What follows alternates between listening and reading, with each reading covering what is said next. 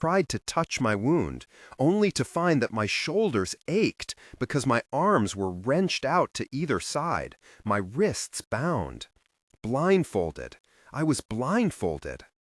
I felt Reshaye lingering, half-dazed, in the back of my mind. My memories came back to me in pieces. The old woman and her granddaughter, my visit, the soup, the hands on my throat. And I would do anything for them, anything. They had poisoned me. They had given me up. The realization slid into me like a knife, and betrayal spilled through me. Reshaye clung to it. No, I had to choke back my own hurt, my own anger. No, that isn't what's important now. But Reshaye unraveled everything I tried so hard to conceal. It whispered. There were people here. How many? I reached out a tendril of my mind into the air around me, feeling for a thought, a presence. But my magic had gone eerily silent, like a wall separated it from the world around me, dampening it to a numb ringing inside my skull. Had I been dosed with chrysalis? This felt different than that, like my magic had been chained rather than smothered. Even Reshaye seemed so far away, as if something had shoved it deep beneath the surface and trapped it there. I tried to lift my head. My muscles were not cooperative. The voices stopped. "She's awake," a man's voice said. "There's no need to be afraid of her," a woman replied. The voice was low and smooth, sounding as if it belonged to someone in her 60s. "She's harmless now. I'm not afraid of her. I'm just curious." Footsteps, slowly approaching. From what I had heard about her, I was expecting... What? A demon? She just looks so harmless. "That harmless little thing has killed hundreds of your men," the woman replied. And despite everything, that word closed its teeth around me. Hundreds. Had I taken that many lives? Surely no. Not when I had tried so hard not to. But then again, it adds up, doesn't it? Battles on top of battles on top of battles, and even those miraculously small death tolls rise and rise. I pushed the thought away. "I would appreciate it," I said, "if you could remove this from my face. Please." My voice was raspy. Seconds passed. Then the blindfold was yanked away. I squinted. It wasn't especially bright in here, but compared to the unyielding black of the blindfold, the light was blinding. It took a few moments for my eyes to adjust. I might have expected to see myself in a dungeon, chained up in some rat-infested basement. But this place was clean, with walls made out of polished stone, lit by delicate gold lanterns. A blue sky peered through several long gold-adorned windows near the ceiling. The floor was made out of ceramic tile, beautifully crafted, though several long cracks ran through some of them. At first, I wasn't sure what this place was. Maybe it wasn't a prison at all.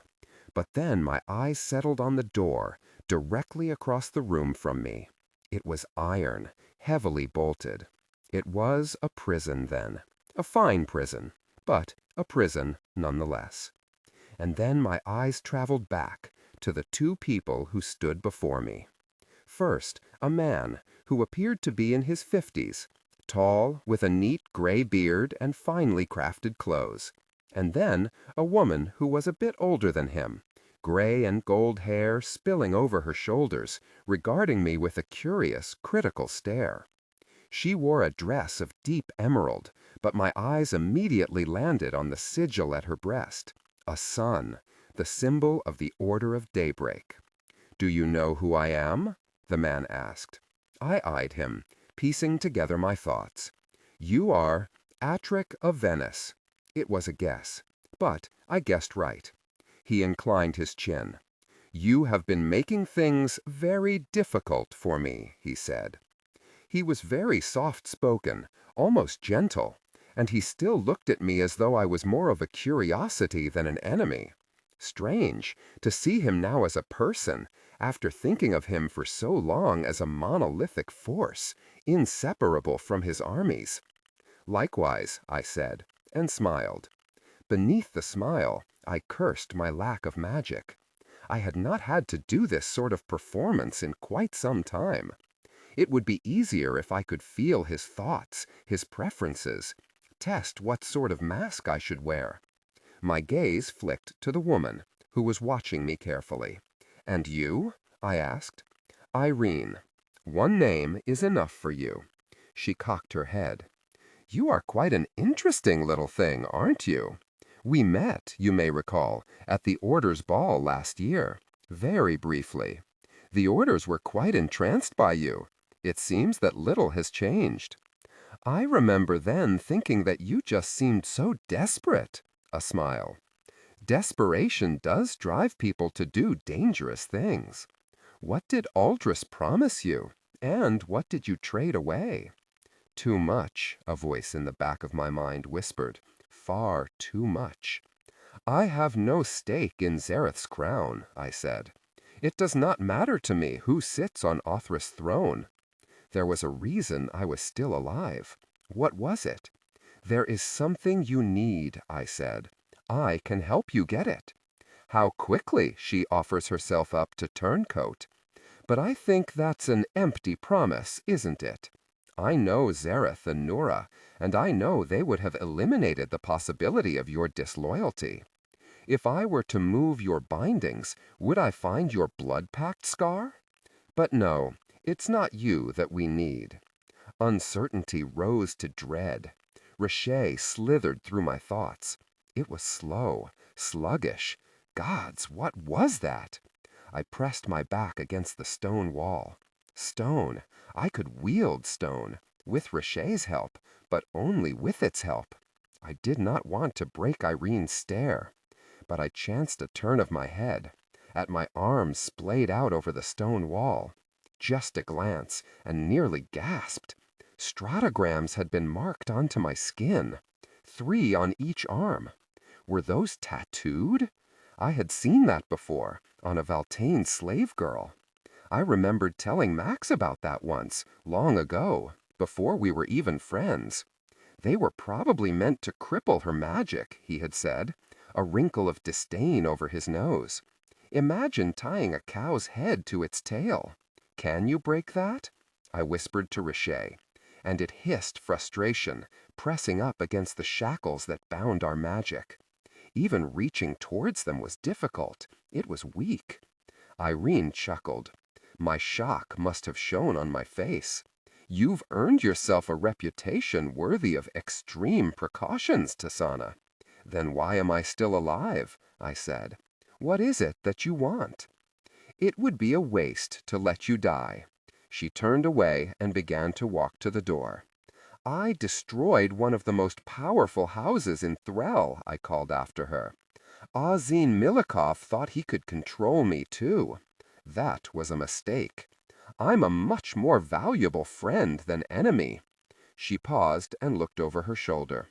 "Like I said, it's not you that we need." She stepped through the door. But Avernus remained, staring at me with an expression I couldn't quite read. "My niece was 14 years old," he said. "You're serving a man who murdered a child." I said nothing. He was right, of course. He was right, and I knew it. But I had also spent these last months covered in the blood spilled by his soldiers, protecting cities from his armies, cradling corpses left by his weapons. "I'm glad it will be over soon," he muttered, as if to himself, and turned away. The door slammed, and I was left there alone. Chapter 41.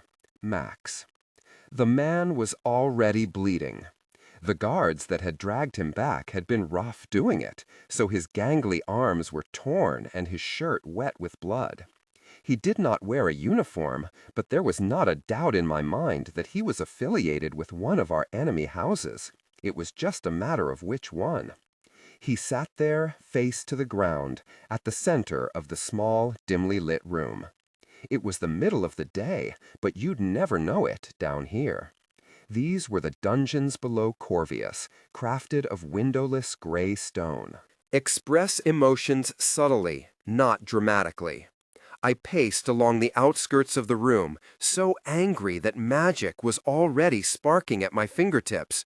Still, my steps were long and slow.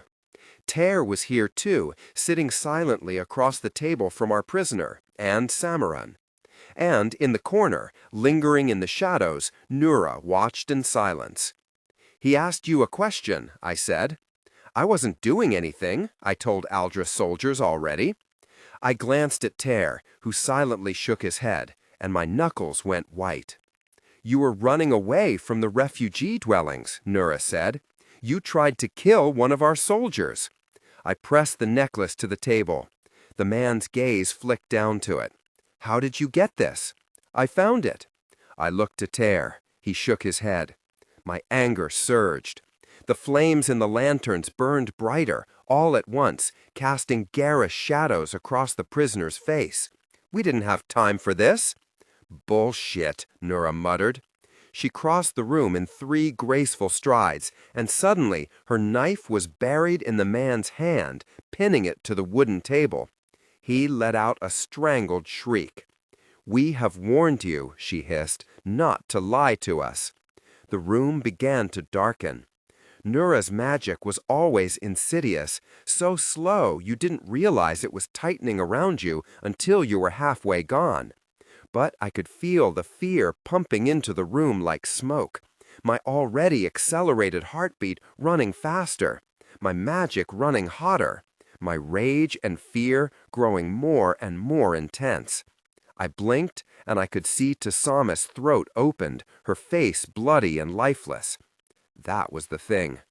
Tisaanah had made herself into a legend, but her throat was still just as tender, her skull as delicate, her skin as fragile.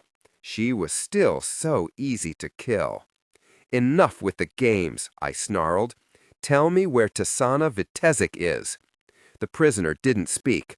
He looked only at Nura, at his hand, his breaths coming in ragged gasps. Nura's magic was heavy in the air now, the room so dark that it was hard to see, fear thick like honey. "Tell me what you did with her," I demanded. Samaran lifted a finger, and the prisoner's whole body lurched, his other palm jerking up and pressing flat on the table, held there. Another flick of Samaran's hand, and the man's face was forced towards me. "Give me an answer." I didn't have to think. Fire was at my fingertips, cutting red across Nura's unnatural shadows. "I just handed her off," he said. I didn't hurt her. I just passed her along. I didn't." Ter looked to us and nodded. Finally, a fucking truth. "Handed her off to who?" Samaran said. I can't," the man wept. His eyes were round and wet with tears and kept darting around the room. Nura didn't let up. Ascended knew what he was seeing in her shadows. "You can," I spat. "Tell me where they took her." "I can't. I didn't think. Couldn't think about anything but all the time Tisaanah didn't have." My second eyelids opened. All at once, the room was blindingly bright. Magic roared through me, my body unraveling into flames, heat searing the air. Samaran dropped his hold as his hand went up to shield his face from the light or the heat or both.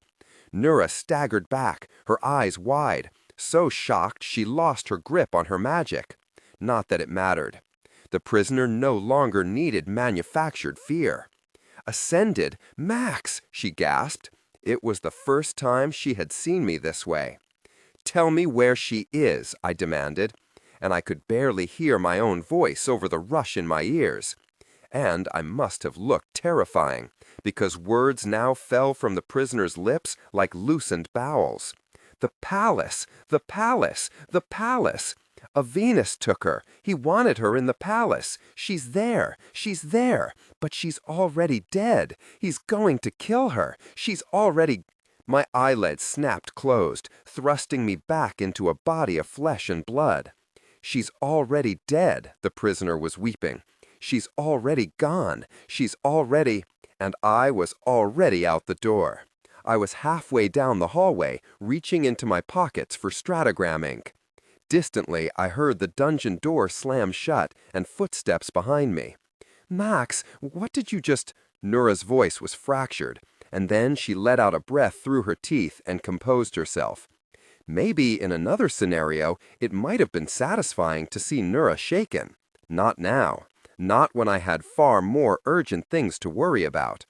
I withdrew a crumpled piece of parchment from my pocket and unfolded it with shaking hands.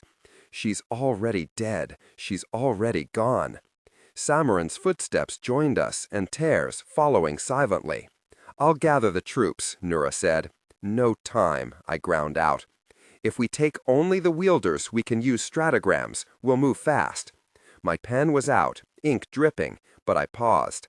I struggled to force my thoughts into coherence. Samaran voiced what I was too panicked to put into words. That cuts down our forces by what? Half? Less?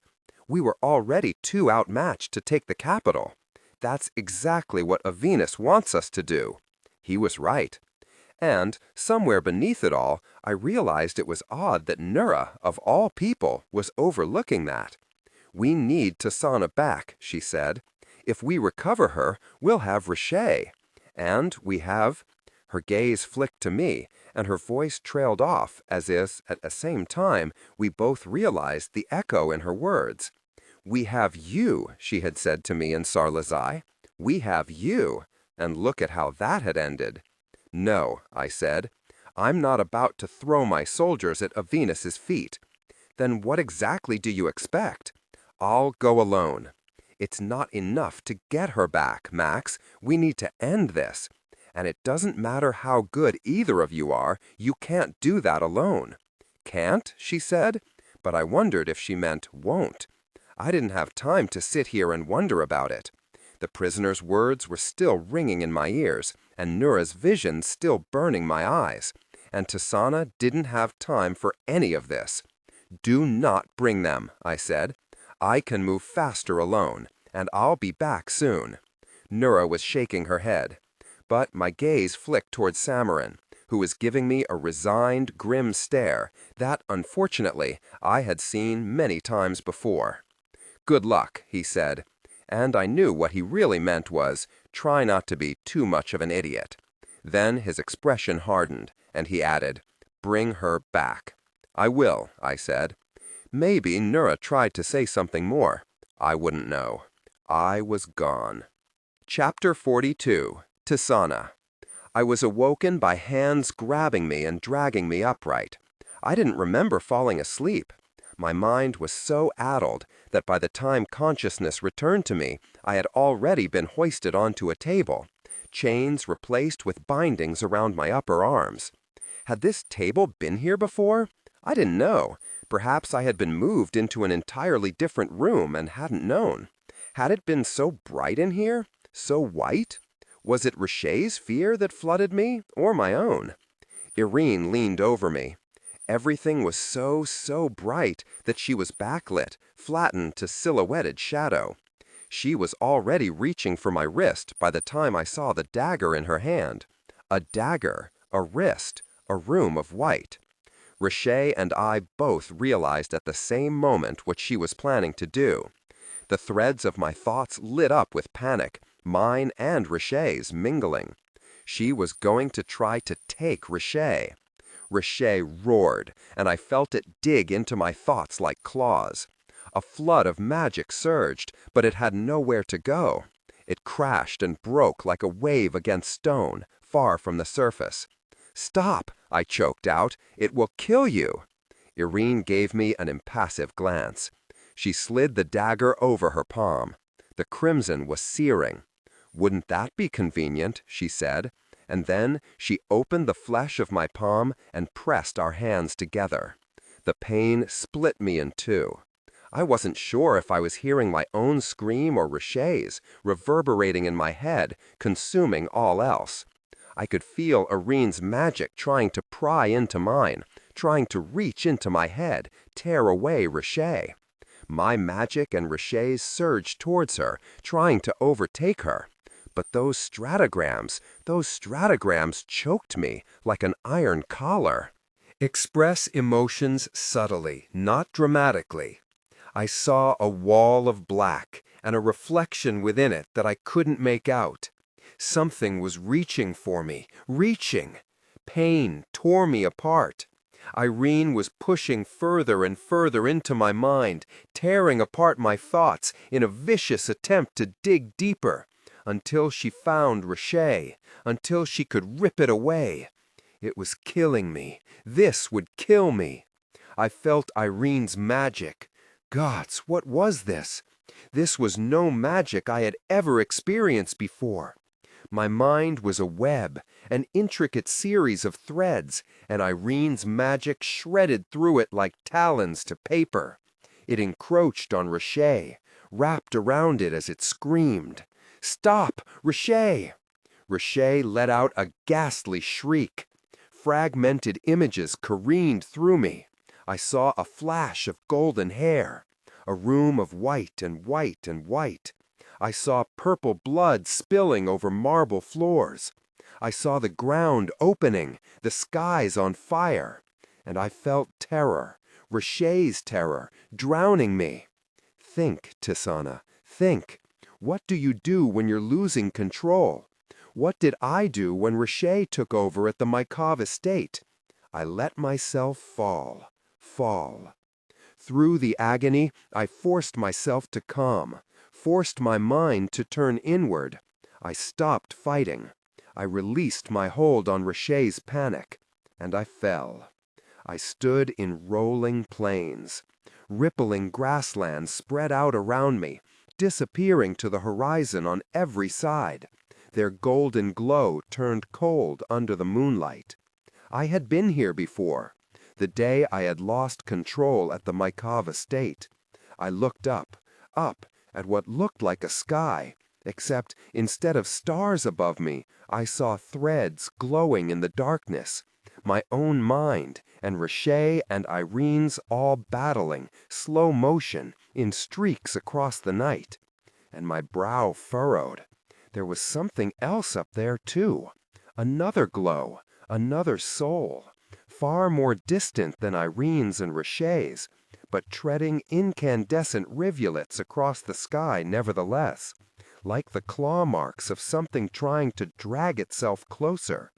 If I reached for it, a shiver ran through me, a shiver of hatred, of despair, of grief, and a strange familiarity.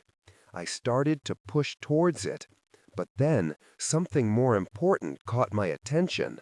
One more presence, here, drawing from this level of magic.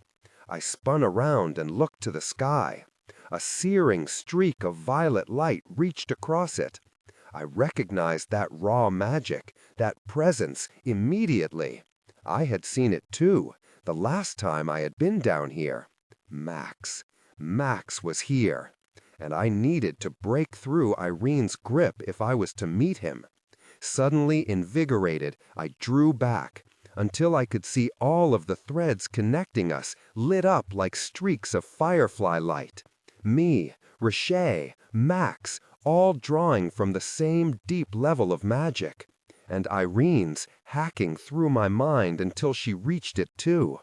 I thought back to what Verdir had told us in Ilizoth, that this magic, deep magic, demanded life, thrived on it, consumed it.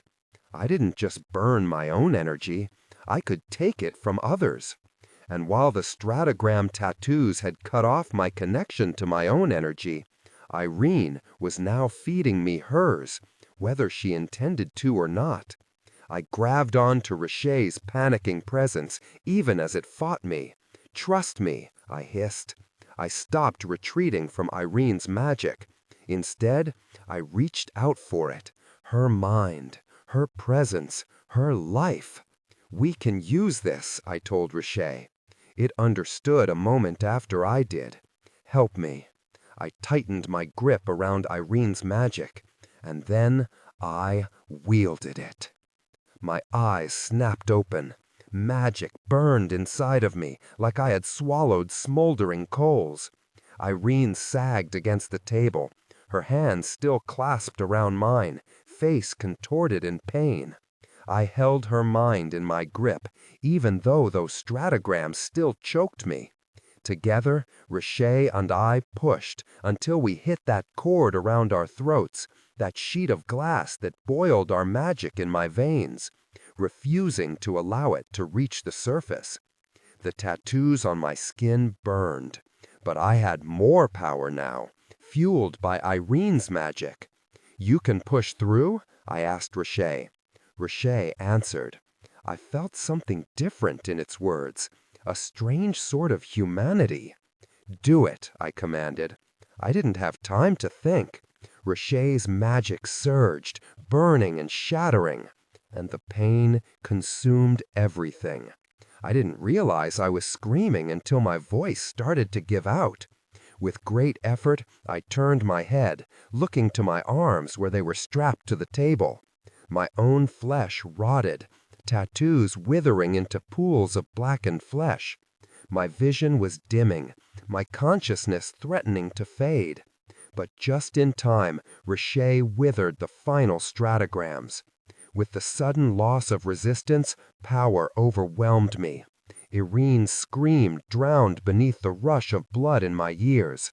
My bindings heated and crumbled away, and when I sat up and looked down, Irene's hand was still clutched in mine, now nothing but soupy, rotten flesh and stark white bone. When I released it, she slumped to the ground, decay still crawling over her skin. I tried to stand and immediately collapsed. The world was spinning, blurring. I'm not. I watched my hands against the stone.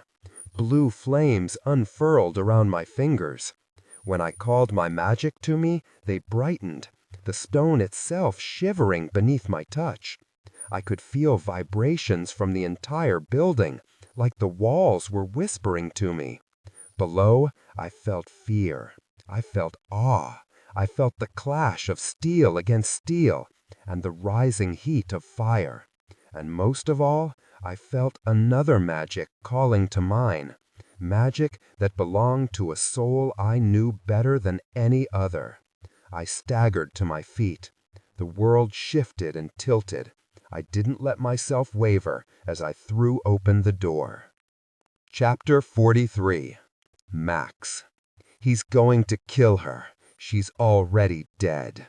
I seared those words into my mind. They made me quick. They made me focused. They made me fearless.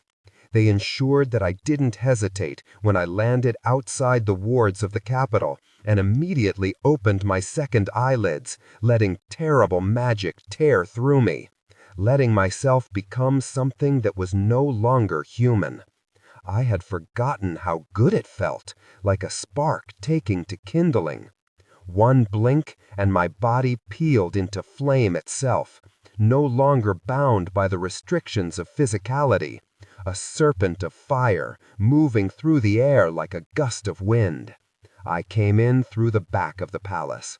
There were times in life for subtlety, but this was not one of them. The guards looked at me as if I were a demon. Many were so afraid of me that they staggered back and went for help. The ones that did try to fight fell quickly. It was easy to push through them, barreling through the doors of the palace. I roared down narrow hallways, filling them with flames. "Where are you, Tisaanah? Where are you?" "She's already dead," the prisoner's voice echoed. No, she couldn't be. I didn't allow myself to entertain the possibility, because if she was, I shut away the thought. The palace was enormous, larger than most city blocks. Finding her in here would be nearly impossible if I had no idea where I needed to go. But I'd spent plenty of time attending to the cells here during the Riven I War. The ones on the third floor were often reserved for wielders, since they were more heavily fortified and warded against magic. I didn't like leaving something this important up to chance. But if I were Avenus, I would put Tisaanah in one of those cells. which meant I needed to fight my way up to the third floor of the palace and halfway across its length. At first, I moved quickly. It was easy to push back shocked, terrified guards who had no idea what they were looking at. But by the time I made it to the second floor, Avernus's soldiers were prepared for me.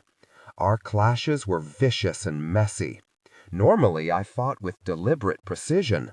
But here, in this unfamiliar body, with the world smearing around me and chaotic magic burning in me, I fought in deadly thrashes, relying not on grace, but on sheer power. I didn't have the precision I needed to pull off my usual careful approach. This was bloody. Soon the halls were filled with the scent of burning flesh. Express emotions subtly, not dramatically. I had been struck multiple times, deep gouges running down my sides. To compensate, I fed more and more of my magic, flames burning brighter, hotter, less controlled. A numb buzz began to ache behind my eyes, a strange resistance building in my magic. I had never occupied this form for so long before. I didn't know my limits, not yet.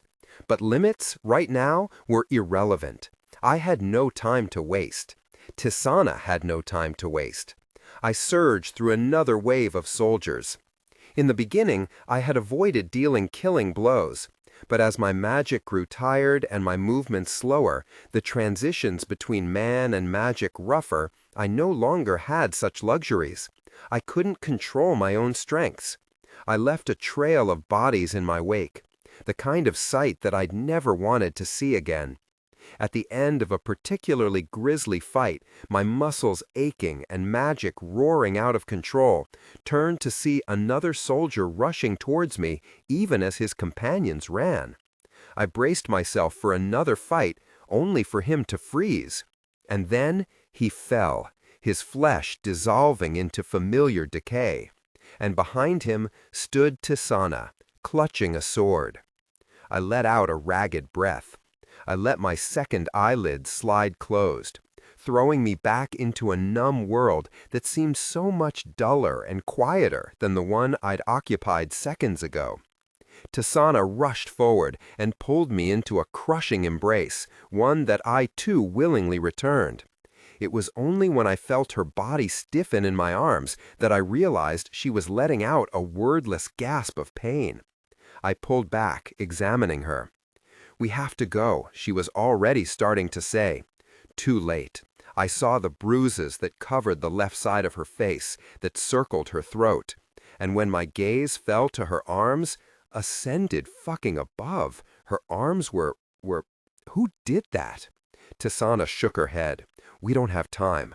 "I can make time to." "I did it," she said hurriedly, looking over her shoulder. "Now let's go." "You?" But before the question left my lips, a deafening crash rang out. The floor shook beneath us. Tisaanah stumbled, clutching the doorframe, another hint that perhaps she was weaker than she wanted me to think. I spat a curse beneath my breath. "Wielders," Tisaanah muttered. "I feel it. And lightning dust. I'd know the sound of it anywhere. And a lot of it. Even from in here, I could have sworn I could smell it, sweet and acrid at once. Shit. They sent the army. I told them not to. They would be wildly outnumbered. I had trained a damned good army, but it didn't matter how good they were if they were facing 3-to-1 numbers.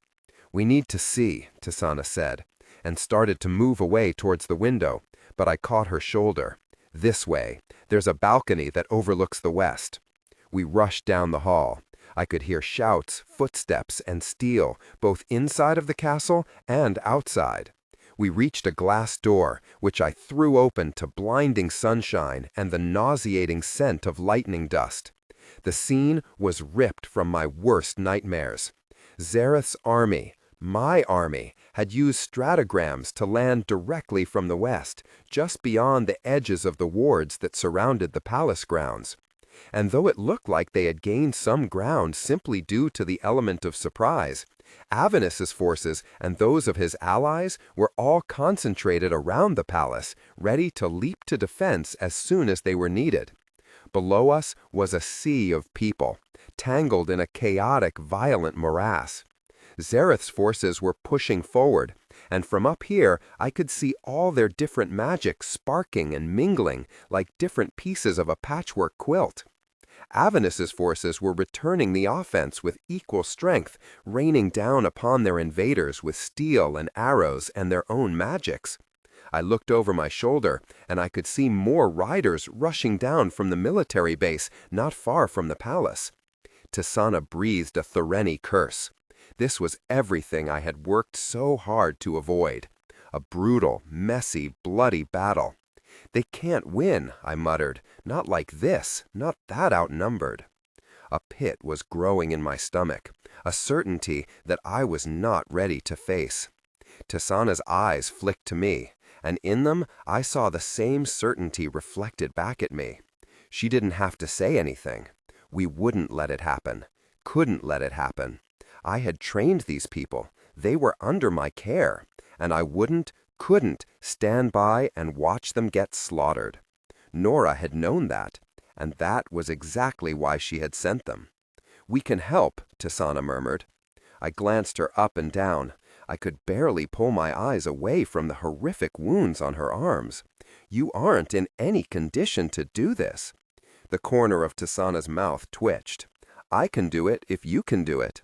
And then her hand slid into mine. "You did not let me fight my war alone," she said, "and I won't let you fight yours alone either." Of their own accord, my fingers tightened around her hand. It felt small and delicate and so very human. I relished that for a moment. The way our skin felt pressed together. Ordinary. After this, I would not be ordinary again. Tisaanah and I would do what she had mastered. We would craft a performance rooted in truth. We would show the world what we were capable of. I would show all of them, for the first time, exactly what I was. And then we would fight, and we would win. I closed my eyes. "Are you ready?" Tisaanah said, and I almost laughed, because no, of course I wasn't. But out loud I said, yes, because I had to be. I opened my eyes, and then my second eyelids, and the world went up in flames. Chapter 44. Aphe. When I opened my eyes, we were already miles away from Yathara. I had been unconscious for nearly 2 days, Kajuan told me, a poorly hidden note of concern in his voice. My wound still was in awful pain, but it had been dressed and treated both magically and medically. Maybe under other circumstances it would have been a slightly poetic sight.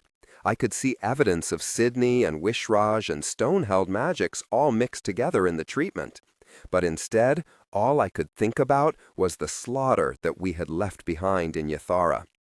When Shaban had told me that the city had been lost, I staggered to my feet, even as they tried to push me back. "We have to go back there," I had demanded. "We cannot leave them all to die." I had whirled to Kajuan. Surely he would agree with me.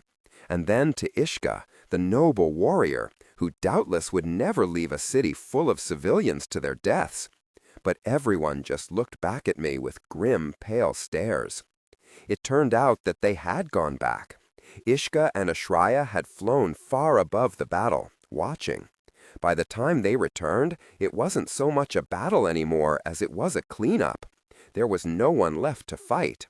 We had taken most of the survivors with us, and the humans were left to sort through their own wreckage. They had already destroyed the city, and to hear Ishka and Reshaye tell it, they simply turned their destruction on the city itself when nobody was left. Tearing down remaining buildings, ripping trees out at the roots, turning over the earth. All of it was horrifying, but this made me so angry I could barely breathe. It wasn't enough for the humans to slaughter entire cities or houses. They had to destroy them too. Rip away the most important thing, the stories all of those dead fae left behind. Consume and burn until nothing was left of Yathara but a decimated scar in the earth. Why? I had ground out through clenched teeth. What reason do they have to do this? I think, Ishka said quietly, they were looking for something. Looking for something? Looking for what? What could possibly justify such bloodshed? Maybe if I wasn't so angry, I could have admitted that it made sense. There was a reason, after all, why the humans' attacks were so erratic. They didn't seem to be targeting any particular group of fae or any particular house. Their 3 targets weren't even geographically close to each other, and clearly they did not intend to conquer. Express emotions subtly, not dramatically. They came, they destroyed, and then they left. 3 days later, after the humans were long gone, we returned to Yathara, or what was left of it. When we arrived, I simply froze, unable to move, unable to breathe. All around me, the evacuated survivors sank to their knees or covered their mouths in horror. Some ran into the rubble, calling names. Some attempted to find whatever was left of their homes. I helped them search for loved ones or find their possessions. They were all looking for something, and like the humans, they would not find it. We found ruined homes and destroyed lives. We found bodies, even children, smashed upon the ground from falls from far above, or worse, split open from groin to throat in a sickeningly deliberate act that had me swallowing bile. The horror of it smothered me. I did all of this calmly, methodically. But by the time the sun set, I wandered off beyond the outskirts of the city, tucking myself behind a pile of rubble in the brush. And there, where no one could see me, I sank to my knees and vomited over the ground, then whirled around and smashed my knuckles against the broken wood as hard as I could, over and over, so hard that tears streamed down my cheeks. I finally stopped when I grew too exhausted to continue. My knuckles were bleeding. I had torn the stitches in my abdomen. I felt none of it. I felt nothing but rage. I heard footsteps behind me, and I didn't have to look to know who they belonged to. I couldn't bring myself to look at him after having seen now for the second time what his house had suffered. "We're going to Naraja," I said. My voice was hoarse but strong. "I don't care what it takes. We have to make sure this does not happen again." Silence. I finally lifted my head. Kadawan looked tired, sad. He stepped closer, wordlessly. His hand reached out and, with a tenderness so stark that it made me bite back a gasp, he touched my stomach. His skin was hotter than the blood seeping through my shirt. "You're bleeding," he murmured. "I don't care. I meant it. I thought your father wouldn't allow it." "I don't care," I said again, and, to my surprise, I meant it then, too. "I am the Tyrannus, and if I say we go, then we go." "Tyrannus," he repeated, softly. Something flickered in his stare, something I could not identify, something that almost looked like pride. Again he stepped closer. The heat of his body surrounded me, goosebumps rising on my skin. When his head angled against mine, our faces were only inches apart. I could see every shade of green in those eyes, searching and curious. Mathira, the way he looked at me, like I was a question to be answered or a riddle to be solved. I'd never wanted to be known, to be seen. The possibility was too high that the answer would not be satisfactory. But there was a strange comfort in that now. I was so tired. "I have been thinking about it since," he said quietly. "I still don't know what you did to me that night. My magic has never felt like that before." I swallowed, finding it difficult to speak. Everything here smelled like ash, except for him. His scent of rosewood, a scent I didn't realize until this moment that I now knew, enveloped me. Even that was enough to set me off balance and yet put me at ease. What had happened that night had been that effect, compounded infinitely. I didn't understand it either. I had wondered, after, if Kadawan had simply been that much more powerful than I knew. But I shook my head, barely a movement, not looking away from those eyes. A movement that gave him my answer. I don't understand either. "You saved my life," he murmured. I couldn't. I couldn't let you die when the last thing I had said to you had been so awful. "I owe you an apology," I rasped out instead, "for what I said to you in the pub. None of it was truly what I thought. It was just that the things you said were too close to the truth." His gaze shifted in a way that said he understood. I know how hard it is to break away from chains that have been forged for a century. It was such a simple, kind answer. He should have hated me for speaking to him that way. And yet, it hit deeper than I had expected.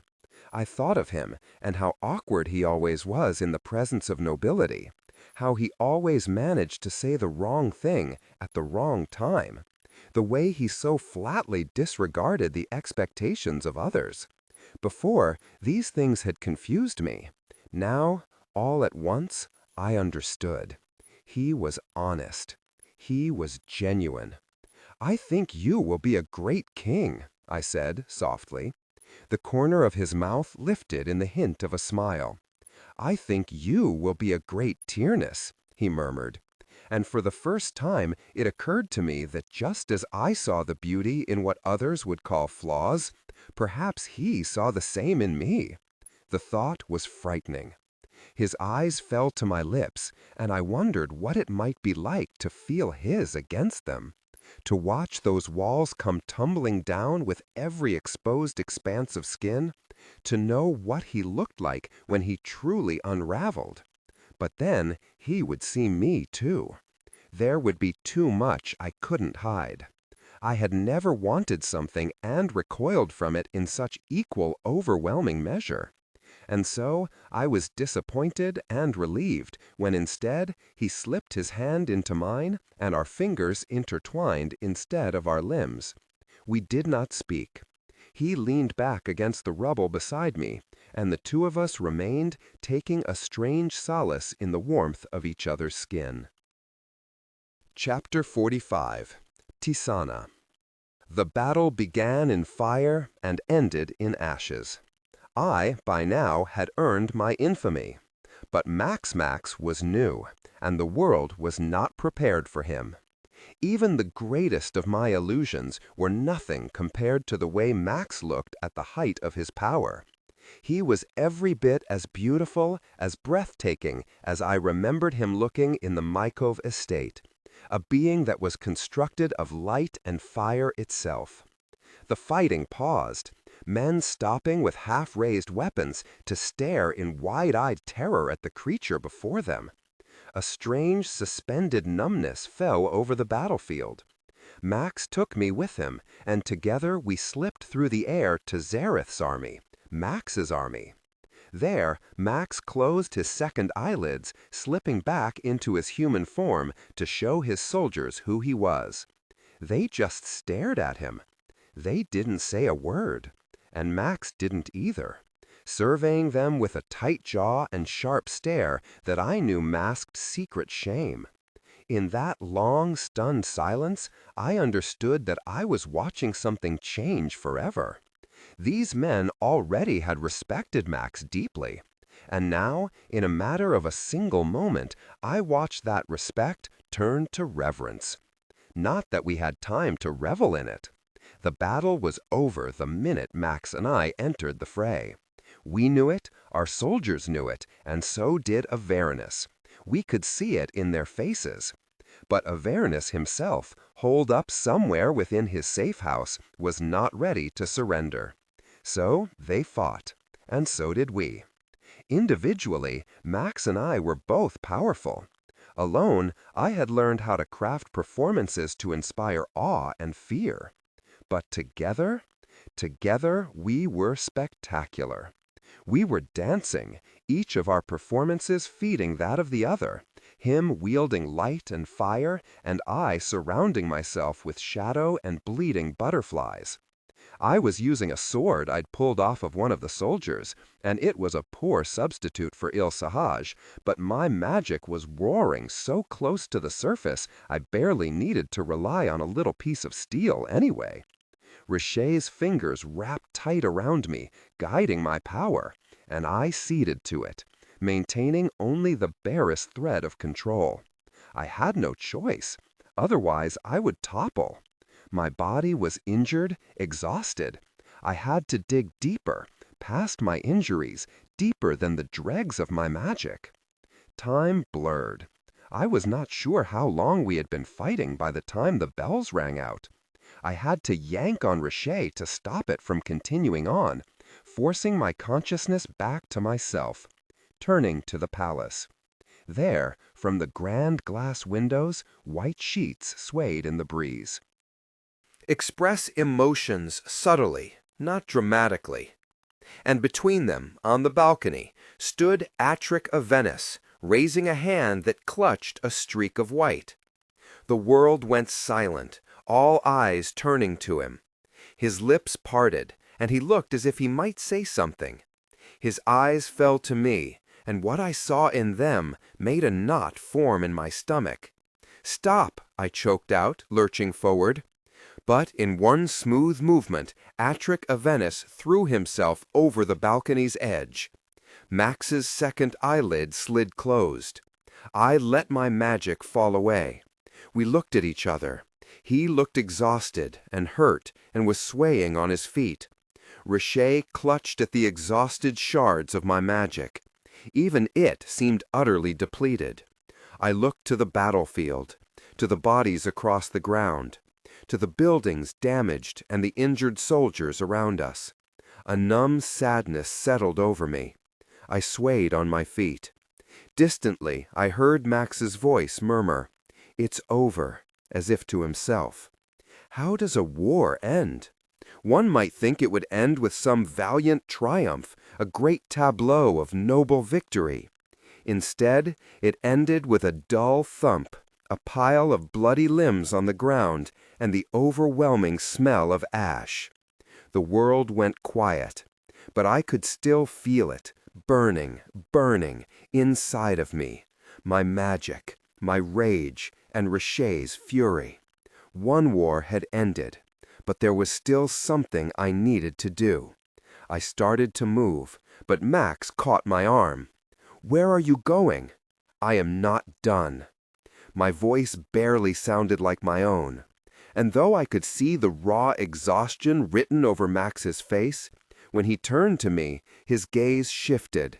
Whatever he saw in me was enough to make him listen.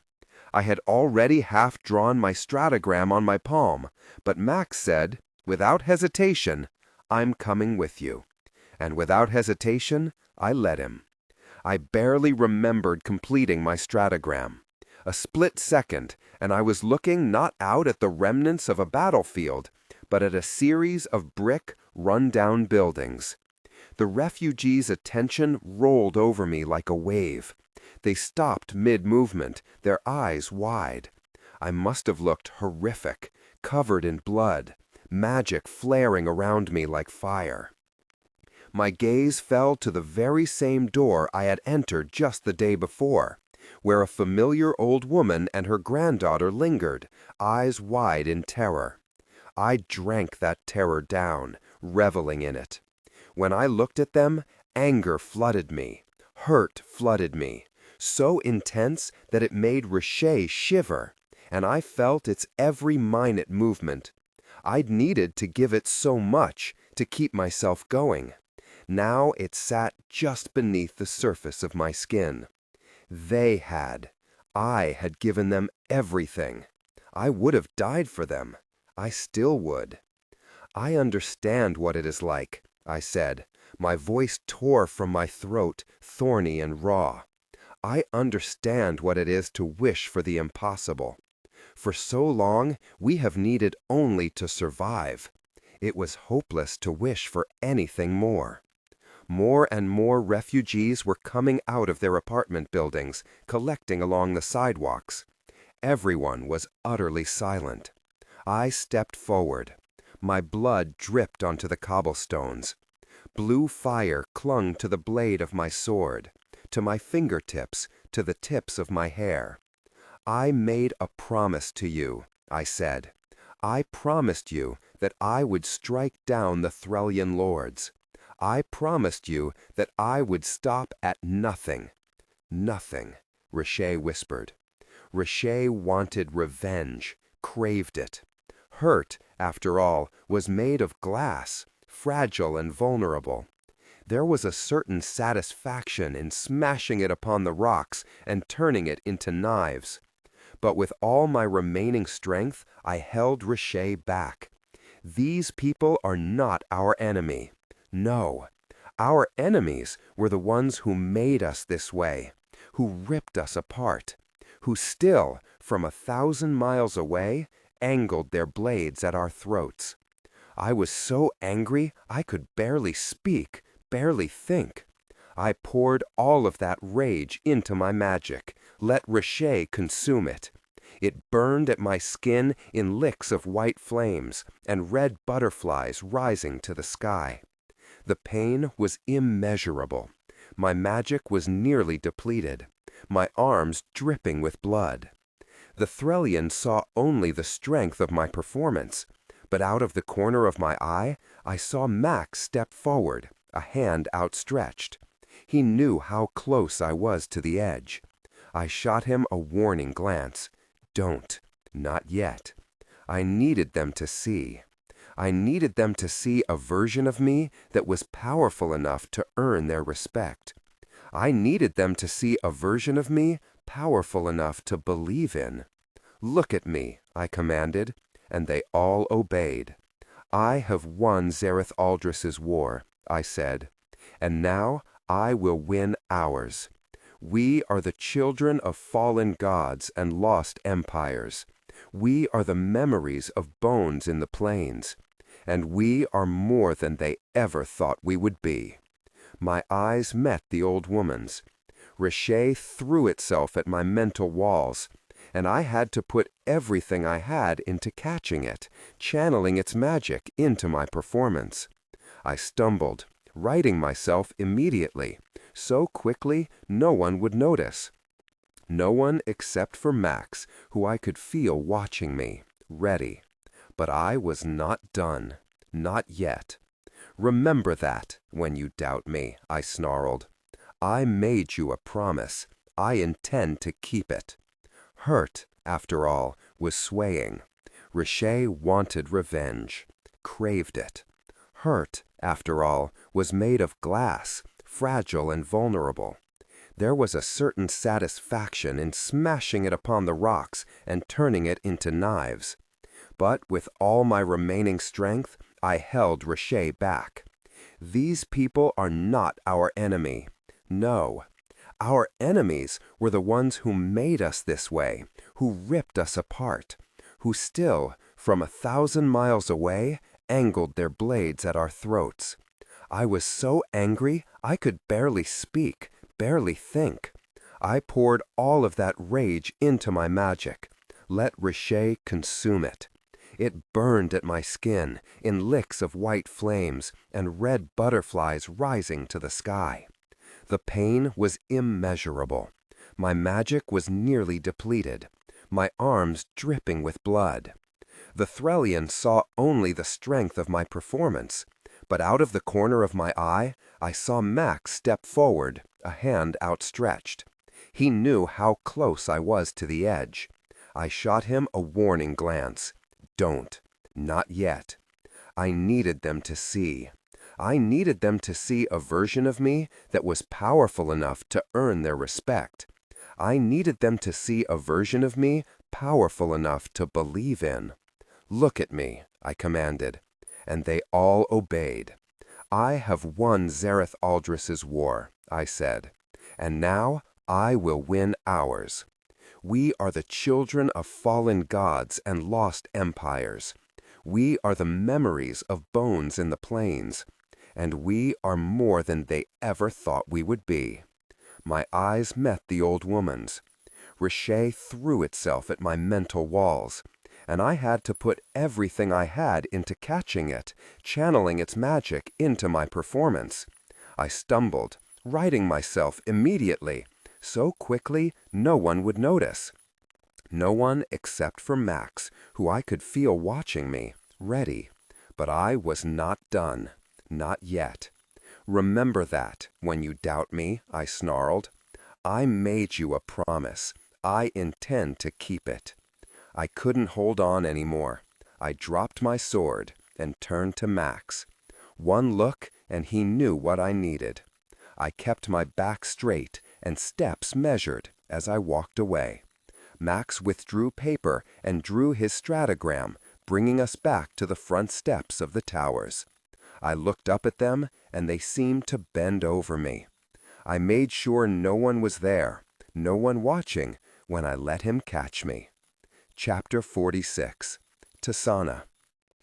I sensed curiosity. The thing that stood before me wasn't a person. No, just a shadow of a shadow. It circled me, examining. "I know you," it whispered. I knew it too, in a way I didn't understand. Like the scent left behind in a familiar body's wake, or the fog hanging in winter air after a warm breath. "I have been looking for you," the voice murmured, "for so long." Reshaye shuddered, pulling away. A flicker of hurt. "You do not remember me?" The shadow pushed closer. It was difficult, I could tell, like it had to fight a rising tide. "What are you?" I asked. "Where are you?" My curiosity drew me closer, and then I recoiled with a gasp. Express emotions subtly, not dramatically. Untrue, but I was the Ternus. Cadouin was right. I had all the power I needed to make the decision on my own, and he wouldn't even need to know that we made the detour. Ishka's lips thinned. "Do not lie to me." I met his stare with equal intensity, ceding nothing and apologizing for nothing. "I am ready to go alone if I must," I repeated. "Queen Shadia would not approve of this decision. I know. She is nearly 500 years old. She prizes the old ways, much like your father. Change is not in her blood. I know." And I wasn't sure what I was expecting him to say next, but it wasn't this. "This is why," he said, smoothly, "it would be best if she did not know." My jaw fell. Ashraya did such an intense double-take that he nearly toppled over. 7 skies, what? If I hadn't been so shocked myself, I would have burst out laughing. It took me several long seconds to wrap my mind around what Ishka had just said. Pristine, traditional, well-behaved Ishka?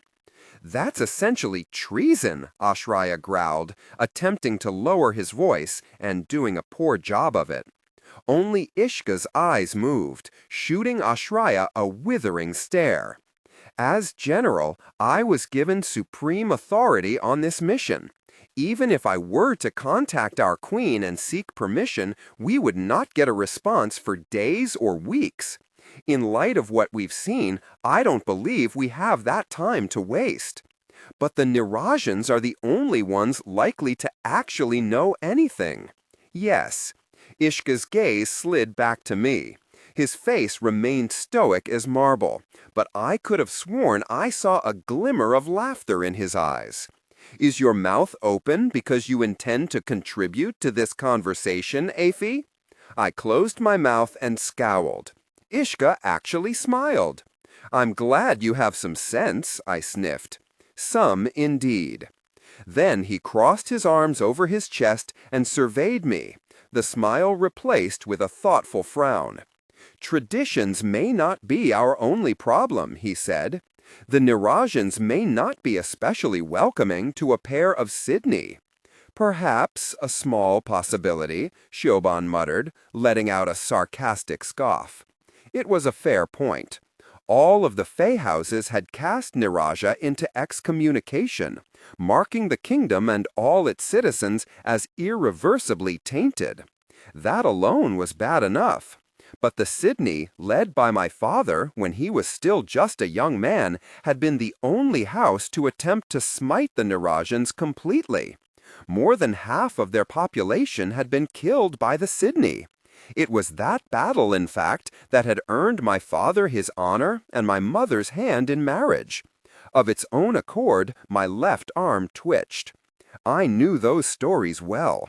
They were inked into my skin, my tribute to my bloodline's greatest victories. But for reasons I couldn't understand, I now felt inexplicably uncomfortable. The Sydney told of these stories often. The story was always the same: the brave, skilled young warrior driving away the corrupted. And all my life I had dreamed of leading such a conquest myself. Such a victory had earned him the respect of the Sydney, and such a victory could earn me his respect too. Now, I blinked back the memory of those corpses in Yathara, split open and bleeding on the ground. Is that what it had been like? I shuddered and shook away the thought. We do not have to tell them that we're Sydney, I said. That goes without saying. Shoban shook her head. Simply not telling them won't be enough. She gestured down at herself. Her leathers, the tattoos, all unmistakable marks of the Sydney blades. No, it won't be. A certain spark leached into Ishka's eyes as he looked from Shoban to me. But we can be creative. You look ridiculous. Kaduan's voice was low as he leaned over my shoulder to murmur in my ear. I scowled and resisted the urge to snap at him. Afi, none of this will be terribly convincing if you don't stop. Stop what? Ishka arched his eyebrows. That, he said, gesturing broadly at my entire person. I threw my hands up. An inordinate amount of chiffon fabric rippled with the movement. This is unreasonable. Kaduan placed a very thoughtful hand over his chin, covering his mouth just enough to stifle his obvious chuckle. Unreasonable? Ishka frowned. This is what all Wishraj noblewomen wear. I gave him a pointed look. Yes, Ishka, and it is unreasonable. The corner of his mouth twitched, and it was only then that I realized that he was enjoying this, the bastard. I grumbled and looked down at myself. An expanse of skin and floaty, sheer turquoise fabric greeted me. The fabric wrapped all the way around my body, held together with a series of jeweled gold pins at my shoulders, beneath my arms, around my waist. Putting the thing on had taken the better part of an hour. It was all an incredible amount of work for something that offered such scant protection from the elements. Most of my skin was exposed in one way or another, whether it be through the sheer fabric or simply left that way intentionally. I resisted the urge to curl up into a ball and cover myself. I gestured to my exposed abdomen, to the black ink running up its side. I deliberately avoided calling any more attention to the X's on my other side. This was humiliating enough already. Are we not forgetting something terribly important, or do we intend to convince the Nirajans that Wishraj have developed a sudden interest in the art of tattoo? I can hide them, Kaduan said, without hesitation. When everyone shot him confused glances, he said simply, magic. So matter-of-fact, as if it was obvious. Ishka arched a cool eyebrow at me. Magic, then. It's quite airy once you get used to it, Shoban remarked. Of course, she managed to look, well, perhaps a little silly, but at least elegant. She was significantly shorter than I was, and as a result, the swath of fabric covered more of her body than mine did. I noted this with some envy. It's not ideal, Ishka remarked, finger at his chin. Noblewomen's clothing would be more ornate than this, but the Nirajans won't know the difference. Ashraya scoffed. No one would confuse them for well-bred Wishraj, he muttered, and Ishka shot him a withering look. "They certainly will," he said. "No one would dare question the legitimacy of the wife of a Wishraj noble." There was a beat of silence. All eyes turned to Ishka. Kaduan went very still, in a way that I deliberately chose not to notice. "Wife?" I said, finally, voice tight. "Of course, wife. It only makes sense," he said. "If we introduce you as my wife, then it will be clear to them that this is nothing more of a political visit, totally peaceful. Of course. That would be true in any house, but the Wishraj in particular tended to leave matters of politics to the women in a noble partnership. 4 military leaders, even Wishraj military leaders, would be looked upon with suspicion. But a Wishraj nobleman and his wife? That would be seen as safe. Still, my teeth ground. Perhaps Shoban should be your wife, I said. Out of the corner of my eye, I saw Shoban shoot me an affronted glare, just as Ishka quirked one eyebrow in a cool challenge. "If you wish," he said. "But as my equal, I assumed you would want to assume the same rank as me." Damn him, he was right. My silence said so, even if my words didn't. "Fine," I muttered, at last. Chapter 48. Max. For a while, dreams and reality blended. I didn't remember losing consciousness, at least not the way Tisaanah had. Like her entire body just stopped at once. My sense of the world simply seeped away, leaving only dreams. Strange dreams. I was used to nightmares, but this was different. The familiar horrors, yes, but with something else hanging over it, a shadow, watching. But by the time I clawed my way back to reality, dreams were the least of my concerns. The battle was well over, Nora told me. The cleanup effort was underway. The first thing I did upon regaining consciousness was stumble to the windows, watching the activity in the streets below and the hazy plume of smoke that still trailed up into the sky. A knot had formed in my stomach. Express emotions subtly, not dramatically. I told you not to bring the army. My voice was raspy, raw. Nuris was smooth as ice in comparison as she replied, "We won the war because of what you two did. I told you not to bring them." I looked over my shoulder, jaw clenched. Nura stood there with her arms crossed over her chest. Hypocritical for you to lecture me about honesty, isn't it? After what you hid from us. She cocked her head. But the two of you were remarkable. You were remarkable, Max. You must know that. Even after hearing the stories from Threll, I didn't think you would be so... Her voice trailed off, eyes going far away. I looked to the capital, to the smoke still rising above it. The battle was a bloody, rage-induced haze. Hazy enough that my mind could fill in the gaps with the worst possible scenarios. My fingers curled against the glass. Was it another Sarlazai? A part of me hated that she knew what I was going to ask. She gave me a pitying look. No, it was nothing like it. All things considered, the death toll was low, the destruction minimal, and we lost few of your soldiers comparatively. Then she said, more softly, "It was nothing compared to what it could have been without you. All things considered, comparatively, wasn't that bad." All phrases that did little to quell the guilt that sat in my stomach. I turned away and started to push past her, but Nura's fingers caught my arm. Her eyes fell to my wrist, and her brow furrowed. "What are you—" She pushed my sleeve up, and my voice trailed off. We stood in silence, looking down at my arm and the dark veins that now trailed up it. I yanked away from her grasp, pushing my sleeve back down. I have more important things to worry about. I was halfway to the door when she called after me. "I meant it," she said. "Do you ever think about what you could do with power like that? If you let yourself dream a little bigger?" I didn't dignify that with an answer. Perhaps Nura dreamed of what she could do with the power that I had, that Tisaanah had. But I dreamed of a world in which power like that never existed at all. But no matter what I dreamed, the whole world knew what I was, now. And Nura wasn't the only one who looked at me differently for it. Everywhere I went, stares followed. Even the healers gave me long looks, part fear, part awe when they thought I wasn't paying attention.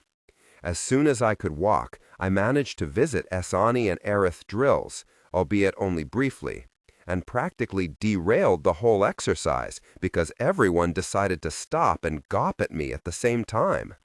Eventually, the shock faded, but I understood that something had permanently changed in what remained beneath it. They had respected me before, but now they looked at me with starry-eyed admiration. I didn't like that one bit. I wanted to shake them and say, no one deserves to be put on a pedestal. They won't climb down to save you, and if you're looking up at them, you're not looking ahead at what's coming for you. Every time I saw those looks, a weight settled over my chest. For the first time, I truly understood how Tisaanah must feel when she stood in front of the refugees. And that was the other reason why I didn't spend much time with the army. Tisaanah. Days passed, and she didn't wake.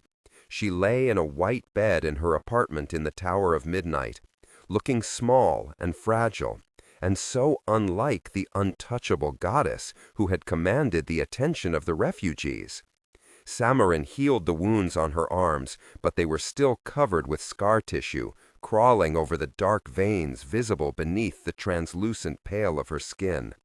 She was injured badly, Samarin told me, and she used an extraordinary amount of magic. She just needs to rest. He was right. I knew better than most exactly how high of a toll Reshaye's magic demanded on the body, especially after using so much of it. But I still hovered anxiously at her bedside. Through her window, I watched the sky change, from dusky overcast to bloody sunset to night and then sunrise, and then all over again. And still she did not wake. Days had passed when she finally opened her eyes. It was nighttime. I was in my chair in the corner, vision blurring over pages of my book. Maxanterius. A pit formed in my stomach at the sound. Tisaanah's voice, yes, but not her words, not her accent. I looked up to see Tisaanah Reshaye peering at me through those brilliant, mismatched eyes. I closed my book. Where is she? I asked, my voice tight. Resting. She is very tired. As am I. If you're so tired, then why are you here? Tisaanah's expression was calm and thoughtful, mouth twisted the way a child's does in deep thought. There was no rage, no anger, an unusual expression for Reshaye to wear. You told me once that I did not know what love is. The wrinkle deepened between her brows. Her hand pressed to her chest. Does love feel like an open wound? Like skin peeled back from flesh? Like a rib cage exposed? Is that what it is? To be opened? I blinked. What a strange question. I didn't know how to respond to this. I thought of the night I helped untangle Tisaanah's dress from her hair after the orders ball. I had stood there drowning in her scent, in my own desire. And when she had looked over her shoulder at me, I realized her stare cut so deep because she saw me, even the things I wanted to hide from the world. Is love frightening? Reshaye whispered. I wasn't sure why I answered. Yes, it's terrifying. It is a painful thing. To be seen, to be given something to mourn, to be reminded of what has already been lost. Then that gaze, familiar and unfamiliar, slid back to me. I built walls around you because I wanted us to be the same.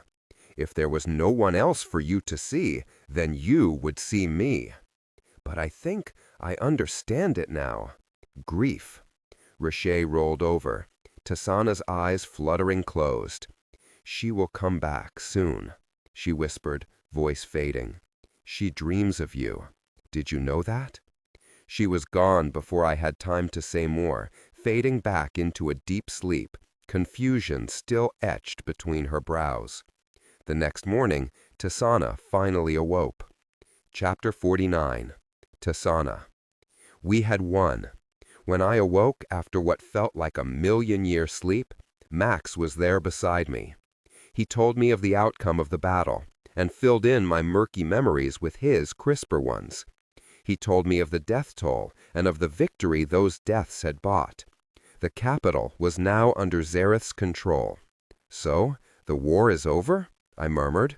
It should be, though Zareth has not publicly declared its end. Not that there's even anyone left for him to fight. This made me nervous. I'd been watching Zareth slowly unravel, his mind withering, and now I found myself wondering whether his paranoia would find new enemies to target within the shadows of his own towering heights. But I was pulled from this thought when I noticed the way Max was looking at me, his brow creased and a single muscle feathering in his jaw. I blinked at him. What? I found the note that was left for you that morning, he said. I stilled.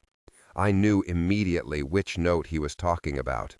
The one from Phaedra, asking me to visit her grandmother. The thought of it still made a lump rise in my throat. So, is that where you were taken? I nodded. Perhaps he knew me well enough to see what I wasn't saying, because his voice was deadly quiet. So, it was a trap. And that's why you wanted to go there after the battle. And again, my silence was answer enough. Max's anger was so intense that it thickened in the air. You're fighting harder for them than anyone else ever would, and they turn you over to him. That's not just cruel, it's stupid. Before I could think, the justifications that I told myself spilled from my lips. You say they are all the same. It was one person. For some, it will always be hard to trust. I thought I was too late, Tisaanah. He didn't raise his voice, and yet the rawness in it was still enough to make me jump. I thought that I was breaking into that palace to go find your corpse. Express emotions subtly, not dramatically. I thought some of those Ilizath visions had come true.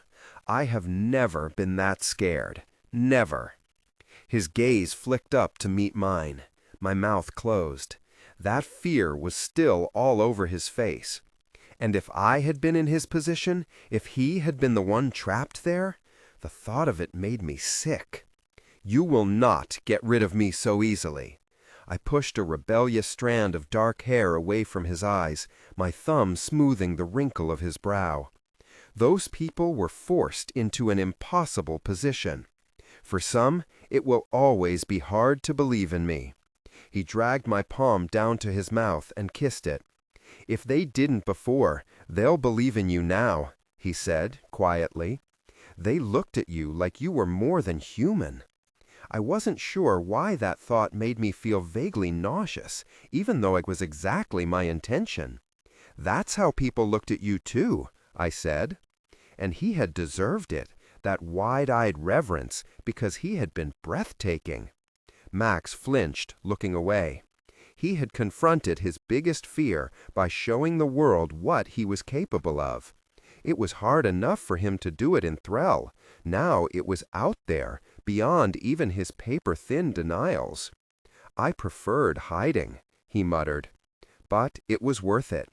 I leaned against him, pressed my lips against his neck, breathing in his scent. He abandoned my hand for a fuller embrace, pulling me close. Sometimes, in moments like this, there was so much I wanted to say to Max that the prospect of forcing all of that emotion into mere syllables seemed laughable. I had spent my entire life being ripped from what I loved. My heart never could grow roots because every few years they would be hacked away. You learn to live without them.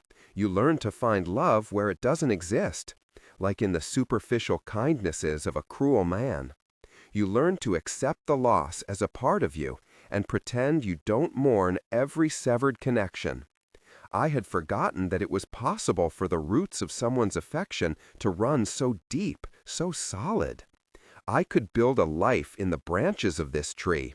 I could cradle a generation's future nestled in its leaves. But I still had so many scars. And it's hard to dream when you're surrounded by the ashes of loss. Hard not to wonder if whatever scraps you have left over are even worth offering someone who deserves so much. I squeezed my eyes shut.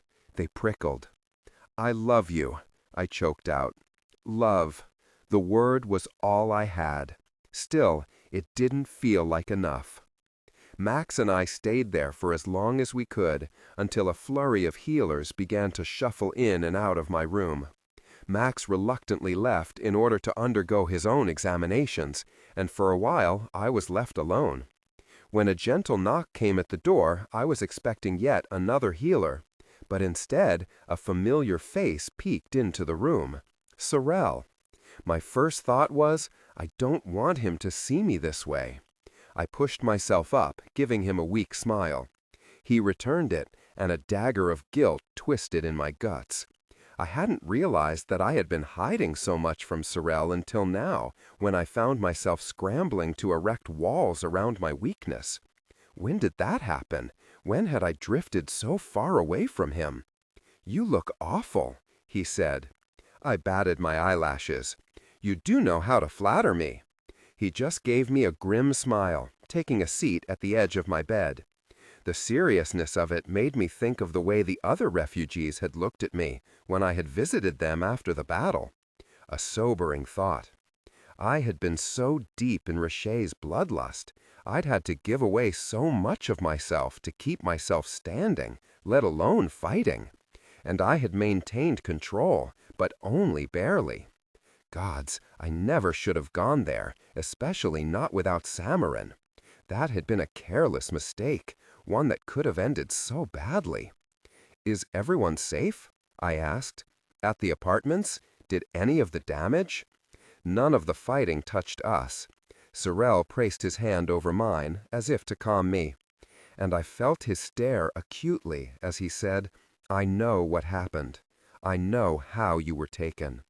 It was suddenly difficult to speak, any measured words lost in a flood of hurt and anger and guilt at feeling any of those things at all. Phaedra felt so guilty about it that she told Phileas. And he was furious, Tisaanah. I was furious. His eyes darkened. None of us tolerate that. Not even Phileas. I know he's hard on you sometimes, but he would never, never. "Why?" I asked. "Why did she do it?" "There's a lot we still don't know. Someone asked her to do it. We don't know who yet. But when we do, I don't mean that. I mean, why did she do it?" My eyes flicked to him. "It wasn't for money, was it? She wanted to turn me over to the Zorokovs in exchange for her granddaughter." Sorel's mouth pressed to a thin line. Yes, that was her thought. Of course. Terrible situations leading to terrible ends. Pain begetting more pain. "Why should my life be worth more than that little girl's?" I choked out. "I bought those people time. But if I stood in their place, borrowed time would never be enough. They need more than that. More than I've been able to give them." Pity suffused Sorel's stare. "This can't all fall on you, Tisaanah. No one person can do this alone. No person can. No human, perhaps. That's why I needed to be more, even if I could only make it a performance. But now I was starting to feel all of those different expectations tangling around me, like a spider's web, capturing me thread by thread. "No one needs you to be more than that," Sorel murmured, and I almost laughed. Gods, how he knew me so well. "They deserve to feel the way I did, Sorel. The way I felt when I saw your face again." Sorel's fingers tightened around my hand, and I paused to keep my voice from breaking. "There is no sacrifice too great for that." He gave me a sad smile. "Listen, Tisaanah, no matter how godlike you looked out there, no matter how many feats of magic you pull off, No matter how much you wish you were more, you're just a person. And I wouldn't trade the person for the figurehead, not for anything. I'd rather have a friend than a savior. My eyes stung. I was so lucky to have what I did. In him, in Max, even in Samarin. In these people who treasured my humanity, not the spectacles I sacrificed it to create. But I didn't know how to be both. I didn't know how to preserve the part of me that they loved while still being what so many more needed me to be. You were already my savior, I murmured, and you are my friend, and I'm so grateful to you for it. He patted my hand and pressed a kiss to my forehead. Just be careful, Tisaanah. We owe you a thanks. A war ended just as we were bracing for it to get bloodier than ever. We're very fortunate. Nora's eyes darted between me and Max. You two look like shit, though. I was getting tired of hearing that, though it was undeniably true. Nora was so buttoned up and dignified that it was almost comical to think that she had fought in the same bloody battle we had mere days ago. She stood in the doorway with her arms crossed and chin raised, wearing a tiny, satisfied smile. And yet I couldn't shake the feeling that there was something hiding beneath it. Reshaye whispered weakly. It was very far away, clearly depleted from the immense amount of energy we had used together. I would like to speak to Zareth, I said. No word from him yet. I didn't like that, and Nora clearly didn't either. Wouldn't we all? She replied dryly. Max's eyes narrowed. What does that mean? It means that no one has seen much of our dear ruler since the battle. He's been busy. Busy with what, exactly? I asked. In a time when any other newly victorious king would have been quick to establish their leadership with a statement or a public appearance, Zareth seemed to have simply hidden away. Nora's lip twitched, just enough to be visible. He didn't fight in the taking of the capital, she said, but he participated plenty, nonetheless. Why do you think the Sirizen were in such fine form? It was very draining for him just to help Eslin the way he did. Express emotion subtly, not dramatically.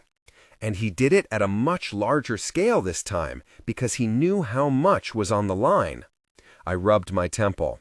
It all had been such a blur, the memories soupy and ill-defined. But thinking back, the Sirizen had been especially brutal, their magic sharper and deadlier than usual. I still didn't understand what, exactly, Zareth had been creating to give Eslin such power. But I did know that he had gotten sicker and more paranoid over these last few months. And I knew that there were magics in this world that could drive someone towards the edge of a cliff. How many steps closer had this forced him to take? So what's his plan? Max rose, paced with his hands shoved into his pockets, his brow knitted. He needs to officially declare an end to this, and quickly, Nora. The longer he lets Ara hang in uncertainty, the longer he's giving more unrest to grow. He knows. Does he? He does, and I do too. He's holding a victory celebration in a few days. He will officially declare the war over then. I suppose he wanted a more cheerful environment for such an event. Max scoffed. He wants to make the announcement surrounded by drunk, adoring nobles in ball gowns rather than on a pile of bloody rubble. Sure, sounds like Zareth. But there was still a note of unease in his voice, one that lingered in the back of my mind too. And even Nora seemed to share it, her expression going hard for a split second. Then she blinked it away and turned to me.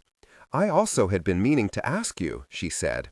We've gotten pieces of your kidnapping story, but only pieces. Of course we need to hold those responsible accountable. My mouth went dry. I kept my expression very still. Max told me the kidnapper is already imprisoned, or dead maybe, by now. Not that I even remembered that person's face, just their arms around my throat and hand over my mouth. No, it wasn't his face that slipped into my nightmares. That honor went to Fijra and her grandmother instead. But was he the only one involved? Nora asked. Her tone said, I've seen you dismantle armies, and that rat managed to take you alone? I should have been paying more attention. I shook my head. I was tired, and I was walking alone, coming back from visiting the refugees. All it took was 1 second of distraction. Stupid of me. Nora gave me a long stare. I could feel Max's eyes, too, bearing into the side of my face. Then she shrugged and turned away. You're lucky, she said. That could have been a much deadlier mistake. Chapter 50. 8th. Naraja was spoken of in hushed whispers, or more often, not at all, as if it were some place that lingered on the other side of the world. But in truth, Naraja was an island that sat to the south, not far from the House of Nautilus. Journeying there did not take long. Their gates were barely visible in the distance when we dismounted and donned our, still, I insisted, utterly ridiculous costumes. Help me with this one? I asked Cadouin, pinching fabric around my waist and handing him a pin. He was silent as he leaned forward and pinned the chiffon around me. His hands, as always, were incredibly warm. He stood close enough that I could feel his breath on the crest of my ear. Thank you, I muttered, suddenly shy. I expected him to pull away, but instead he stayed oddly close, running his gaze down my body in a way that sent a shiver up my spine. Your tattoos are beautiful, he said, quietly. He said it in a matter-of-fact tone, and yet there was something about that tone that made me carefully avoid eye contact for reasons I didn't fully understand. All Sydney warriors have them. I didn't look at him. But strange how I could feel his gaze shifting away from the intricate beauty of my tattoos to the black X's that covered my entire left arm. He didn't ask, so I wasn't sure why I said, I have had many victories, but I have also made many mistakes. What kind of mistakes earn these? I swallowed. Some petty, some not. I heard the question that Cadouin didn't ask. One time, I admitted, I beat a fellow blade nearly to death. I would have killed him had Sheoban not pulled me off of him. I blinked away the memory. The man's face had been nothing but smears of violet, bloody flesh, bone visible beneath his wounds. He didn't come back to the blades, still couldn't walk properly. The memory came with a pang of shame. I had never volunteered such information about myself before. These were my ugly parts, the impulsive and rash deficiencies that I tried desperately to file away. I wasn't sure why I was telling Cadouin this. I forced myself to lift my gaze. He wasn't looking at me with judgment, just with a quiet, curious gaze. And what did your colleague do to deserve that? He asked. He made a joke. A joke? A joke about raping her? Mathira, that snake. For a moment, I vividly remembered the way his bones felt, cracking beneath my fists, and I relished the memory. I don't regret it, I said, quietly. Sometimes I wish I had killed him. One corner of Cadouin's mouth tightened. I suspect it wouldn't have been a great loss to the world if you had. His gaze softened, and he added, more quietly, Your sister is very fortunate to have you. I smiled, but beneath it, I felt a bittersweet twinge. How strange to hear someone say that to me. Perhaps, I said, but that's just one X. You should hear about the others before you say that. Cadouin let out a low chuckle, and with the sound, a certain tension between us relaxed. Still, I crossed my arms and realized I had goosebumps. They're all lovely, he said, but I think they might undermine some of our secrecy. Can I hide them? I nodded. He reached out and touched my arm, just the lightest touch of 3 fingers. Still, I had to stop myself from jumping, carefully avoiding eye contact. There was always something that felt strange about even the smallest and most innocent of Cadouin's touches, especially now that I had felt his magic thrumming in my veins. It was like I could feel the remnants of it coming to the surface every time the space between us narrowed. Then my interest overcame my discomfort.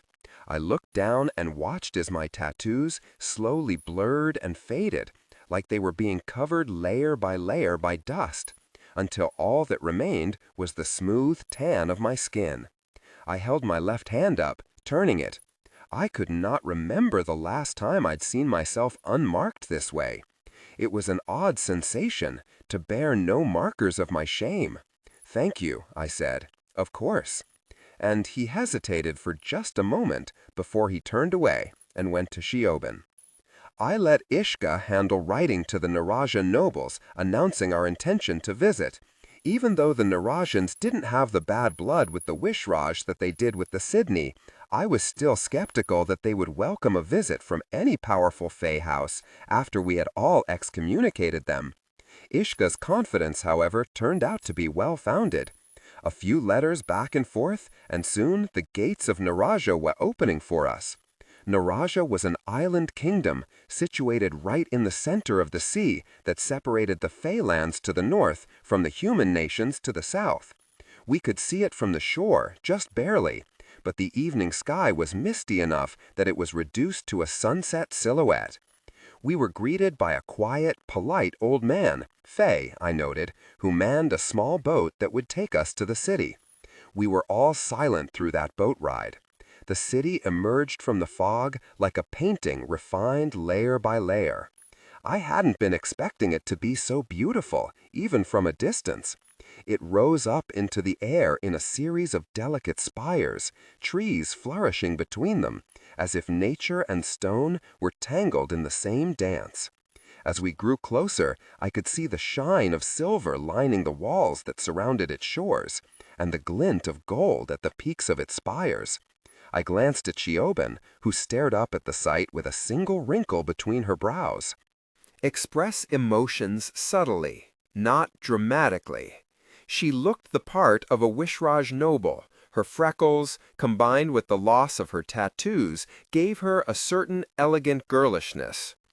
Then my gaze slipped to Ishka, who looked considerably more concerned, his mouth drawn tight. "No one ever spoke of it like this," he muttered. "It's beautiful," I said. He frowned. "Yes, I suppose it is." He said it as if it were an admission that didn't make sense. He was nervous, I realized. That was a strange thought.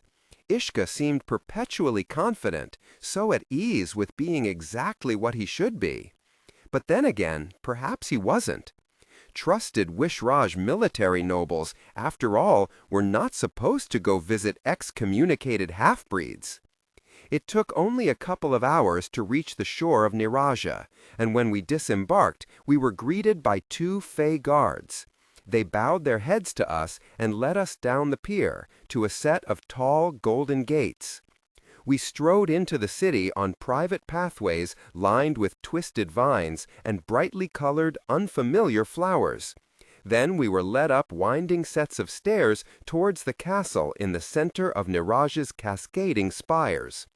While the walls on either side of our pathway were quite tall, there was one turn where they came low enough to peer over. And down on the streets below, I could see people bustling about a marketplace, getting ready to close for the day. "It looks very normal, doesn't it?" Cadwin muttered, and I nodded, watching him. I wasn't sure what I would do if I were him. Coming here and having to speak to humans after what they had done to my people. At last, we were guided into the palace. The ceilings were high, and I realized only after we were inside that the tops of some of the peaks were glass, letting light spill inside and cascade over the floor like pools of water. The same ivy that covered the walls of the pathways crawled up the walls in here, and I even heard the chirp of birds. And there, ahead of us, against a wall that was covered in vines and flowers, were two glass thrones upon a dais of uncut stone. On the left, there sat a woman with long, smooth hair spilling over her shoulders. It was black, but streaked with gray. She was beautiful, though she had lines at the corners of her eyes and mouth. She wore not a gown, as one might expect for a queen sitting in such a throne, but a long green velvet jacket embroidered with threads of gold and tight leather breeches with boots that laced up to her knees. A delicate crown of silver sat over her brow. Beside her, a Fey man sat, his hand laid over hers. Unlike hers, his face was smooth and unlined, with fair skin and blonde hair, so gold that it nearly clashed with the silver of his crown. His clothing resembled hers in style, though his jacket was bronze and slightly more ornate, and with the addition of a surprisingly practical-looking sword that hung at his side. A third figure stood at their side, a man with dark hair and eyes that were the color of Fey blood. He wore simpler clothing than the royals, fine but practical battle clothing, and a blade hung at each hip.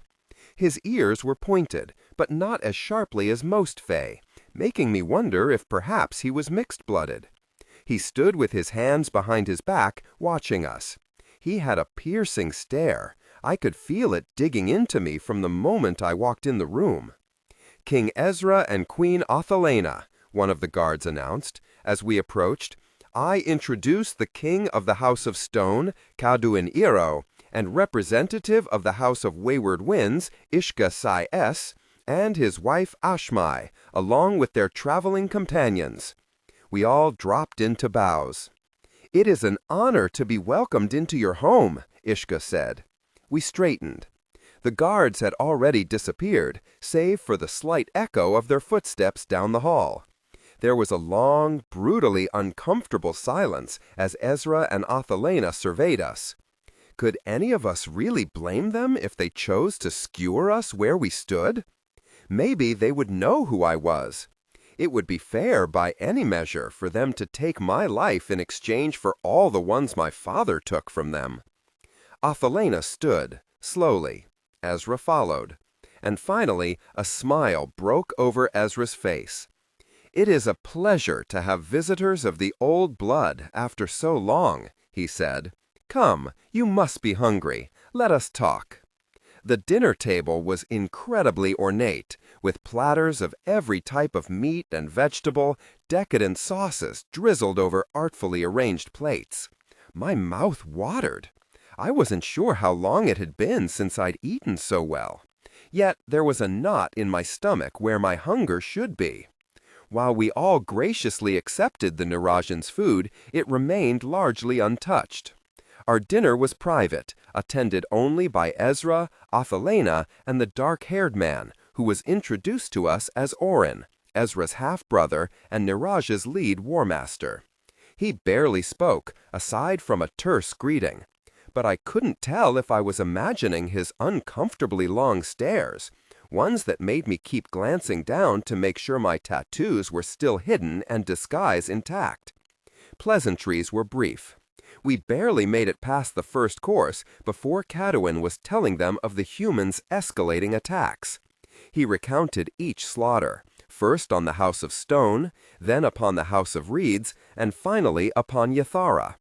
Ezra and Athelena were pale by the time he was done. For a long, long moment they did not speak. I watched their faces carefully. "Horrible," Athelena muttered, as if to herself. "Horrible." Ezra reached for her hand, but instead of taking it, her fingers curled into a fist. The two of them exchanged a glance, one leaden with a silent language only the two of them spoke. When we had first arrived, Ezra had seemed the picture of a noble Fey king, carefully controlled. But now, in the wordless conversation he was having with his wife, his face revealed a deep concern. "We are the first, then, to bring you this information?" Ishka asked. His voice seemed to pull Ezra from his trance, because when he looked back to us, his face was once again pleasantly calm. "Of course you are," he said, and despite his warm smile, I didn't miss the slight edge to his voice. "We have no contact with the Fey world, as your people had long ago decided." "Of course," Ashraya said. "We didn't mean to imply—" "The world of humans is simply foreign and unfamiliar to us," Ishka cut in, smoothly. "Despite the extent of their destruction, we still do not know why the humans are targeting us, nor who they might strike next. You sit between the human world and the Fey. If anyone would have greater insight into this, we thought it would be you." He bowed his head, respectfully. Ezra and Athelena exchanged another glance. That look confirmed what the first one had made me suspect. They did know something. I was certain of it. "We're sorry to disappoint you," Ezra said, tersely. "This is all as much of a surprise to us as it is to you." I just watched Athelena, who sat there in noticeable silence with her jaw tight and eyes drawn to the table. "Ezra," she murmured. But his arm shifted, as if he had placed his hand on her knee beneath the table, and she went silent. "Of course," he said, "you are all welcome to stay here as long as you wish. Speak to our scholars if you so desire, or simply rest before continuing on your journey." Something told me that Ezra's scholars would have little more to tell us either. My fingers curled into fists against the polished mahogany. "I did not come this far for nothing," I said. I could feel Ishka's warning glance, even if I wouldn't meet it. Ezra's brows lurched. I wouldn't do such a thing. "We took a great risk by coming here," I said. "You must understand that. We didn't defy a century of expectations just to be fed a mouthful of pretty food and pretty words and turned away." "Wife," Ishka started, and even in that one word I could hear the razored warning. "Stop, you idiot, right this second." "Lives are in the balance," I said. "The humans have proven that they will not stop." Express emotions subtly, not dramatically. And you are foolish if you think they will not come for you after they... In one smooth movement, Ezra stood, his blue eyes suddenly cold as shattered ice. "They will come for us?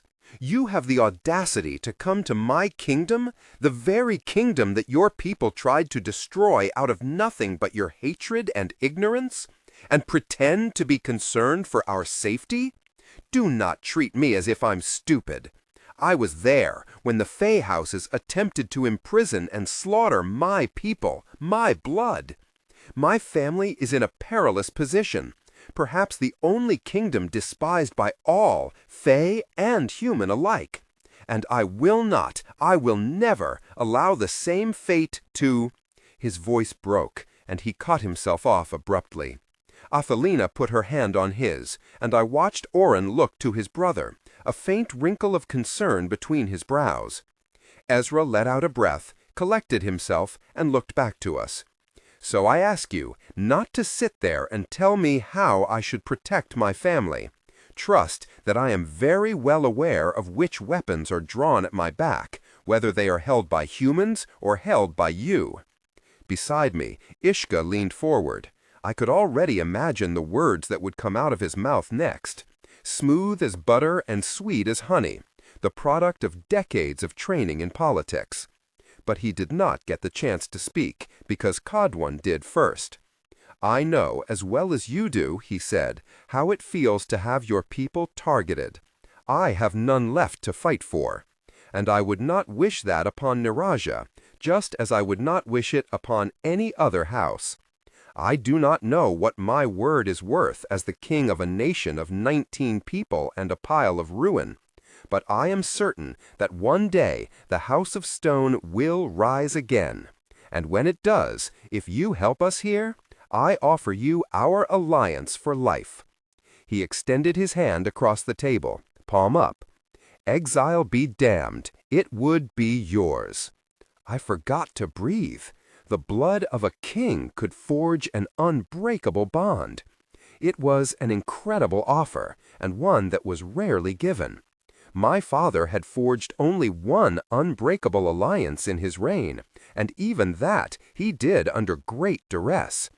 Ishka, Ashraya, and Shaban were all looking at Kadwan as if he was absolutely insane.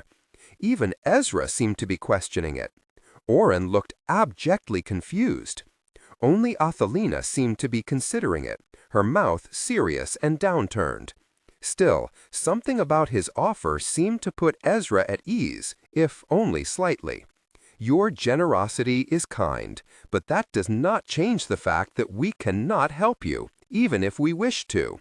We know nothing more than you do." He lowered slowly into his chair again, returning to his glass of wine. "And so, King Iero, today your blood can remain unspilled. But your offer is appreciated, and I would like more than anyone for our houses to live in harmony. It wasn't enough. But before any of us could press further, the door squealed open, and a little blur of eggshell blue bolted into the room. "Zora, you're not supposed to be!" Athelina's scolding was interrupted by an oof as the child launched herself into Athelina's lap. The little girl was perhaps no older than 5 summers, squirming to regard us with big, curious brown eyes. Her dark hair was styled in what were likely once perfect ringlets, now messy and fallen. The little girl's ears, I noticed, were mostly rounded and short like a human's, with only the faintest point. "I apologize," Athelina said to us. "Our daughter is quite social." "Zora," Ezra muttered sternly, "we said that you must stay in your room." His eyes flicked from us to his daughter, clearly tense for reasons I didn't quite understand. I noticed, too, that Oren had shifted forward in his chair, watching us more carefully. "I have a son that age," Ishka said, with a wry smile that held none of his typical practiced polish. "Trust me, I understand it. Come now," Ezra muttered to his daughter, "time to return to bed." The girl had no interest in such a prospect. She watched me, wide-eyed. Despite myself, a smile tugged at my lips. This, I knew, was wrong. The intermingling of fey and human blood was a travesty, only a shade of bestiality. But this child didn't look wrong. She looked normal, loved. Ezra turned to us, oddly tense. "I apologize, but I must be getting my daughter back to bed. Our hospitality still stands. You are welcome to stay as long as you wish, speak to our scholars, and make use of our archives. But I'm afraid we have nothing more to offer you." "Perhaps we could—" Ishka started, but Ezra was already rising, his daughter in his arms. "I don't believe we have anything further to discuss." He didn't look back as he strode to the door. The child waved goodbye to us over his shoulder as he crossed the threshold, leaving us sitting at the table in silence. Chapter 51. Max. Zareth's celebration ball managed to be even worse than I expected. I hated the order's functions well enough, but engagements thrown by the crown or by high-ranking nobles made those balls look like drunken pub parties. At least by this point in the order's annual ball, the drama had already begun, and it usually came in the form of someone yelling, someone crying, someone slowly removing someone else's clothes in the corner, or, most frequently, all of those things at once. Wielders, after all, tended to fall a bit far from subtle. If nothing else, it made things interesting. This just set my teeth on edge. Long ago, I had attended many of these parties. They were always refined and tasteful, the decor beautiful but never gaudy, the music skilled but never loud, the insults cutting but always hidden between polite words. Now, one look at this party told me that Zareth's hand was involved. The tasteful, opulent decor of traditional crown parties was here, yes. Pedestals adorned with relics and statues, impeccably neat bouquets of flowers, lanterns with flames hidden within orbs of crystal-stained glass. Ugh, I could imagine Zareth walking in here 5 hours ago, looking around at the nobility-approved decor selected by the royal planners and saying, "This is terrific and all, but do you know what I think this really needs?"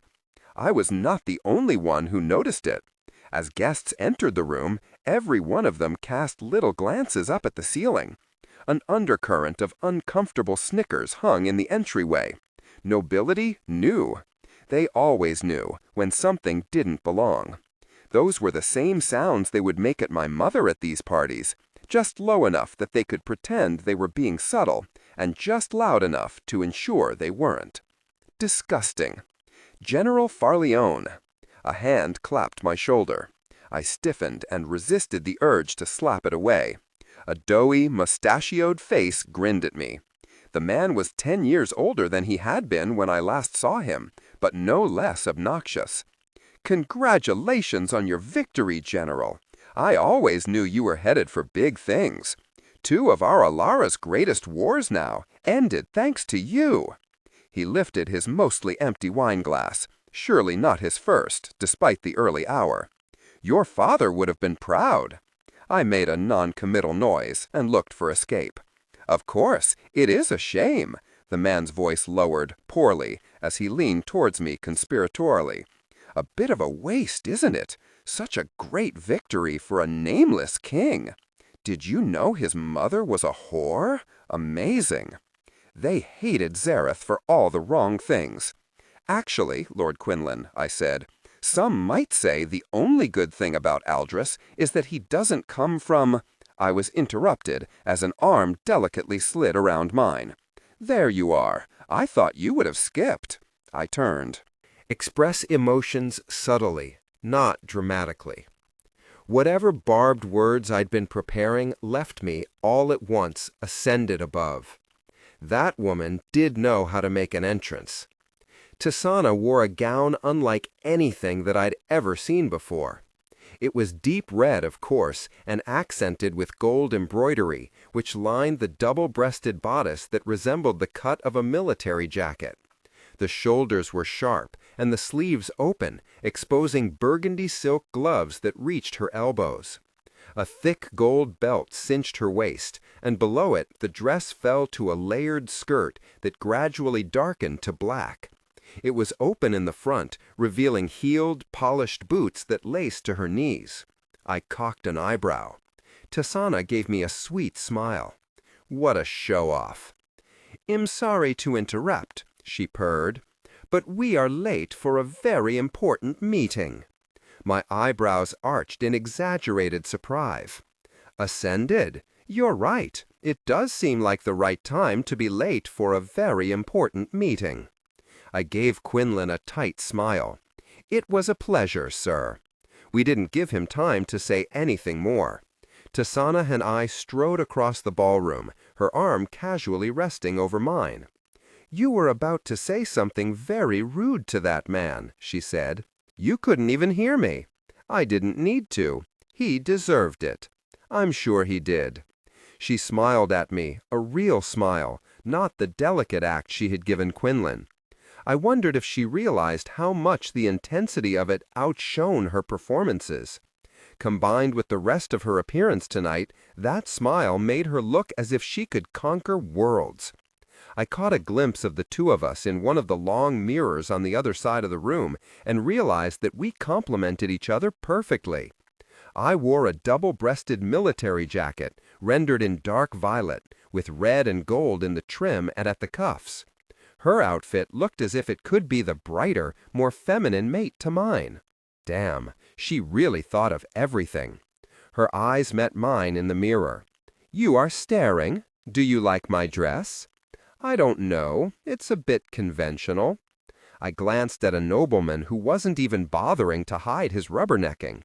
"Surprised you didn't go for something a little more attention-grabbing. You know me, so shy." She batted her eyelashes, and I rolled my eyes. The truth was, every set of eyes slid towards her, some in subtle glances, some in outright stares. Tisaanah soaked up their attention, but those looks made my jaw clench. This was different from the orders ball. That night, she had dressed to show off her scars and force members of the orders to acknowledge the brutality of what had happened to her. Tonight? Tonight she dressed to appear powerful, playing off the whispers of what people had said about her, about us, in the wake of the battle. And yes, there was some admiration in these looks. But there was also fear and petty judgment. This, after all, was high society.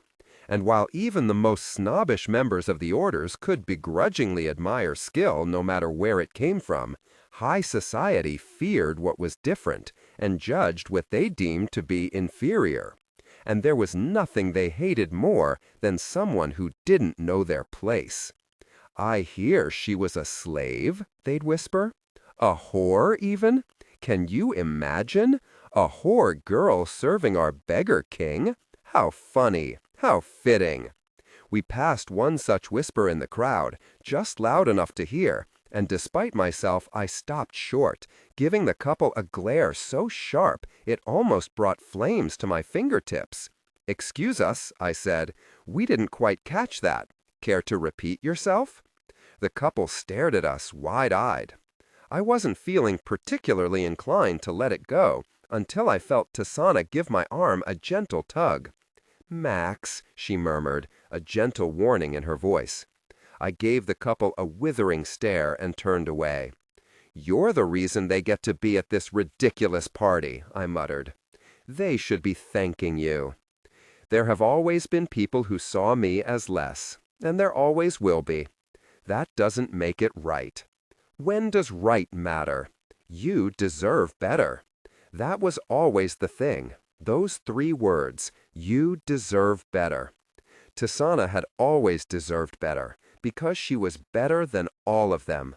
Better than the people at this party, better than Zareth Aldris, better than the bastard who had nearly killed her, better than every last one of them.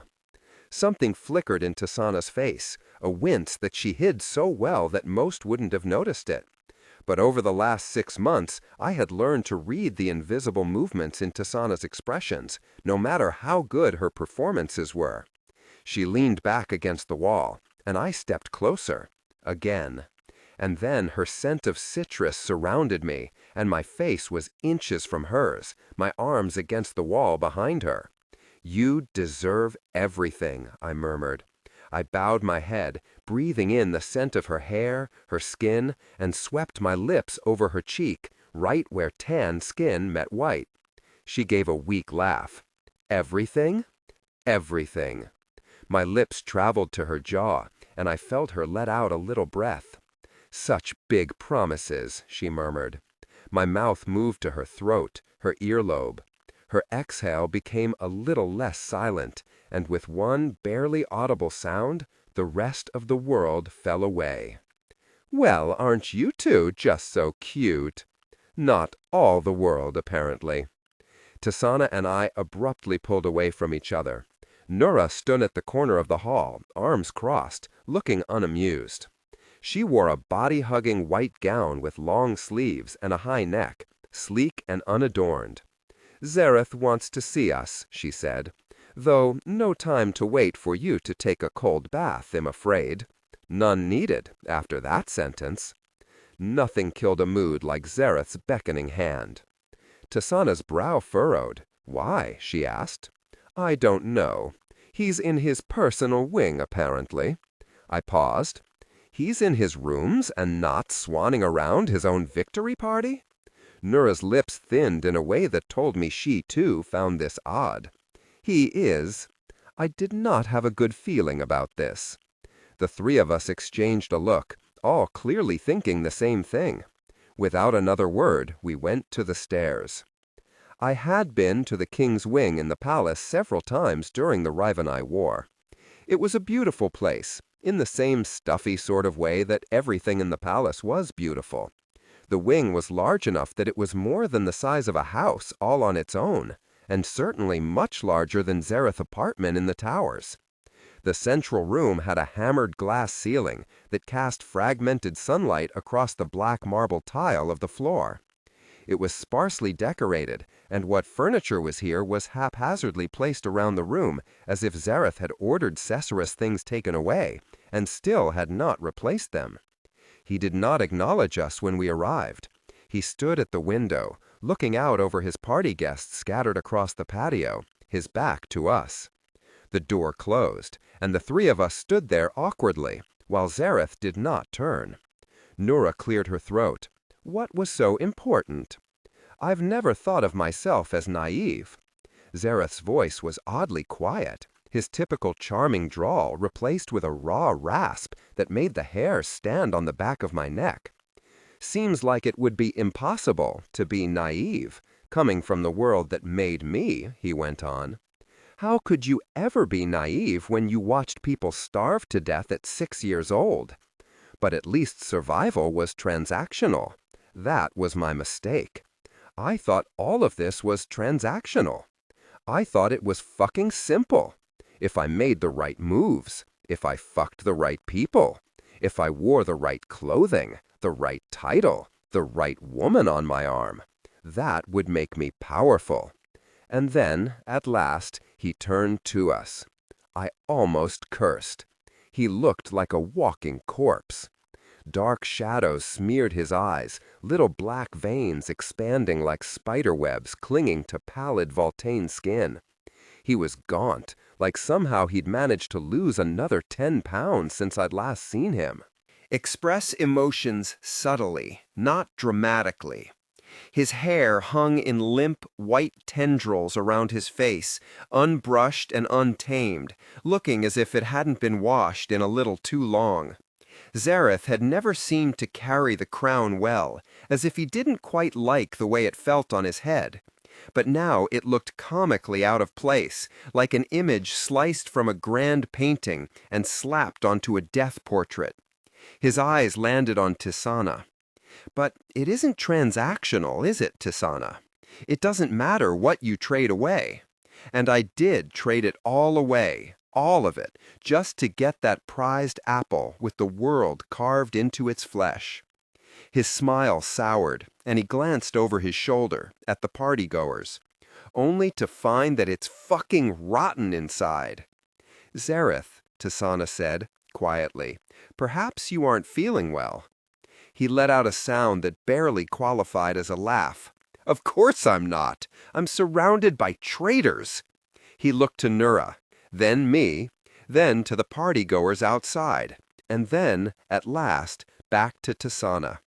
I have a gift for you, Tisaanah. I had a terrible, terrible feeling about this. Zareth motioned to the guard at one of the doors. The doors opened, and two figures were dragged into the room and pushed to their knees before us.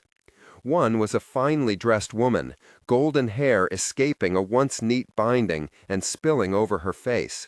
The other was a wiry young man with copper hair. When he lifted his head, I saw that he was disfigured, a split across his lip, and two triangular holes where his nose should be. Tisaanah drew in a sharp breath. Voss, she whispered. Chapter 52. Tisaanah. My hands clenched at my sides, my heart racing. Voss looked up at me through tendrils of his messy red hair, a sneer at his lip. Zareth dismissed the guards, sending them out of the apartment. Then he smiled at me. Every time I met his eyes, something noxious slithered beneath my skin. Reshaye recoiled in distaste. Poisoned. Tisaanah, Zareth said. Why did you lie about how you were taken? I froze, my eyes flicking to Voss. Why is he here? Zareth's smile did not waver.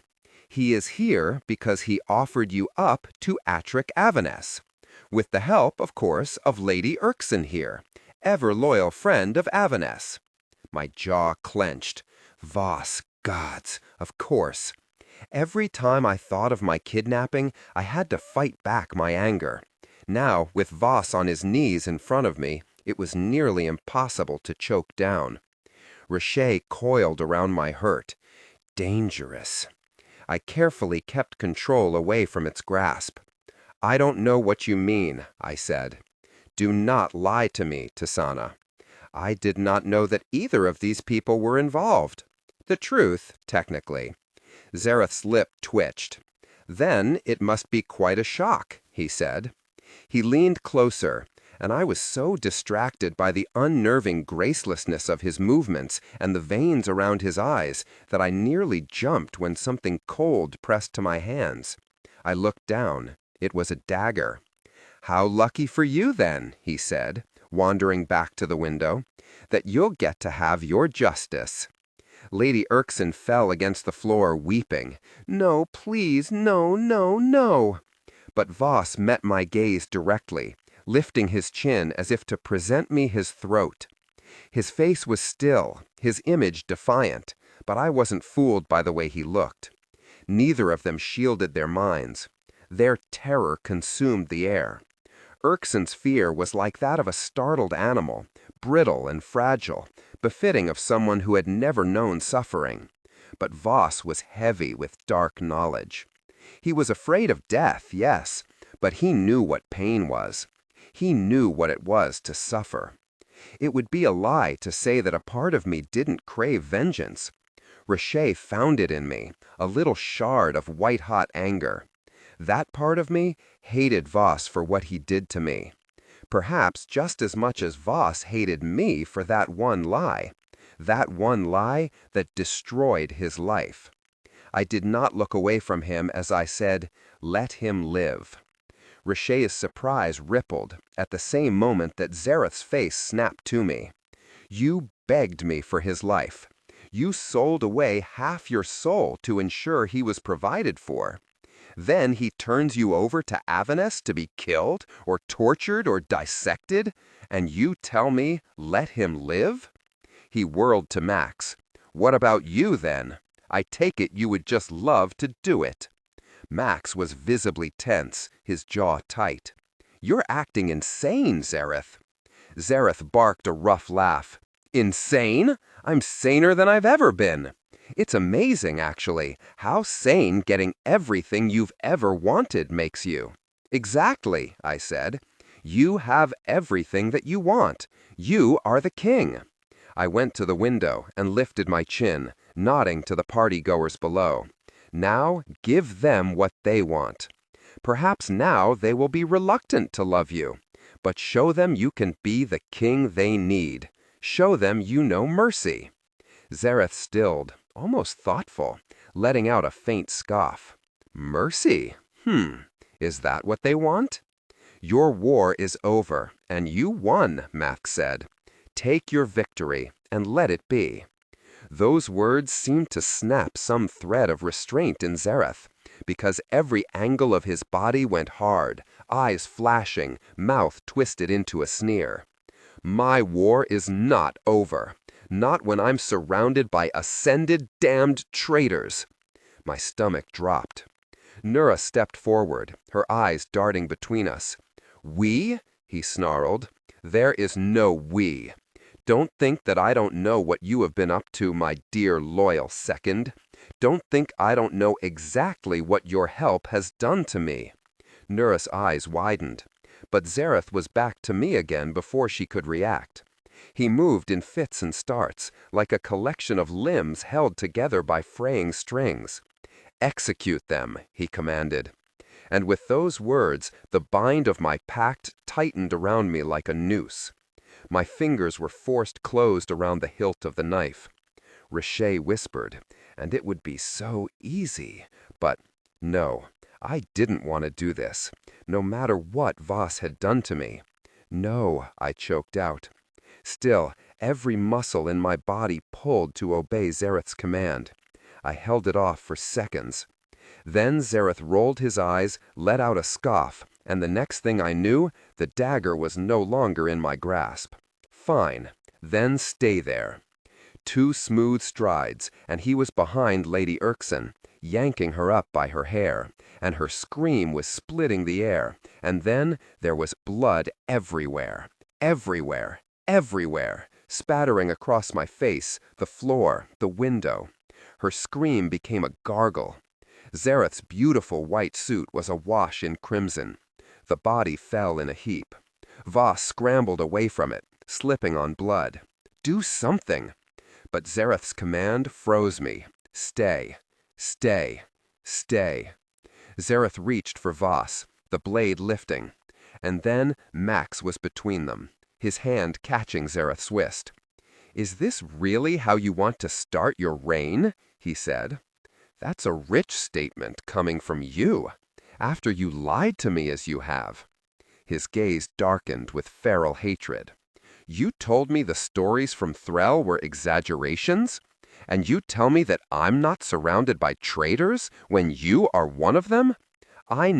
You lied to me. The 2 of them were locked like that, each pushing against the grip of the other.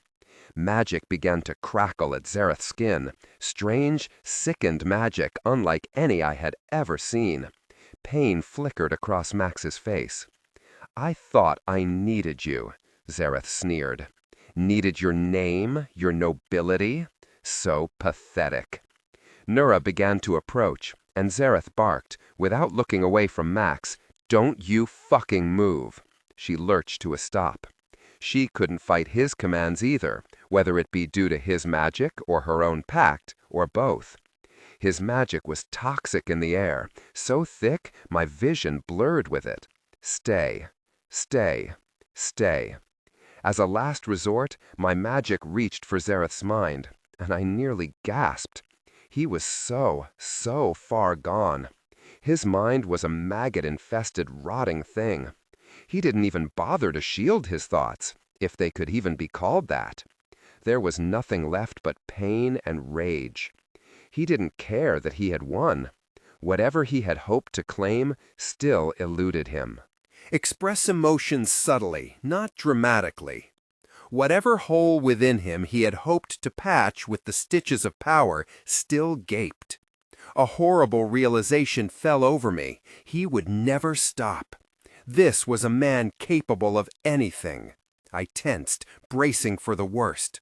But Zareth drew in a long breath, then let it out. He dropped the knife, stepped back. I almost let myself feel relief. The truth is, Zareth said calmly, it's a relief not to need you anymore.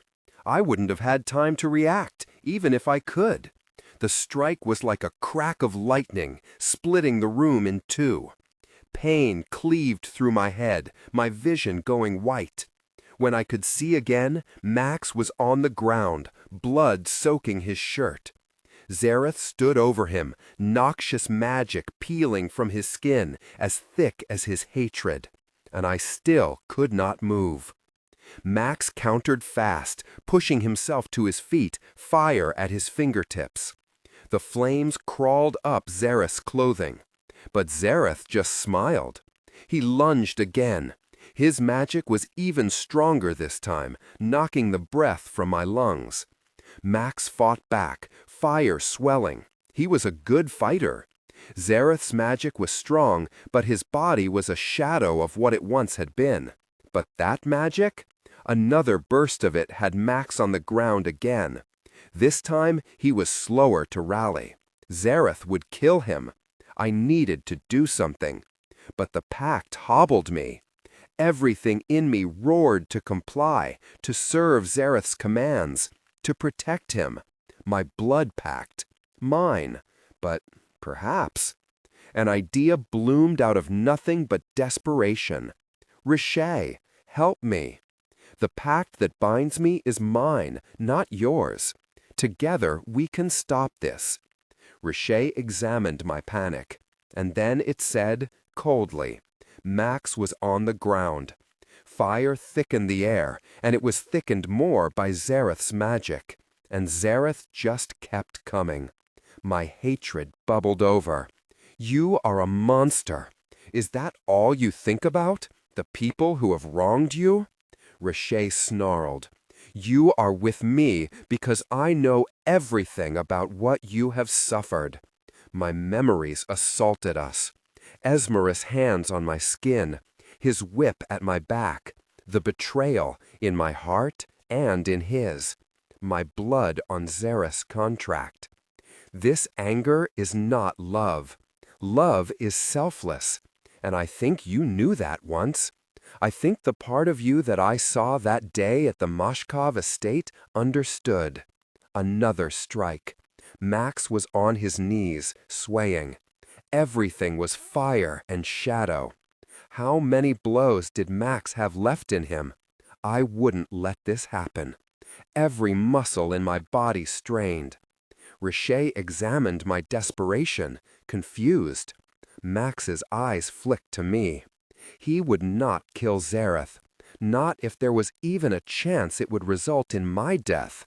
But Zareth would kill Max.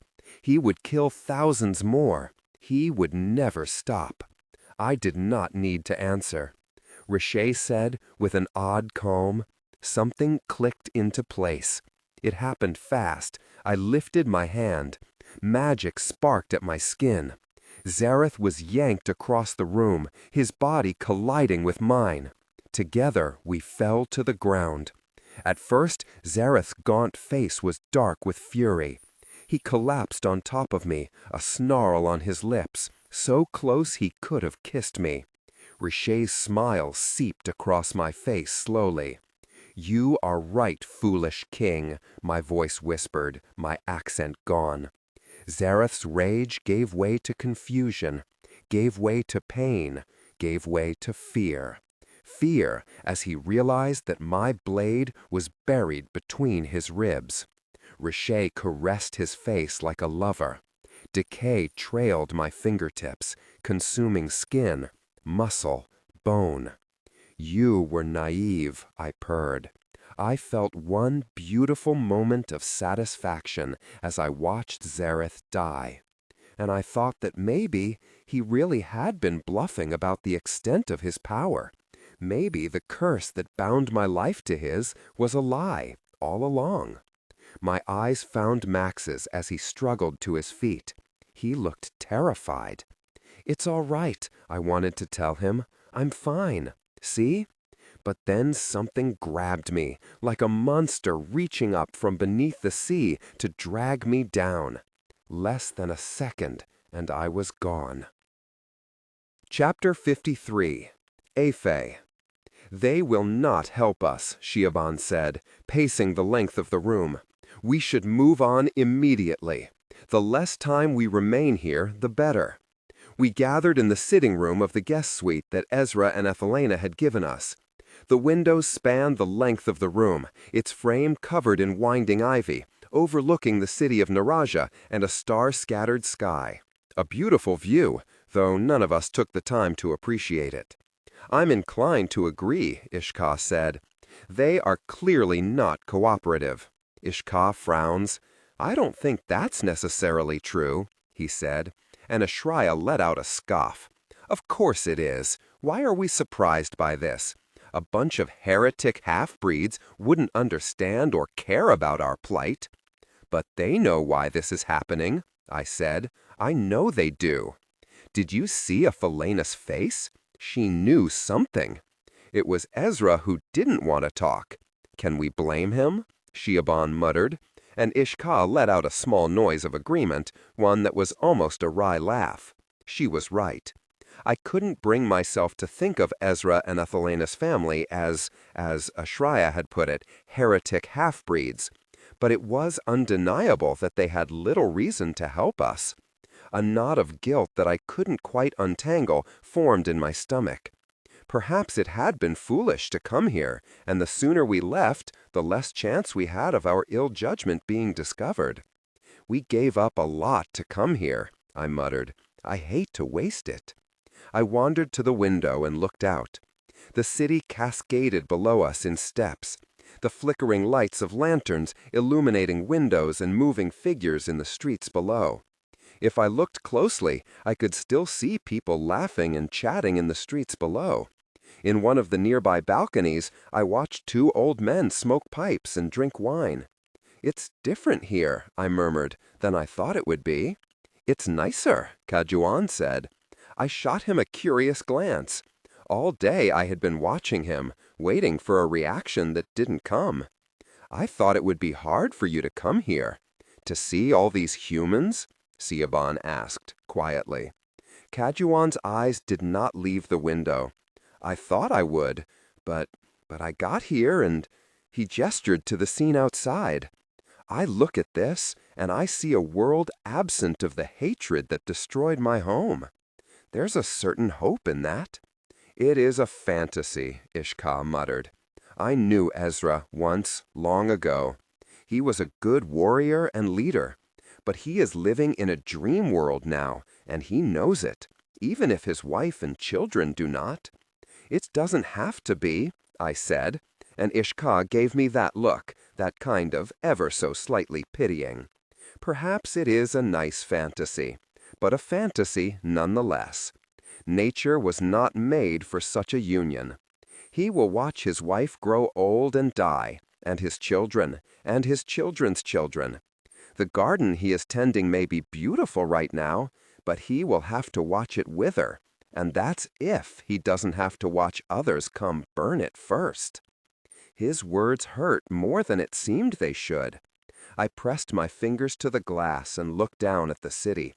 But isn't having built something worth more than the fear of it being destroyed? I think it is. The sound of the voice had us all whirling to the doorway. Athelena stood there, a single flame hovering at her fingertips. She was a wielder, I realized. Her gaze flicked to Ishka. You should feel very lucky now that your wife has a kinder heart than you do. Ishka only bowed his head. My words were rash and cruel, he said. You were speaking the truth as you saw it. I can't pretend that many others don't see it the same way. She glanced to me and to Kajuan. But I'm glad to see that some of my guests don't look at my family and see nothing but nature's mistakes. Ishka started, but she waved him away. I don't need your apologies. She turned to Kajuan and stepped closer. She was searching his face. You meant your offer, she said. Didn't you? Kajuan inclined his chin. I did. If I tell you this, I need your assurance that my home will be protected if the humans come after us. Express emotions subtly, not dramatically. If you tell us what we need, I said, the humans won't be coming after anyone anymore. She winced. I hope that is true. Then she went to the table in the center of the room and knelt down, producing a piece of parchment from her pocket and unfolding it. The paper was so large that it covered nearly the entire table. It was a map, a very old one, painted in now faded ink. Near the top, I recognized the Feylands, the House of Nautilus, the House of Reeds, the House of Roiled Waves. Further north, the boundaries got wobblier and more ill-defined, as if the cartographer knew that there was something there but wasn't entirely sure what. Towards the center of the map was the island of Nyraja, and then further south there were the human lands, boundaries separating nations that I knew very little about. There is a reason, she said, why this is all happening right now. The human nations are embroiled in war. I heard only stories, but it sounds as if it might be some of the worst bloodshed they have seen in many years. She swept her hand over several human nations to the south. All of these countries are involved. 3 large nations are attacking the others, attempting to conquer them. Some of these kingdoms have already fallen. You see, some societies have advanced their use of magic more quickly than others. The return of human magic has shifted the odds, Reshaye murmured, and Athelena nodded. Yes, drastically. Some of these nations were at the mercy of others for centuries, since they had smaller militaries or weaker economies. But now, the power struggle here changed very quickly. Many have lost their homes, and that leaves them with only 2 hopes. One is to find a new home, one where their conquerors cannot touch them, and the other is to make themselves more powerful than their assailants and take over once again. Make themselves more powerful. That was exactly what Kaduin suspected they were doing when he examined the body of the deformed Fae from the House of Reeds. How do you know all of this? Siobhan asked.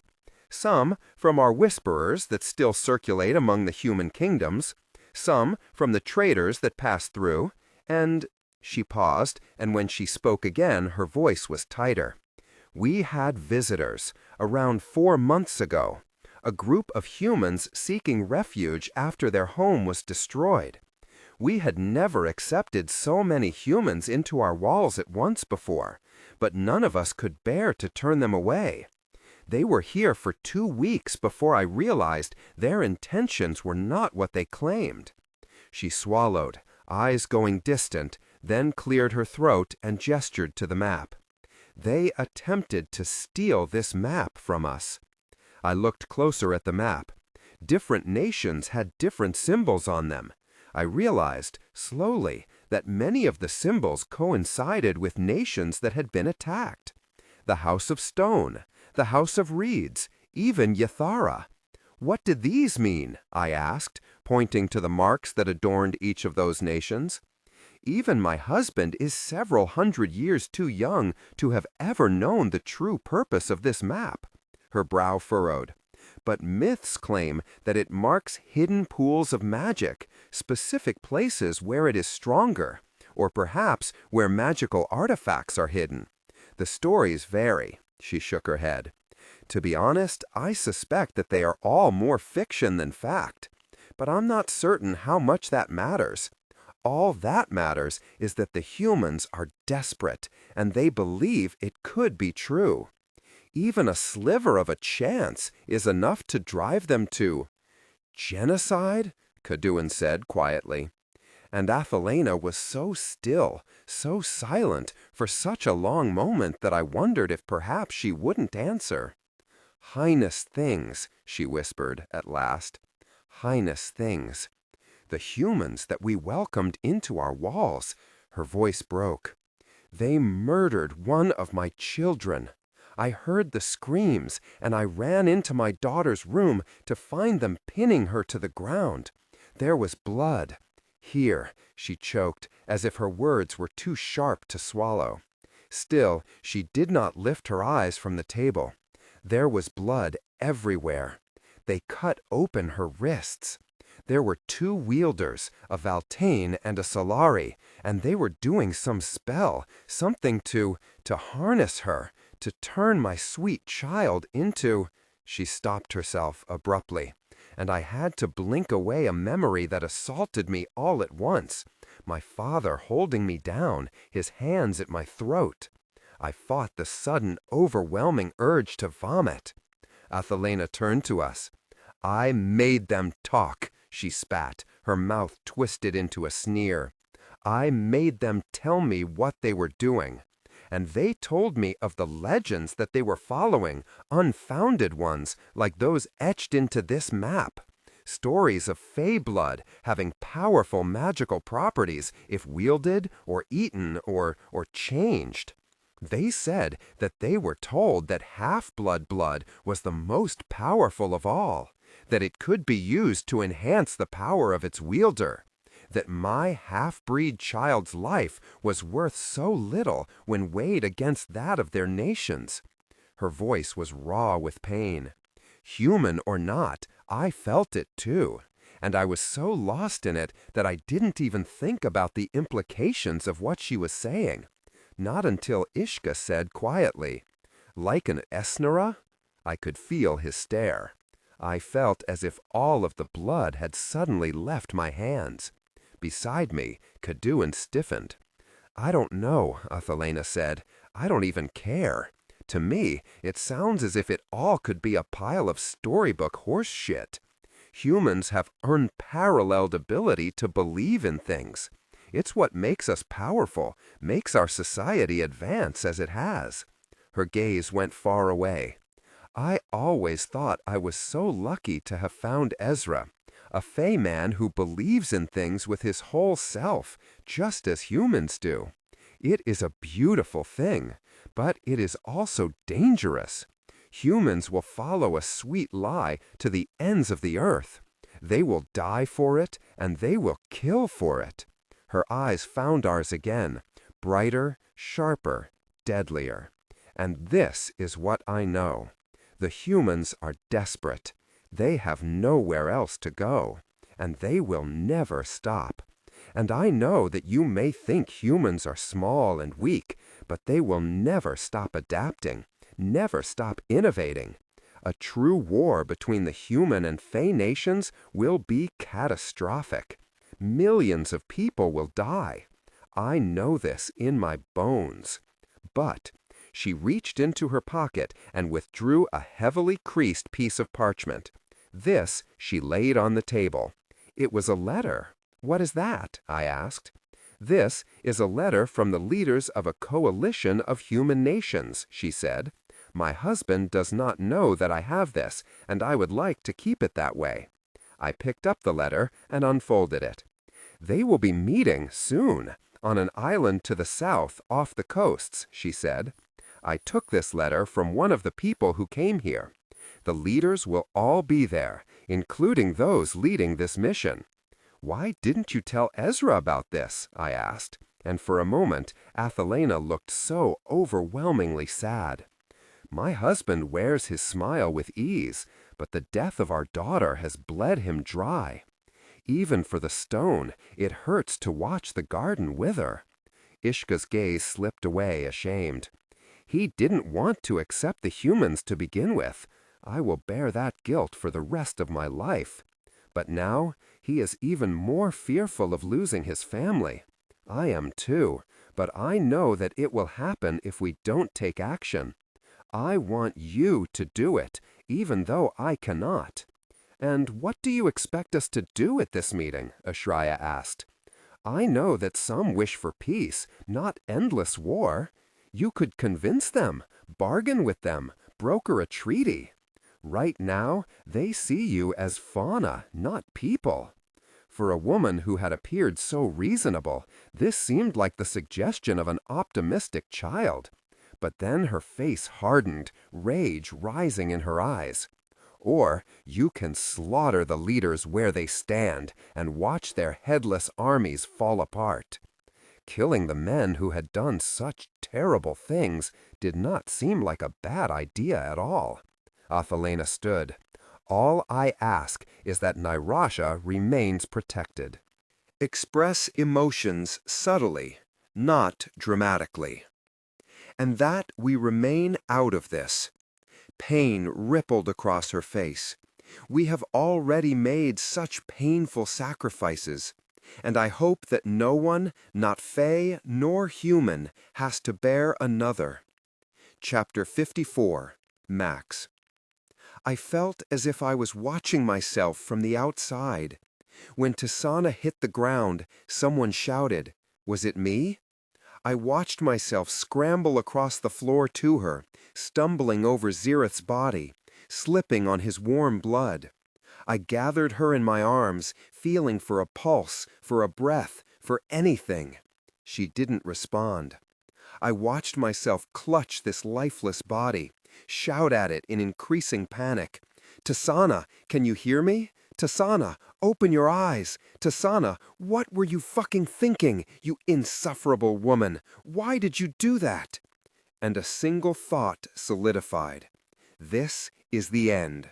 The world will be different after this, because every time I thought of a future, it wore Tisaanah's face. If she died, it would die with her. Tisaanah did not move. And then the world snapped back into focus. No, I was not ready to let her go. I scrambled for my ink and parchment buried in my pocket, unfolded it, scrawled a stratogram, somehow with shaking hands, and held Tisaanah close as the world dissolved around us. It was a bad land. A chair and a coffee table crashed to the floor where I had fallen on top of them. Several voices let out shrieks or horrified gasps. Of course they did, because two bloody figures had just shown up in the middle of this seedy Marietta coffee shop. "What is all of this?" Ascended damned, Iomara threw back the curtain to the offices. Her eyes went round. "Help me," I ground out. "Max, what in the—" "Now, Iomara, please." She looked at my panicked face, then the body in my arms. "Get in here." There was a cacophony of crashes as Iomara unceremoniously cleared her desk with a burst of magic, then motioned for me to put Tisaanah there. Immediately, the dark mahogany was bright with blood, mine and Tisaanah's and Zirith's, all smeared together. Distantly, I heard Eric utter a curse and some frantic question that blurred in the background, and Iomara snap at him to be quiet. I could look at nothing but the stillness of Tisaanah's chest. What happened? Is it move? Damn it, I can't look at her if you insist on standing in my way. Iomara leaned over Tisaanah, nudging me aside. Whatever she saw in Tisaanah's face made her give me a grave glance. "This is it, isn't it? What you came here to talk about?"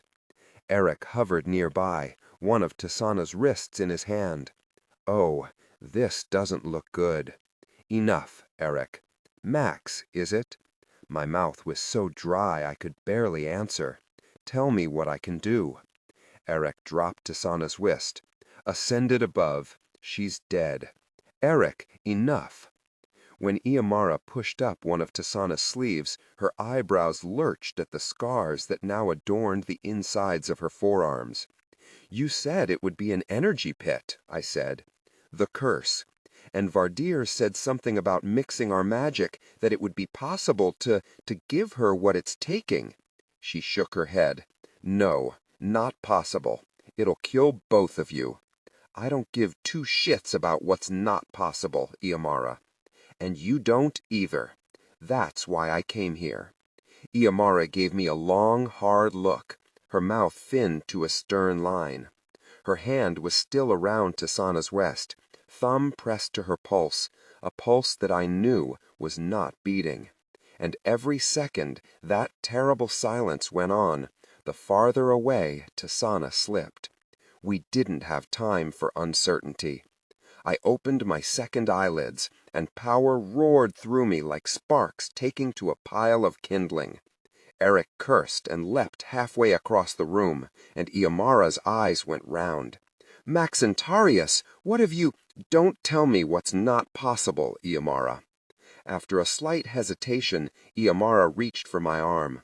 I felt faint magic pulsing at her touch, her magic reaching out for mine, testing it, examining it. When her gaze met mine again, the decision was made. The curse that's taking her demands life itself, she said. Maybe this magic you have can go deep enough to help displace that cost, but the cost will be fucking high, Max. I need you to understand that. We might not know exactly what you're giving up for years, decades even. No hesitation. I'll do it. A certain softness flickered across Iamara's face, perhaps pity. She gave me a sharp nod, then whirled back to the bookcases, rummaging through packed drawers. Then she shoved a small bottle of blue liquid into my hands. Drink, all of it. It'll either kill you or keep you alive. The stuff tasted like poison that someone had already pissed out and rebottled. 2 gulps in, and a shock of ice pierced my mind. 3 gulps, and I could barely make my thoughts form a straight line. By the time I finished, the world was vibrating. Iamara leaned over Tisaanah, pulling a knife from the desk. She opened a slit across Tisaanah's palm. I wish you'd thought to bring your healer friend, Iamara murmured. That handsome one. Then she took my hand in hers and pulled the dagger across my glowing skin. Even as I drew upon this magic, even as my body was coated with flames themselves, I still bled the same. My blood was bright red over flame-touched skin. Fascinating, Iamara muttered. She picked up Tisaanah's hand too, so she held us both, and leveled a serious gaze at me. When you do this, she said, you could feed her your magic. Give her enough of it to grab onto and replenish what the curse is taking from her. That's the theory. Or, I didn't care about the or. I reached for Tisaanah's bleeding hand.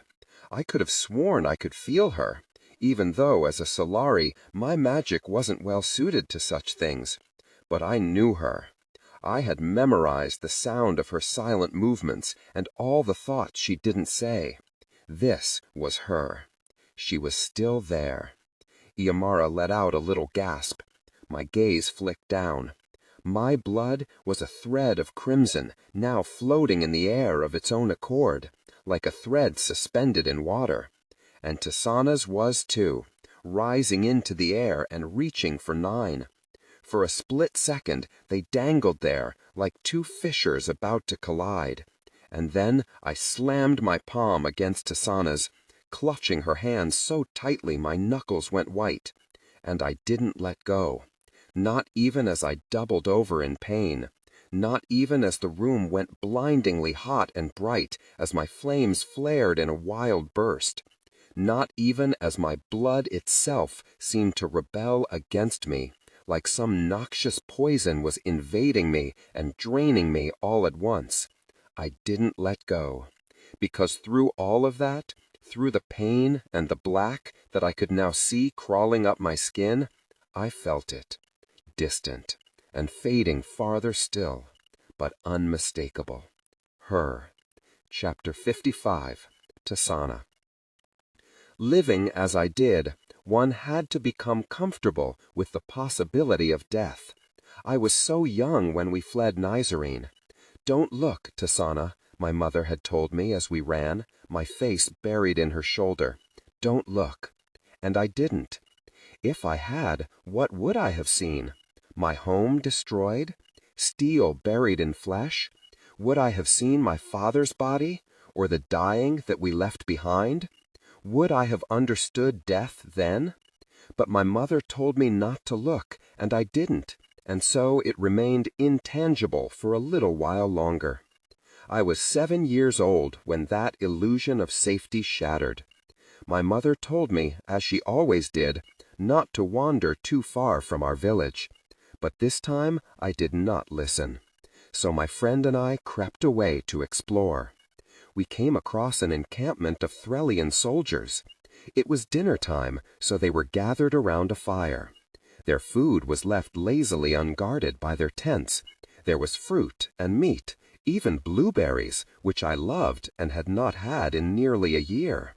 We'd take it, we decided, utterly certain in our quickness and cleverness.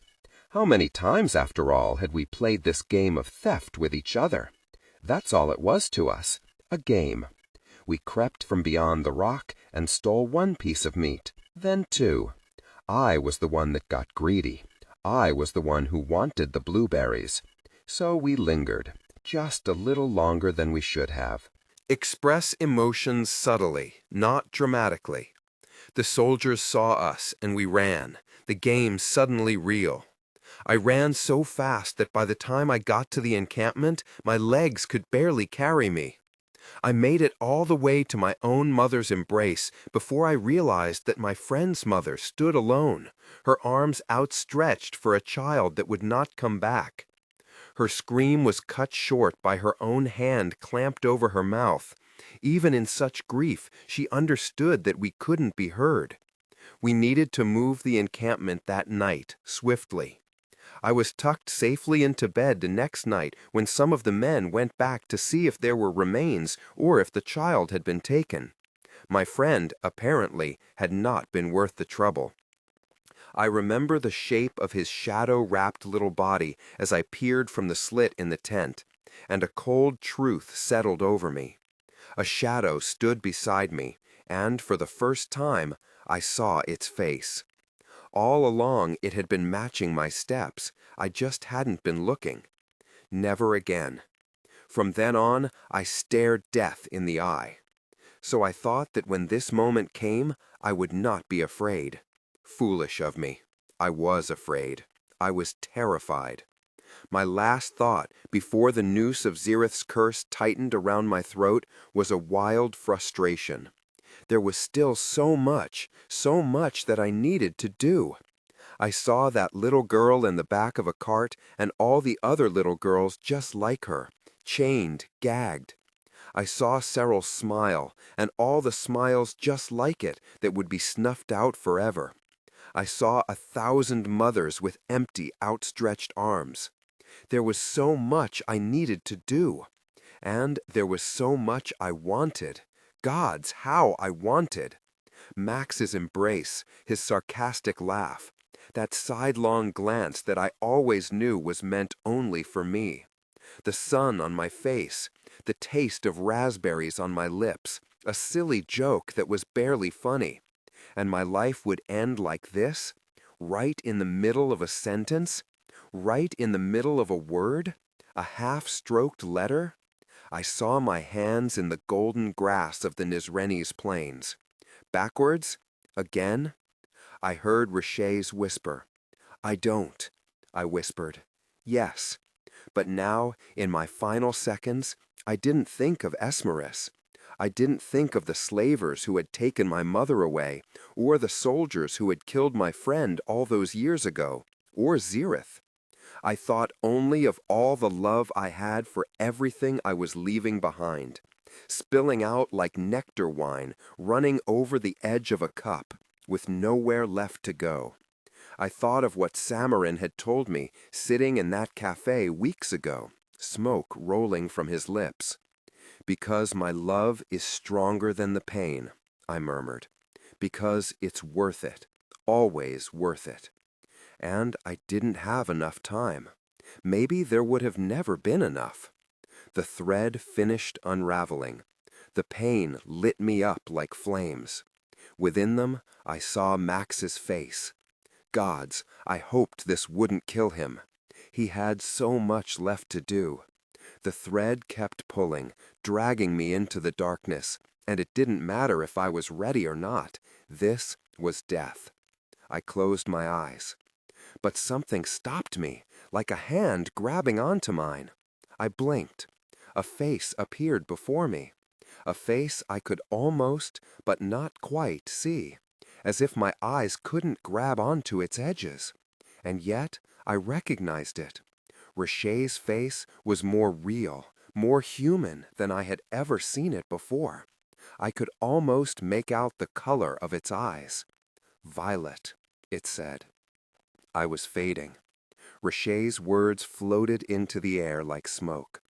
The only thing tethering me to the world was its grasp. Far away, I became aware of a familiar presence stretching toward me, a presence that I would recognize anywhere.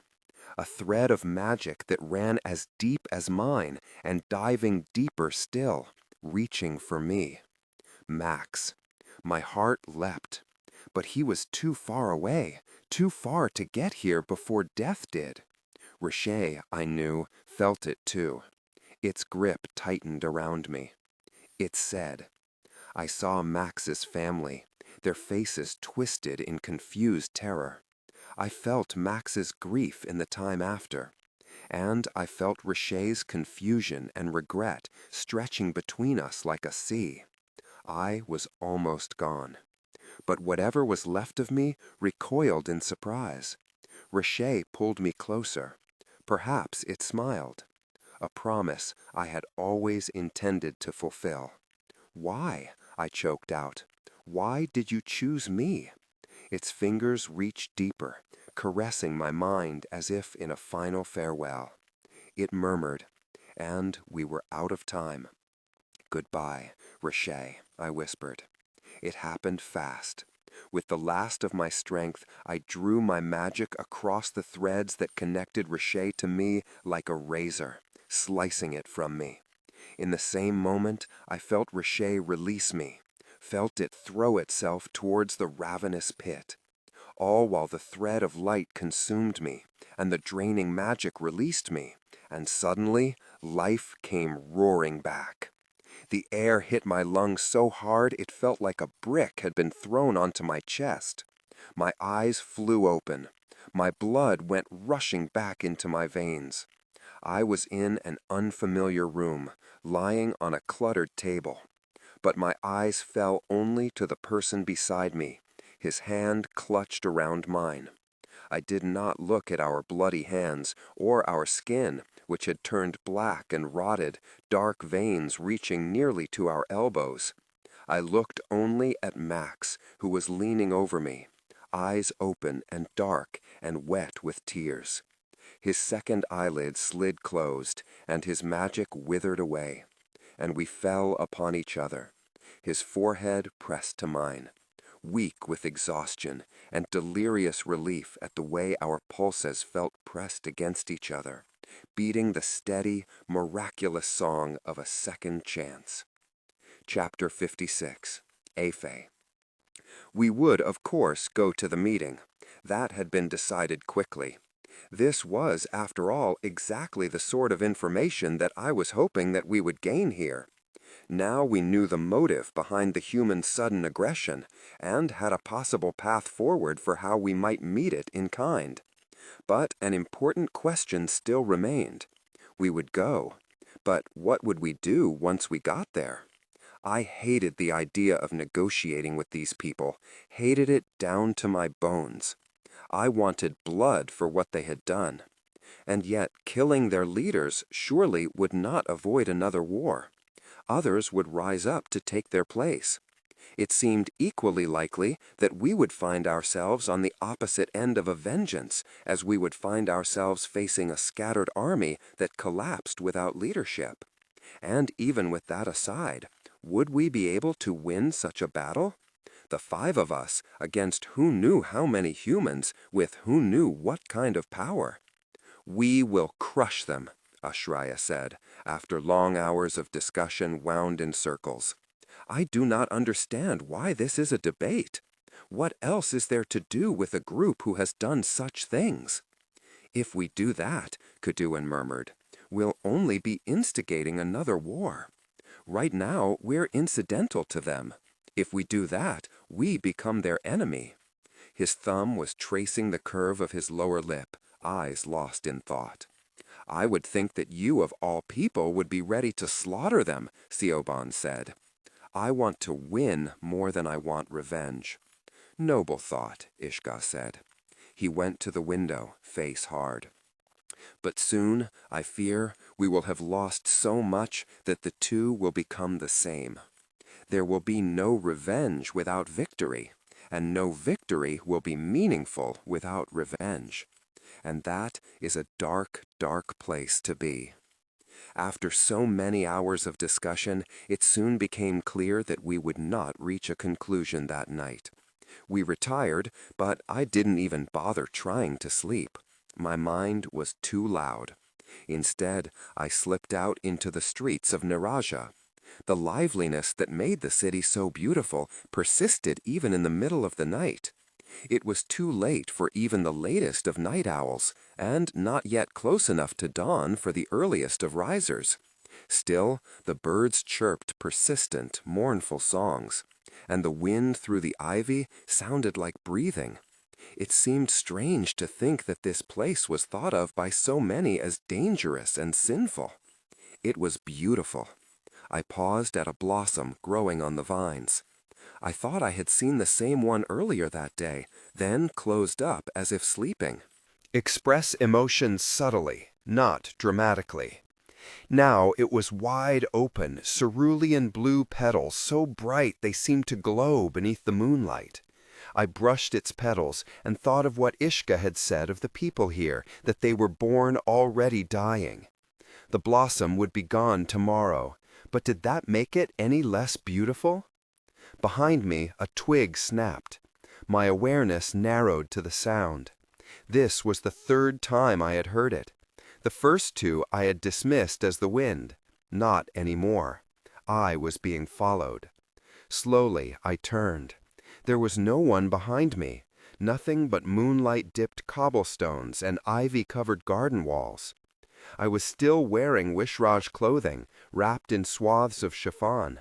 But now my hands were around my blades, which I had carefully hidden in the gathered fabric at my hips. As soon as I withdrew them, I felt a warm voice in my ear. "I know those blades." I was surrounded by rolling smoke. I leapt back and whirled around, bearing my blades, pressing the tip of one beneath the throat of my attacker. There, with my steel pressed at his jaw, was Oren. He looked utterly unmoved by the weapon at his throat and lifted his chin, peering down at me. A single drop of violet rolled down his throat. So I hadn't been imagining things. He had been watching me at dinner. "Why are you following me?" I snarled. His stare sparked with anger. It came on quickly, oddly familiar, in a way I couldn't place. "Get the knife off of me." I don't give answers to people who are threatening me, nor spies who lie to me and my kingdom about who they really are. It was only then that I realized what I had done. I wielded black obsidian blades. There was no weapon more obviously Sydney, or more clearly not Wishraj. Slowly I lowered my blade, though still remained ready to strike.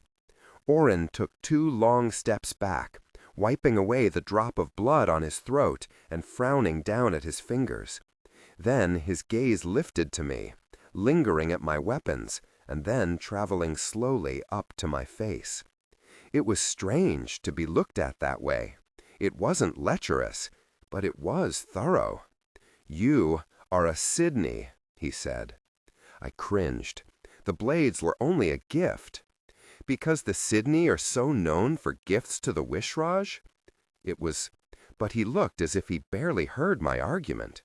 You are Sareed's daughter, he said, quietly, aren't you? You so resemble her. Shock careened through me. What? Why are you here? He stepped forward, and I thrust my blade up. How do you know my mother? He froze, raising his hands. She never spoke to you then, he said, at last, about her time here. Her time here? I nearly dropped my blades. What are you talking about? Would you put down the blades first, please? I wasn't about to stand here unarmed in front of a magic speaker who had just learned I was his sworn enemy and whatever else. Orin sighed, muttered something beneath his breath, and lifted his hands. A burst of smoke furled around me, and the next thing I knew, my blades were clattering to the ground and skidding halfway down the pathway. On instinct, I almost lunged after them, but Orin shook his head. Not necessary, he said. I don't have any intention of hurting you. Please. I didn't like that idea at all. But what choice did I have? I scowled and turned back to him, making a show of dropping my empty hands. No weapons, I said, sweetly. He almost smiled. Thank you. How do you know my mother? I asked yet again. First, I need to know what a Sydney blade is doing here, with Wishraj no less. It was an innocent deception, I said. Everything else we have told you is the truth. The Sydney and the Wishraj have forged an alliance to investigate and fight the human threat. But considering the history of the Sydney and Nairajans, I cleared my throat, resisting the uncomfortable instinct to check if my tattoos were still hidden. We thought you would not welcome Sydney. An alliance? Orin let out a bitter scoff, muttering as if to himself. The Tisaanah of the House of Obsidian forming an alliance. We shall see how that turns out. I was growing impatient. And what about? Your mother. Orin's lips thinned. Sareed was a childhood friend of mine, long ago, and she lived here for a time. My mouth fell open. Orin said this ridiculous statement, so simply, as if it were some unremarkable fact. She did not, I said, before I could stop myself, and Orin's brows lurched. Yes, he said, she did. No, absolutely not. There must be some mistake. He had to be talking about a different Sareed, because my mother, my graceful, half-mad mother, could not possibly have lived in Nairaja, of all places. I started to shake my head. Sareed did not agree with the exile that was handed down to Nairaja, he said. She did not agree with many positions in the House of Obsidian. She fought them for a long time, but then she got tired of fighting. So she came here. She couldn't, I rasped. She was a Tierness. She wouldn't leave. She did. She could have. She could have made the House of Obsidian a whole new kingdom if she wanted. Perhaps one that coexisted with all of this. He gestured out towards the Nairajan skyline, but I shook my head. She wouldn't do that. Orin gave me a curious look, a hint of sadness on his face. Tell me, he said, softly, how is Sareed now?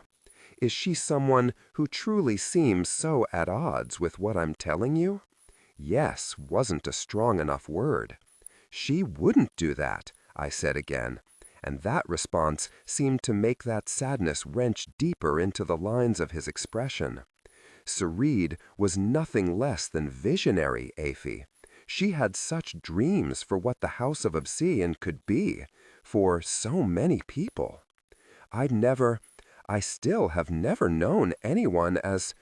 Words seemed to elude him, and yet his eyes had gone far away, as if so lost in memory that they seemed insignificant. You, I choked out. You loved her. I didn't say it aloud, but we both heard it. Oren's wince and pointed silence told me everything I needed to know. Tell me why my father attacked Nairaja. I didn't know why I asked. A part of me knew the answer and dreaded hearing it.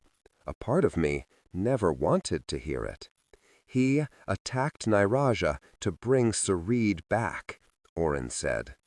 My eyes were stinging. That's not true, I said. He attacked this place because it is corrupted, because the blood is corrupted here. Oren winced. Afi, I lurched back. Why do you know my name? Because... He stopped himself and swore under his breath, a certain tone that started high and ended low, and hearing it that way was like hearing an echo of myself. No. Sarid was pregnant when she was taken, he said.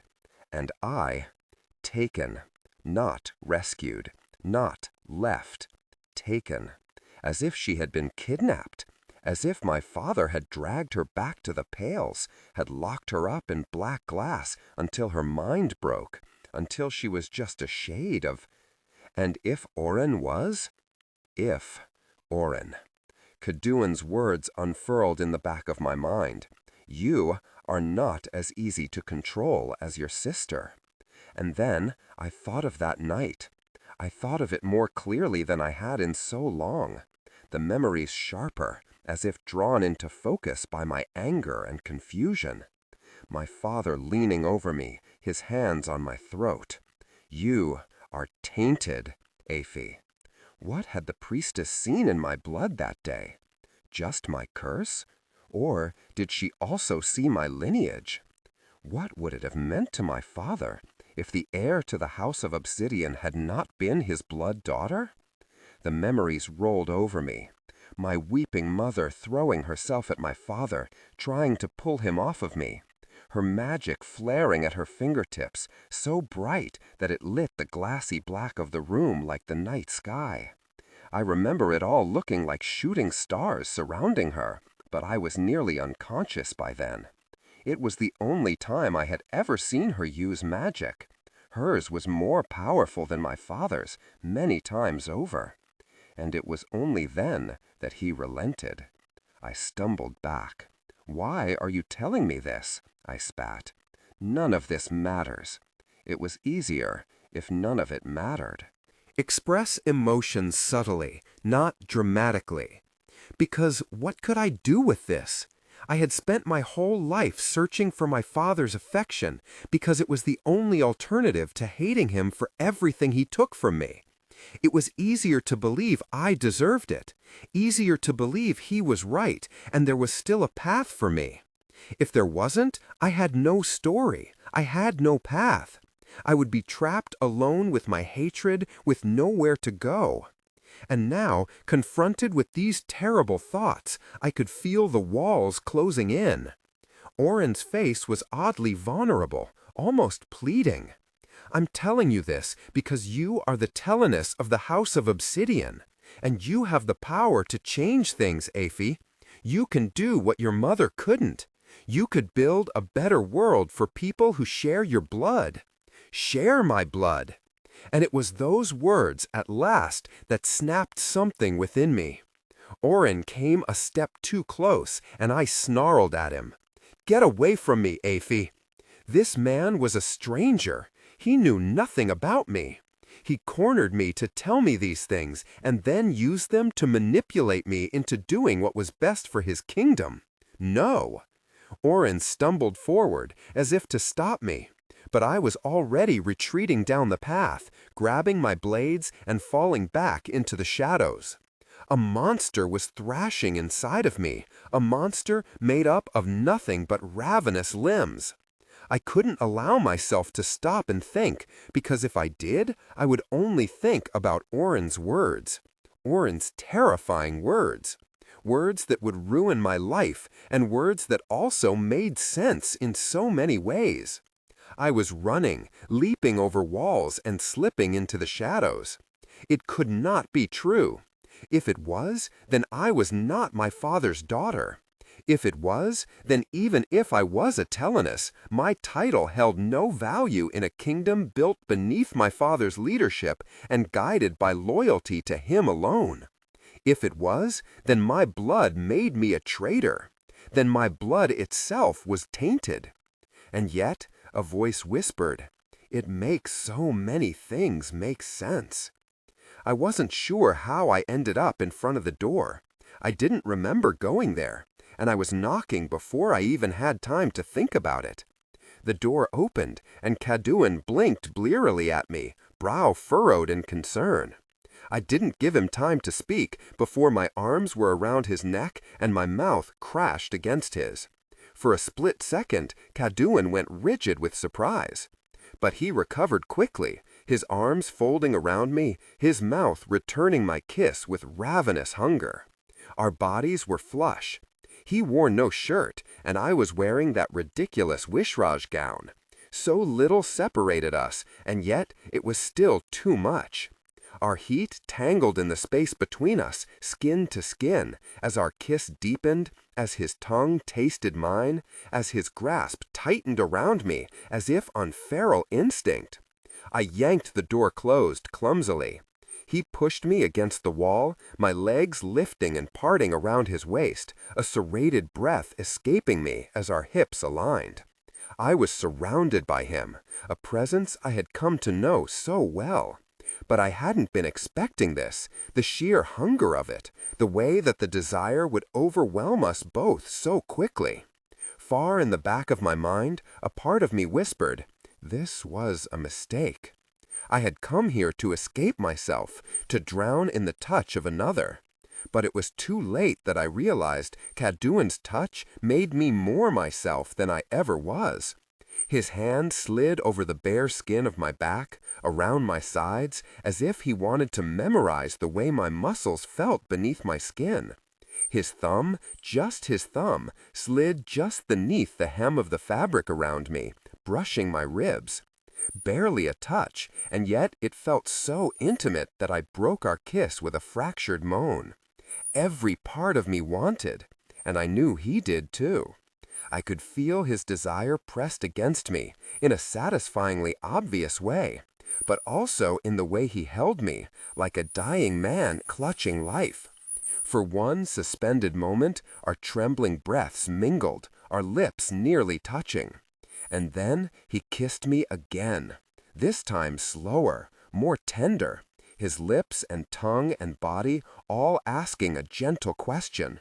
It was all so achingly innocent, the kind of innocent that erased the pretense that I could build around our primal desire, the kind that promised, this isn't about bodies, this is about me and you. That was too much, too terrifying. I broke away from his kiss and dropped to my knees. My hands worked at the buttons of his trousers. Aphie! Gods, I had always hated the way he said my name. Is hate the word? I ignored him, but I only made it one button down before he stopped me. Aphie, stop! His fingers tilted my chin up. I didn't realize I was crying until I looked up at him and couldn't pull his features into focus through the blur of my tears. His face changed immediately. He dropped to his knees, bowing his forehead against mine. One hand brushed my cheek. "What happened?" he whispered. "Tell me what happened." I wanted to. I so wanted to. But how could I? How could I say aloud that I was not my father's daughter? That everything I had worked for my entire life was gone? That the stories tattooed on my skin weren't even mine? How could I tell him that the blood that ran through my veins was that of the people who slaughtered his? I opened my mouth and garbled sobs came out. I couldn't stop. I was weeping so hard that I barely felt myself keel over, or Cadouin shift so that his arms were wrapped around me, my face buried against his shoulder. He was murmuring something into my hair that I didn't understand. Perhaps it was old Stoneborn. The words had a smooth, comforting cadence. "I can't," I choked out. "I can't." "It's all right," he murmured. "You don't have to say anything." I hated how easy it was to believe him, to stay here, enveloped in him, to keep the truth buried inside of myself where he could not judge me for it. We stayed like that, intertwined, for minutes into hours. I breathed the scent of him in and held him long after we fell back against the floor, and the hours crept towards dawn. I memorized the way his body felt against me, the beat of his heart and his breathing, the way his limbs wrapped around me with the same deliberate steadiness with which Cadouin approached everything else in the world. It occurred to me, as sleep began to blur my senses, that all the things that made Cadouin seem strange to the world were what made him perfect to me, and that perhaps when he looked at me, he saw everything the world judged me for, saw it and still loved it, even though I didn't deserve it. "Get up," a voice inside me begged, but I didn't. Chapter 57. Max. I didn't even remember making it back to the towers. The next days passed in a blur. I woke in small bursts, minutes at a time, of which I only remember fragments. The pain was breathtaking. I remember looking at my hand and the black veins that covered it. I remember Samarin entering the room, taking one look at me, and stating, matter-of-factly, "You look like shit." I remember sitting up just long enough to look over at Tisaanah, in the bed next to mine, her eyes closed. I didn't dream, not of my family, not of Reshaye, not even of Eliza's whispers. My mind was mercifully silent.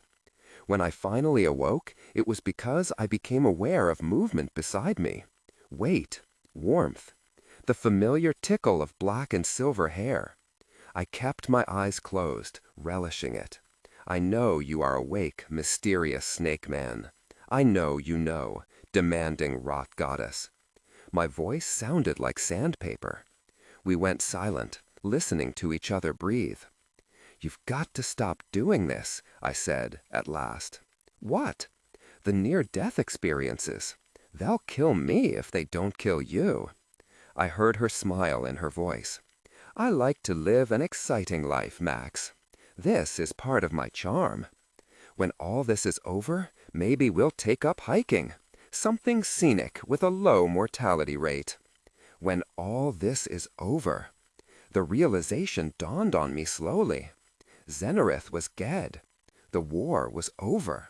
What did that mean? Did that mean it was all over now? I almost didn't want to ask. Express emotions subtly, not dramatically.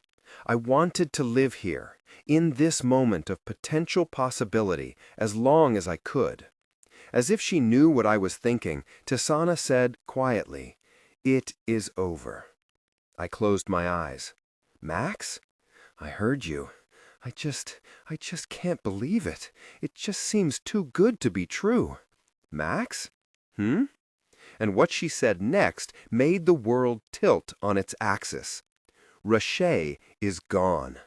Gone. Nura stood there with her arms crossed over her chest, repeating the word slowly. Her eyes were narrowed, her stare hard. "Yes," Tisaanah said, "gone." Nura's eyes narrowed further. She stood by the doorway of our room in the Tower of Midnight. She was wearing the same outfit that she always wore, that white jacket buttoned up to the neck, with one notable difference: the insignia now embroidered on her lapel. A sun and moon eclipsed the insignia that had been on Zareth's jacket not very long ago. Zareth's death had given Nura the thing she had always wanted the most, the title of Archcommandant. Or at least acting Archcommandant, surely to become official in a few weeks. Not that there was anyone who was going to challenge her for it now. Zareth's death was cleaned up easily, with a thin story from Nura. His supporters gave their loyalty to the orders, not to him personally. Many breathed a sigh of relief to have the orders headed by someone more stable. I hated Zareth too much to pity him, but I felt something close to it when I realized how easily the world had moved on without him. He had given up so much to gain power, only to be cast aside as an incidental footnote in history. It was almost sad. Almost. Now I struggled to read the look on Nura's face as her gaze darted from Tisaanah to me and back again. She had remained silent as Tisaanah told her what she had told me about how she survived the breaking of Zareth's curse, about how Reshaye had been the one to die instead. I still found it hard to believe. Sure, in theory, I could see how it could potentially work, at least by the bounds Iomara had laid out. I was feeding Tisaanah my magic, and that kept her alive long enough to have Reshaye trade whatever life it had, if anyone could even call whatever Reshaye had a life, for hers. It sounded unbelievable, but not any more so than any other of the insanity that we lived with every damn day. I just wasn't ready to accept it, wasn't ready to let myself believe in that kind of hope. And since then, Nura said, you haven't heard it at all? No, nothing. And your magic? Tisaanah extended her hand. Her fingers, like mine, were still blackened, dark veins crawling up the insides of her forearms. Her hands were shaking. Nothing, Tisaanah said. And I knew that was the thing that terrified Tisaanah most of all, this sudden powerlessness. Something that even I couldn't quite decipher flickered across Nura's face. I half expected her to rage at this development. I knew she considered Reshaye to be the most valuable asset that the Orders held. And for it to disappear now, just as she finally had the power of Arch-Commandant within her grasp? Good, I thought. I'm glad. But if Nura felt this frustration, she didn't voice it. You're exhausted, she said. It will take weeks for you to recover from this physically, let alone magically. It's too early for us to tell what Reshaye did or didn't do. Tisaanah said nothing, but I read the expression on her face, one that said, I know what it did. I think that both of you should go rest for a few weeks, Nura went on. Leave the towers if you want. Go home. Tisaanah and I exchanged a surprised glance. I'm shocked that you trust us enough to let us leave the towers, I said dryly. But Ascended, I wanted nothing more. The word home caught in my mind and lingered there. Oh, I know you'll be back. Nura looked to Tisaanah, ghost of a smile on her lips. Tisaanah has unfinished business to attend to, after all. And sure enough, Tisaanah wore an expression that by now I knew very well. Relentless brute force, so at odds with the obvious weakness of her body. I watched a silent battle war across her face. And when I return, she said, we will go back to Threll. When you return, we will go back to Threll, just as your contract states. You won our war. I have no intention of backing out of our deal. I didn't miss the slight sour inflection when Nura said, our war. Zareth's war.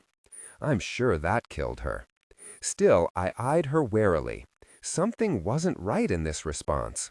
From the perspective of the Orders, it was objectively unwise to go fight a war in Threll when the one here had only just ended, and she would need those forces to help rebuild her country and squash small rebellions. It would be in her best interest to try to wiggle out of her terms with Tisaanah any way she could. If she wasn't doing it now, she'd do it later. I was certain of that. Tisaanah saw that too, because there was a pinch of skepticism in her expression. Just 2 weeks, she said at last. We can recover for 2 weeks, and then we will come back. Be realistic with yourself. You can't even heal a bone in 2 weeks, let alone a broken body. Both of you look like you went through a meat grinder. Tisaanah just shook her head. 2 weeks. Nura shrugged. Suit yourself, I suppose. And that was that. Tisaanah and I were to leave the towers the next day. Later that afternoon, Samarin came. He swung open the door, as always, without knocking, and stood there giving me a deadpan stare of utter disapproval. I hear that you have had a very exciting day. You hear correctly. Every time I see you, I'm always slightly amazed that you're still alive." He shook his head, set down his pack, and set to work on my arm, which still hurt fiercely. But when I pulled up my sleeve, he looked down at the veins on my skin, frowning and silent. "I know," I said. "Unattractive, isn't it? Do you know what that is?" I paused, Aomara's words echoing in my head. Now it seemed so obvious that I was amazed that we hadn't picked up on it sooner. "I think," I said quietly, "it's some form of amaril." Samaran's gaze shot to me, his silence not hiding his alarm at the thought. "I think that the magic that Tisaanah and I have exposes us. Aomara theorized about it, and even Vardir said some things that implied the magic that we were wielding was not intended for human bodies." "And that would mean amaril," Samaran muttered. "Right." I looked down at my hands, veins dark, and thought of how much darker Tisaanah's were. I didn't realize until I fed Tisaanah my magic. It felt like it magnified everything. "Wait, you." I gave him a weak shrug. "Like you said, it's been an exciting day." Samaran leaned back in his chair, crossing his arms and giving me an expectant stare. I sighed, and, of course, I told him the whole sorry thing. When I was done, Samaran let out a long breath. "That sounds unbelievable. If I didn't know you were an awful liar, I'd assume that you were embellishing." I let out a rough laugh. "That's our lives these days, isn't it?" Samaran shrugged, as if conceding. Then he leaned forward, suddenly serious. "Gone. So it would appear. It may be too early to make that determination. If Tisaanah is as depleted as you are, could be. But Tisaanah is certain." "If it's true," Samaran muttered, "then I'll never be so happy to see something die." "Me too." And yet I couldn't shake the sensation that this was incomplete, like I was eyeing all the pages that still remained before the end of the book. But this, Samaran's eyes drifted back down. He picked up my arm, and I felt the unpleasant sensation of my muscles twitching, far beneath the skin. I let out a wordless noise of disapproval, even though I couldn't bring myself to be actually annoyed.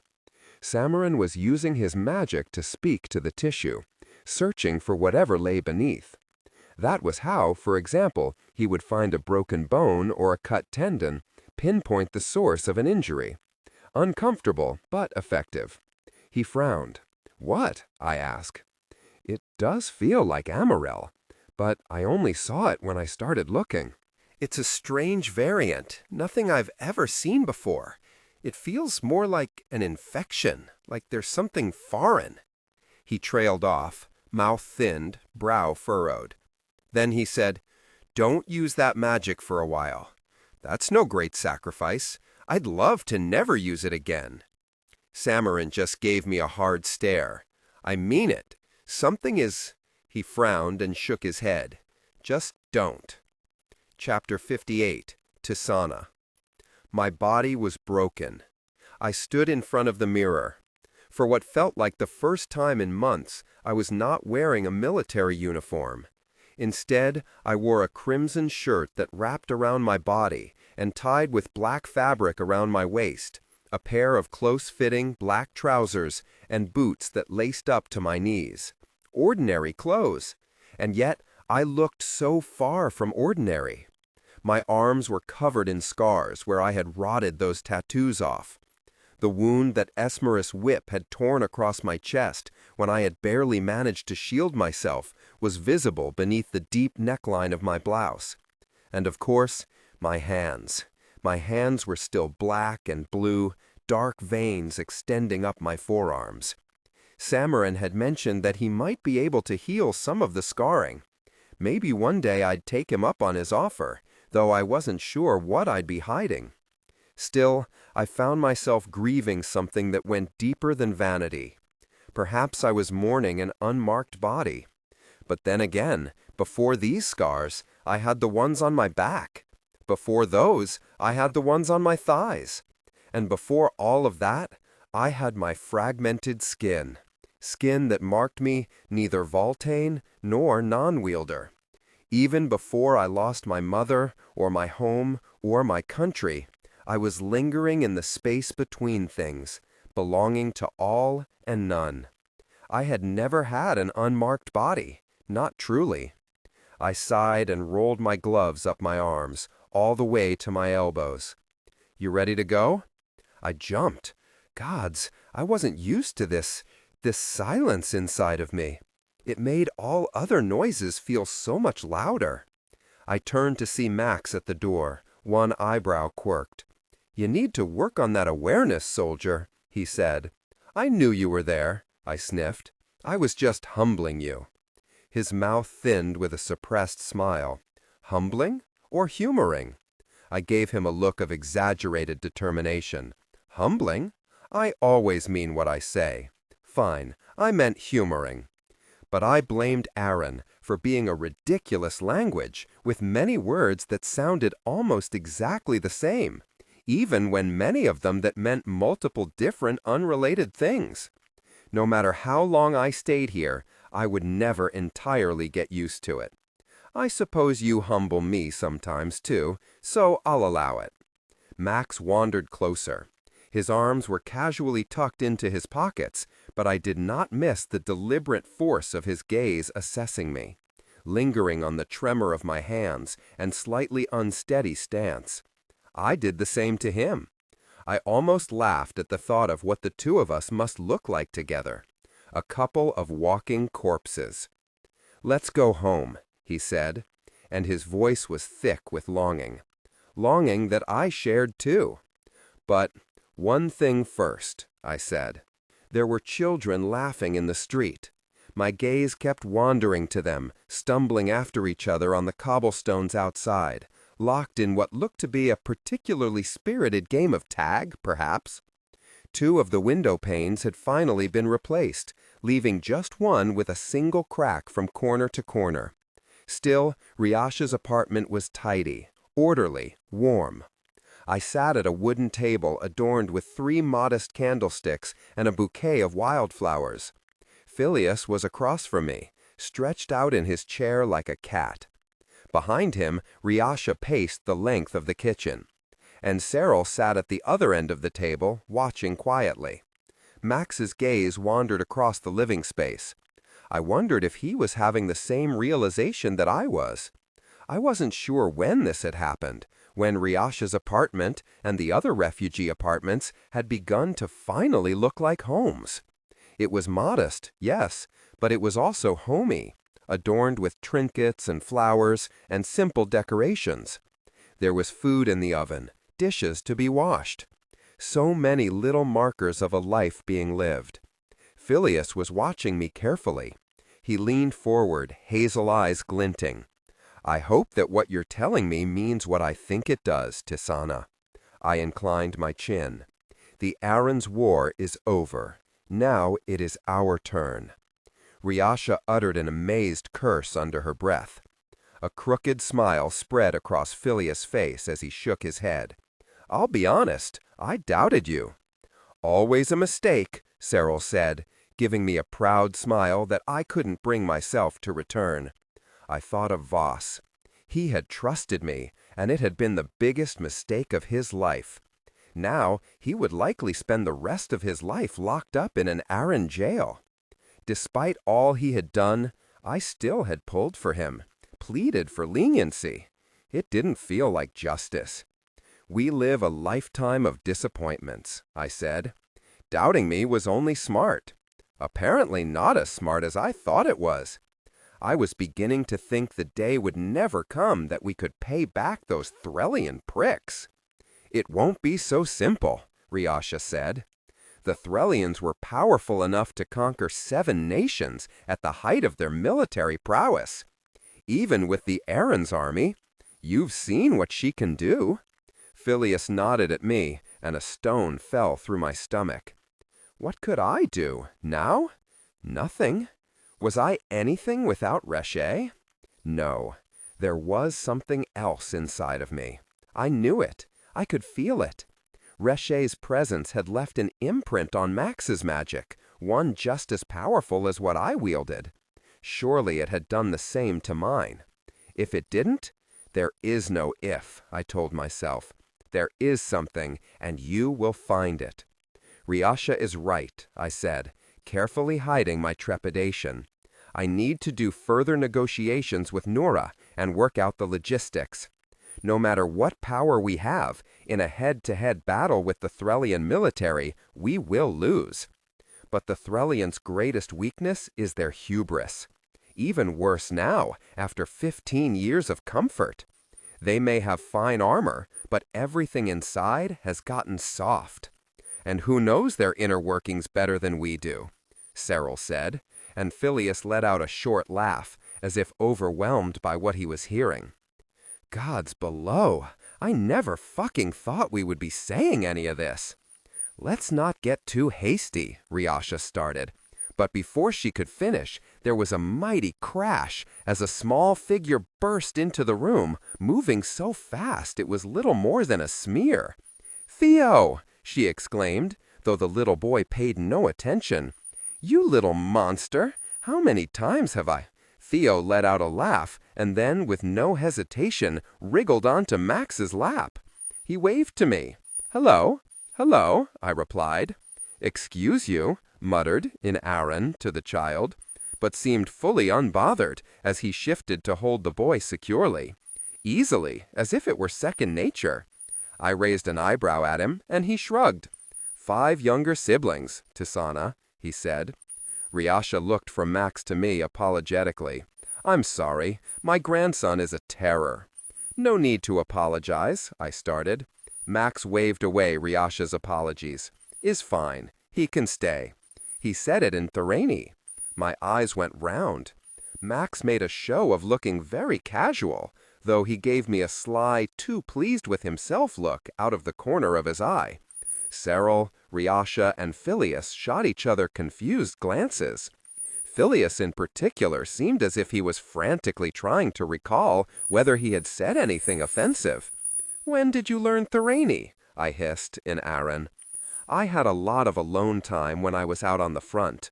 Not how I wanted to show you, but—" His gaze flicked away, slightly bashful. Then he cleared his throat and looked to Phileas. "Tisaanah is correct," he said, in broken Thorani. "In direct fight, we lose. But only—" He struggled to find the right word, releasing Theo just enough to spread his hands out. "All together. So we do not do that." A satisfied smile spread over his lips, barely suppressed. "We fight them separated." His word choice was clumsy, but I understood his meaning. Express emotions subtly, not dramatically. It isn't hard to turn the Threllian lords against each other, I said, especially now.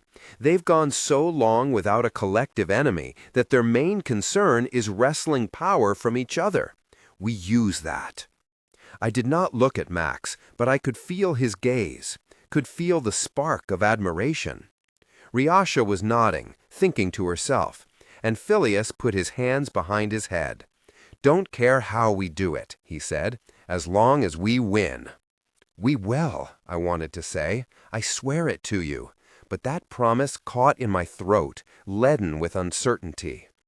There was another crash and flurry of clumsy footsteps, and 2 more children flew into the room with chaotic shouts. Theo immediately leapt from Max's grasp, kicking him in the stomach in the process, and joined the 2 other children in the center of the room. "Not fair," Theo shouted. "It was my turn to wield next." It took me a moment to realize what I was looking at. One of the children, a little girl, had smeared dirt on one side of her face. She was throwing paper playfully at Theo. Not just paper, I realized. Paper blarflies. She was pretending to be me. A lump rose in my throat. When I looked back at Phileas, he was watching me carefully. "What a silly game," I said, but my voice sounded choked, and Phileas' gaze softened. "Silly as hells," he said, "but I'll admit that you did good, Tisaanah." I gave him a weak smile. I hoped good was enough. It was nearly sundown. I pulled my jacket closer around me. Air was getting cold. After Phileas and Reshaye, there were others to visit, more refugees who wanted to speak to me. "One more thing," I kept saying to Max. And eventually he just responded with a deadpan stare. "You can barely stand. Hell, I can barely stand. Let's go." But has anyone ever told you that you have a one-track mind? He tilted my chin towards him. "You can't save the world just yet. But we'll be back. Hey, look at them." He nodded towards the people in the streets. The buildings, while run down, were slowly being repaired and decorated. Before, this place had been tense and empty. Now children played outside. Old women sipped tea at little tables. People tended potted gardens. "They're living their lives," he said quietly, "and they still will be when you get back." I wasn't sure why my eyes were stinging, but I nodded silently and took Max's hand. Then I paused, giving him a sidelong glance. "What?" he said. "You learned Threnny." He looked away, a shade of embarrassed. "Poorly. Mostly in books. I'm sure my pronunciation is a mess. I just thought—" His gaze slid back to me. When he spoke next, it was in fractured, heavily accented Threnny. "Always, you listen to words that are not belonging of you. I want—" he stumbled, struggling. "I want to give you, to speak of you, in your words, your voice." I closed my eyes, suddenly finding it difficult to speak. Yes, he was right. His Threnny was terrible, the accent so thick it was difficult to understand. And yet, the sound of my mother tongue, rendered in his voice, felt like the collision of two songs sung deep in my soul, now intertwined in perfect harmony. It sounded like home. Home. I squeezed his hand. "Let's go home," I choked out. Max stratagrammed us away. It was the smell that hit me first. Gods, there were 1,000 memories in that smell of sunlight and flowers. I opened my eyes, and the sight of it took my breath away. The little stone cottage was nestled in a sea of wildflowers, now hopelessly overgrown, as if nature itself sought to wrap it in an embrace. Fitting. That's what it felt like, too. An embrace. "Ascended," Max muttered. "I did miss this place. I did, too. I had missed it so much that it wasn't even so very hard to shed my guilt like a blood-stained jacket, take Max's hand, and let myself fall." Chapter 59. Afe. I couldn't breathe. My father was leaning over me. Hot blood was spilling down my collarbone. His hands were covered in it. I knew that, even though I couldn't see it, because his fingers were wrapped around my throat. "Please, please," I was trying to say, but the word was smothered beneath my father's hatred. Hatred that for so long I didn't understand. I did now. He hated me because I was never his at all. Hated me because my cursed power, in my blood and in my title, undermined his. All this time, I had thought there would be some way I could earn my place among them again. But the truth was, the position I had so desperately wanted didn't exist at all. "Who do you think you are?" he spat, so close to me that I could feel his breath and flecks of spittle on my face. "What do you think you have left to win?" "Everything," I wanted to say, and I knew this time it was the truth. There was so much I could do with this power within me, the power of my mother's blood, the power of my tainted, hideous magic. "I can do so much," I tried to tell him. "Give me a chance. I have so much to do." But I couldn't speak. I couldn't breathe. The last thing I saw before my death were the scattered dead bodies around me. The bodies of Cadouin's kin, of the Reedsborn, of the people of Yathara. Orshide, my mother. And closest of all, Cadouin, his hand still reaching for me. I opened my mouth and screamed, but released only the sound of shattered glass.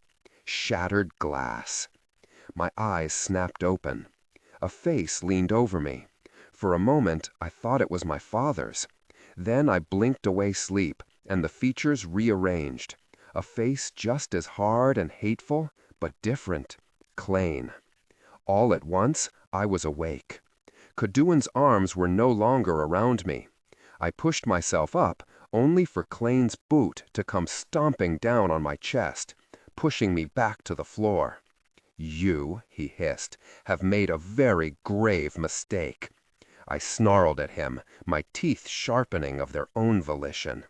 I pushed his foot away enough to twist around, craning my neck to see the light of near sunrise spilling through Cadouin's smashed-open bedroom window.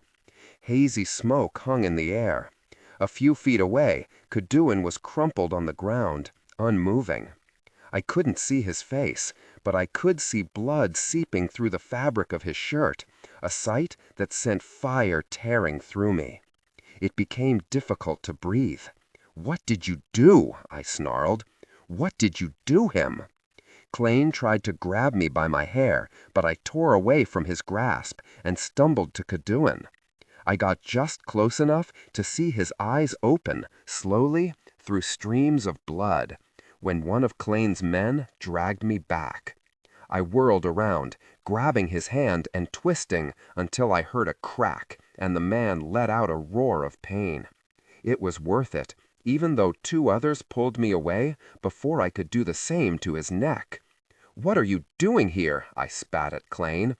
"You are jeopardizing a crown mission, and you've done harm against an allied king?" "And me?" Clain sneered.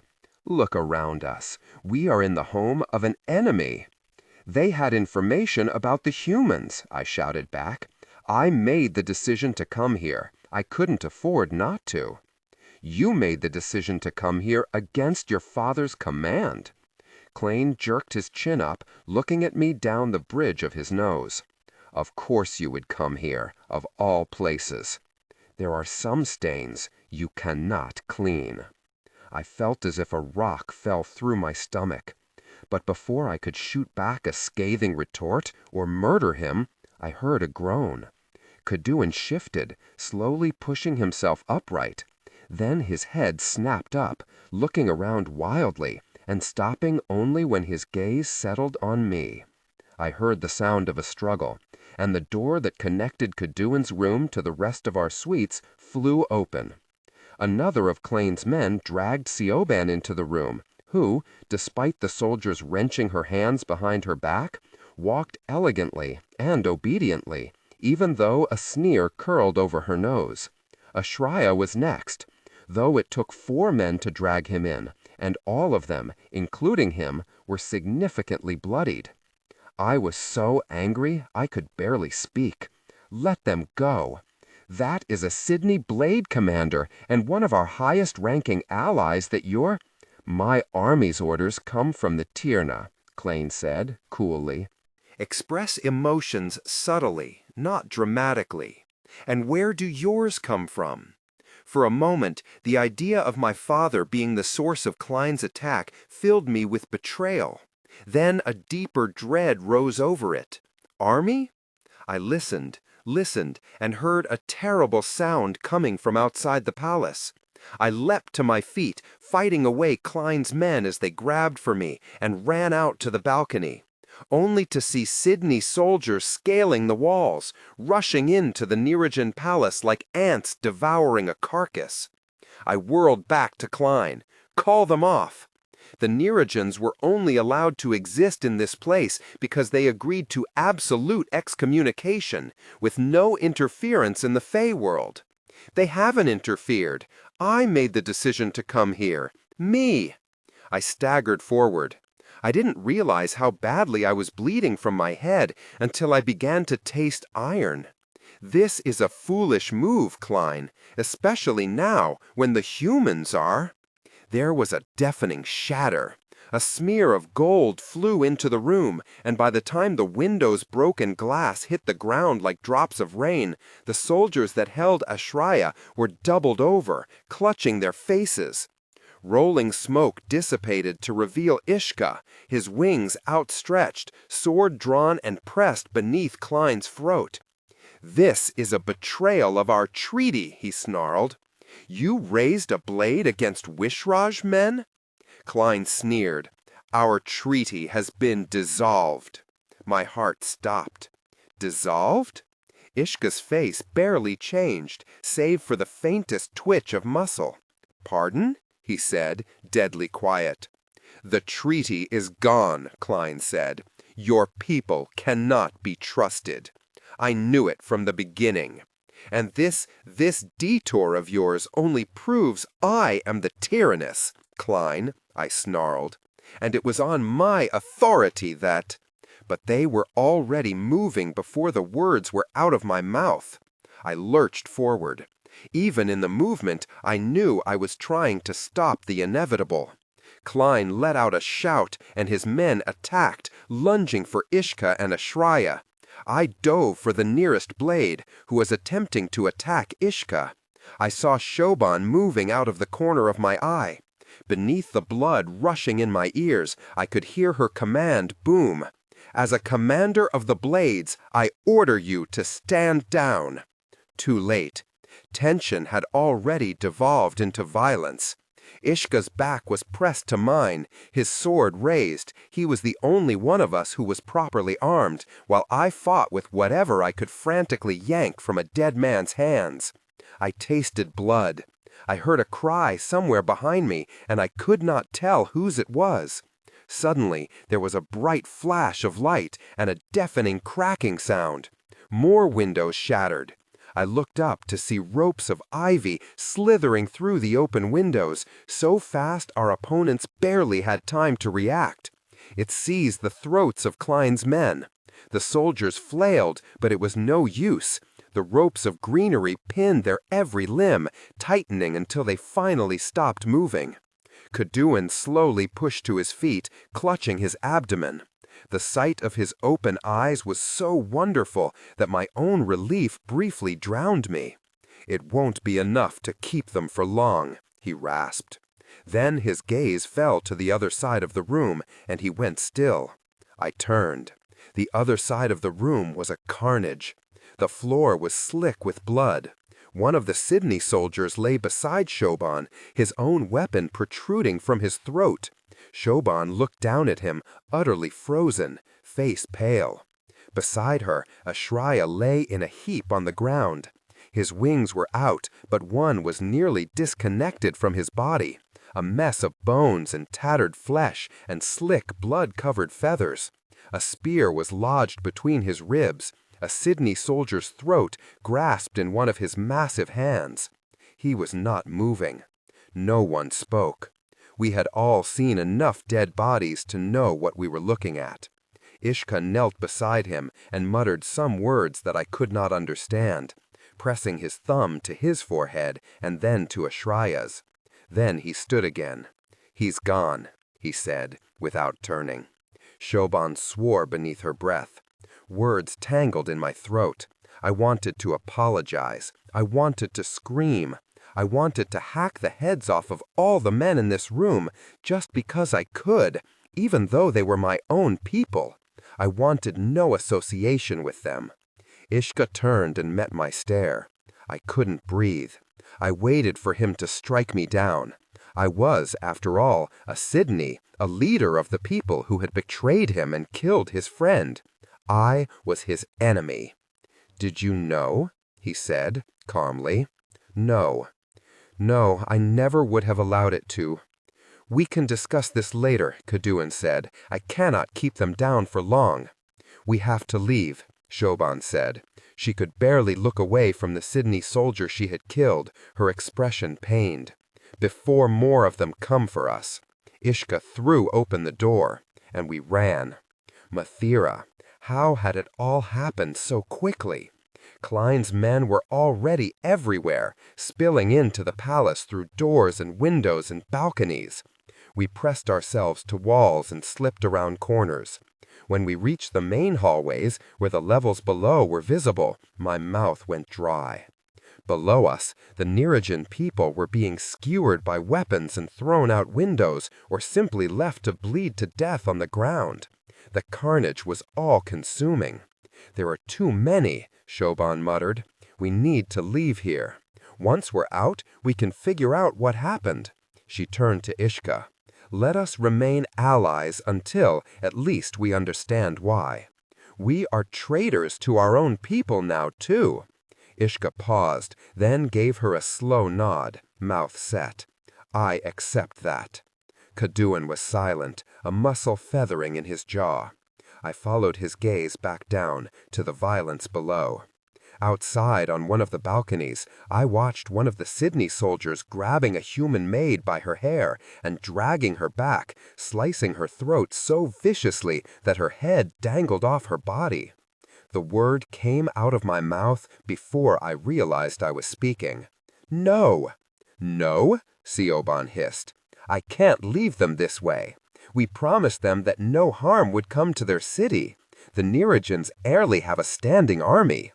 I couldn't say what lingered beneath those words. This is my family. This is my blood. A slew of arrows flew past us, distracting Ishka and Cadouin as they turned to defend us. But Shoban grabbed my arm and wrenched me close enough to whisper in my ear. "You are talking about raising your blades against your own people?" she hissed. "There is no coming back from that, Afe." I opened my mouth to respond, but then my eyes fell beyond her. To a Sydney soldier on the level below, his gaze looking to Siobhan's unprotected back. His bow raised. "No!" I dove forward, trying to shove Shoban out of the way. But I was too slow. Sydney archers were among the best in the world. Perhaps Shoban herself had trained this one. The arrow struck her in the neck, lodging so deep that the point protruded from the other side of her throat. She staggered against me with such force that I fell against the wall. Then together we slipped down to the ground. Her lips parted, but only gurgling noises came out. For the first time in our long friendship, I saw fear in her eyes. Fear and sadness, because after centuries of loyal service, her own people did not hesitate to strike her down. I could not look away from her face, even as Cadouin rushed to her side, Ishka still holding off the rest of the attack.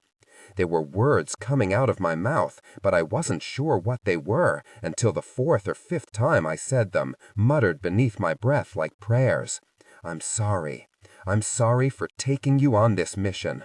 I'm sorry for turning you into a traitor.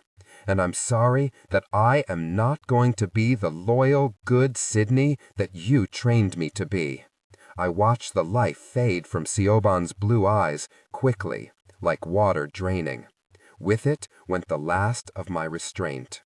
"You would raise your hand against your own people?" she had said, seconds before they killed her. Express emotions subtly, not dramatically. My own people? What people? They had just murdered their best, a woman who had given them everything that she had, who believed in loyalty until her dying breath. All my life I had been ashamed of everything that I was. Now I was ashamed of everything I had been trying to be. I drowned my grief beneath a sea of anger. Gently, I lay Shaban on the ground, closed her beautiful, lifeless blue eyes. "I don't care what you do," I said to Cadouin and Ishka, "but I'm not leaving them like this." I drew my eyes up and met Cadouin's gaze, and as always, it seemed to see something in me that even I hadn't known how to confront, not until this moment. Wordlessly, he offered me his wrist. The scabbed-over wound from Yathara was still there. I didn't hesitate as I broke it open again, letting his blood and his magic flow over my tongue. It hit me even faster this time. Maybe the familiarity, maybe the rage, but in only seconds my senses were alight with Cadouin's magic crackling between us. His eyelids fluttered, and I knew he felt it too, this connection enhancing us both. I could see, feel, threads of life running through us, running through the stone and the soldiers and the ivy above us, and I was ready to tear it all to pieces. We both looked to Ishka, a wordless agreement passing between the three of us. He gave me a small, terse nod. Not that I was even paying attention by then. I launched myself into the fight. I was acting on nothing but impulse, on anger-fueled instinct. I gave no thought to the fact that the Sydney I killed were my own people. First, I killed them with my sharpened teeth, burning with Cadwan's magic. Then, I tore a sword from a corpse and cut them down, one after another, too many to count. I knew Cadwan was beside me, fighting with me, not because I saw him, but because I felt him, felt the magic between us feeding into itself. With every body I kicked off of my blade, it seemed to grow stronger. Ivy burrowed through the walls, growing up between the floorboards, tearing apart the soldiers I stabbed. I was not sure where Ishka had gone. I no longer cared. We tore through the Narajan palace, leaving a trail of death in our wake. I could barely see. I didn't know if it was blood or tears that obscured my vision. We made it down the grand staircase, out into the main throne room, where we had been greeted our first night here. It was unrecognizable, its beautiful stillness overtaken with bodies and blood, all blurred in the violet red of my broken vision. I jerked to a stop, faltering for reasons I didn't understand. It was only when Cadwan turned and slid his arm across my back, pulling me into a secluded corner, that I realized it was because I had been stabbed. I hadn't felt it, still barely felt it, save for the warmth of the blood now running down the backs of my thighs. But Cadwan's concern, deep enough that it reverberated in our connection, was enough to pull me from my rage. I sagged against the wall, turning to him. Cold air surrounded us. We were on a balcony, just beyond the main throne room. "I can keep going," I panted, my voice ragged. But Cadwan's gaze slid beyond me, to the warriors pouring into the throne room, and the Narajan soldiers being slowly overrun. I heard what he did not voice. "We can win this, Cadwan," I choked out. "We can save them." He leaned close to me. So close our noses brushed, so close that our shared magic burned in the breath we now shared. "There is more than this," he murmured, "and I want you to live to see it, Afi. Don't throw it away here. This is just a battle, not the war." Just a battle? I was so tired of battles. Maybe I would be willing to die to end this one. Then, where does it stop? Tears were hot on my cheeks, and a wrinkle deepened between Cadwan's eyebrows as he leaned closer still. And then blood spattered over me. All at once, the warmth where Cadwan's body had been was now replaced with a spray of violet. He staggered back against the railing of the balcony. The magic linking us was violently severed. Cadwan stumbled towards me, his hand outstretched, doubled over. A bolt protruded from his chest, black smoke collecting around it. I reached for him, our fingertips brushing. Another shot. One moment he was there, and the next he was gone, tumbling from the balcony. A cry tore from my throat, stifled by a vicious impact that flung me against the railing. Pain bloomed through my insides. I barely felt it. All I could think about was the emptiness where Cadwan had once been. I realized slowly that the pain was a bolt stuck in my back, digging straight through my barely healed wounds from Yathara. On my hands and knees, I turned around. Standing there was Athalana, her face twisted in rage, tears streaming down her cheeks. "I trusted you," she screamed. "You swore to me. You swore to me that this would not happen." She limped closer. She was badly wounded. Maybe I could have taken her, even with this magic bolt sticking out of me. But suddenly, I found it hard to care. She loomed over me, her crossbow readied, magic bleeding from it. "My children are dead," she spat, and her voice cracked like shattered glass and broken bone, and I knew she would kill me. Could I blame her? I closed my eyes. But instead of the impact, I felt the floor suddenly drop beneath me and the sensation of falling. I opened my eyes to see the world smearing around me and the flash of golden wings. A bolt whizzed past my left ear. I looked down to see Athalana shrinking into the distance, sinking to her knees. I was being carried. I was flying. "I have you." Ishka's voice was steady and smooth in my ear. I choked out, "We have to go back for him." Ishka said quietly, "He did not survive. We have to go back. Athi, there is nothing to find." Ishka's voice was pained. "Trust me." I squeezed my eyes shut. I wanted to argue, wanted to force him to turn around, tear apart the world to search for Kadwan. But I had felt that connection between us sever. I watched him fall. And so I was traitorously silent. With 3 powerful pumps of Ishka's wings, we launched into the sky. I looked down and watched Naraja shrink beneath me, corpses growing smaller and smaller. Down below, on the highest balcony of the Narajan palace, Ezra watched his city fall. Beside him, Oren turned. His stare fell directly to us.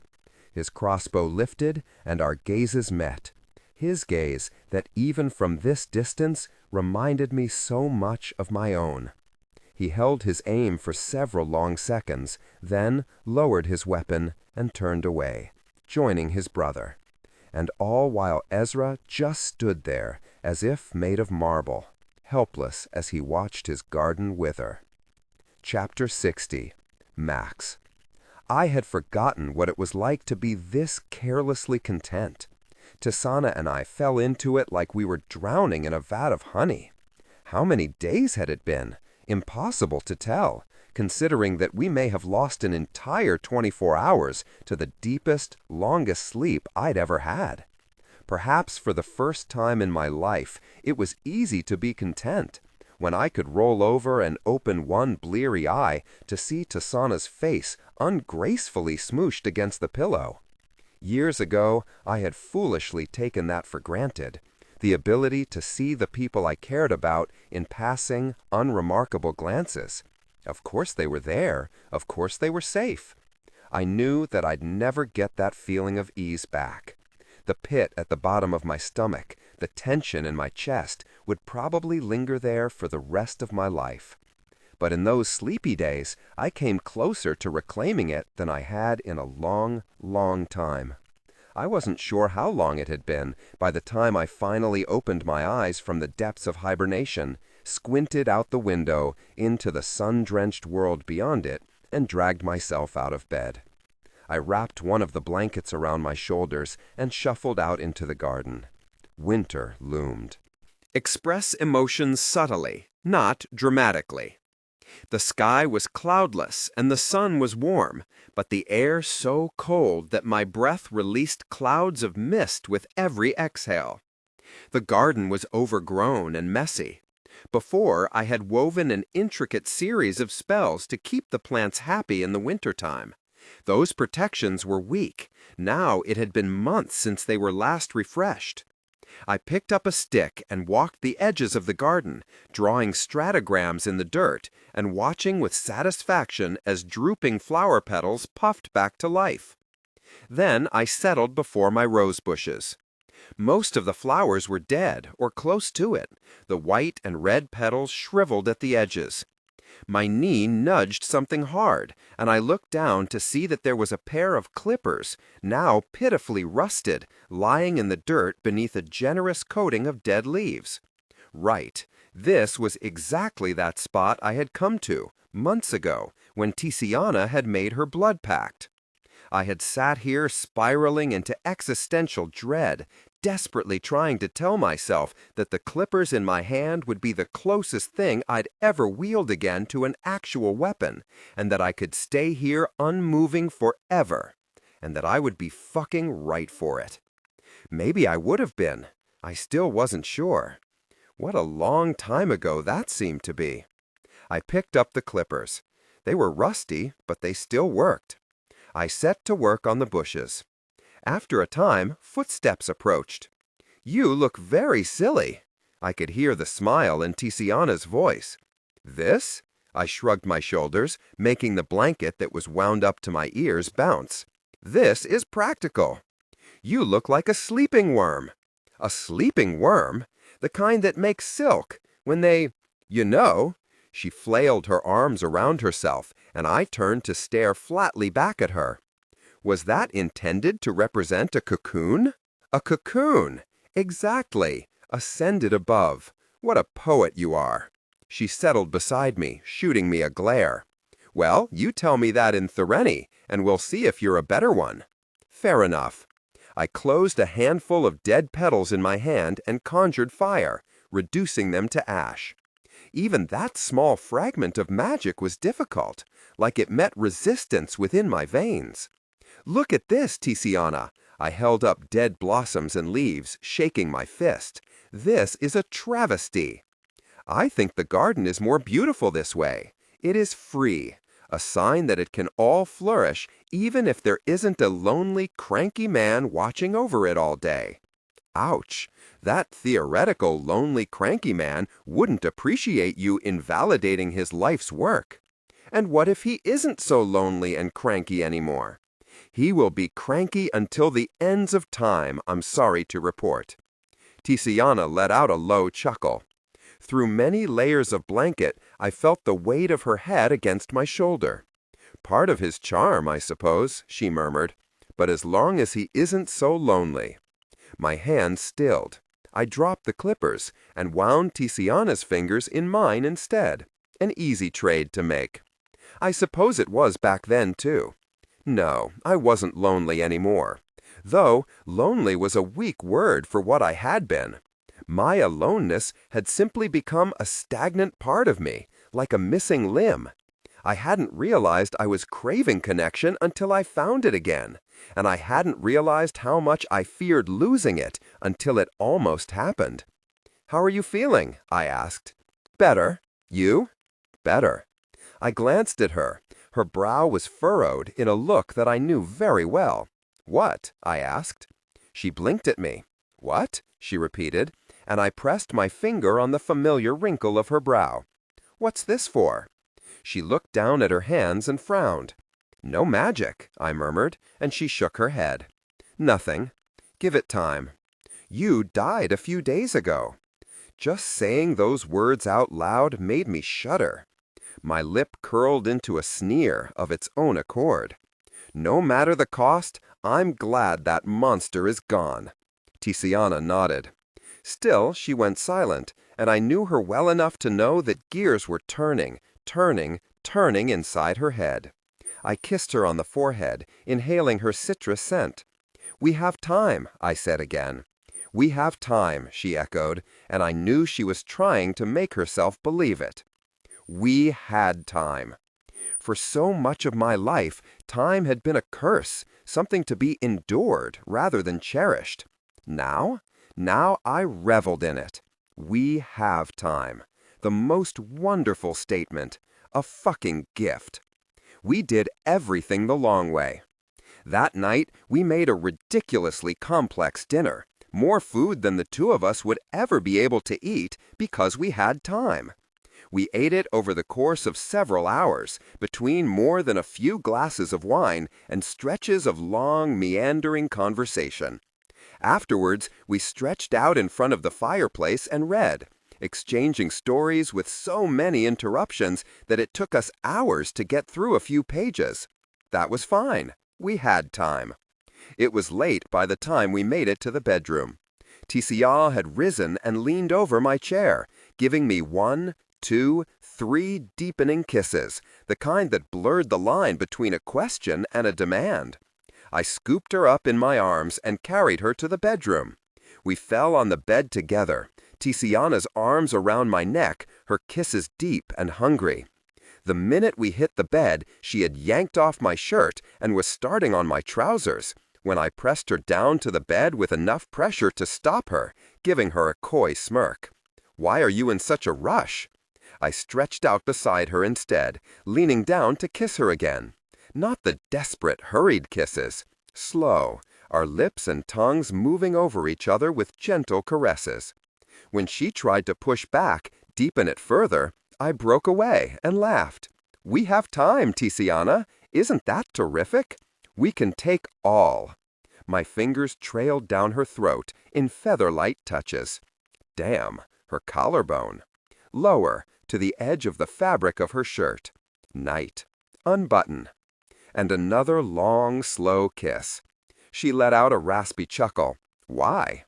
Why? If we want something. Another kiss. Why put it off?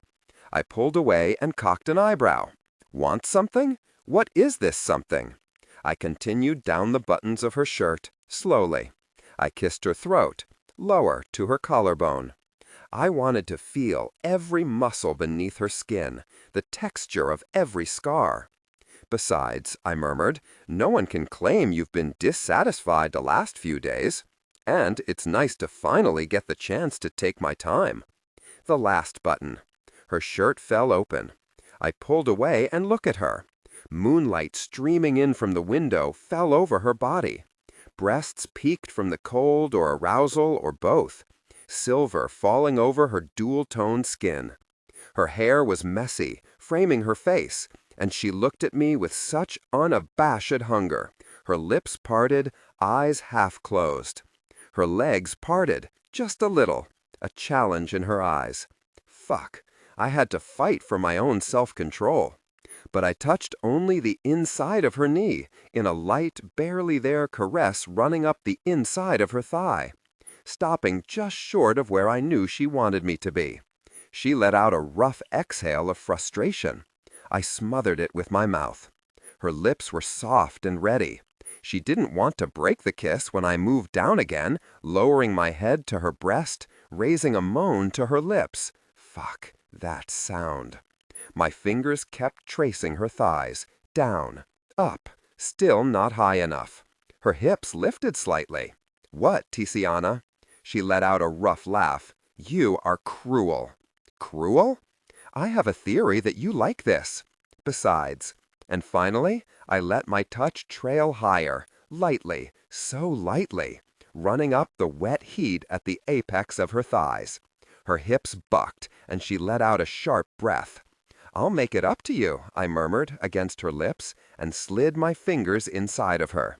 The moan wasn't silent this time. Tisaanah's hands grabbed fistfuls of the sheets. She clenched around me.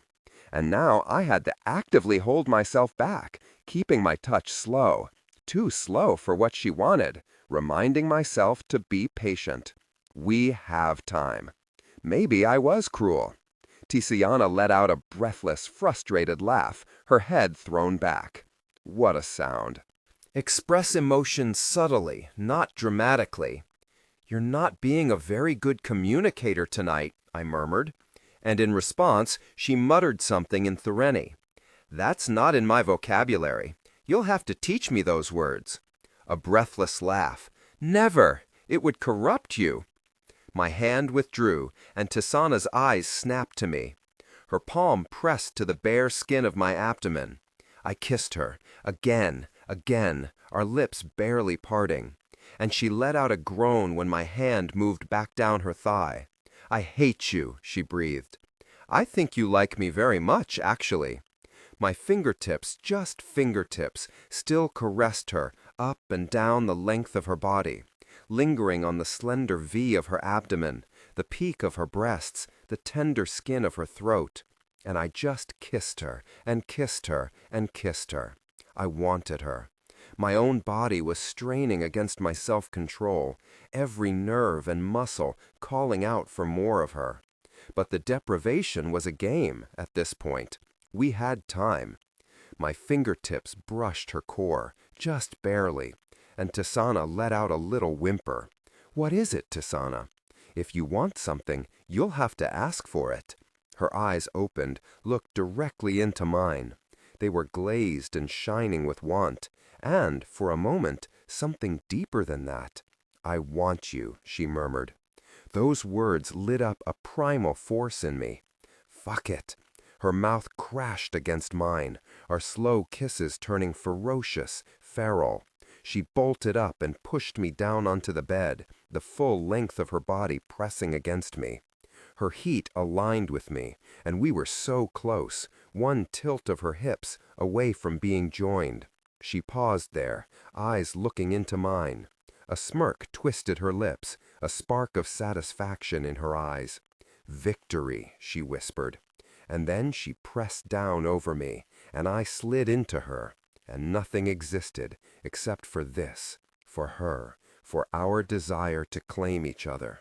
And just as I had teased her with all her silent pleas before, now I listened just as carefully so I could meet them, every shift of her body, every roll of her hips.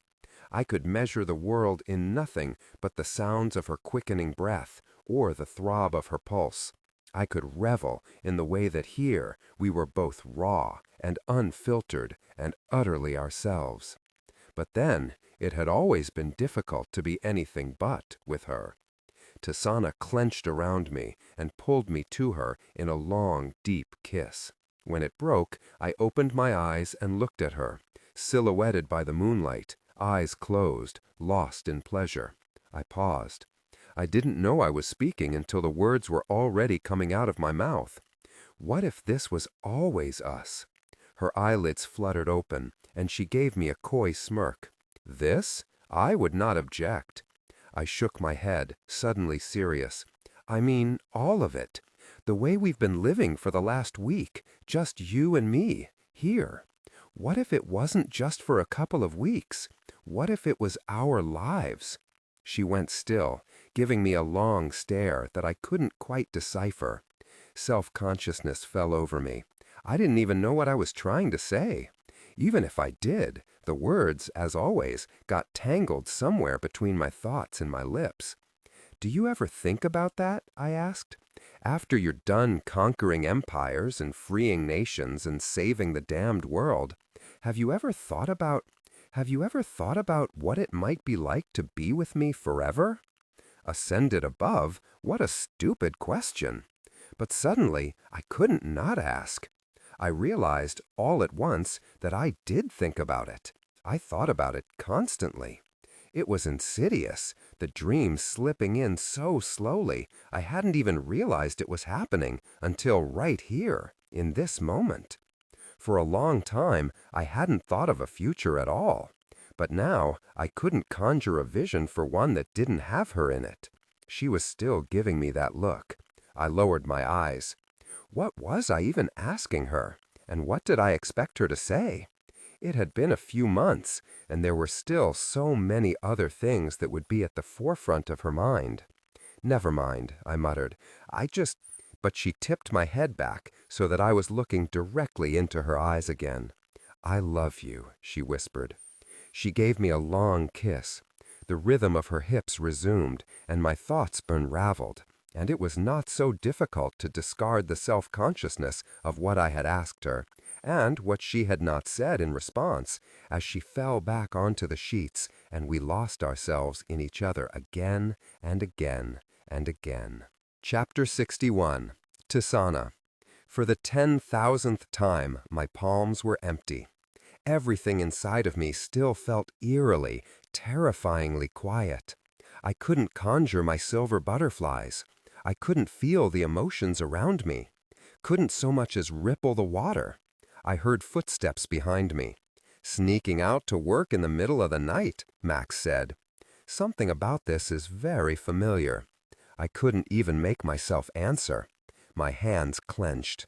"Give it time," he murmured. It's been almost 2 weeks." I peered over my shoulder. "I don't understand. It is one thing for Reshaye to leave me, but why would it take everything with it?" It didn't. "You need to let yourself recover, Tisaanah." "I do not have time." Despite myself, my eyes were beginning to sting. The anxiety had been a constant companion these last 2 weeks, But it had been so easy to simply let it fall to the back of my mind and look away. There was, after all, so much good to cover it up. Max and I spent our days sleeping and fucking and eating, joking in the garden or sparring in the fields. I was just so deliriously happy. I was drunk on it. Drunk on Max and the way every time he responded to one of my deeply unfunny jokes with that huff of a laugh, it suffused my whole body with warmth. Now the shame hit me all at once. Our 2 weeks were nearly up. My magic was nowhere to be found, and there were people out there, suffering, my people, while I rolled around in a garden, selfishly content. I should have been trying harder, I said. This whole time, I should have been trying to find out why. A flicker of hurt crossed Max's face, and I immediately regretted the callousness of my words. We hadn't spoken again of the question he asked me several nights ago, but it was still there, beneath our every interaction. "Do you ever think about it?" he asked me. What a ridiculous question. Of course I thought about it. How could I not? I had never been so happy as I was here, with him. I craved this. But every time I let my imagination extend further, to that soft dream of a future, it was so quickly followed by a wave of darker, more complicated feelings. Guilt, shame, and above all, fear. "I can't sit here and be happy," I choked out, "when there are so many people waiting for me, people who did not get the chances I did." The hurt shifted to understanding. Max settled down beside me in the grass and withdrew a pocket knife. He opened a blade and, before I could speak, drew it across his palm. Then he offered the knife to me. "What are you doing?" I asked. "Supposedly, we draw from the same magic, and we've proven that you can draw from it." I hesitated. "What if I hurt you?" He gave me a wry smile. "Realistically, I think it's more likely that nothing will happen." This seemed ridiculous, but then again, he'd managed to bring me back from the dead with this, and I was desperate. So I took the blade and cut open my own palm and pressed it to his. At first, nothing happened, but I forced my mind to still, reached out for him the same way I would reach out for minds and emotions with my magic. Everything felt dull and off color, like one of my senses had been hacked away. But no, there. I felt it. What? I wasn't even sure. Something. And it felt like him. A magic, now so foreign and familiar at once, rolling and melding with mine like a distant, approaching storm. Max drew in a sudden breath between clenched teeth. His fingers tightened around mine. Our hands were trembling. It didn't feel the same as it once had, but it was something. Express emotions subtly, not dramatically. And maybe it would be enough. It had to be. I lifted my other palm, and I whispered to the magic around me, as I had a million times before, even though it was more slippery and rebellious than the magic I had wielded. Still, it responded. Yes, yes, this would work. I knew it. This had to be the key. The thing that rolled from my hand was barely even a butterfly. It was, in fact, more like a moth or a fly. It was weak and shuddering, dissolving into the air before it barely even made it past my eye line. No, I could save it. I could. I made a final, desperate push. But then Max drew in a sharp breath and yanked his hand away. My concentration snapped. My weak butterfly dissolved and fell to the earth, disappearing into nothingness before it hit the ground. I barely saw it. I was just looking at Max, who let out a low hiss as he rubbed his hand. My heart fell. "I hurt you. It's fine. It's nothing. It's not." I pulled his hand to me. The shallow slit across his palm was now black and purple. There wasn't much of it, not enough to spread beyond the very edges of the wound. Still, too much. This shouldn't have happened. A lump rose in my throat. I shouldn't have done this. "It's nothing, Tisaanah. It's still just a scratch." "I don't care. We are not doing that again." He said nothing, his lips pressed together. I stood and paced, my arms around myself. "It will come back," he said quietly. "Give it time. We'll find a solution. We do not have time. They do not have time. You can't rush this. It's not the sort of thing you can bang your head against until it works.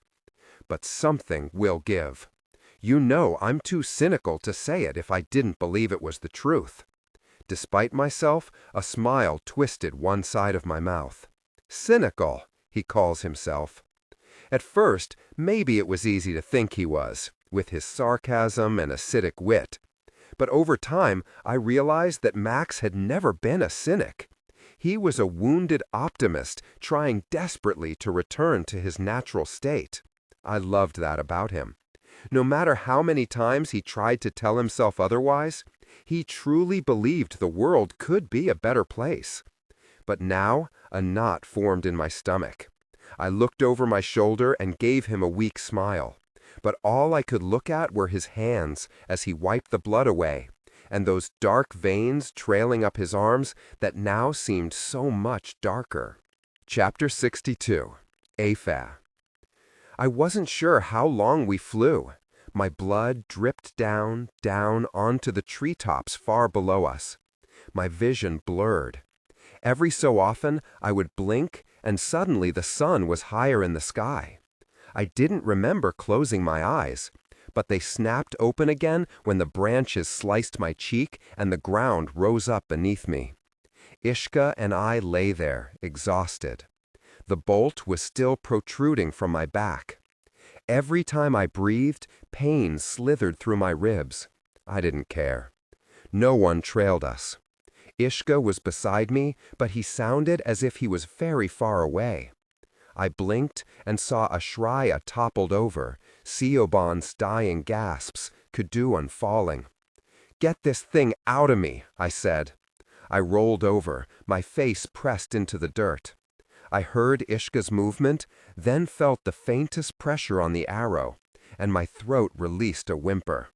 The pain was breathtaking. "This arrow is cursed," he said. "Tisaanah is a wielder." Was, I suppose.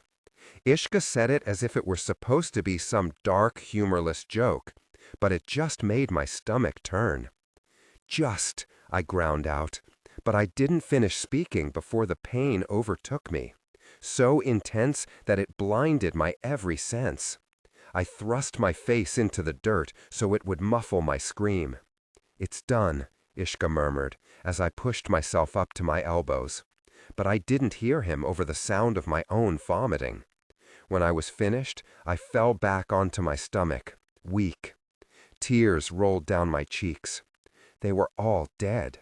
Only Ishka and I remained. Compared to the agony of that wound, the one between my ribs was a welcome reprieve. "Are you going to kill me?" I murmured. "Why would I go through the trouble of saving you if I was going to kill you?" I craned my neck far enough to look at Ishka. He seemed tired, weak, sad. For perhaps the first time, he looked as if he were made of flesh and blood, not marble. "The treaty," I said. Klein said. "I think we need to finish it," Ishka said coldly. "Regardless of what the treaty is or isn't, finish it. Finish the humans." I closed my eyes and slipped my hand into my pocket where the letter Tisaanah had given us remained. It felt like a lifetime ago. And what would we do if we went there? Kill them all? Could I do that this weekend? The thought seemed impossible. Yet, it was Kuduan's face that was seared into my mind. "There is so much more than this," he had told me. My fingers curled into fists, clenched so tight they trembled. He had watched everyone he loved die. Those people deserved justice. He deserved justice. I couldn't hold myself up anymore. I fell back down into the dirt. "Rest," Ishka said. "You're barely conscious." But I held myself up just enough to look at him. "I'm sorry," I whispered. "For Reshaye, for everything." Something I couldn't read shifted in his face. "Rest," he said again, and by the time the word left his lips, it was no longer a choice. I dreamed of the dead, but instead of their corpses, I dreamed of sunshine. Siobhan was sitting beside me in the pub, back in the pails. We were in our typical spots, she held her typical drink. She was laughing at something, but I couldn't remember what. In this world, Siobhan was not dead. The humans were not a threat. But I sat there and looked at her and felt this strange, eerie feeling, like the wind was whispering in my ear, "It's already lost." I dreamed of Cadouin. I dreamed I visited him in the House of Stone, if it had not fallen. I dreamed of it as it appeared in my fuzzy, half-remembered childhood memories. It was a beautiful city, built of tiered stone temples, with plants spilling over their sides. There were flowers growing on the vines, orange lilies, as striking as the sunset. There were grand balls and beautiful banquets held by the nobles of the House of Stone. They were kind and beautiful, and they never stopped smiling. But it wasn't there that I found Cadouin. I found him in the library, surrounded by books. When I approached, he looked up and smiled at me as if I were a pleasant surprise. But then I settled beside him, and his expression darkened. "I don't know why," he said, "but I think that something terrible is going to happen." "Don't be silly," I tried to tell him. "It's a festival. Everyone is dancing. Let's go." But he simply shook his head, lost in thought. "It isn't over," he said. And then his gaze found mine, suddenly alert, sharper than everything else in this dream world. "It isn't over," he told me again, "and I don't have enough time." He reached out and touched my face, as if to see if it was real. But I was already fading, even though I tried desperately to cling to the dream, to his touch, to his aliveness. "I wish I had more time," he murmured. I too, I thought. There would never be enough time. My eyes opened. The sun was bright and hot. My neck ached. I was on my stomach. It took a few wonderful, horrible moments for me to remember what had happened. All of the deaths. I closed my eyes and let them hit me all over again. Then, slowly, I pushed myself up. I was still in pain, but this, at least, was manageable. Ishka was a few feet away, leaning over a fire, over which he was cooking a small rabbit. His hair was windblown, his clothing dirty, his eyes tired. "You healed me," I said. My voice came out in a ragged croak. I did my best. It's not my strength. It helps. Thank you. I crawled towards the fire and settled beside it, wincing as all of my muscles protested in their own individual ways. My head was pounding, and my heart hurt. Ishka did not look at me. He pulled the rabbit off the fire and began to cut the meat with his knife, offering me pieces. I shook my head. Express emotions subtly, not dramatically. If you don't eat anything, he said, you are not going to be able to travel anywhere effectively. He was right. I begrudgingly took some, though I had to force it down. "Where did you go?" I asked, and Ishka shot me a look I couldn't read. "I woke up a few times," I added, "and you were gone." He turned back to the rabbit, very focused on his task. "I flew north." "Why?" "I needed to see what happened to the treaty." That got my attention. I discarded my attempts at even trying to have an appetite. "And?" "Your war general spoke the truth. Your father turned on the Waishraj that were living within Sydney walls." I felt as if all of the blood had left my body at once. Still, Ishka did not look at me. "Most of our army was killed. Sydney soldiers even marched on the House of Wayward Winds. My fingernails were digging into my palms. "Your sister?" "She's injured, but she will live." "And your son?" "Safe." Then he muttered beneath his breath, as if he had not intended to speak aloud, and the Sydney should thank the gods for it. Yet he did not look terribly relieved. I didn't feel it either. Instead, I thought of my father, my powerful, ambitious, selfish father. For the first time, I thought of him, and I was disgusted by him. He looked at what had happened to Cadwyn Faum, and he had seen it as an opportunity to craft his own king and invite his enemy into his homestead, waiting to drive a dagger into their back. Never again, I said. My father's time is over. It is my blood that belongs on that throne. And when I claim my position as Tyrannus, you have my word that you'll have the alliance of the Sydney. As long as I rule, it will be yours. Ishka gave me a strange look, one that I could not decipher. My eyes were burning. And I grieve with you, Ishka, for the lives that you have lost. Ishka finished cutting the meat off of the rabbit, looking down at the food in front of him and showing no interest in eating it. I could relate. I felt sick to my stomach at the thought of what my people had done. Ishka stood and turned to me. I came back because our mission is not done, he said. Despite what has happened, Queen Shadya still believes that the humans pose an imminent threat. And I agree with her. I nodded. This was unequivocally true. How long was I asleep? How much time do we have? The meeting is only 4 days away. It is a long way for us to travel. We'll make it, I said, and willed it into truth, already standing. I was injured, but more powerfully than that, I was angry. I was tired of giving people chances. I was tired of letting them kill without consequences. We strike the leaders, I said. I have had enough of half measures. Ishka's mouth thinned. As have I. I forced my mind through the cloud of anger and grief, forced myself to be the methodical, calm-headed blade that Shaban had always hoped I could become.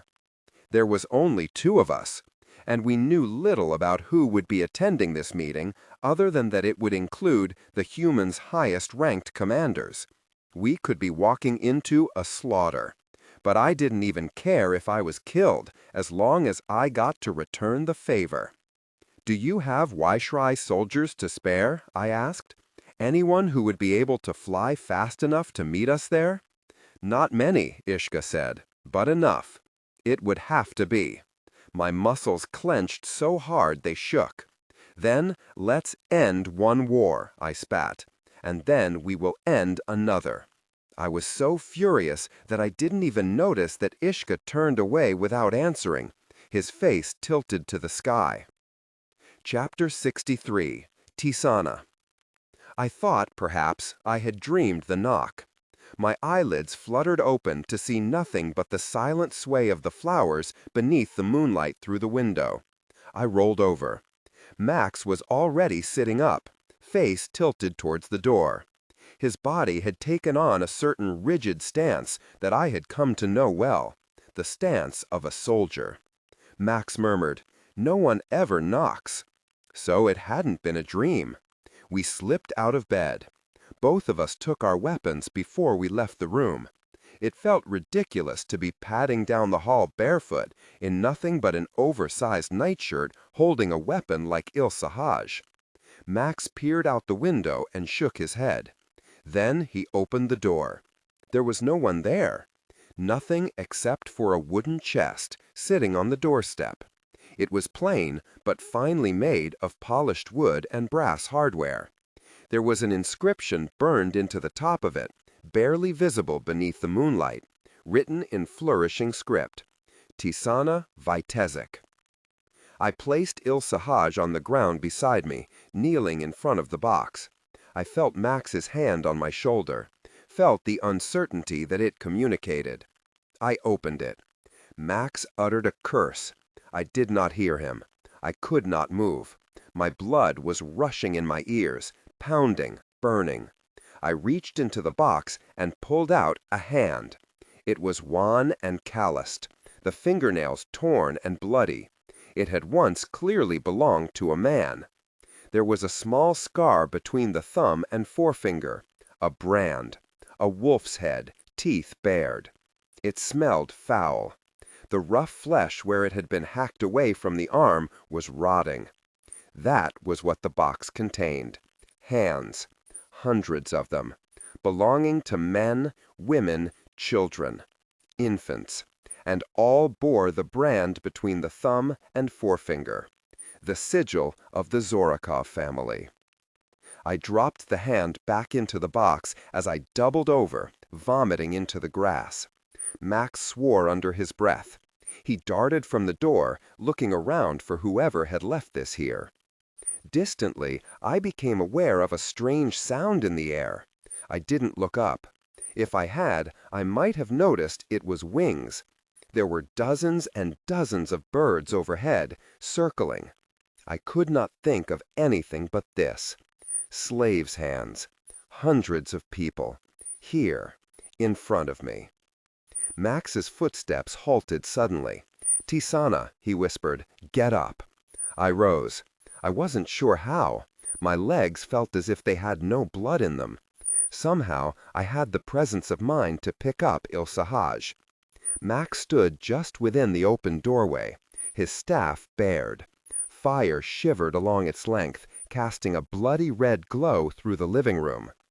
"I suggest you tell me what exactly you're doing in our house," Max said, "and who we can thank for such unpleasant gifts." For a moment, I wasn't sure who he was talking to. And then I saw it. A figure standing in the center of our living room. It was tall, so tall that its head nearly brushed the ceiling. And it was dark, as if made up of shadows, wearing a cloak of darkness that defied physical understanding. Yet, even through that shapelessness, I could tell that it had long, spindly limbs. Its fingers were so long that they just seemed to trail off into the air, like shadow dissolving into light, almost brushing the ground. Its legs were long and footless, with knees that bent the wrong way. No matter how long I looked at its face, I could not find its features. It was as if there was just a smear of nothing where the face should be. And yet I knew that it smiled. The Zorokov family does not appreciate being lied to. The voice was not a sound so much as a reverberation, expanding like a puff of smoke. This line came in Thereni, with the distinct accent of the Threlian ruling class, but it was hollow, like a mimicry. Then another sound filled the room. Screams. Screams of pain. First one, and then more, until it was a cacophony of voices pleading, begging, weeping. I did not need to be told what I was listening to. I had been presented the hands of slaves, and now I was being given their death screams. Something inside of me snapped. I didn't think before raising Ilsahaj, before I was lunging. My slash made contact. I felt the satisfying bite of Ilsahaj's blade into flesh. Or was it flesh? A spray hit me across the face, but it was not warm like blood, and seconds later it began to burn. The thing barely faltered. Its movements were choppy, as if it skipped through time, discarding half-seconds. Even up close, I could not find its face. Express emotions subtly, not dramatically. But from within the strange shadow, I saw glimpses of people screaming in pain and terror. It went for my throat. But Max lunged faster, staff alight with fire so bright that embers floated around him as he buried it deep within the creature's body. The thing shuddered, as if moving in 100 directions at once. Max snarled as he unleashed a burst of flame, and I withdrew Ilsahaj for another strike. And suddenly we were alone. The creature's absence was so jarring that Max stumbled back. We found ourselves just blinking at each other, our weapons still raised. Seconds of silence passed. "What?" Max said, quietly. "In the name of the fucking Ascended, was that?" "It is still here, somewhere," I whispered. I didn't know how I was so certain. But when Max inclined his chin, I knew he felt it too. He lifted his fingers, and all of the lanterns in the house whispered to life, dim red light blooming over the walls. Slowly, we paced around the perimeter of the room, and then down the hallway. Max was ahead of me, the firelight reflecting a sheen on his bare back. With the tip of his staff's blade, he nudged open the door to our bedroom, then lifted his fingers to bring fire to the lanterns. They illuminated nothing but the crumpled blankets on the empty bed and overflowing bookshelves. It was utterly still, utterly silent. Max eyed the pile of sheets on the bed with suspicion, gingerly pulling them aside with his weapon. But I turned around, regarding the dark, wooden, cluttered bureau. Above it was a long mirror. Like many of Max's belongings, it looked as if it had spent its better days in a much larger, much grander house, and now sat here in this messy cottage, looking somewhat ridiculous. I saw a reflection of the room and the flickering light, of Max's back as he nudged aside a curtain. Of course, I saw myself. Yet something was strange. I couldn't figure out what at first. Then I realized my reflection was doused in shadow, like I was silhouetted against the light. But the bedroom was lit. "Max," I murmured. My grip tightened around Ilsahaj's hilt. In the reflection, I watched him turn and stand behind me. And then I watched myself step forward, fingers pressed to the mirror, face still blurred in shadow. Except I didn't move. I started. It lunged. The next thing I knew, I was on the ground. The creature was on top of me, intangible, and yet so heavy I could not breathe. The face that stared back at me was nothingness, and then it was my own. I felt as if my mind was being rifled through, my memories picked apart like the bones of a carcass. The face became Sergil's, Max's, my mother's, Voss and his scarred, disfigured features. I opened my mouth but could not speak. I felt as if everything was being drained from me. Like my life, my energy was being pulled away from inside. I fought, trying to bury Ilsahaj into its flesh, but my awareness was fading. Somewhere in the misty world beyond, Max was attacking it too, trying desperately to yank it off of me. Its blood, if it was blood, rained down on me, burning and burning and burning. Suddenly, everything went blindingly bright. The creature released me, and there was Max, carved from fire itself, his second eyelids wide open to reveal his black, piercing eyes. The creature was distracted now, far more interested in this new opponent. But even as it moved away, in its final touch, I felt as if we were connected in some strange way. And for the first time, I felt something from it. Pleasure? No, I choked out. I didn't know how, but I understood that Max had made a terrible mistake. The world snapped back into focus, and the creature lunged for him. At first, Max slipped into nothingness, lurching to the other side of the room, like a brighter, clumsier, more powerful version of the Syrian. He reappeared behind the creature. One strike, and fire burst through the room. For a few seconds, I thought that could be it. I pushed myself to my feet. My legs were shaking. I grabbed Ilsahaj. The edges of the creature shivered, like shadow pierced by unyielding daylight. But then it drew itself back together, and it surged toward Max. The two of them collided in a vicious tangle of light and shadow. But it was clear, almost immediately, that the shadow was winning. Through the flames, I saw Max's face go blank with agony. The creature was surrounding him, all of those spindly wrong-way limbs circling around him. And then there were more. 4 arms, 6 arms, 10 arms, circling him, smothering light.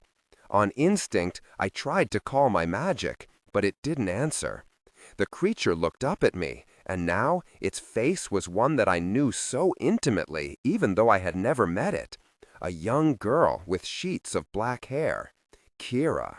It would kill him. The certainty of it hit me like a rock to my chest. I had to stop myself from rushing to him. I had no magic. Il Sahaj would do nothing against this thing. And I had no time. So instead, I turned and ran. I only just saw the creature's face snap up as I tore out the door, around the corner, down the hall. I didn't look back. I ran until I reached the guest room, the room that had been mine the last time I lived here. Round the corner and inside, then threw myself behind the cupboard. And then I waited, hand pressed to my mouth to still my serrated breath. I heard no footsteps, but I didn't hear a fight either. Had it abandoned Max to come search for me? Slowly, so slowly, my fingers slid down into the partially open drawer around the corner, then closed them around a round glass bottle, about the size of my palm. Please, please, please. I slid out from behind the wardrobe. This room was neater than Max's bedroom and far less cluttered. For the first time, I cursed myself for having cleaned it out when I lived here before. With silent steps, I went to the center of the room. In the full-length mirror that leaned against the wall, I could see the red shadows of the lanterns against the walls, the furniture, and my own blood-streaked face. I turned around, circling the room. Nothing. And then I turned back to the mirror. The room was once again reflected back at me, doused in lantern light.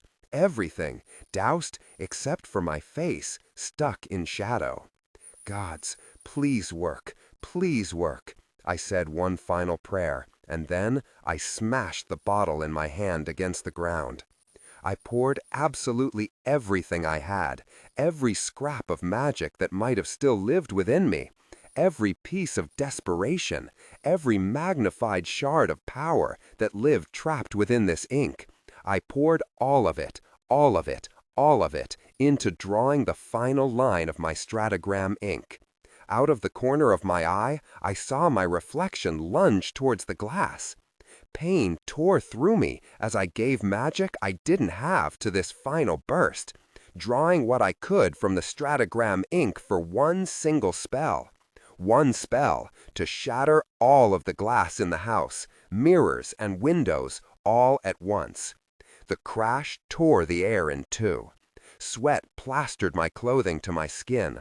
My head was spinning. I struggled to my hands and knees and crawled to the mirror. Broken glass bit into my palms, from the mirror and the glass mixed together in tiny shards on the floor. Two bony, rotting hands remained, braced on either side of the mirror frame, as if about to vault themselves out of it. Now, attached to nothing. Fucking brilliant.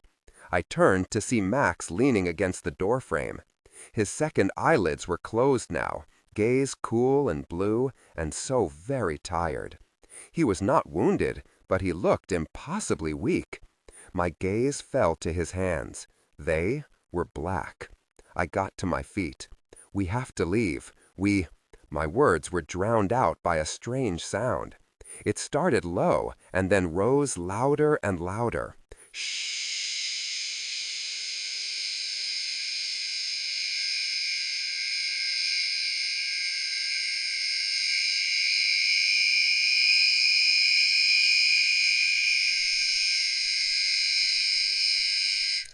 Max and I looked to the now glassless window just in time for birds to pour through it. Express emotion subtly, not dramatically. Max muttered a curse, but it was drowned out beneath the sound of their wings, a deafening whisper that swelled like a rising tide. We both braced, but the birds simply surrounded us and then moved past, rushing through the bedroom, down the hall, and presumably disappearing out another window. The sound slowly faded. When I opened my eyes again, Max was staring at my hands. "What is that?" I looked down. Where my hands had been empty, now they held two pieces of parchment. I unfolded one. At first it was blank, then words unfurled over it. You are in great danger. There are more coming for you, and worse, for your people. Max breathed a confused curse, and I couldn't help but agree.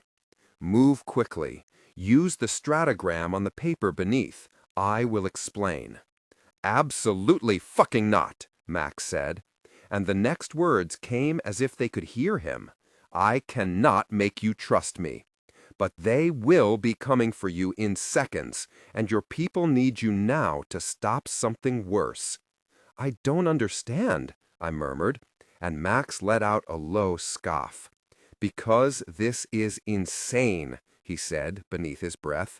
Utterly insane. He was right. It was insane. But then we heard a dull thump, and both of our heads snapped up. There was a shuddering sound, like the wind through the trees, and slowly it grew louder, fuller. The hair on the back of my neck stood on end. I knew what we were hearing, could feel more of them coming. We have to go, I said. I dropped the other parchment to the ground and grabbed the one below it. On it was a delicate stratagram. Can you do it? I said, knowing how weak he still was. Of course I can, he grumbled. He grabbed my hand in his. Black, long fingers reached around the doorframe. A faceless head began to peer around it. The fire was overtaking the cottage. Across the hall, a fiery beam fell to the ground. That was the last thing I saw before we were gone. Chapter 64. Iaith. We needed to move fast, so I drank Ishka's blood again. It was a little easier now. This time I transformed fully into a bird, which was slightly less challenging than the partial shift I completed in the House of Reeds. I was much smaller than Ishka, and at first I despised the sensation of flying. If there was anything, after all, that a Sydney was not built for, it would be the air. We spent our entire lives living beneath the stone. Still, there was a certain freedom to it that I began to appreciate after I got used to it. Sometimes, when the sun hit me just right, when my wings were stable and the air cooperative, I felt so free, so weightless, that I could forget about the dying faces of Cadwyn and Sheoben and Ashria. I could forget about my father's betrayal, my shameful bloodline, even the fact that I very well might be journeying to my death. Ishka barely spoke during this journey, even in between our stretches of travel. I could not blame him for this, and I wasn't about to complain. What good were words, anyway? The meeting was to take place on a small island, farther away from the Feylands than I had ever been before. It was so far south that we would be flying squarely into the territory of the human nations. When we were about 2 days away from the island, we flew over nothing but sea for the entire day, a prospect that made a knot sit in my stomach when combined with my uncertainty of flying and my sheer exhaustion. I didn't know how to swim, and certainly wouldn't be able to shift fast enough to do so anyway, even if I did. If I fell, I would drown. But thankfully, we made it to land shortly before sundown. We watched the ground below us carefully, and Ishka did several laps around the area, scanning for life with his superior eyesight and confirming we were alone before we landed. When we did, and I scraped myself up off the ground after shifting back into Fey form, I stood and looked around in stunned silence. "It's unfair," I said, quietly. "What?" "That the human world is this beautiful." It was so beautiful that it hurt. We stood in the middle of a sea of gold, tall grass that reached my waist, rolling out in all directions, bright as fire beneath the setting sun. The sky was bright red, like human blood had painted the clouds, and the reflection and the heat of the sun rolled over the landscape like dripping paint. It all shuddered beneath the breeze, as if the grass itself were breathing. I wasn't sure why I began to cry, but once the tears started coming, they would not stop. As I walked, I held my hand above the grass, letting the tips of gold tickle my palms and fingers in little gentle caresses. I wished Kaduin could have seen it. I remembered how he had looked at the city of Niraja when we first arrived, the way his eyes went bright with wonder, even if everything else about his face remained subdued. I didn't realize how much I had loved that look until now, when it was painfully absent. I wished I had savored it more. We stopped for the night there, in that field. We hunted and set up camp. As dusk fell, the plains fell into silver shadow, a mournful inversion of their earlier intensity. It was just as beautiful, but eerily silent. I imagined the afterlife would look like this. "Do the Wishraj believe in life beyond death?" I asked Ishgrove as we ate. "Life is, perhaps, a weak way to say it," he replied softly. "Our dead rise to the sky. They send us the winds and the sun, and they watch." His gaze, golden even under the moonlight, flicked to me. "And the Sydney? We believe in a limitless place, where you are reunited with all you have lost.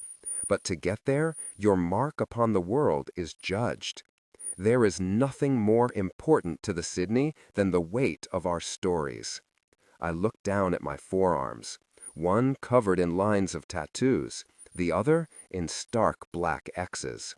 A wave of fear settled over me. It was likely that I would die tomorrow. If I did, would this ink tip the scale? How would I be judged? "Afe," Ishka said softly. I met his gaze.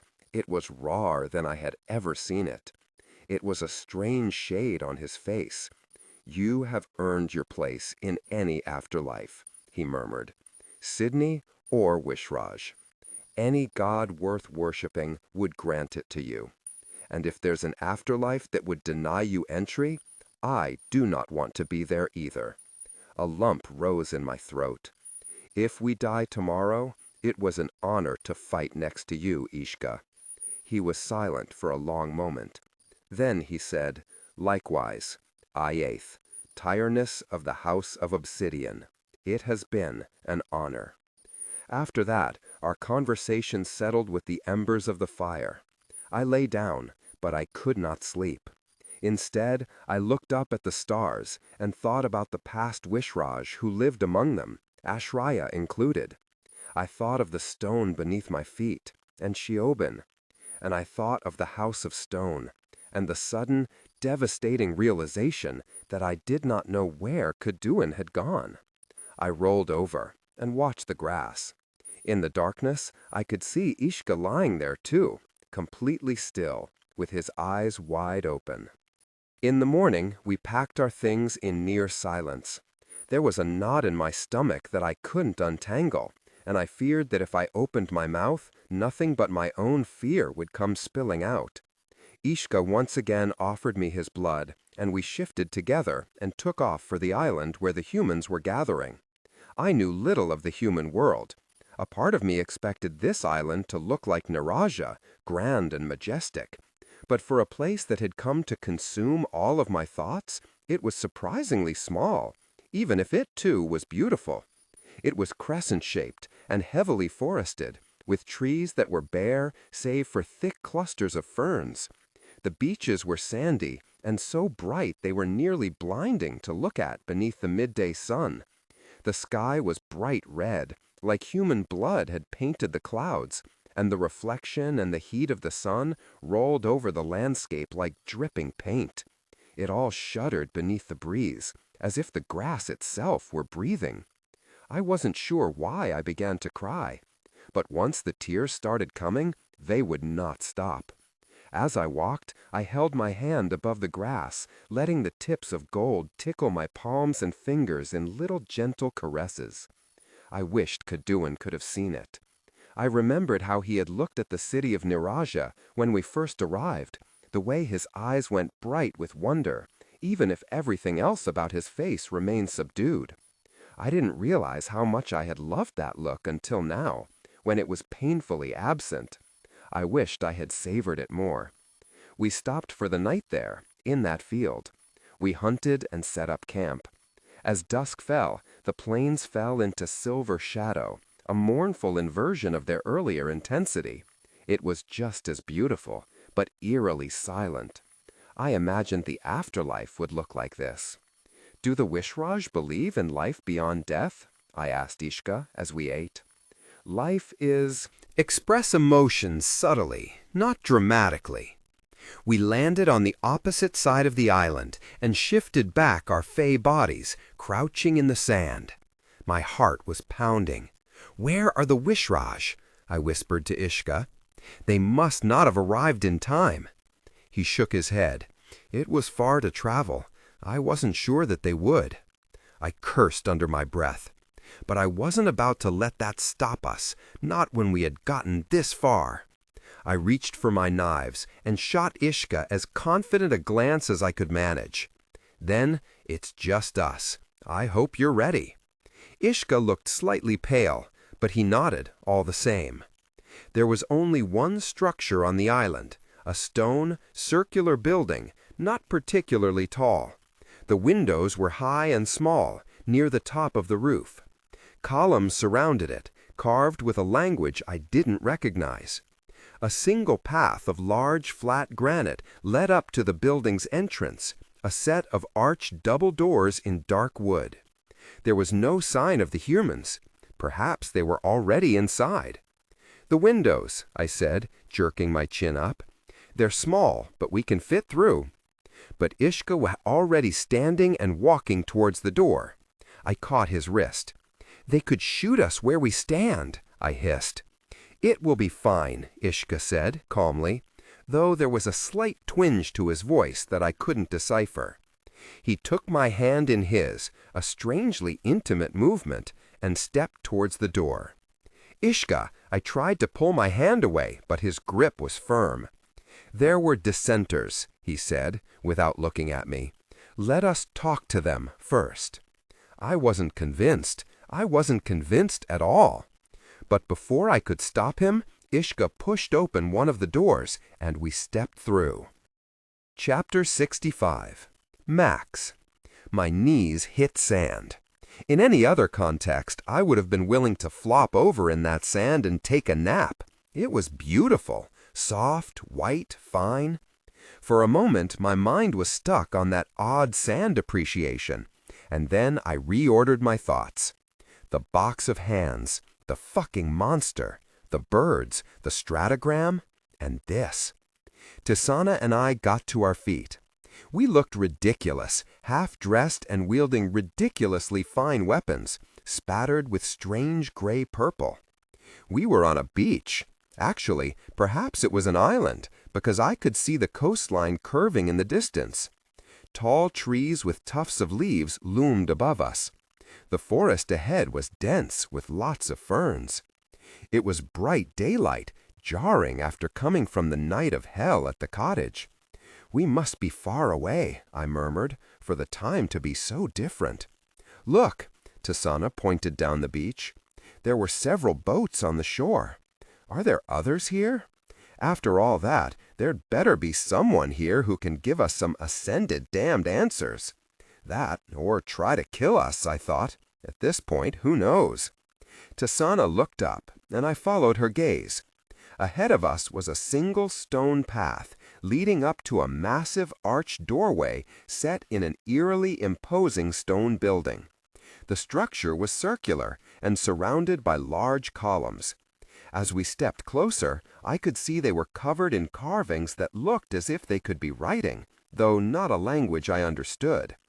Tisaanah approached one and ran her fingertips over it. "I think this is Old Besrithian," she murmured. "My mother loved history books. Some had writing that looked like this. So this place is ancient. Old Besrithian was a long, long dead language." She nodded. Then her gaze fell to the door. I let out a sigh.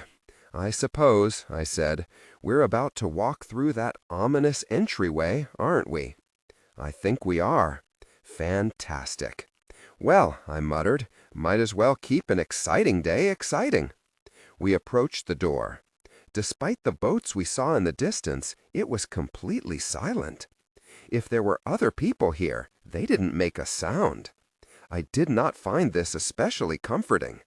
The door was large and heavy and let out a spine-chilling squeal as it swung open. It was dark inside, so dark I had to blink several times to force my eyes to adjust. In those seconds of blindness, my hands tightened around my weapon. The room was a large circular open space with stone benches around its edge. Lines of writing were carved into its walls, in circles on the floor, even into the benches. A perfectly round spot of light fell on the ground through an opening in the roof, and sun spilled through narrow windows. A single figure stood at the opposite side of the room, back to us. He was tall, with long golden hair that fell down to his waist. As the door squealed open, light fell across his form. He wore odd clothing, swaths of gold fabric that wrapped around his torso and over his shoulder. He turned, revealing an unnerving stare. Bright gold eyes. He moved strangely, too smooth, too graceful. "So, I see you received my gift," he said, with an unfamiliar accent. "By your appearance, perhaps it got to you somewhat late. Let's start with introductions before we get so familiar," I said. "Who, exactly?" "I know you." Tisaanah's voice came in a gasp, like she hadn't realized she was speaking aloud. "I know you," she breathed again.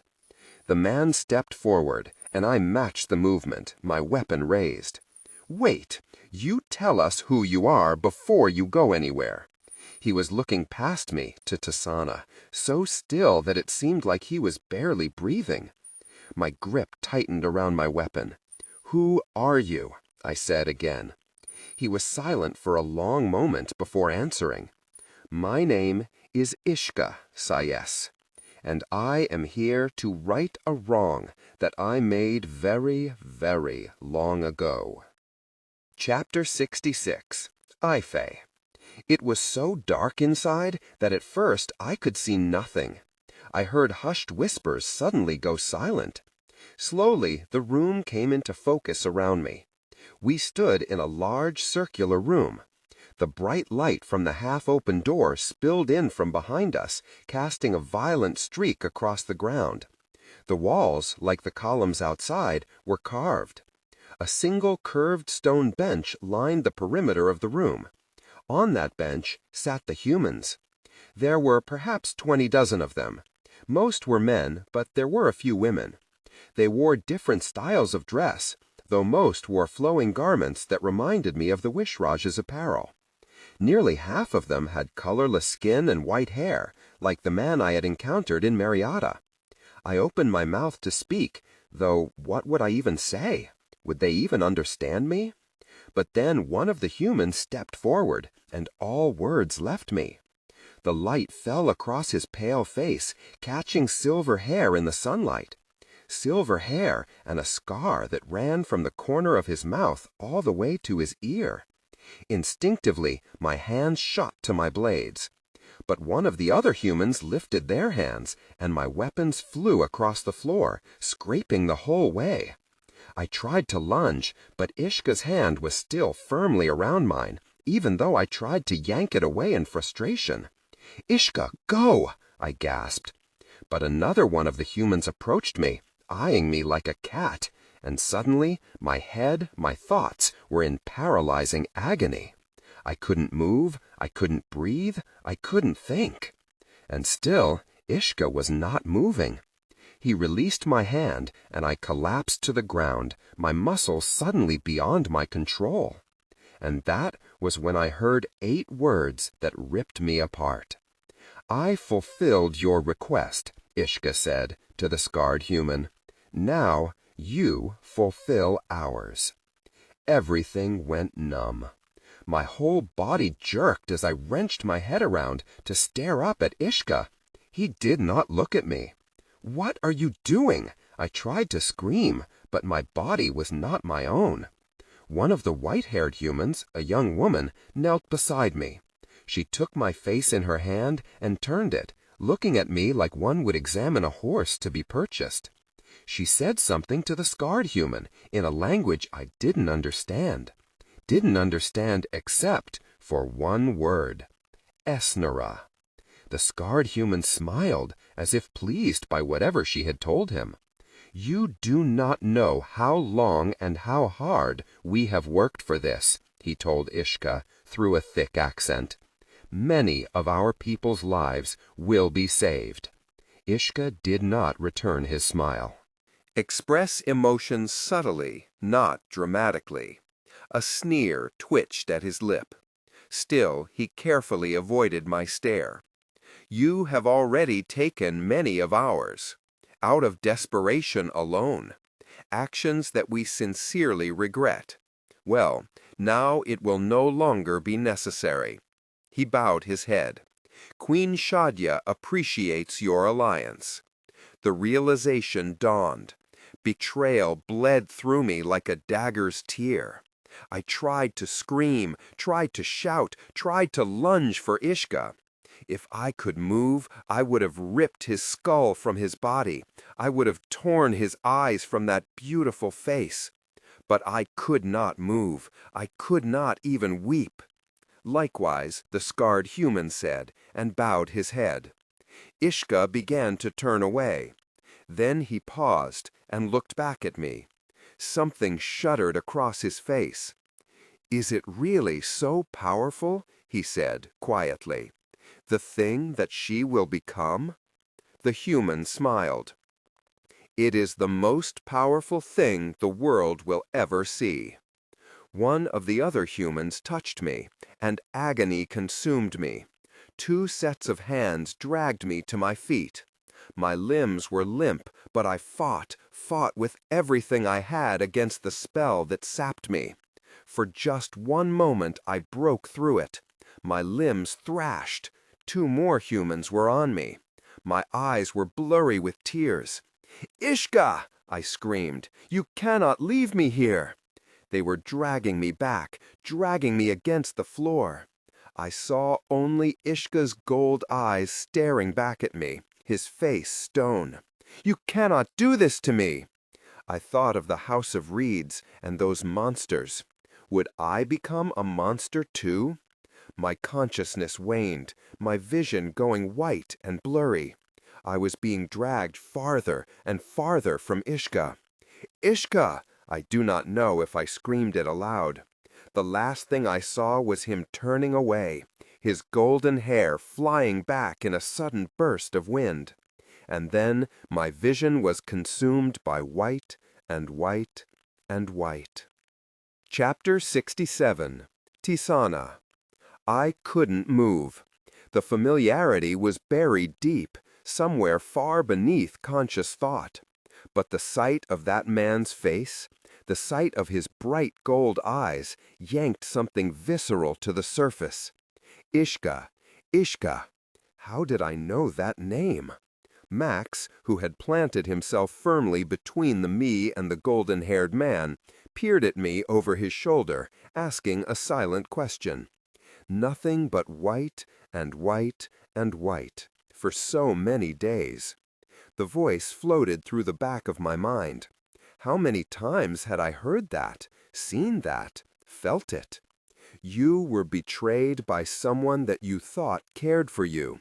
And with that hurt, it was always the same, white and white and white, and a flash of long golden hair. A man turning away. This man.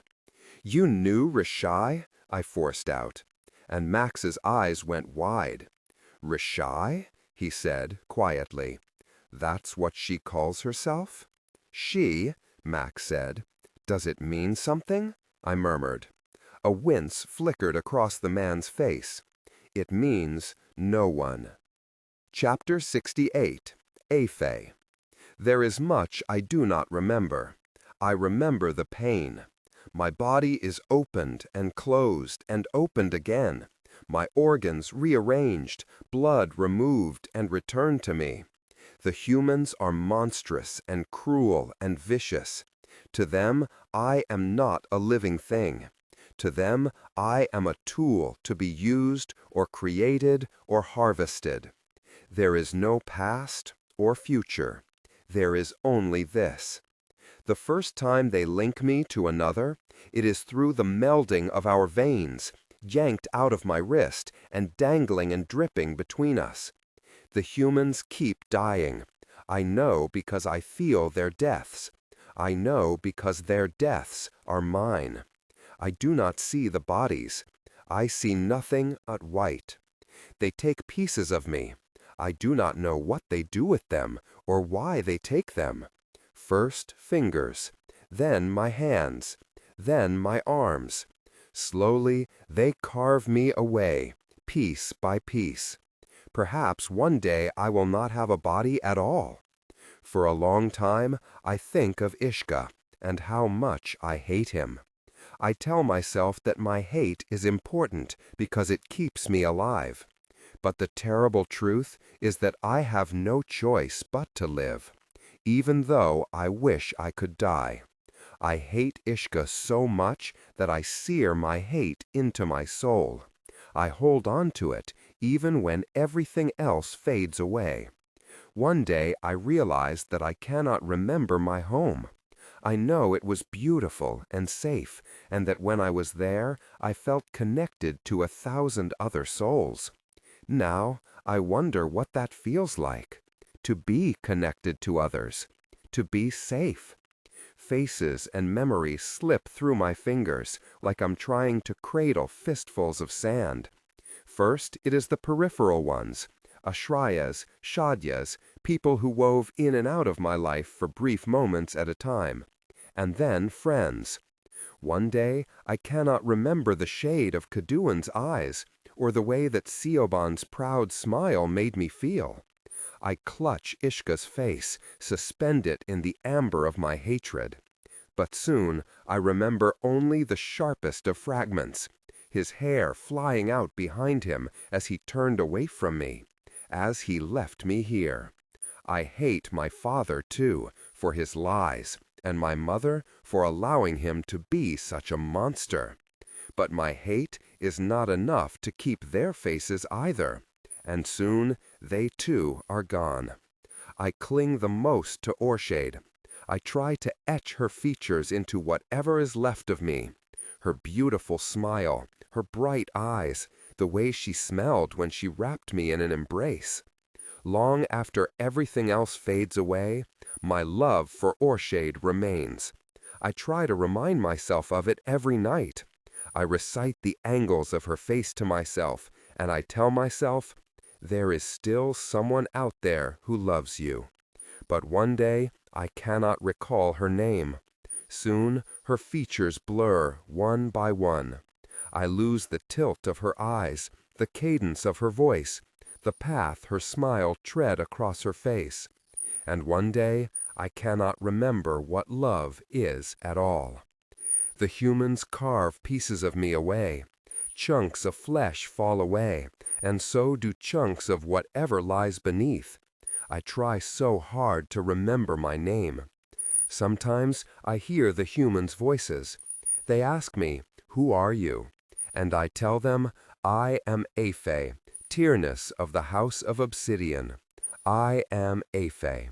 I am Aphe." But the time rolls by, and when I have lost everything else that makes me who I am, what does a name mean anyway? One day, there is nothing left of my body. I am nothing but raw energy, and they force me into bodies and minds. They trap me in rooms of white and white and white. I am nothing but loss and anger, and the overwhelming feeling that perhaps long ago I was something else. When I meet another human, and their gaze turns to me and asks, "Who are you?" Now I say, I am no one. And it is true. Chapter 69. Tisaanah. You know Reshaye? Max's brow creased, and he eyed Ishka with abject suspicion. He still stood partially in front of me, as if to guard me. But Ishka did not look as if he had any interest in violence. It was strange, actually, the way he was looking at me. Before, he said quietly. Long ago. Yes. Perhaps there was some scrap of Reshaye that still lived within me, because I could feel something thrashing in my core, raging at the sight of him. You have it, he said. I can feel it in you. He stepped forward, and at the movement, flames tore up Max's staff, simmering at the edge of the blade. And at that, Ishka stopped short, his eyes snapping to Max. You held it too. Your magic, it feels like... He trailed off, as if he didn't know which word to choose. My eyes fell to his ears, his pointed ears. You are Fae. The world slipped from my lips without my permission. I am, but the Fae are gone. No, though for a long time we preferred the humans to think we were. Ishka eyed Max, who was still staring him down warily, weapon ready. You can put that down. I would not save you just to kill you. And why exactly would you save us? Because something far worse than what you just witnessed is coming, he said, and I need your help to stop it. He cleared his throat, and for a moment he actually looked. Express emotions subtly, not dramatically. The Fae were never gone, but for centuries we came very close to it. Once we were so divided that nothing was more important to us than destroying rival houses. Hundreds of years ago, in a conflict that has fallen from your history books, humans and Fae clashed. Your people, war-torn and drunk on bloodshed, eventually turned that aggression against us. They murdered entire Fae houses and ripped apart our cities, searching for the power they needed to win their own wars. A flicker of regret passed over Ishka's face. We were so divided then, short-sighted. Instead of facing an imminent threat by banding together, we used it as an opportunity to cut down our rivals. I believed in that as much as any other. He paused, and those unnerving, bold eyes lifted to us, holding just a hint of shame. I gave the humans someone, he stumbled over his words, someone who trusted me in exchange for their alliance. The power to win their wars in exchange for the power I needed to win mine. She had rare magic among the Fae, and when I gave her to them, they used her power to create a cataclysmic weapon. The weapon you now know. My mouth was dry. Reshaye, I said quietly. You gave them Reshaye? Max swore beneath his breath. Ishka said solemnly, that betrayal was the greatest mistake I have ever made. A mistake? Max shook his head. His knuckles were white around his staff. Do you understand how many people are dead because of that act? That's bigger than a damned mistake. I do understand, yes. So why are you here now, hundreds of years later? We had our own battles to fight. The humans and their monsters faded from our minds, just as the Fae faded from yours. But now Ishka's gaze went far away. Things began to change. A new king has risen, uniting what remains of the scattered Fae into one house instead of many. Before him, I would have never thought it possible to see my people become whole again. And it has been greater than I ever imagined. And then that admiration faded, his expression hardening. My king's dedication and vision allowed him to rebuild our civilization, yes, but such qualities can so easily be twisted into dark obsession. It is that darkness that is coming for you, starting with what you experienced tonight. A beat of silence. Words escaped me. Let me make sure I understand. Max pinched the bridge of his nose. You're saying that a mad Fae king is responsible for the monsters on our doorstep? Ridiculous. Utterly ridiculous. My mind struggled to grant it even the slightest chance of truth. He has plenty of reason to hate you, Ishka said quietly. Long ago, the humans slaughtered many of our people to save themselves from each other. Your lives are so short compared to ours. Those days are nothing but a distant shadow in your ancestors' lost memories. But us, we lived it, and that grief and anger still smolders within us. All it needs is a single spark. His lip twitched, a hint of a sneer. And someone among you has dared to provoke that. My brows lurched of their own accord. Provoked how? Fae have gone missing.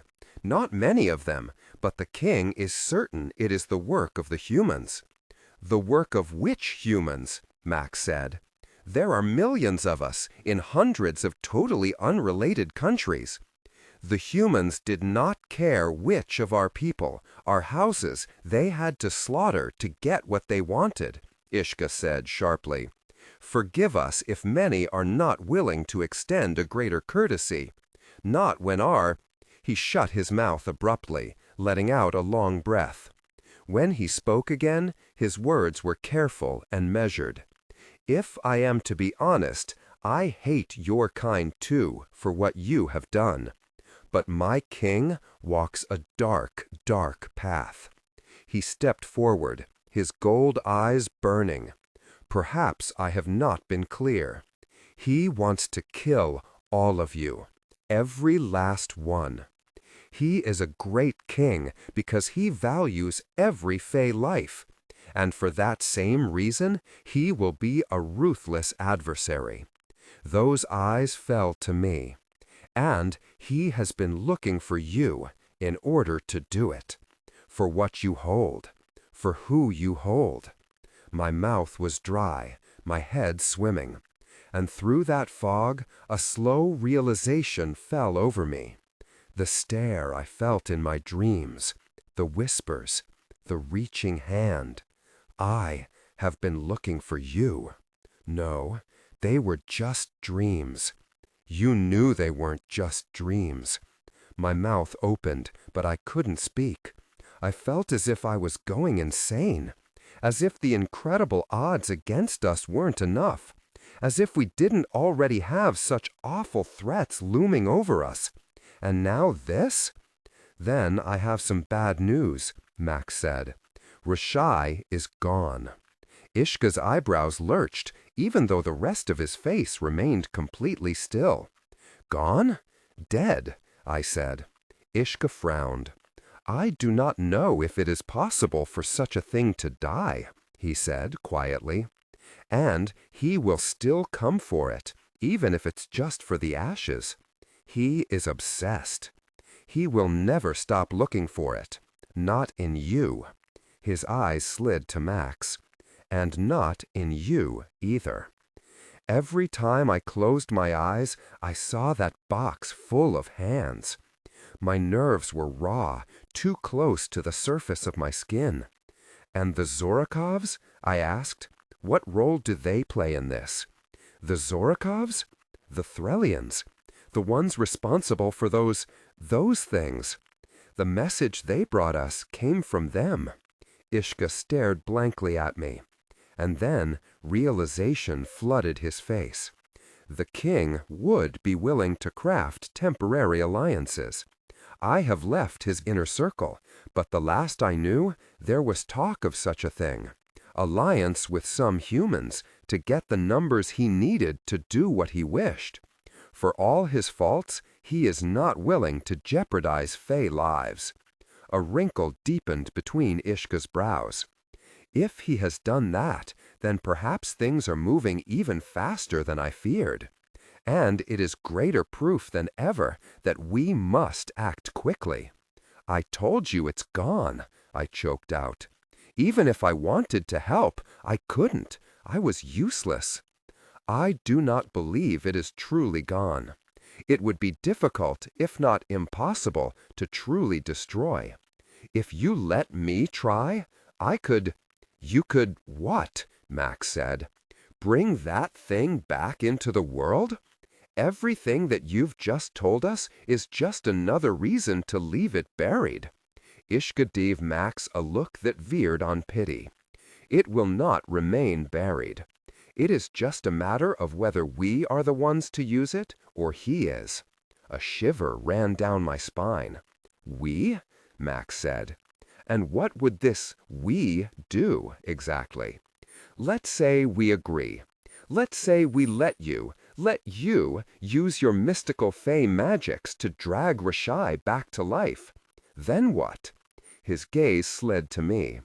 Does she become your weapon in this plan of yours?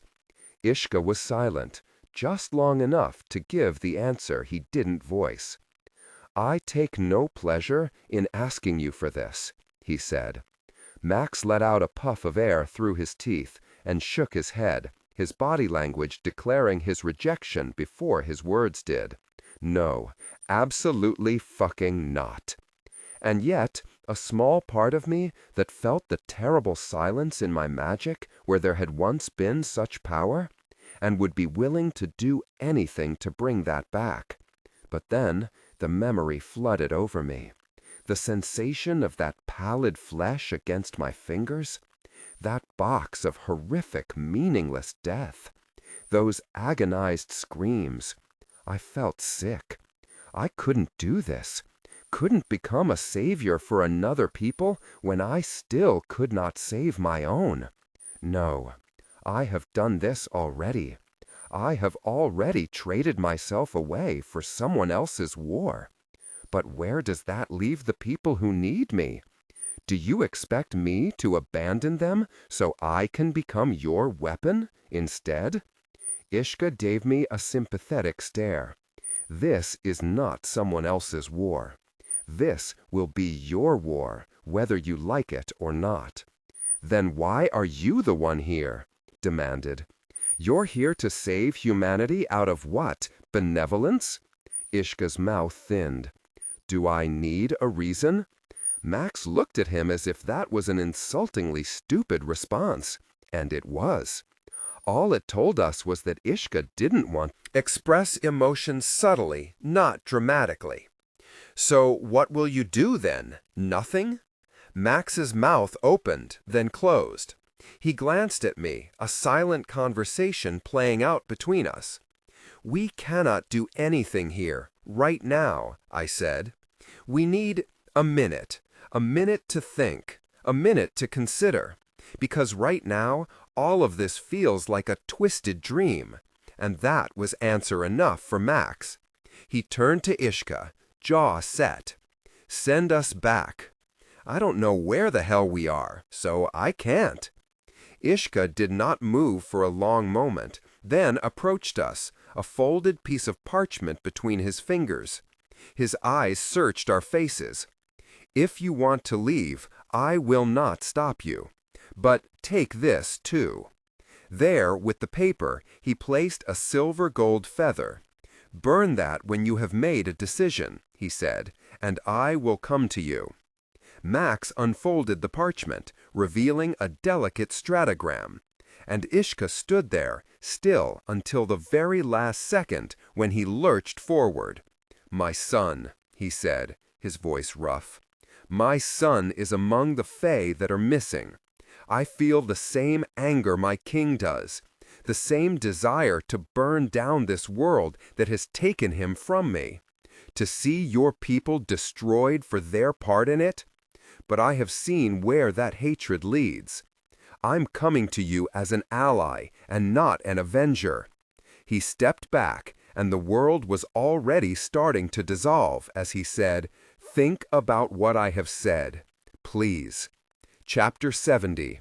Max. Nura threw open the door and just stood there, eyes wide, as if she was looking at a pair of ghosts. Her jacket wasn't white anymore. Half of it was soaked through with spatters of crimson, and the rest was covered in strange stains that bloomed the color of withering flowers. We all looked at each other in bewildered silence. Tisaanah and I had barely made it to the towers, and I wasn't even completely sure why we came here, of all places. Perhaps it was only because now we literally had nowhere else to go. Ishka's stratogram got us to Ara, and I managed to get us to the towers after that, though my magic was so weak it was a struggle. We made quite a stir when we landed, of course. We were half-dressed, covered in blood, and generally looked insane. Well, I was willing to embrace that image. I felt insane. I had grabbed the nearest person wearing an orders sigil and demanded to see Nora. I wasn't expecting her to look like this. I had fought alongside Nora for years, but I had never seen her this way. Yes, there was the blood and the dirt, but her disheveled appearance wasn't nearly as disconcerting as the half-panicked look on her face. She closed the door and sagged against it.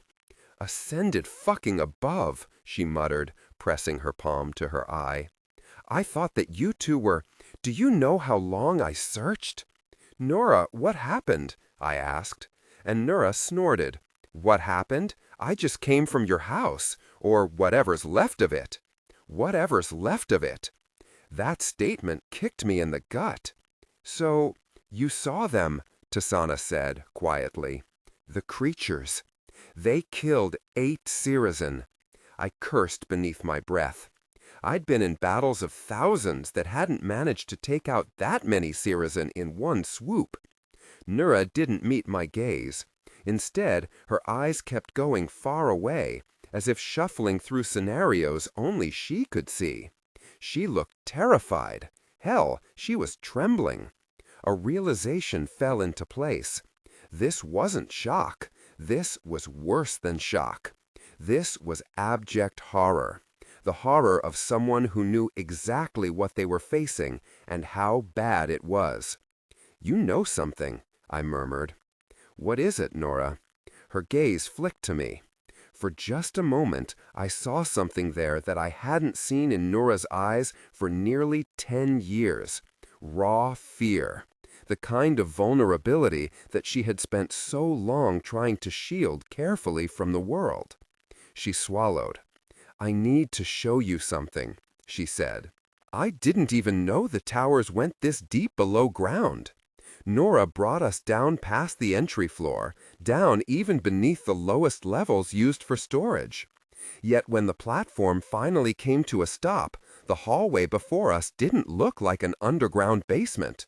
It was white and clean and silver adorned, just like the other hallways in the Tower of Midnight. Brightly lit, even though there were no windows.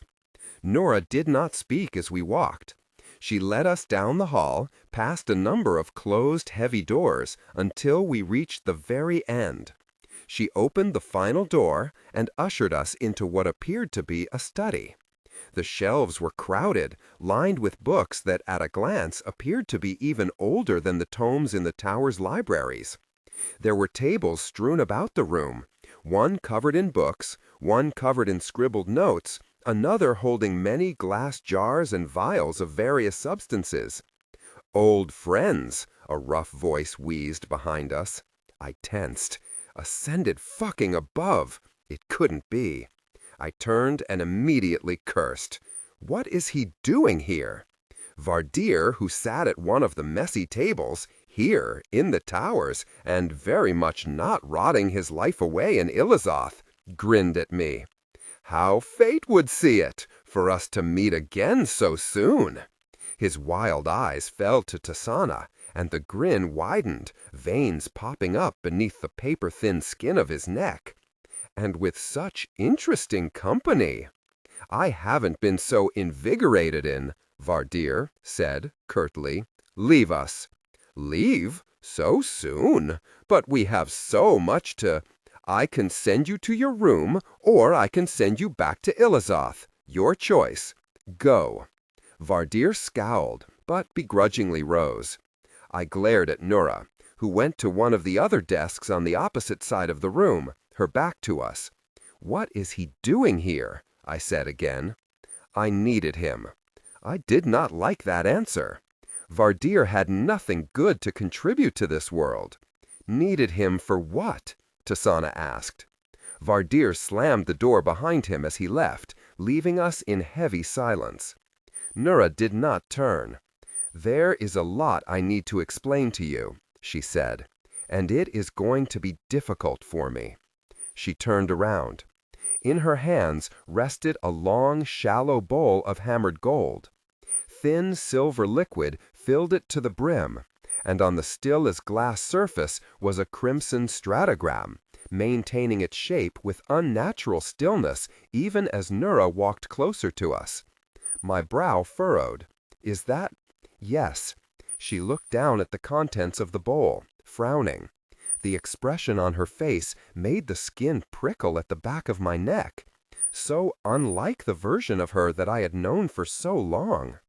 "You know, everyone thinks I'm so unfeeling, so cold." Her lip twitched. "All because I don't run around spilling my soul. All because words just—" She trailed off. "What is that?" Tisaanah asked. "This," Nora said, "is a spell, rare and difficult to cast. It can only be created by Valtane and used only once. It will show you me." I was struck speechless. I couldn't believe it. Out of all of the ridiculous things that had happened in the last 24 hours, this nearly topped them all. To give someone access to your memories was a deeply vulnerable act, especially since such a spell couldn't even fully define what the receiver saw. The idea of Nora doing it, Nora, who had guarded her thoughts and her heart with barbed wire even when we were the most important people in each other's lives, seemed downright ludicrous. "Why?" I blurted out. Her eyes found mine, a silent plea in them. "Because there is so much I need to make you understand." Seeing Nora like this made the hair prickle on the back of my neck. There was a cruel humor to it. A decade ago, I would have treasured such intimacy. Now it was being offered to me years later, not out of any semblance of love, but out of what? She cleared her throat.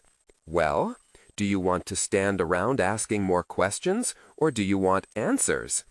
I wasn't sure if I did want these answers, but I slipped my fingers into the cold liquid anyway. Tisaanah did the same, and finally Nora did too, pressing her palms to the bottom of the bowl. She closed her eyes, and her magic rolled over us like a crashing wave. And with it came the past. Chapter 71. Nora. Nora is 10 years old. Express emotions subtly, not dramatically. She is at a party thrown by one of her grandmother's business partners. She has never seen a home like this before. It feels more like a city than a house. There are so many people here, and yet it all manages to be so horrifically dull. Nora is very, very bored. Eventually, she stomps off to go pout in the corner, only to find that someone else is already pouting there. The boy is about her age, with dark hair and dark eyes, and a general aura of displeasure at having to suffer through this event. He snaps his fingers, and weak puffs of flame burst between them. That gets her attention.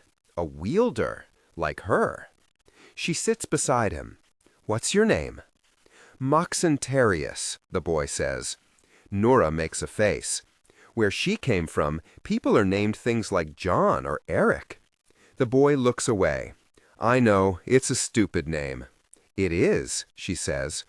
His only response is to snap his fingers and release another little spark of flame. When he does, she sends her own magic to meet it, a puff of air to blow it out like lips to a candle. For the first time, she earns his attention, a look that is part startled, part insulted, part intrigued. She likes that look, she decides. "I'm Nora," she says. And then, after a moment of thought, "I'll just call you Max."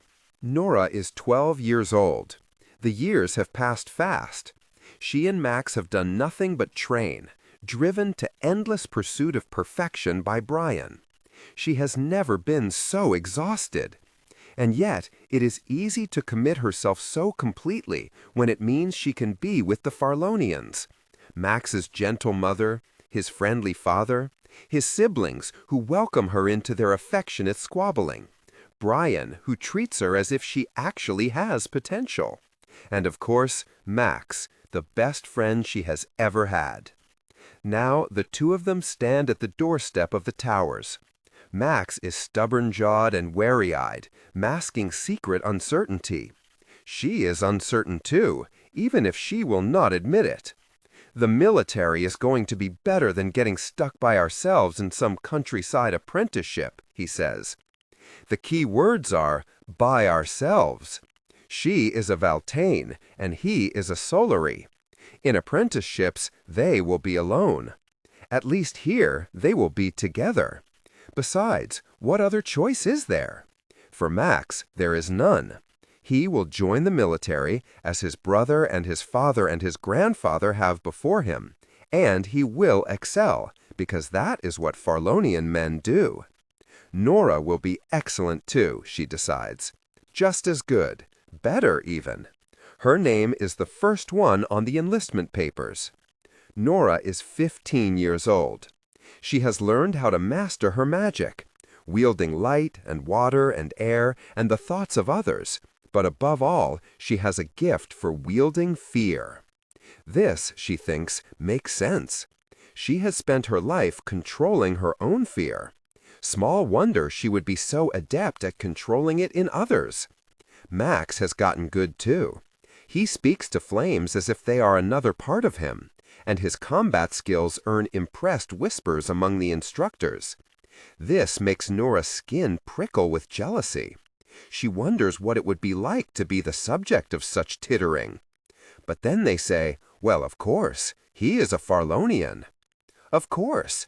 He is a Farlonian, a member of a military dynasty, and she is an orphaned girl who has spent her life clinging to their coattails. But Max does not seem to hear the pleased murmurs. Always they are drowned out by his brother's dissatisfaction.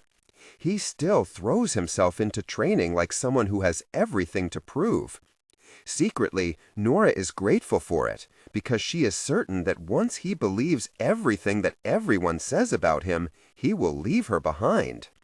And when they fall to the ground after their 5th or 10th or 17th round of sparring, and he cracks some joke or gives her the right kind of sidelong glance, something she cannot identify flutters in her stomach.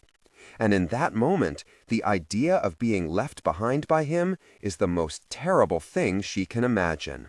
Nora is 18 years old. There are whispers of war rising in the north among the Rivenai territories. Do you think it will happen? She asks Max. I doubt it. He does not look up from his book. A knot forms in Nora's stomach. She has spent years studying war, learning the most effective strategies in death and victory. But nothing she could read in books or play out in sparring would be the same as the real thing. If it does, she says quietly, we can prove ourselves. Max's emotions flicker across his face. They always do. He never hides them.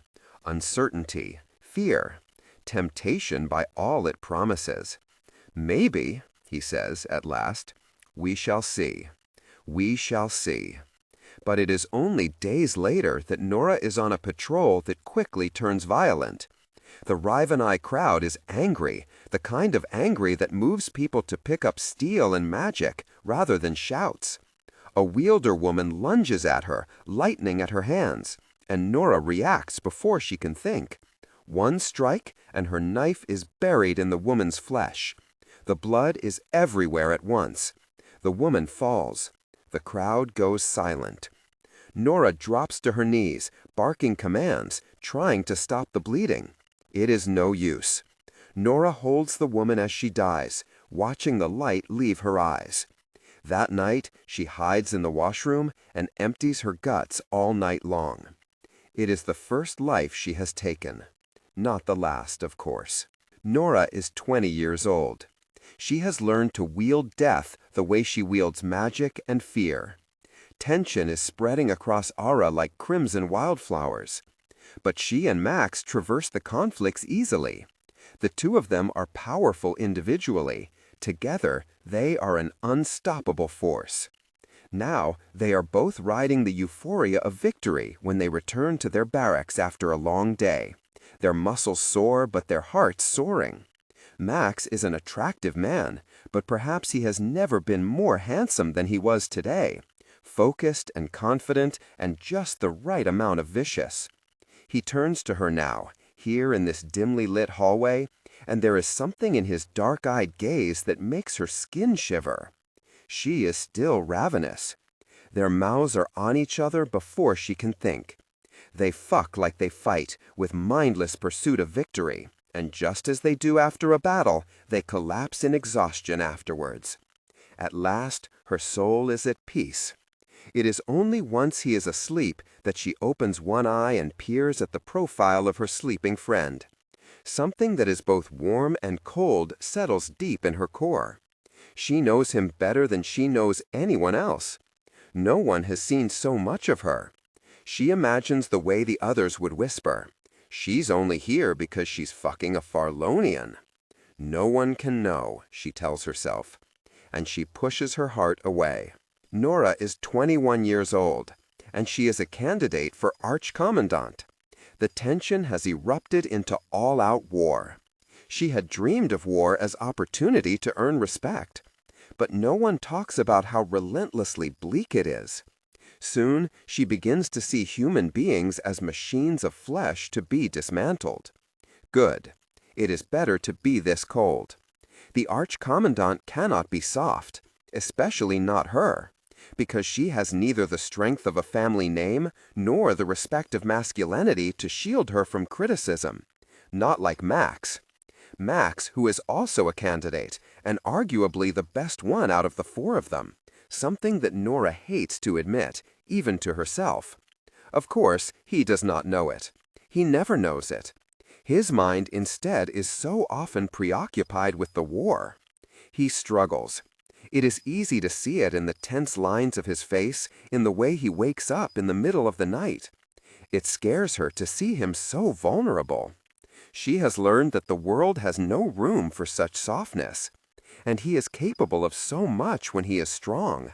He could move souls and spears and ships if only he could shudder that piece of himself away. So, when they are together, they do not talk of such things, even when she knows he wants to. Express emotions subtly, not dramatically. To acknowledge his weakness would be to acknowledge her own. And as the days pass and the blood runs heavier and the stakes grow higher, nothing terrifies her more than letting something out of a box that she has worked so hard to lock away. Max is so sick, he can't keep anything down, not even water. Nora remains calm on the outside, but inside a knot of concern grows. She stays by his bedside and does not leave. He had been called away on some special favor to the Archcommandant and came back like this. She does not know what they did to him. But even if they had told her, she wouldn't have understood. Reshaye is the sort of thing that needs to be witnessed to be believed. It is days later when Max's eyes open and someone who is not him stares through them. She knows right away. She knows Max well enough to recognize the difference, even before he opens his mouth. The first time, it's just a few confused words that barely make sense, and his fingers on her face like he had forgotten what a human looks like. He explains to her, later, what it is. He himself seems as if he doesn't understand it, but the Archcommandant works closely with him, as does Vardir. She watches as they train him. Still, she does not truly grasp the power of what he holds, until one day some thread of control snaps within him, and he levels the entire training ring without so much as hesitating. It is sheer luck that Nora, Vardir, and the Archcommandant manage to escape unscathed. Despite the destruction, Vardir is gleefully delighted, and the Archcommandant is grimly satisfied. Nora isn't sure whether she is more awed or afraid. Perhaps both. Time passes. The war grows bloodier. Reshaye grows more comfortable in Max's skin, even though, for Max, it is the opposite. The first time he uses Reshaye in battle, their victory is so swift and indisputable that it leaves Nora speechless. Everyone is thrilled. But afterward, Max withdraws, leaving the celebration early. She goes to his apartment after and finds him sitting in the dark, staring at the wall. "Max, are you all right?" He peers over his shoulder at her. For a split second, it is not him. Then the familiarity flickers to life like a candle.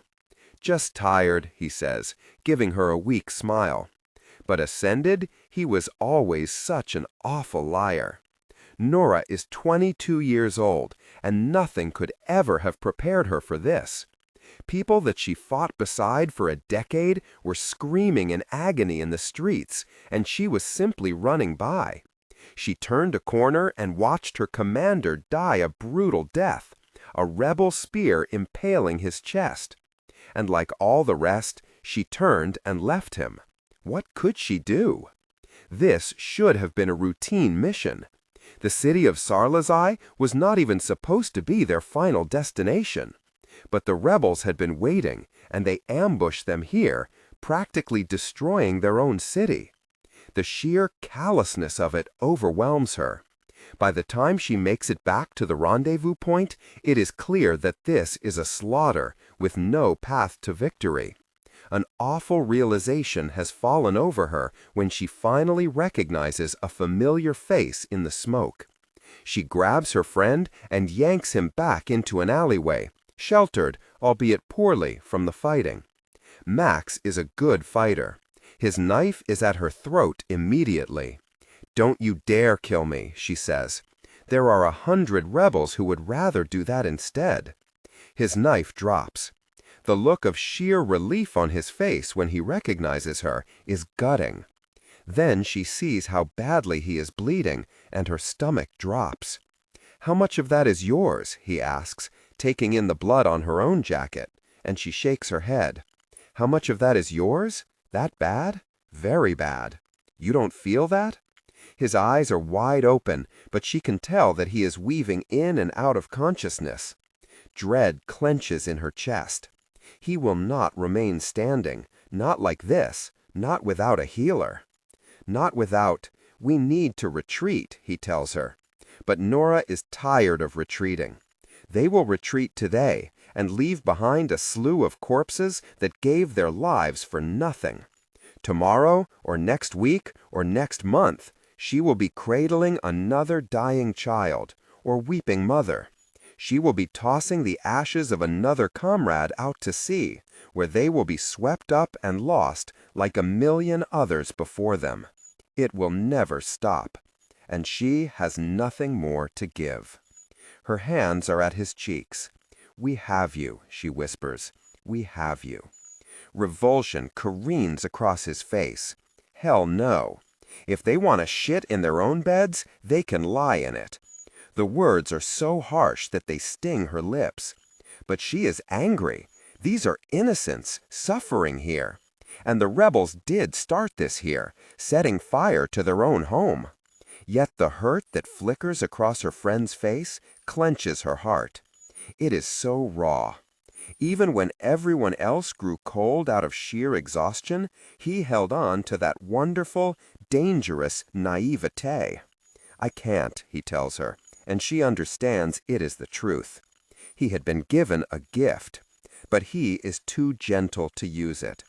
Even if doing this one terrible thing saves the lives of thousands. She loves him. She had never let herself think of it in those terms, not even alone to herself. It is a dangerous word. Only now, at the end of the world, does she let herself feel it. Her fingers move to his temple. She can feel his mind beneath her magic. She already knows the shape of it.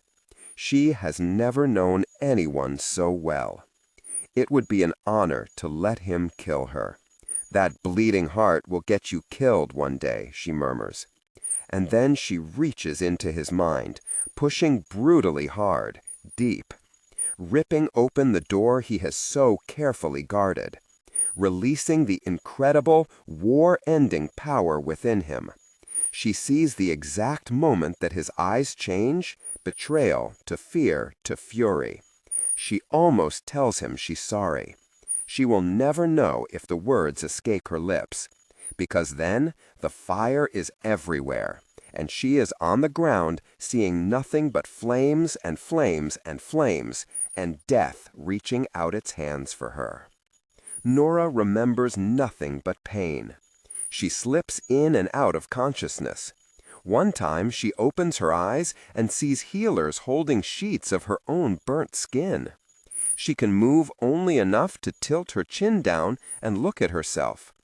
What she sees does not even look like a human body, just an expanse of malformed, charred flesh. She screams, but the healers put her back to sleep. If she is lucky, the darkness will be death. She swears that she saw Max's face staring down at her between curtains of unconsciousness, but she reaches for him, and he is gone. Nora is still in agony, but she is awake. Yet the pain of her body is nothing compared to what rips through her when she hears what had happened to the Farlonis. The family that had accepted her into their homes, who had loved her when no one else did, they were gone, and in the most heartbreaking way she could ever imagine. Samarin tells her softly, calmly.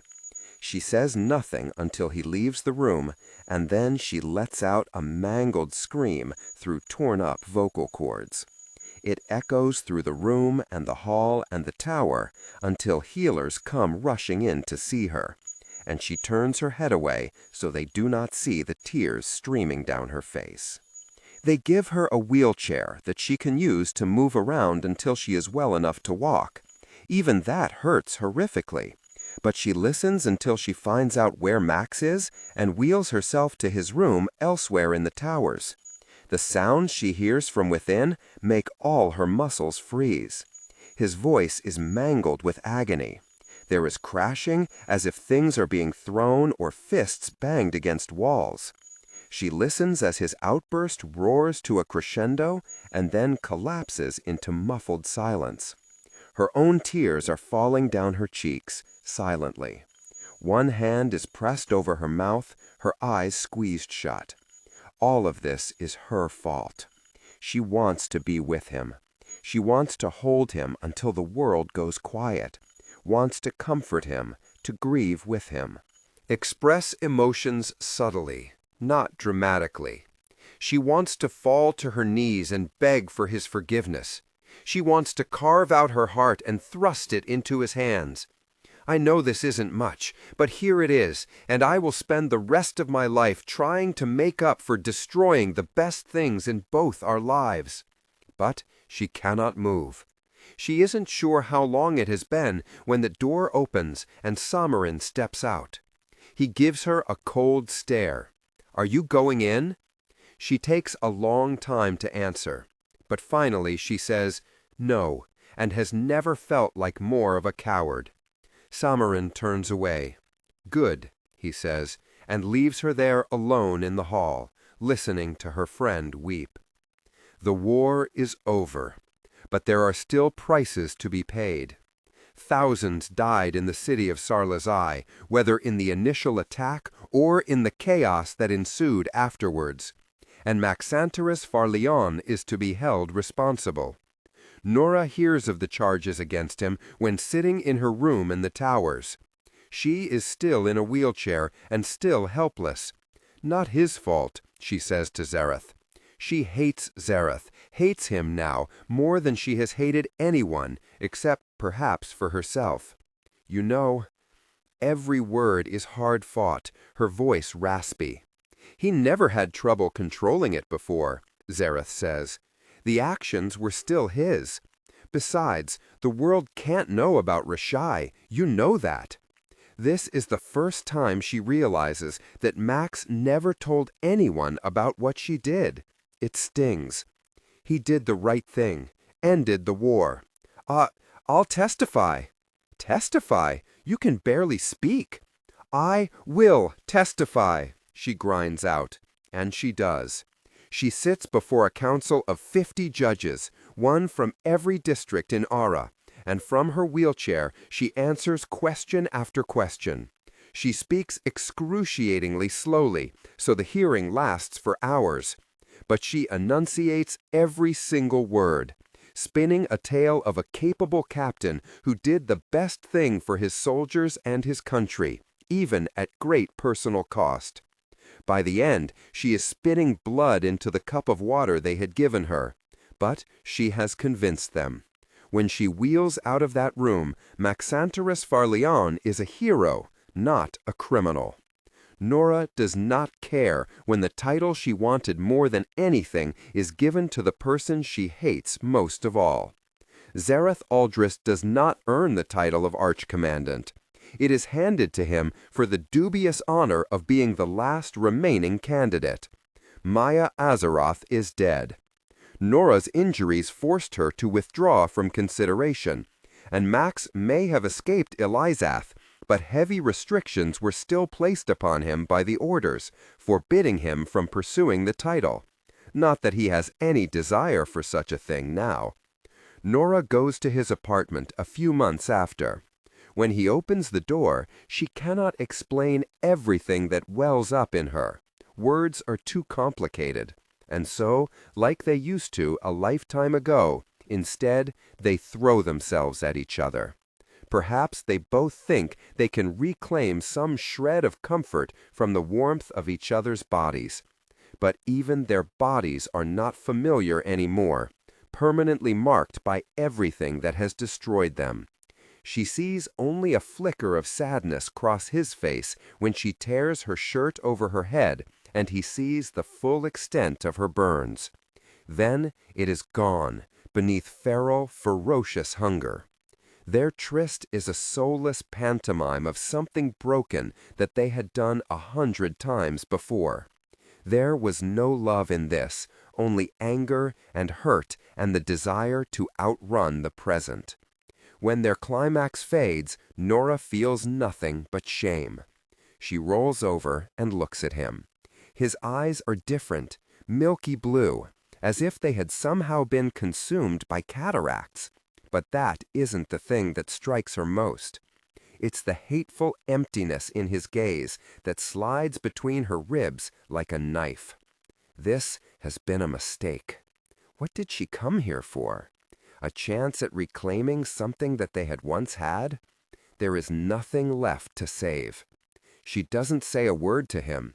He wouldn't want to hear anything she could say anyway.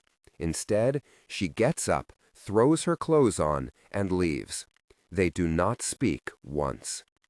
Nora lives through the years as if they are merely something to be endured. She recovers and becomes stronger than she has ever been. She fulfills her role as second to the Archcommandant with ruthless efficiency. She will never let anyone know how woefully lonely she is and how often she thinks of those she has lost. Nor will she ever let anyone know about the records that she quietly searches, looking for one familiar name, or that every week she reads the lists of unidentified bodies found in alleyways or seaweed dens, praying she will not find a dark-haired young man with peculiar eyes.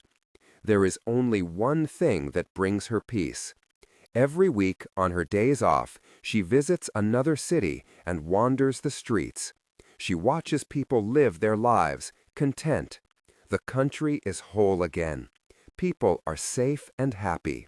She did a terrible thing, but she did it for the right reasons, and for this, it was worth it. There is nothing that she loves more than she loves Ara. Still, she is haunted by the past. Every so often, when the nightmares get particularly bad, she goes to the part of the towers that only a small handful of people can access. She goes into a room of pure white and looks down at the shriveled-up man strapped to the table. His eyes remain sightlessly staring at the ceiling. He is breathing, but other than that, he is barely alive. And yet the most powerful magic in Ara, perhaps the most powerful magic in the world, is right here, lurking inside of that broken mind, waiting for the next time it is needed.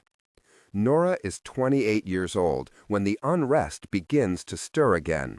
It starts small, a few rebellious lords fighting with the young queen over taxes or land rights.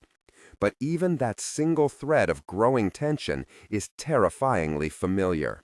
She thinks of the day she and Max had sat in the library all those years ago, and how it had been so easy to dismiss the possibility of coming war. She can no longer sleep at night. The days pass and the whispers continue, and she wakes up in sweats, dreaming of fire. They do not understand, she tells herself. The queen is young and naive. Zareth is selfish and stupid. They do not understand the importance of acting quickly. And she will never allow all the sacrifices she has made to be in vain. Eventually, she has had enough. One sleepless night, she goes to that secret corner of the towers. She stands over the lifeless man in the room of white. Nearly a decade ago, she watched this magic end a war, taking 1,000 lives to save hundreds of thousands. And in the same stroke, she watched it destroy everything that mattered to her. If anyone is to wield it now, she decides, it must be her. She has already been ruined by it once. She has nothing left to lose. And she hates it so much that she needs to be the one to dominate it, this time. She withdraws her dagger and she tries to wield Reshaye for the first time. The voice sounds so strange, odd to hear it this way, in a pure form, rather than coming from the lips of a human being. You know who I am. It turns over her memories like stones. It stops at the memory of Sarlazai, at her moment of betrayal. It feels its disgust. I am offering you a new home, she says. Would you rather stay in an empty mind and a white room then? A low hiss. The protectiveness rises before she can stop it. Reshaye grabs on to the emotion. This is between you and me, not him. It reaches for another emotion, one she cannot hide away fast enough. The way she felt every time he was praised, every time he was promoted. The day he was the one to be granted such extraordinary power, power he could not even handle. A low laugh ripples her thoughts. I seek to gain the power to stop another war. It begins to pull away, but Nora's magic grabs onto it, refusing to let it leave. She will wield it. She will dominate it. You took everything from me, she snarled. You don't get to win this, too. And so, quickly, it turns. Express emotions subtly, not dramatically. Reshaye rails against her control hisses. The fight is worse than any battle Nora has been in. It is savage, asking for everything she has and more, reaching for all the tender parts left in her mind. They clash, and she is tangled up in a web of the thing she hates more than she has ever hated anything, the thing that destroyed the best person she knew and murdered the innocent children that were practically her siblings. In a battle of wills, her hatred alone will make her stronger. She is sure of it. Later, she will only remember bits and pieces of this time. Their battle could have lasted hours or days or weeks. Time, after all, belongs to the world above. They are somewhere deeper than that now, and falling further still.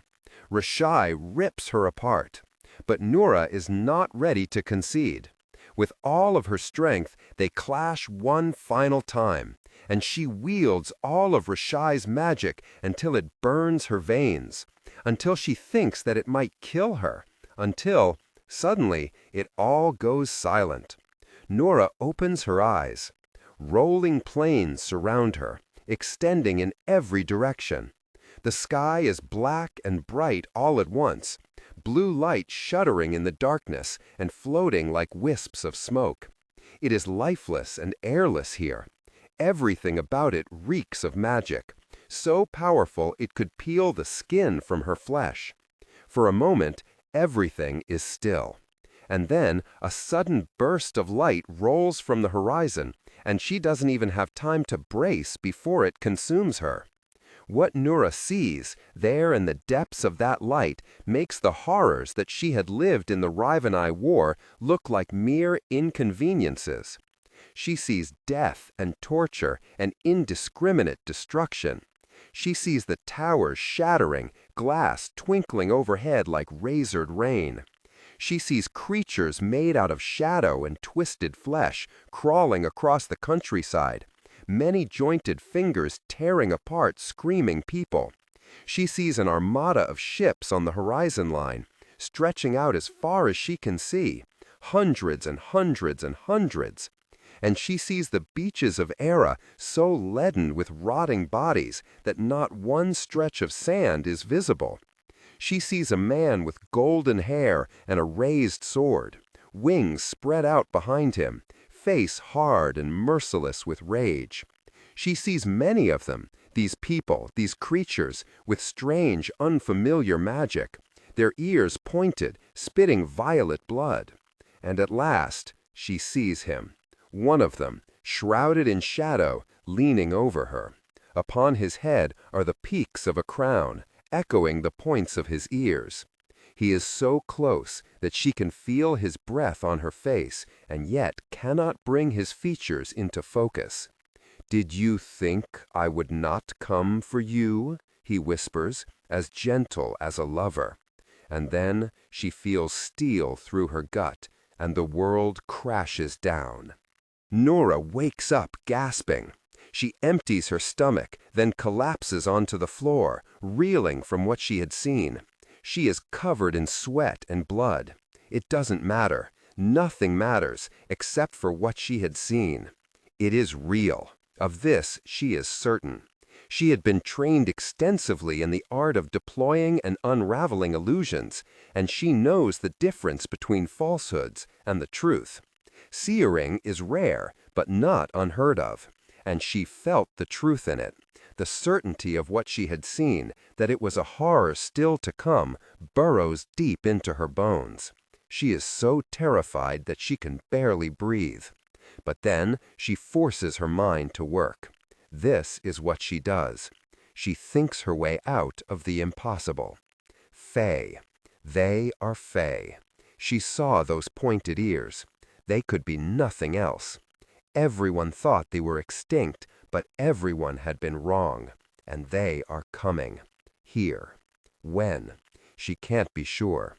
The Era she saw was the Era she knows, not one of some distant future. But could it be tomorrow? Next month? Next year? Maybe there is time. Time to stop it from happening. Who will believe her? Who can she trust? No one. She had dragged herself to the top. But in the wake of the war, the orders are fractured and weakened. And worse, she is alone. She is not loved or trusted. She is not respected, at least not more than her title demands. So who would she bring this to? A 13-year-old queen? Zareth Aldris, that self-obsessed idiot?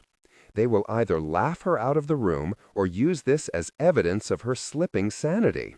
No, her fear settles into resolve. She had ended the Rivenai War by doing what no one else would. One day she would suffer in the afterlife for it. But now she has nothing left to lose.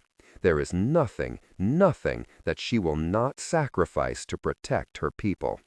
Noura staggers to her feet, casting one more glance at the listless body on the table, and she begins to make a plan. The next morning she goes to the Archcommandant's office. He is sitting there with his feet up on his desk, being disgustingly smug. She slides into a chair across from him. "I think we have a problem." "Do we?" He doesn't look up. "There was another rebellion this morning. How long are we going to pretend that Cessary is capable of ruling this country?" Now she has his attention. Zareth's eyebrows arch. "How uncharacteristically blunt of you, Noura." "I'm tired of waiting." She leans forward. "I'm ready for action." Every night she tries to wield Reshaye. Every night she fails.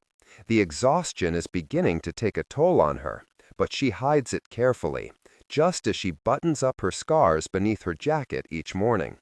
As much as she resents it, she has started to give Reshaye the blood of others. It doesn't hate anyone as much as it hates her, but still, it will not accept anyone. "What about Maxentarius?" Zareth says one day, after yet another failed attempt. "No," she says, too quickly. Then, slower. "No, he won't do it anyway."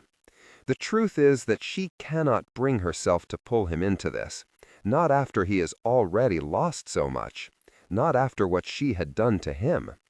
But the weeks wear on, and she grows more desperate. Finally, when Zareth proposes it again, she is silent for a long moment and says, "Maybe. When you get back, maybe." Zareth leaves for Threl that afternoon. He will be traveling for many months. She doesn't like the idea of letting him out of her sight for so long, but he has connections in Threl, and if one of them is to be across the ocean, she would rather it be him. Zareth has his useless political ambitions in Threl, but more importantly, the Threlian continent holds many magical artifacts. Reshaye itself had been brought to Era from across the sea. Maybe, the two of them theorized, he would be able to find an alternative there. Zareth is less urgent about this than she would like, but he, after all, believes this merely to be a game about a crown. She knows it is so much bigger. And so Zareth travels, and she waits, until a fragmented girl, bleeding and feverish, collapses at their door. It is nothing more than a hunch at first, but Nura confirms it, again and again, feeding the Threlian girl's blood to the creature drop by drop. Every time, Reshaye's silver magic rises up to meet it, accepting the blood willfully, instead of leaving it to roll off of the vessel's pallid skin. The answer is clear. Later, she goes to the fragmented girl's room. She is gravely ill, and her back is a patchwork of tattered flesh, the work of a monster. It was a miracle that the girl had managed to make it across the ocean alive. Nora supposes that proves some sort of grit, even though the person lying in the bed before her looks weak and delicate. This foreigner, by some ridiculous twist of fate, is their only chance. Their one chance. Every time Nora closes her eyes, she sees the destruction she had witnessed in her vision.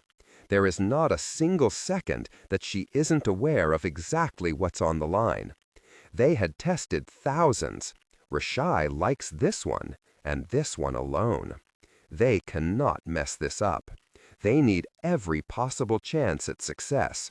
And that is when Nora decides that her old friend needs to be involved, after all. Express emotions subtly, not dramatically. It is easy to control someone who wants something so much. From the moment Nura meets Tisaanah, she sees it in her. Obsessive, single-minded determination. Nura vows not to make the same mistake twice. The Threlian girl's mind needs to be strong enough to handle the power she will be wielding. And so, they test her, train her, measure her. And meanwhile, there are still pieces to be moved on the board. It is easy to make Ara hate Queen Sesri. The girl is so young, so easily led, with fears so easily manipulated into violence. It is almost laughably simple to turn her against the lords who were not order supporters and replace them with ones that are, to make her a terrible option with any acceptable replacement. Zareth revels in it, but Nura takes no joy in any of this. Sesri is just a frightened child. They are doing a horrible thing.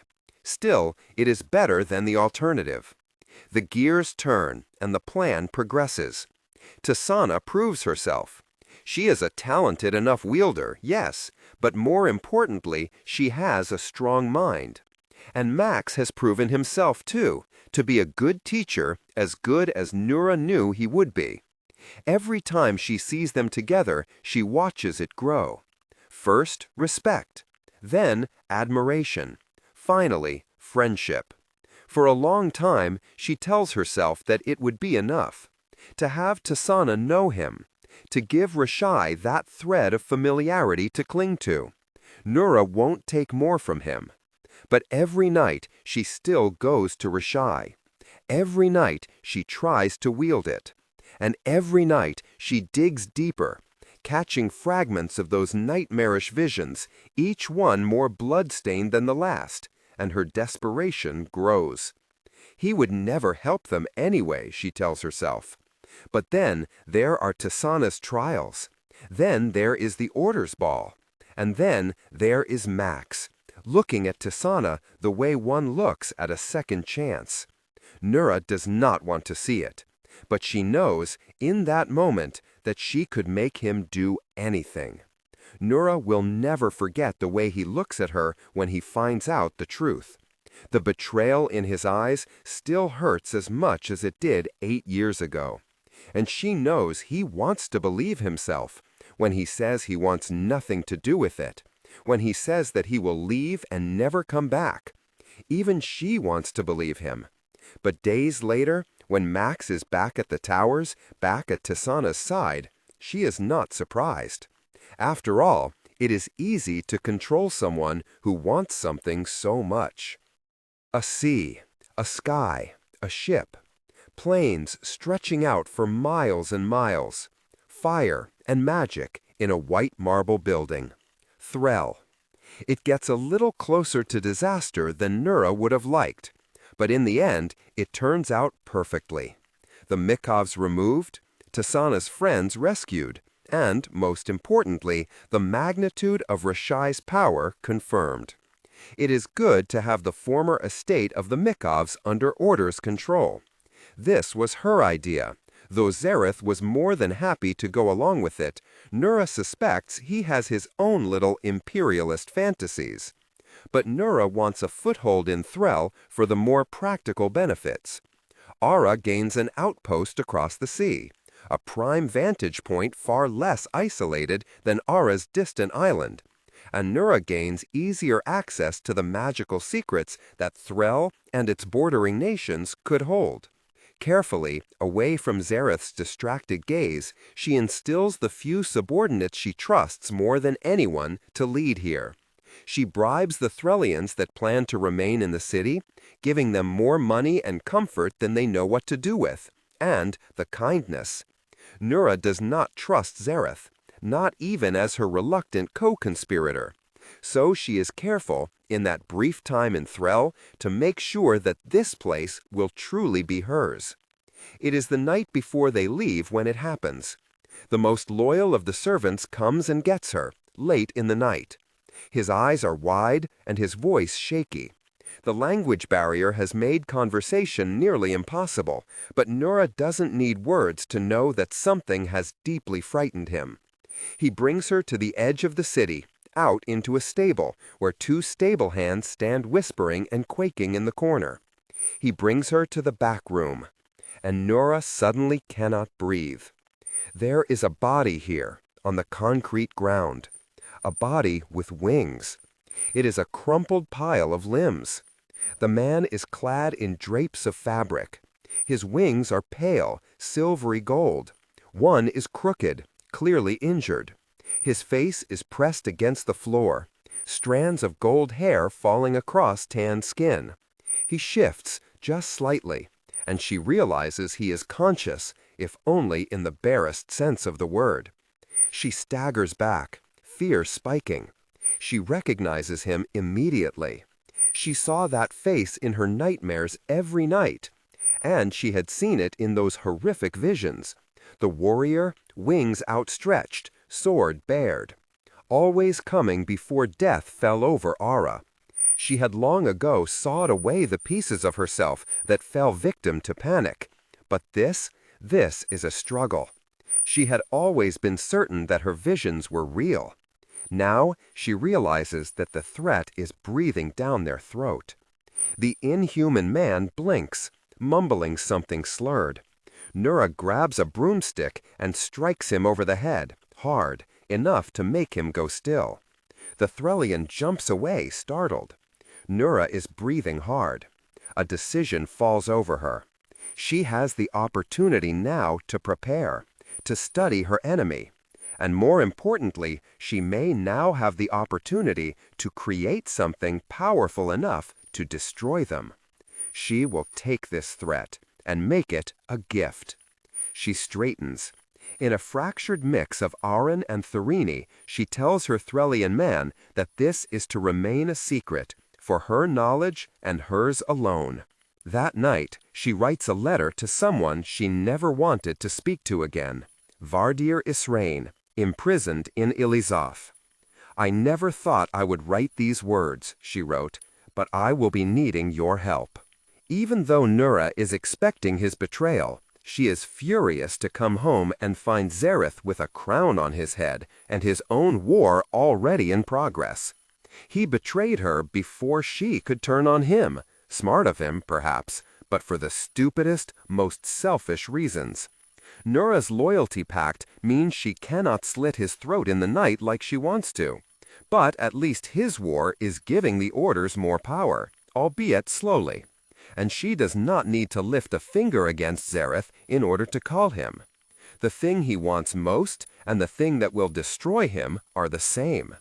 He has already started experimenting with deep, dark magic in order to craft the curse that holds Tisaanah's life. How he managed to do that all on his own, Nura will never know. And it is easy to coax him with more of it. He wants to win his war. He wants to win Ara's crown. And most of all, he so desperately wants their respect.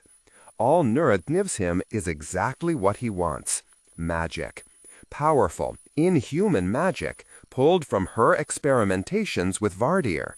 Even she does not understand why Tisaanah and Max, due to their exposure to Reshaye, are able to handle it so much better than most. But Zareth is only human, not even modified as the Sirizen are to raise his tolerance. The more he tries to be something more powerful, the weaker he gets. Nura hands him the power he craves and watches him use it to slowly destroy himself. The war goes on, and Zareth withers, and Nura studies in the shadows, looking to the horizon, watching, waiting, working. And still, the visions grow more vivid every night, until months pass and the threat has arrived. Strange, the paths that life takes. Nura thinks this to herself as she stands in her office, a silver bowl in her hands, Max and Tisaanah staring at her expectantly. She is out of time. The things she saw destroying Max's home, ripping Sirizen apart, cement that. Her nightmares have arrived. She is so afraid. She does not trust herself to weave words that convey all that she needs them to understand. They hate her. Express emotions subtly, not dramatically. Of course they do. She has done unspeakable things. There are no sentences she can string together that would make any of that better. And so all she can do is open herself up for them like a dissected animal, her insides pulled apart. Everything within her rails against it. But she has spent her entire life learning how to sew closed every single gap inside of her. Words will not be enough to tear it open. And she needs them to understand. She needs them to understand what is coming and how much she needs their help. She needs them to understand why. It is Max who approaches her first, looking at her with a wrinkle between his brows. She wonders if he knows he has worn that expression since he was a child. Perhaps here, in her memories, he will find a shard of something familiar in her, too. She offers them the spell, and with it her thoughts, her dreams, her regrets, her soul, and prays it will be enough. Chapter 72. Max. I staggered back. It took a few long seconds to come back to myself. I felt unmoored, drifting somewhere between the past and the present, between Nora's memories and my own. The vision settled deep in my gut, like I had eaten something rancid. Nora was looking at me the way I never thought she would look at me again, with such vulnerability. My eyes fell past her. to the single thick door. What is in there? Barely louder than a whisper. A demand, not a question. I didn't know if I wanted to know. Without another word, Nora opened it. The interior of the room was so starkly white and bright that it hurt my eyes. It was a narrow room, closer to a short hallway. There was a desk here, scattered with piles of parchment and a few chairs. But then I turned, and my mouth went dry. The room had one glass wall. Beyond the glass were iron bars. And beyond those bars were people. No, not people. Not humans, anyway. Fae. There were 6 of them. 2 were in the same enclosure. Some lay on small cots, covered by thin white blankets. Others sat on the floor, leaning against the wall. One lay on the ground, on her stomach, not moving. None of them reacted when we entered. Was that because the glass was so thick they couldn't hear us? Or was it because they were no longer able to? Some didn't even look like they were alive. Tisaanah whispered a curse beneath her breath. "They invaded us," Nora said.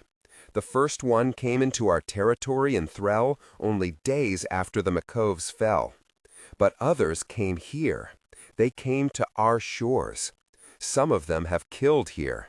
That one skewered a couple that found him hiding in their barn. Just innocent farmers."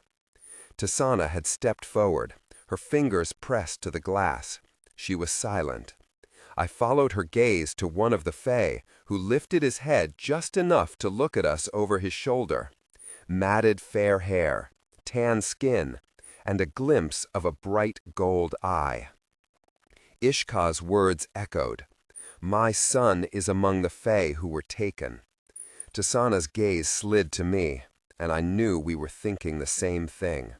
"Why are they here, Nora?" I asked, quietly. I hoped I was wrong, prayed I was wrong, but the pieces fit too well. For these creatures to be here, beneath the towers, with Vardir, here, in this room of white and white. "There are things we can do with Fae blood," Nora said. "Fae magic. Things we can create with access to all the different threads of magic. Things that might be powerful enough to save us. Fuck no. You want to create more Reshayes?" Out of the corner of my eye, I saw Tisaanah back against the desk, sinking into the chair as if utterly overwhelmed. Despite everything, a part of me still hoped Nora would correct me. But she just said, "We don't have a choice." "Of course we have a fucking choice," she shot back. "You saw what has already started coming for us. How do we defeat that, if not with the greatest weapons we can create?"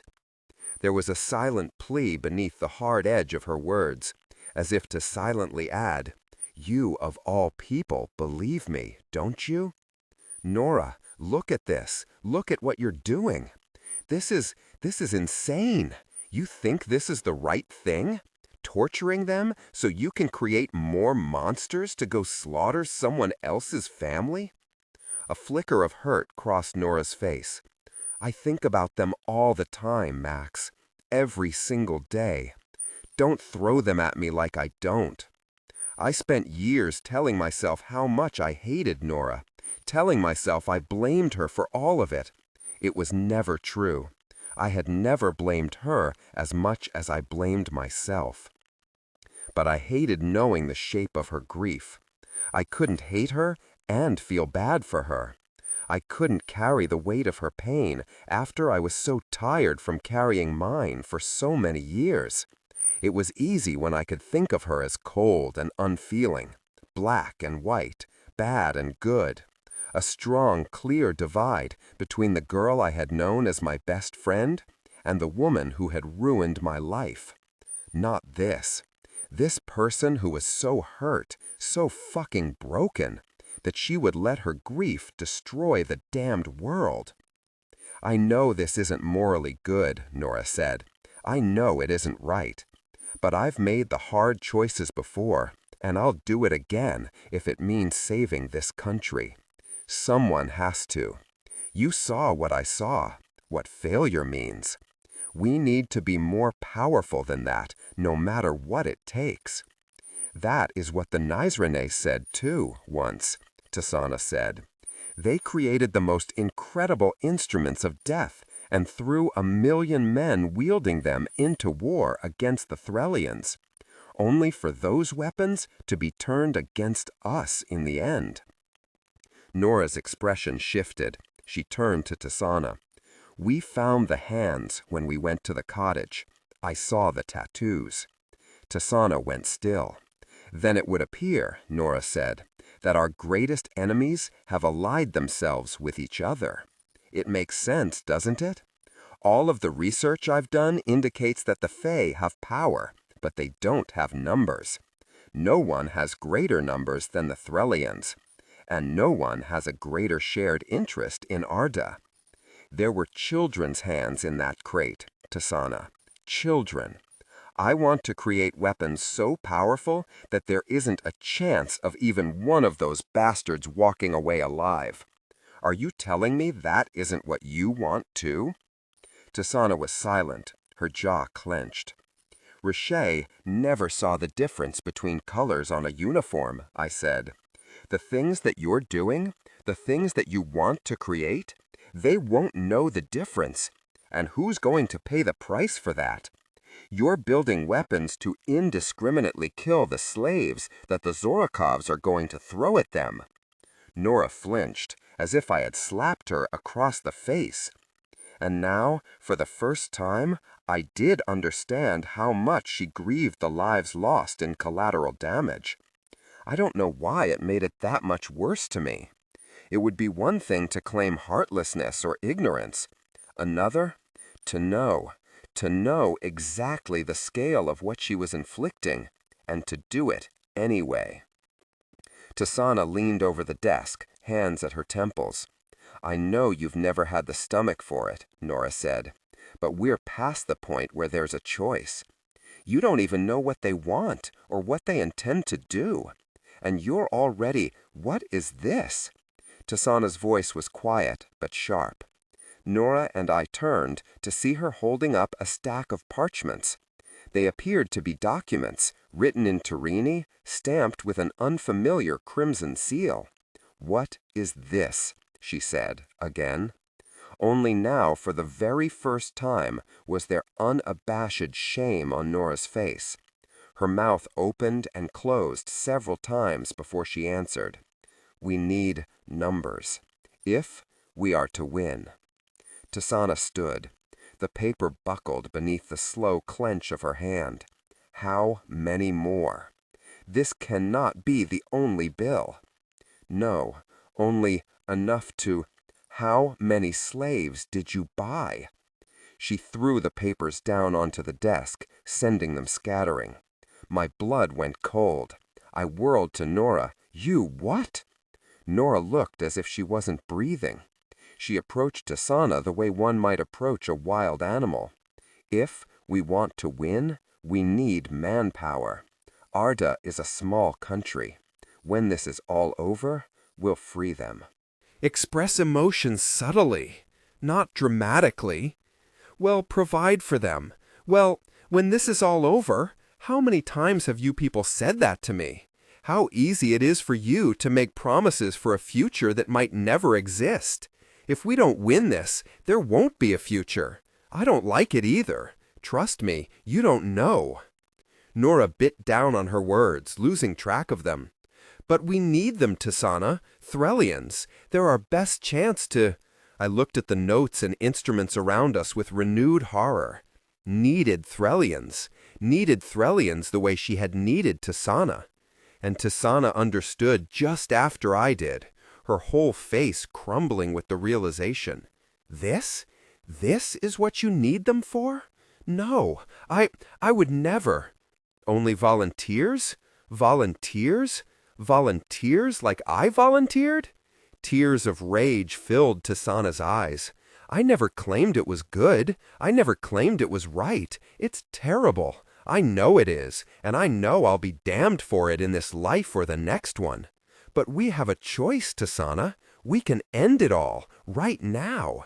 If we don't win, millions will die, and you will never free your people. You told me you would do anything. So would I." Her eyes flicked to me, wild and desperate. "But I need both of you. No one can wield this magic but you. They know who you are, and they want you, and they're going to keep coming for you. So help me build a better world, or at the very least, keep this one from being destroyed." I was so angry that everything went numb until I looked at Tisaanah and saw the gutting heartbreak written across her face. That expression devastated me. I had given up on so much. I couldn't even remember the moment it happened, the moment I realized you could dream and fight and bleed with the purest of intentions, and it would still end up rotten and maggot-infested. But Tisaanah, from the minute she showed up at my doorstep, believed. Even in the worst times, she truly had faith it could all be better. And now I was watching that belief shatter, an irreplaceable treasure destroyed. This is the only way. Nora approached Tisaanah slowly, hand outstretched, only for Tisaanah to lurch away. "Don't touch me!"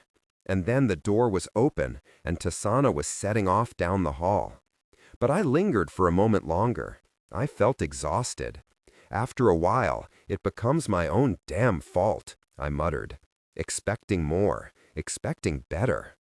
Nora lifted her head and looked at me. Suddenly she looked so much like she had 10 years ago. And it was the voice of my friend, not my enemy, that said, "I always wanted all of it to be better." The worst thing was, I believed her. "This isn't how it happens, Nora, not without you." She moved towards me, one tentative attempt at bridging the gap between us. "I need you, Max, please. We're the only ones left. The only ones left." Yes, maybe that was why there was a part of me who could never abandon the version of Nora that I had known, once. Because she was the last thing I had of a more innocent life, even if the core of that had been infested too. None of it looked the same as it had back then. "Not anymore," I said, and left her there. Chapter 73. Tisaanah. I had to get out of the towers. Everything about this place revolted me, all the way down to my bones. I was halfway down the hall by the time that Max caught up with me. I could feel his rage vibrating off of him, our anger surrounding us both like smoke. We didn't speak. When we made it to the front steps, I cast one last glance over my shoulder at the 2 white columns looming over us. The day I had seen Voss, or what had become of him, I had staggered out of these doors and stood in these shadows and struggled not to fall apart. That was the first time I had looked up at the towers and thought they looked foreboding rather than comforting. Now they disgusted me. Max drew the final line of his stratogram, and they unraveled. The first part of the world to return was the smell, a scent of ash so strong it burned my nostrils. And when everything else followed, I made a small, wordless sound of horror. The cottage was gone. Max's home, our home, had been reduced to nothing but a blackened skeleton. The stone still stood, though it was crumbled and charred. The roof had caved in, only a few broken rafters still remaining. Shattered glass glittered among the wreckage, and the garden, that beautiful garden, was now shriveled ash. I tore my eyes away from the scene to look at Max, and he was staring at it with a tight jaw, mouth thinned, face betraying everything that he wasn't expressing aloud. "We'll rebuild it," I said, even though we both knew that we would never be able to recapture what made this place so precious. His throat bobbed. He walked among the charred foliage, nudging the dirt with his boot. "There have been people here," he said. "Look at the footprints. Nora's people. Had to be. Those things are gone. Gods.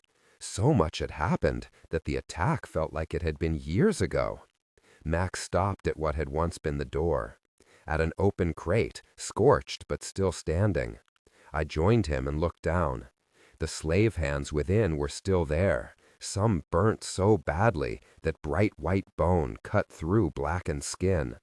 And there, the weight of it all broke me. I sank to my knees.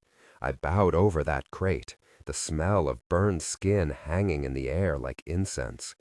Tears left little wet spots on their flesh, one, then two, then more, until silent sobs racked my body. How, I choked out, how can anything we do make this better? It can't, not this part.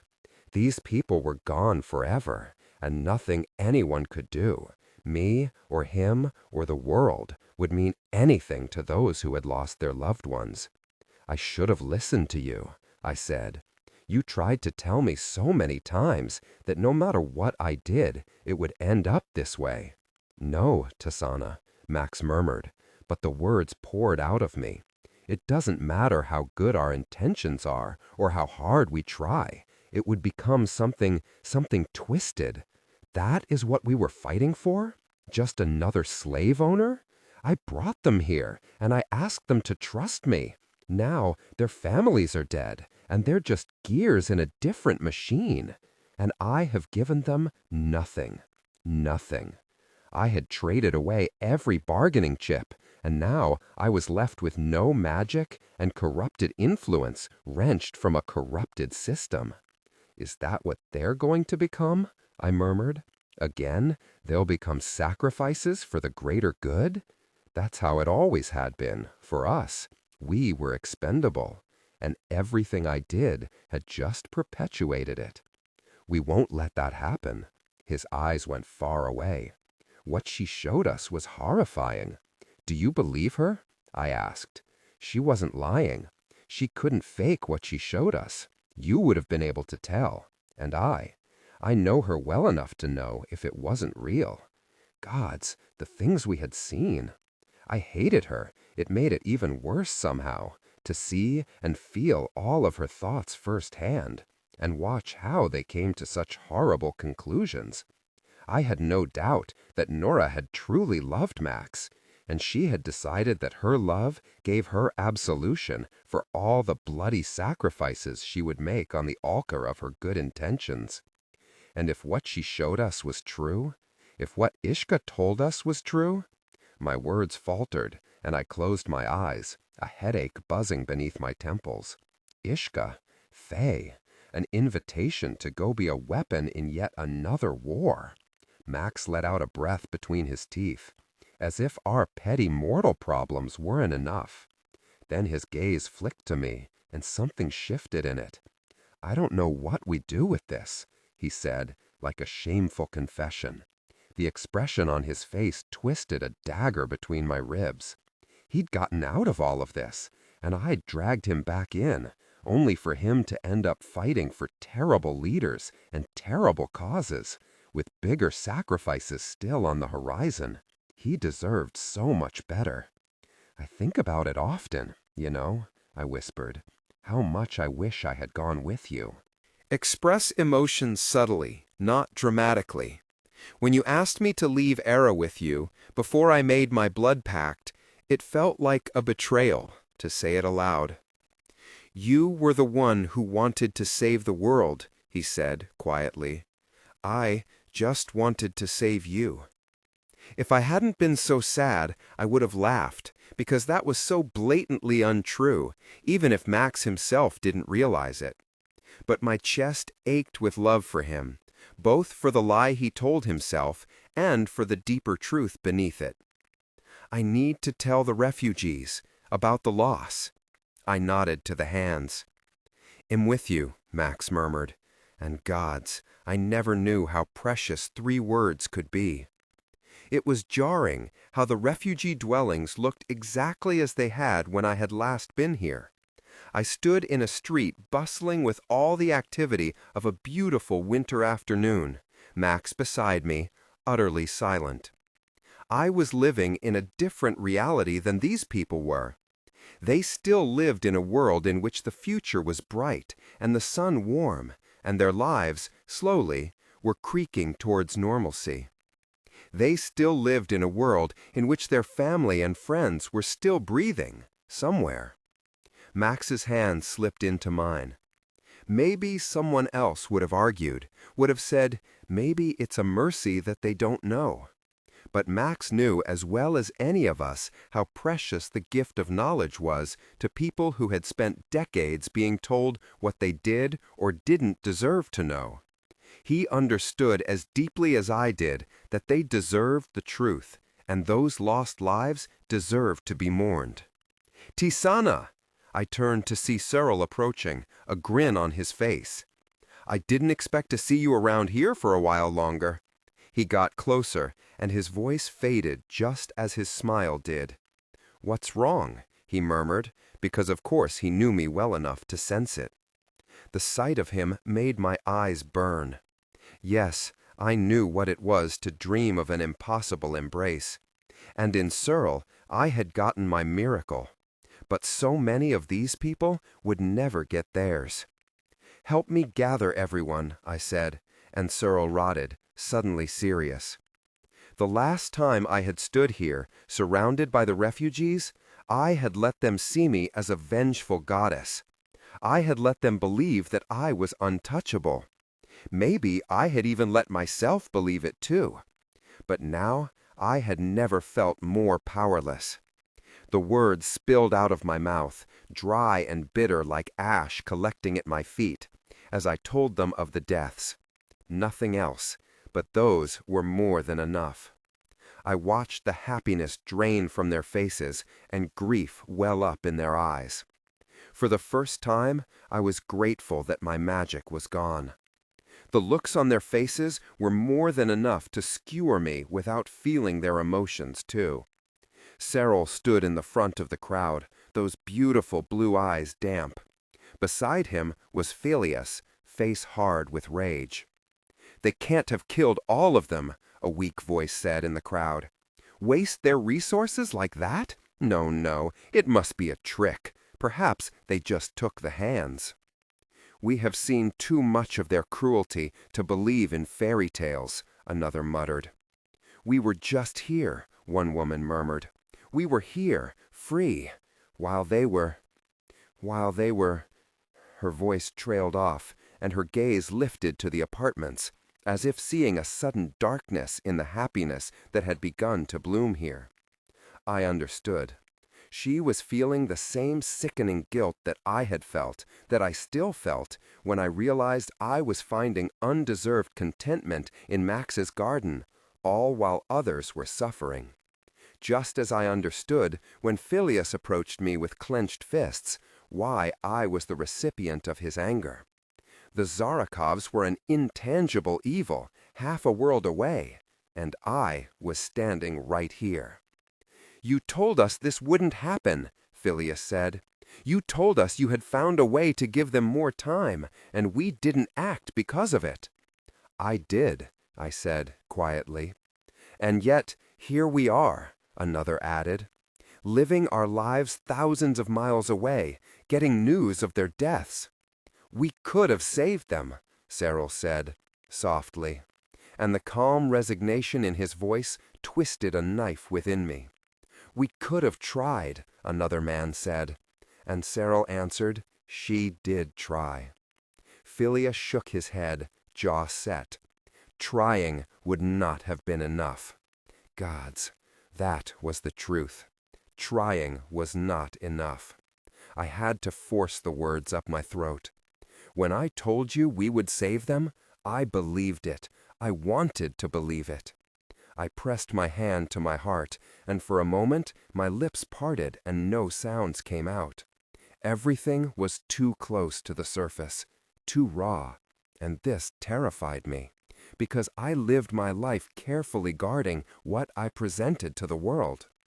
Those lives, I choked out, are my family just as they are yours. There is nothing I wouldn't have sacrificed to save them, nothing, because they deserved better. The crowd had gone silent. They stared at me expectantly, as if waiting for me to answer for my mistakes or tell them what we would do next. Both their trust and their disappointment weighed just as heavily. I was dizzy, and before I realized what I was doing, I was on my knees. "I have nothing to say for myself," I said. "I wish that I could tell you that I had a secret plan or enough power to will this away. But the truth is, I have no performances left. No tricks, no magic shows, no red dresses, not even promises. Their lifespan is too short. And I know that many of you likely look at me and see a Nizrenus witch. That is fair. Perhaps we have nothing in common but the name of the man who chained us." I let out a humorless scoff. "What a thing to bind us! I'd rather that we be tied together by a shared dream for the future, rather than a shared terrible past. And I so wanted to give us that future. But—" My throat closed. But perhaps they heard the words I couldn't say. But I don't know how. My palms were pressed to the ground. Here, there weren't even cobblestones. Instead, the road was simply made from earth packed down beneath thousands of boot soles and cartwheels, pounded down so many times that it was nearly stone. I saw a pair of shoes enter my vision. I looked up to see Reshaye before me, lowering to her knees. Tears streaked her weathered cheeks, but her voice was steady when she asked, "Do you know how to sing the drifting songs?" I shook my head, unable to speak. I wished my answer was different.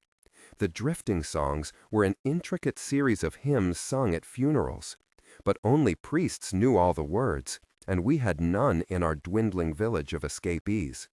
Perhaps once, long ago, I had heard them sung, but it was a part of my Nizrenus blood that had been lost forever. One of the countless priceless things that the Threllians had taken away from us, even the ability to mourn. Reshaye pressed her palms to the earth, her hands settling on either side of mine. "You must have been so young when we all fell, a child raised in the remnants of nations, like so many. But it is good to root ourselves in what we once were. The drifting songs were not just Nizrenus, you know. All of our gods lived beneath the earth, and we all sang our versions of the drifting songs to send our dead to them." Then Reshaye opened her mouth and began to sing.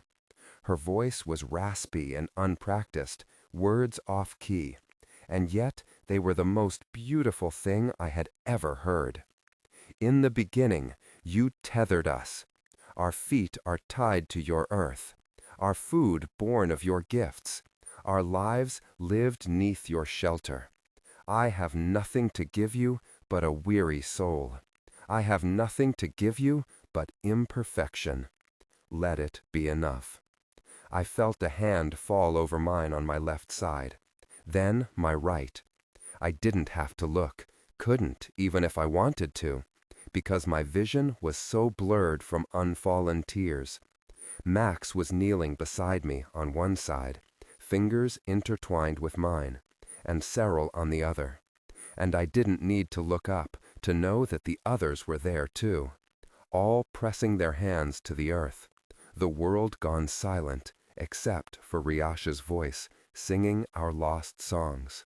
Express emotions subtly, not dramatically. O my gods who flourish beneath our feet, how very far I have wandered. I have searched for you in my victories and my mistakes, in my love and my hatred. I have crossed seas and mountains. I am so very far from home. But let me return to you. My fingers curled, handfuls of dirt ground against my palm. I could almost feel them, feel something, even if it was not the gods. Perhaps there was something deeper still that bound us all, not in the aspirational hope of the sky, but the grounding constants of the earth. Beneath us, this unfamiliar land swallowed up our grief. I had nothing to give them but my hope, but gods, let it be enough. Let it be enough. I have nothing to give you but my life, Reshaye sang. I have nothing to give you but scars and heartbreak. But let me return to you. I have nothing to give you but my love and piety. But let me return to you. Let it be enough. Chapter 74, Max. Tisaanah's eyes were red-rimmed by the time we left the apartments. Night had fallen. We would need to return to the towers at some point. We now had nowhere else to go. But neither of us were in a rush to get there, so we walked back through the city, taking in the silence of the winter night. The drifting songs lasted for nearly an hour, though something about them made time seem to warp and shift. The grief hung thickly in the air. I had watched Tisaanah, serene even with tears streaking her cheeks, and I couldn't put a name to the sad pride that swelled in me at the sight of her. The last time we had been here, when I had watched her wield her magic and their attention with masterful power, I thought I'd never seen anything more beautiful. But seeing her like this, honest and raw, was its own kind of beauty. She let me see these parts of her. I never thought she would let them see it too. Maybe she never would again. I'm proud of you, I said. We had walked a long way in silence. Tisaanah gave me a startled look. Why? I know it was hard for you to show them that. She let out a rough scoff. Being sad is nothing to be proud of. Stopping it from happening would have been. You couldn't have saved them. You do know that, right? She didn't answer. Instead, she slipped her arm through mine, the weight of her head pressing against my shoulder as we walked the city streets in yawning silence. After a few minutes, Tisaanah murmured, I like this. It makes it easy to pretend. Pretend? Pretend we are a normal couple. That is probably what we look like right now. Her arm tightened around mine, as if for emphasis, and I chuckled. Maybe so. Yes, we probably did look utterly average. I did have to admit there was something pleasant about the sheer mundanity of it. Like it was something I could take for granted. It's nice, I said quietly. If we left, we could be this way every day. My eyebrow twitched. It was the first time I had heard Tisaanah talk about running away, even in jest. We could. Tell me where we would go. I paused. It seemed dangerous to even think of it, and yet so easy to slip into this game with her. We could live on a beach somewhere where there aren't winters. I could hear the wrinkle over Tisaanah's nose. A beach! It smells. Not all of them, just Aras beaches. There are islands where the water is completely clear, no seaweed. They're beautiful. You cannot grow a garden on a beach. And what a great loss that would be. Fair. Alternate proposal then. We'll find a forest, somewhere off in Bezrith or maybe on one of those southern islands or something. We could clear out a nice big patch of land, big enough for a decent garden, far enough away from society that we can go unbothered for as long as we want. A lake. It will be near a lake. I want to learn how to be a better swimmer. I'll allow it. I appreciate seeing you in wet clothes. She laughed, though it faded quickly. And the most important part, she added, is that no one will ever find us. Not a soul. What a dream. A long silence. We were almost at the towers, those white columns looming over us, when Tisaanah said quietly, Would you go? I questioned if I'd heard her right. What? If we could go right now, would you? Yes. The word rang out emphatically in my head. I wasn't sure why it wasn't the one to leave my lips when I answered. For a long time, I wanted nothing more than I wanted to leave Ara and never look back. But the orders, they wouldn't let me go. Those restrictions after Sarla's eye. Even when I had begged Tisaanah to leave Ara with me, I technically hadn't been allowed to go. I had just been so desperate, I was certain I'd find some way, any way, to get the hell out of there if it meant keeping her out of the order's grasp. Not anymore, Tisaanah said. A bittersweet pang twinged in my chest. Yes, Tisaanah had negotiated my freedom when she signed away her own, all of those punishments erased with the slice of a blade over her skin. And yet I felt more trapped than ever. There is nothing stopping us. Even my pact to the orders has been fulfilled. Tisaanah wasn't looking at me, her voice oddly flat. I stopped short, turned to her. What is this? Is this a fantasy or is it real? Do you want it to be real? Yes. Again, the word came to me fast. But did I? Did I really? I don't think you do. You care more deeply than anyone I know. You don't want to abandon them. A muscle feathered in her jaw. Perhaps leaving is the best thing I can do for them. I know what it looks like when people trust their leader, and they trust you. Tisaanah's careful composure slowly cracked, sadness spreading across her face like fissures through stone.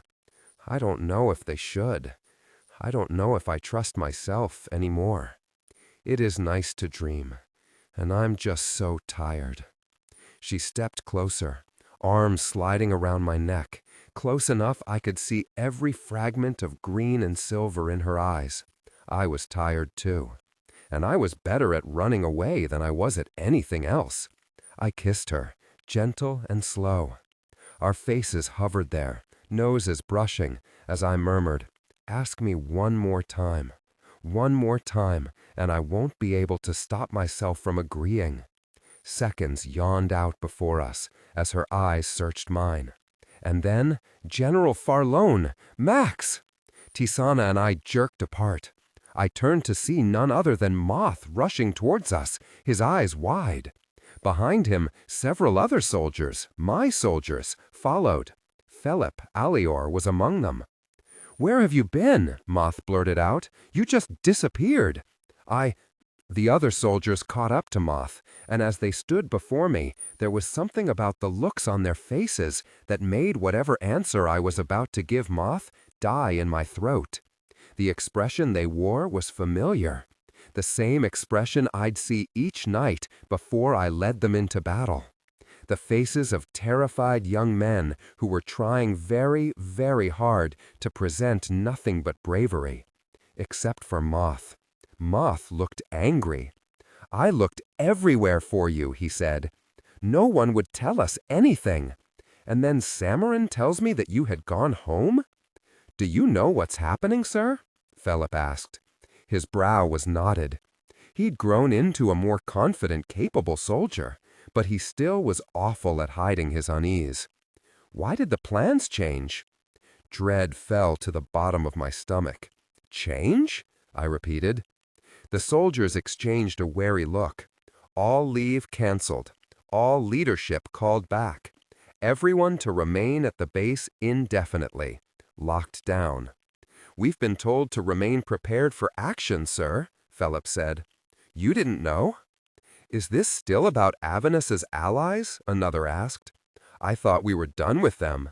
"Should be done with them, after all that," Philip muttered.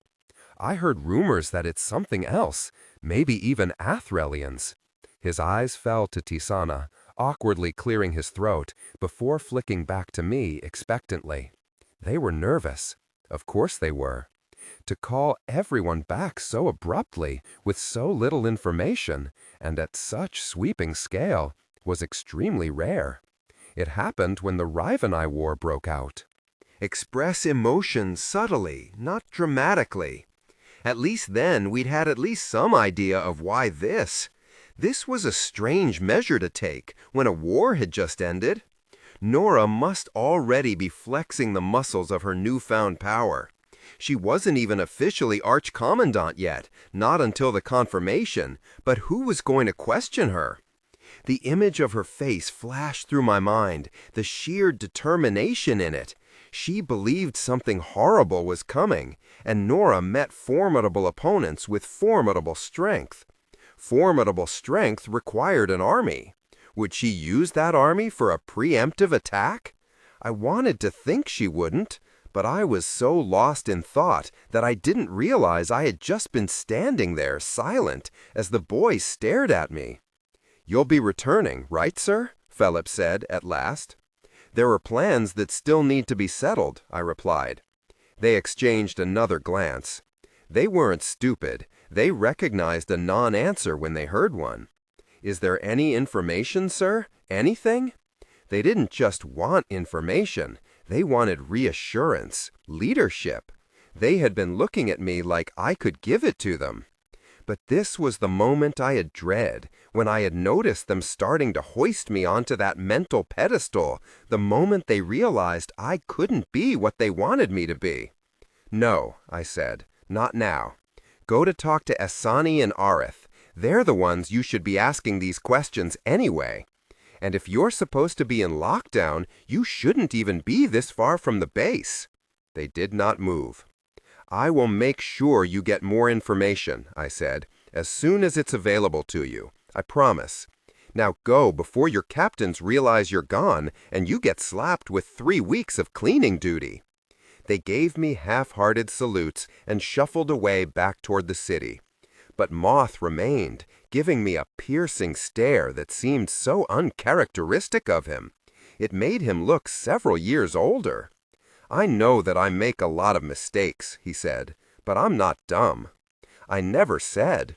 They all know you as the general, but I remember what you were like before all of this. And I know what you were like after the first war. You just hid." My eyebrows lurched. "Excuse me? Is he wrong, though? They'd talk about you like you're some kind of legend, like we can win anything if we have you. And they'd act like we would always have you, like it was just a given. But sometimes they would talk like that, and I'd think—" He swallowed, his jaw tight. "I'd think about what you used to be like, and I'd think about how you could still just run away and leave us to fight alone. Is that what you're doing? Leaving us to fight alone?" My mouth, half open already with the beginnings of a response, closed. Moth just stared at me, waiting for an answer, demanding one. "Good question, Max. Is that what you're doing?" "No," I said, at last. "No, it's not."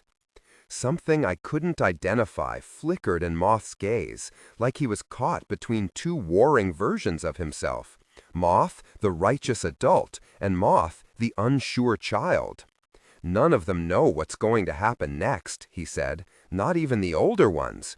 I think even Tisaanah and Max are scared, even though they don't show it. Everyone has been asking about you. They trust you. All of them trust you." His words burrowed deep. Not so long ago, it would have been downright nightmarish to hear them, because there was nothing I wanted less than to be entrusted with something so precious. I wanted to tell him, if they trust me, they shouldn't. Instead, I said, quietly, "You won't be alone, Moth, whatever happens." Moth didn't look like he believed me. I lifted my chin to the others who had set off into the night. "You'd better catch up. If you're late, you'll be in more trouble." Moth still stood there, tight-lipped, and I thought he might argue. But then he just turned to Tisaanah, gave her a little smile and a polite "Good night, Tisaanah," and followed the others. I watched the group of young men hurry down the street until they turned around a corner, a tightness in my chest that I couldn't shake. They were new recruits, young, untrained, no rank to speak of, no family names to protect them. If war came, they would be the first to be thrown at the feet of the enemy, the first lambs to be sacrificed. I closed my eyes. "Fuck," I muttered beneath my breath. "I know what it looks like when people trust their leader," Tisaanah murmured. I almost laughed, figured that it took less than an hour for my own words to be turned back on me. "I'd rather not be one," I said. "If only we all got to be what we wished." I opened my eyes to see hers already picking me apart. In the silence between us, our fantasy disintegrated and floated into the night sky like dust. Neither of us had to acknowledge its departure. We both knew the dream was gone, replaced by duty. It was nice while it lasted. I sank down onto a street bench. Then what, Tisaanah? What do we do with all of this? We either do Nora's insane bidding or turn ourselves over to a Fey man we met 5 minutes ago. Are those our options? If what Ishka told us is true, I don't trust him. He could bring back my magic. Or try. If by that you mean bring back a vengeful Reshaye and kill you and probably turn you over to this omnipresent immortal threat looming over us, then likely yes. Sounds fantastic. Tisaanah rubbed her temples in a way that told me she'd had the same thoughts. But I am useless without magic, no matter what we decide. And he did not seem like he was lying. A part of me wanted Tisaanah to be useless, or at least useless to all the people who just wanted to use her for the power she carried. Even if he's not lying, there's a world of difference between that and the real truth. A humorless smile flickered over her face, nearly a wince. And a world of difference between one person's truth and the right thing for everyone. I scoffed. Ascended, didn't we know it? More than ever, now. Perhaps we could try to make things better from the inside, she said, weakly. Guide Nora, control her worst impulses. The image of Nora's face flashed through my mind. I had never seen her look quite like that. I had already lived the consequences of what she was capable of. The idea of her push to true desperation?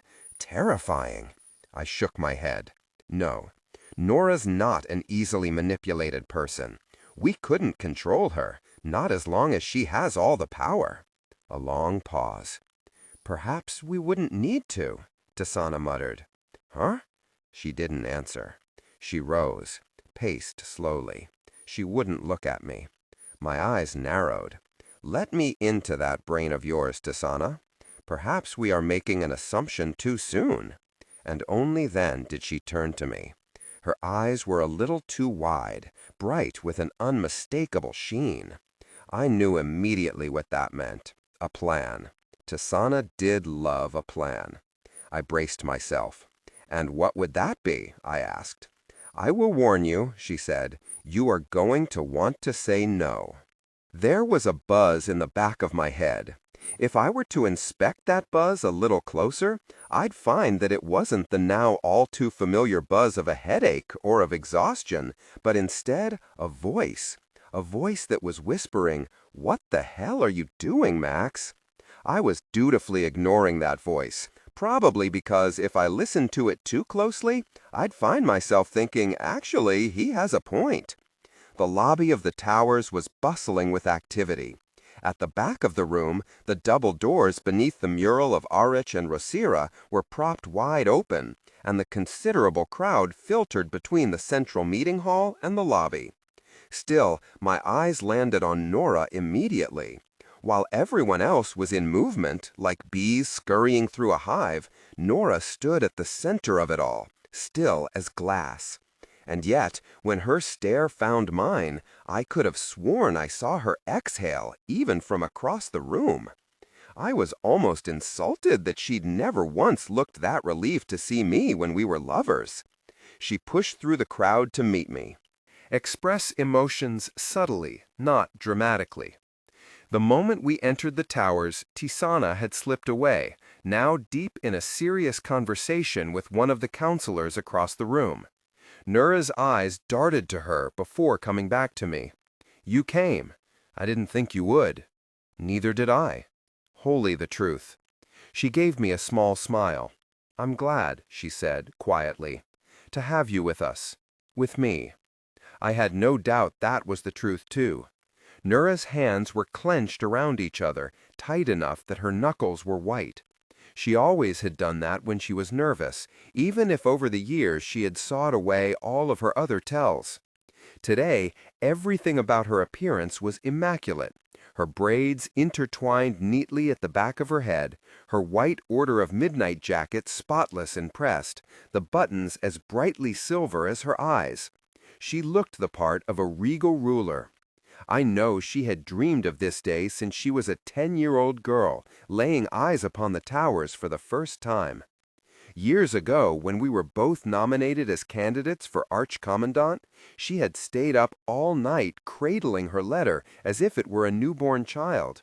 And today, by decree of the council, the only remaining viable candidate, Nura Khan, would officially become Archcommandant and, by terrible, twisted extension, the ruler of Ara. Incredible how life could follow the same paths and yet seem so utterly unpredictable. How does it feel, I asked, to get everything you've ever wanted? Her smile faded. I didn't want it like this. A booming bell rang through the lobby 4 times, drowning out the hum of the crowd. When the sound faded, the room was quiet. People filed through the open double doors. Across the room, Tisaanah turned to meet my eyes. So did the man beside her, Iya, a council member that I had not spoken to in many years. "It's time," Nura said, under her breath. She gave me one final nervous half-smile and proceeded to the doors. Moments later, Tisaanah joined me. "This will be an interesting day," she said, casting a glance to Nura's back, one that was only just short of a glare. Then it softened when she looked to me. "Are you ready?" "Never." Tisaanah chuckled. It was a nervous laugh. She nodded to the door. "Wonderful," she said. "Then let's go." The inside of the council room looked exactly as it had all those years ago. It was large and circular, with windows near the ceiling that spilled mottled light over the seats. Most were already filled, though many of the faces in the crowd didn't look especially thrilled to be there. Everyone was on edge. Everything in this room was a stark reminder of the shadow the orders had become, of what they used to be. Only a few aging members of the council remained. Some were already seated in the front row around the round stage, wrapped in red robes. I will admit, Maxentarius. A smooth, accented voice broke through my thoughts. I looked up to see Iya standing beside me. "I never did think I was going to see you within these walls again." I gave him a humorless smile. "If I'm being honest, neither did I, Counselor." "Are you glad we were both wrong?" Iya's silver eyes twinkled. They were oddly ageless, and he'd always been the type to look at you as if you were being tested by criteria known only to him. I spoke carefully. "Glad is probably not the word, but I've been given a significant amount of trust by people who deserve to see it mean something in the end." "And you think you can live up to that?" "What a question." "I certainly hope so." Iya cocked his head, staring at me. "I do too," he said, before gliding away to be seated with the rest of the council. What was that bizarre exchange? My eyebrows lurched. I turned to see Samarin, taking a seat beside me. He looked surprised to see us, gaze darting from me to Tisaanah in obvious confusion. "You two decided to cut your break short to come watch some depressing orders pageantry?" "Break?" Samarin looked at me like I was insane. "Yes?" Ascended above. I forgot there had been a break. And Samarin knew absolutely nothing. Tisaanah and I had barely slept the previous night, and not in a fun sort of way. Time had been a blur. I rubbed my temples. "Samarin, there's a lot we're gonna have to—" But then Nura cleared her throat, now standing on the central stage of the chamber, and a hush fell over the room. "Wielders of the Order of Midnight and the Order of Daybreak," Nura said, her voice rising to fill the room. "I am deeply honored to stand before you today as the interim Archcommandant following the tragic and untimely death of Zarith Aldris. I have spent my life serving the orders and will gladly give you the rest of it if you will let me today." She paced across the stage, pausing before the 5 council members and bowing her head. "Counselors, I stand before you today asking for your blessing to officially assume the title of Archcommandant. As we all know, the sudden death of Aldris and the pressing nature of looming threats against our country force our hands. We cannot go through the evaluation processes for other candidates, which take months at a time. I have already completed the requisite tests, I have proven myself. And following the sad death of Maya Azaroth 8 years ago, and the restrictions placed upon Maxentarius Farlione, I stand before you as the final remaining viable member of the 16th cycle candidates. She sank to one knee, her head bowing. I submit myself, Nura Khan, as candidate for Arch-Commandant. And I ask you, counselors, to bestow me this honor. I didn't realize my hands were shaking until I felt Tisaanah's firm grasp still them. The first counselor rose. I commit the title of Arch-Commandant to you, Nura Khan, he said. Even from this distance, I could see Nura's body jolt, ever so slightly, as if the sound of those words struck her with a stronger force than she thought they would. They struck me, too, in an entirely different way. The second counselor stood. I grant you, Nura Khan, the title of Arch-Commandant. The room was utterly silent. And then the third counselor rose. Iya. There was a long silence. Tisaanah's hand was so tight around mine that my fingertips were going numb, or maybe that was just my nervousness. Counselor? Nura's voice was small, uncertain. Finally, he spoke. Nura Khan, I have known you for many years. In that time, I have witnessed your commitment to the orders and to Ara. The bounds to which you will go for your rank hold no limits.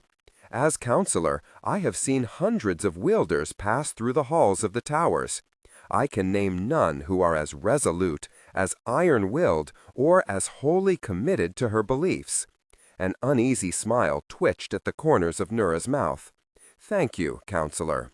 You have many times over proven your commitment to the orders and to Ara, Iya said, and for that service we all owe you deeply. But I do not offer you the title of Arch-Commandant. A gasp rippled through the room. He turned to the audience, his silver gaze landing on me.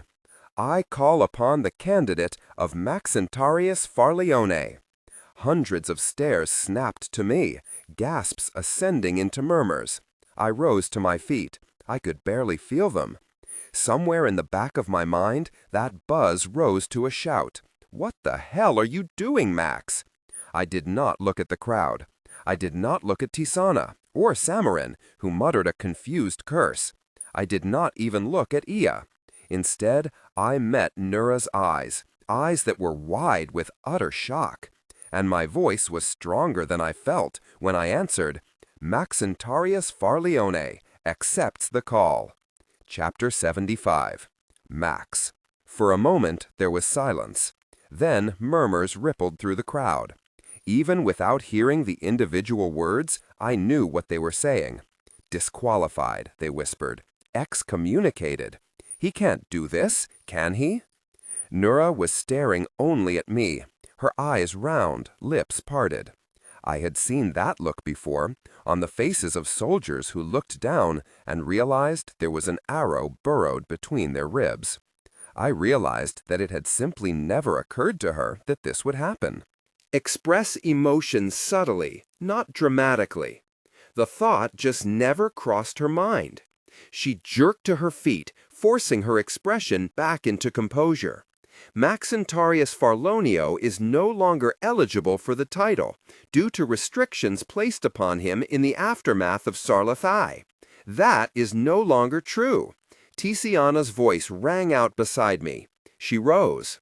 I hold in my possession a contract with the orders. In its terms is a stipulation that Maxentarius would be released from any restrictions inflicted upon him. Anyone may read it if they wish, but Nura knows that I am not lying. Is this true? One of the other counselors said, haltingly. Realization spread across Nura's face. She let out a small scoff. A clean slate, she murmured, as if to herself. Still, I did not look at Tisaanah, but I could hear the hint of her smile in her voice as she repeated, a clean slate. As one of the previous candidates, General Farlonio has completed all requirements and has competed and passed in the 3 previous trials, Iya said. He is a viable candidate. Neither of them have earned the title of Archcommandant until we conduct the fourth trial. Another wave of murmurs, louder than before. Then I see no other route, another counselor said. On the fortnight we will conduct the trial. No, Nura's gaze finally broke from mine. The final vestiges of her hurt disappeared, buttoned up beneath hard focus the same way she buttoned up her scars beneath her white jacket. She turned to the counselors, hands clasped behind her back. If we do this, we do it now. We have no time to waste. Now? Ia said. Now? The crowd whispered. Now? I thought. Ara is a rudderless ship, Nura said. A country recovering from not one but two wars, still steeped in uncertainty. Given the greater responsibility of the Archcommandant in such trying times, we must settle this matter quickly. Out of the corner of my eye, I saw Tisaanah shoot me a glance of uncertainty. And I couldn't deny that I felt it too. I knew when I walked into this room that I was about to do something totally contradictory to everything I had wanted for the last 10 years. But I certainly didn't expect to actually do the final trial, something that normally would have taken weeks or even months of preparation, today. But was I about to let Nura know that? Of course not. I'm more than willing to settle the matter as quickly as the council wishes. If that means doing the final trial today, then I am ready. Samarin muttered a curse just barely loud enough for me to hear. Ia turned around and gave me a stare that accused me of being a lunatic. We need more time to prepare. We don't have it, Nura said.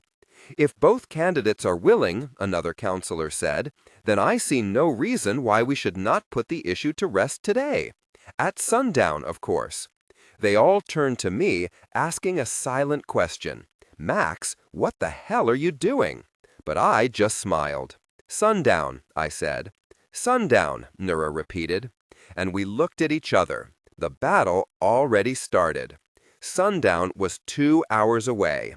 2 hours to prepare for the biggest fight of my life. When the meeting adjourned, a wave of people descended upon me, but I managed to slip through them and escape off to Tisaanah's apartment with Tisaanah and Samarin. A battle in itself.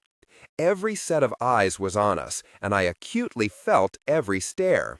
So I remained serious and stoic until the door was firmly closed behind us, at which point I slumped down into one of the dining chairs, threw my head back, and let out a manic laugh.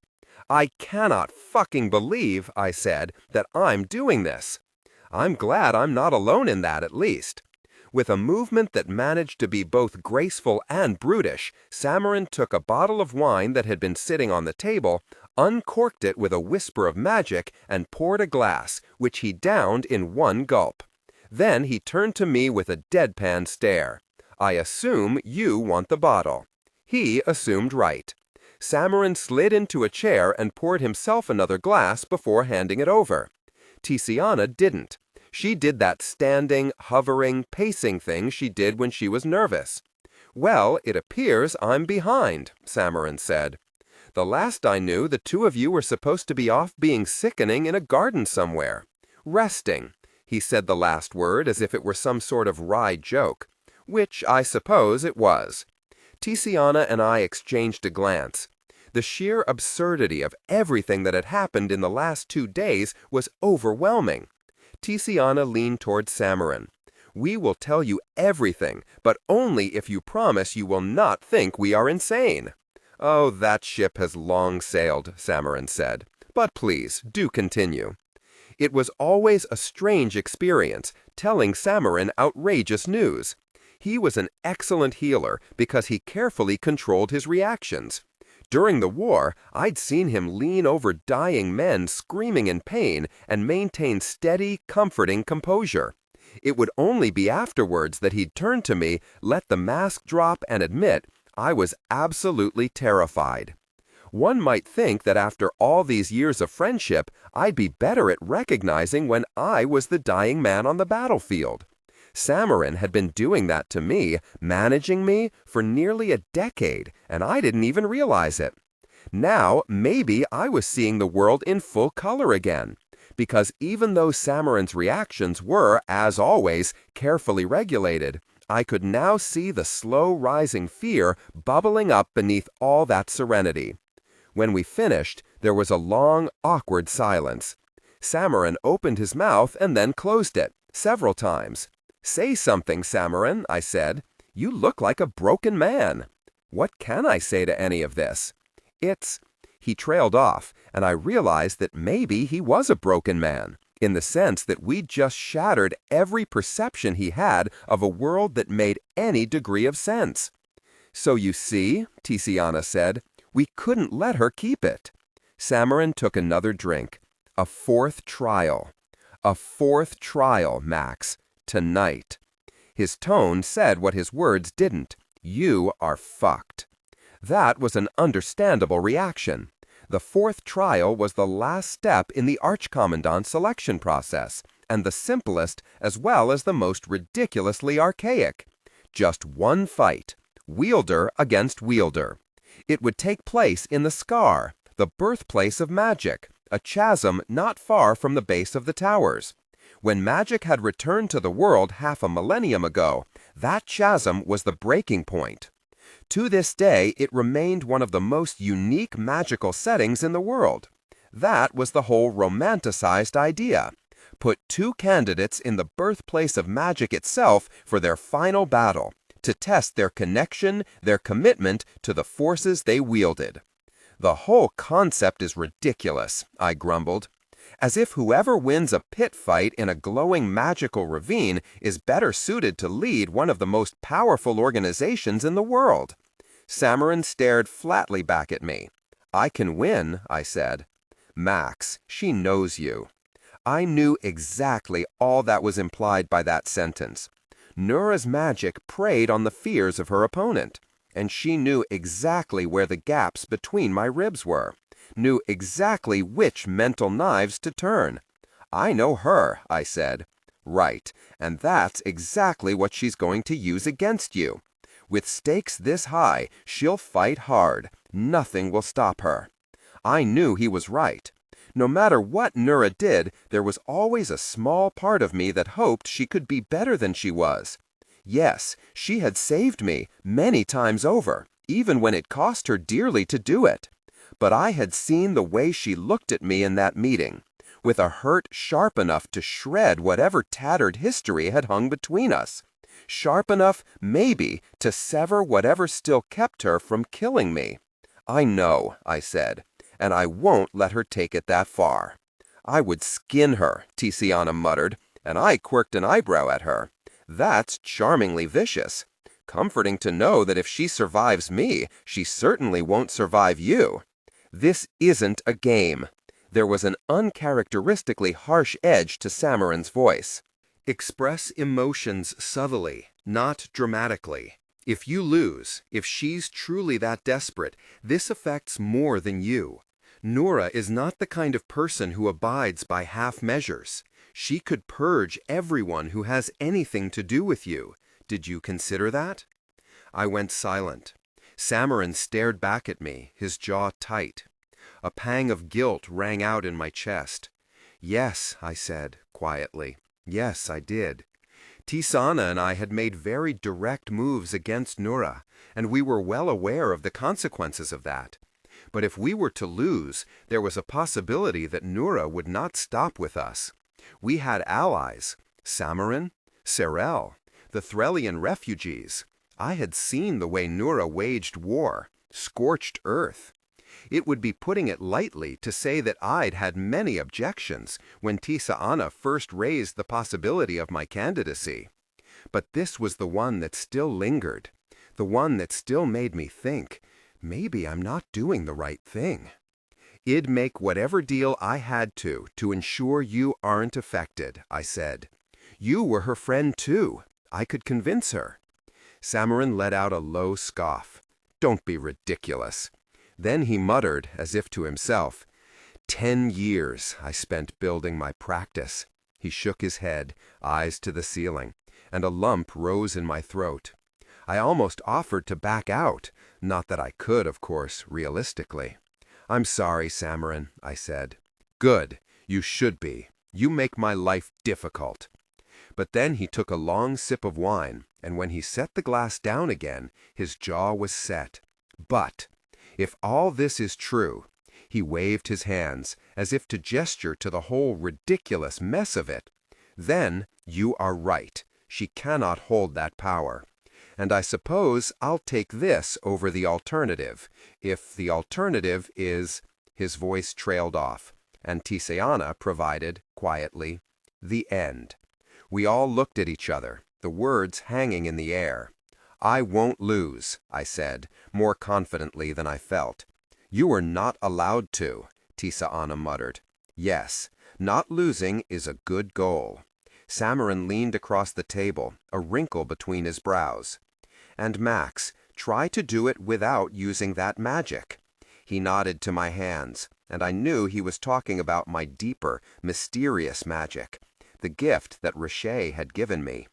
"There's something odd about it. I don't know what yet, but—" He lapsed off into thought, and when he blinked and looked back to me, his gaze was harder. "Just don't lose." Chapter 76. Tisaanah. The scar was set deep in the earth, so far down that it was partially beneath the towers themselves. We had to journey down spiral after spiral of metal stairs, built into the rocky edges of the ravine, just to reach it. The sun was already disappearing behind the horizon by the time we embarked, but it was so dark down there that even if it had been broad daylight, it would have been near pitch black by the time we made it to the bottom.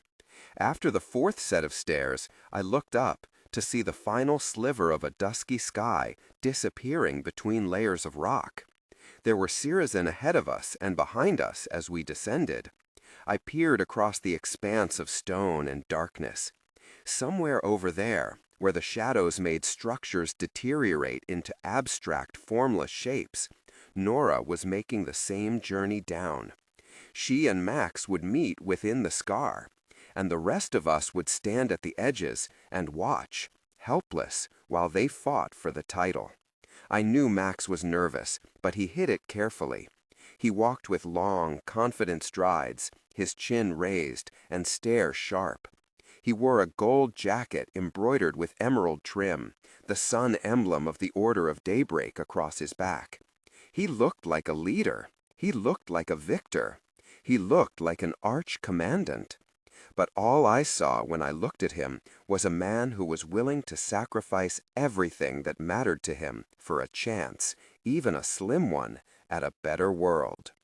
I refused to allow myself to think about the possibility of losing him here. It had been so much more comfortable at the Mikhoff estate, when I was the one throwing myself into the jaws of a monster. Self-sacrifice was easy. But watching Max journey so close to the fangs of a beast of his own was agonizing. At last, the stairs stopped.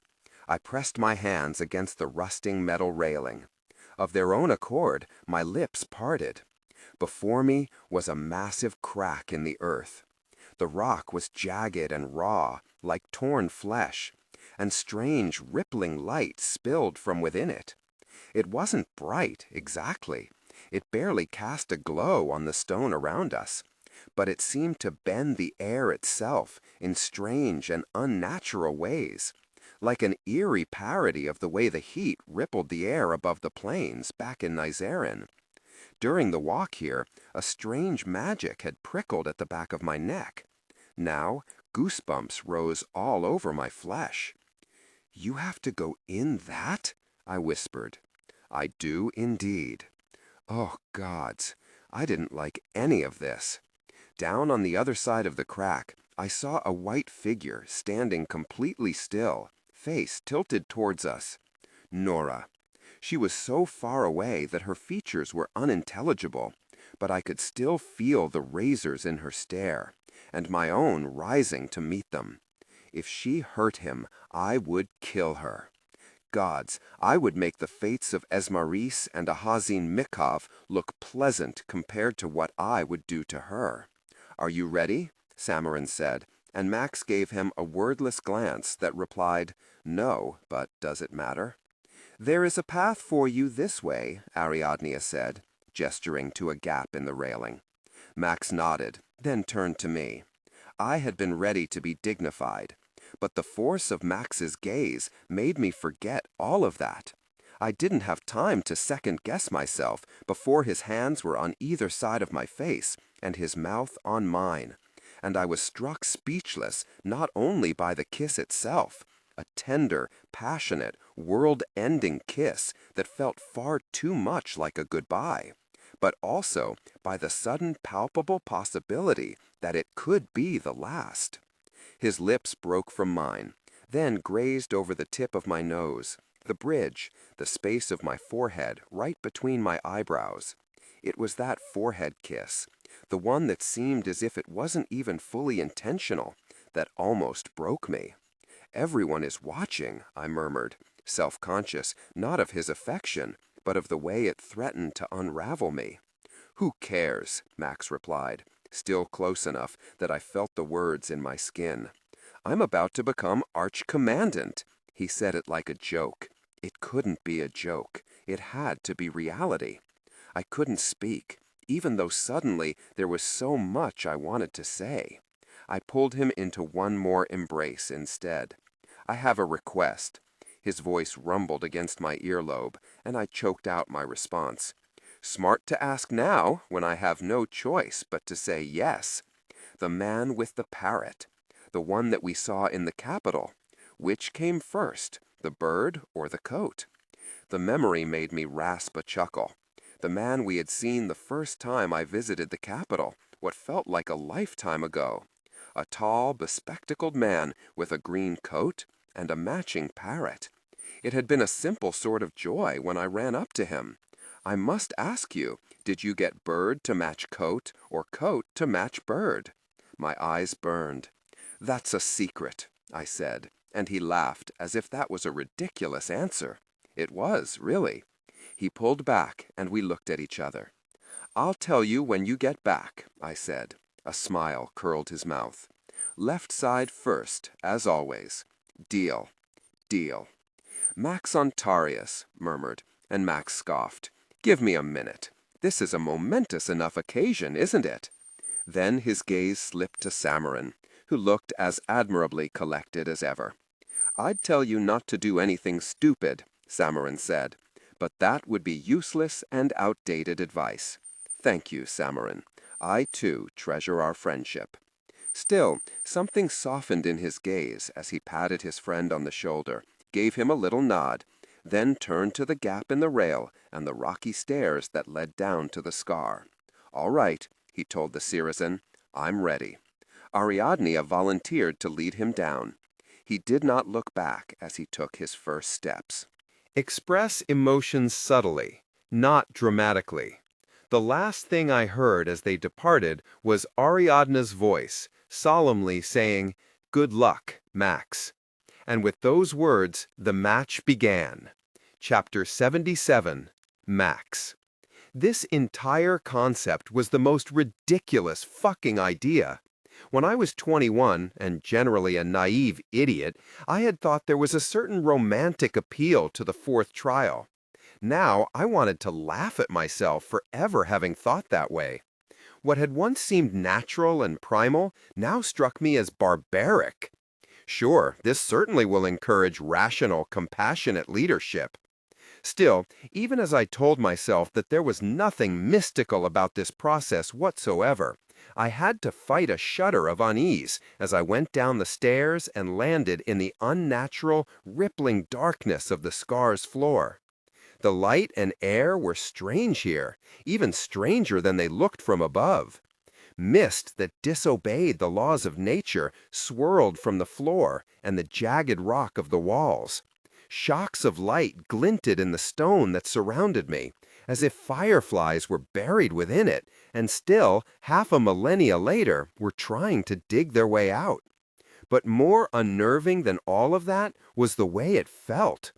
It reminded me of how I had felt when I melded my magic with Tisaanah's, except while that had been a pleasant, alluring sensation, this was odd and saccharine, like a noise so high-pitched it left my ears ringing.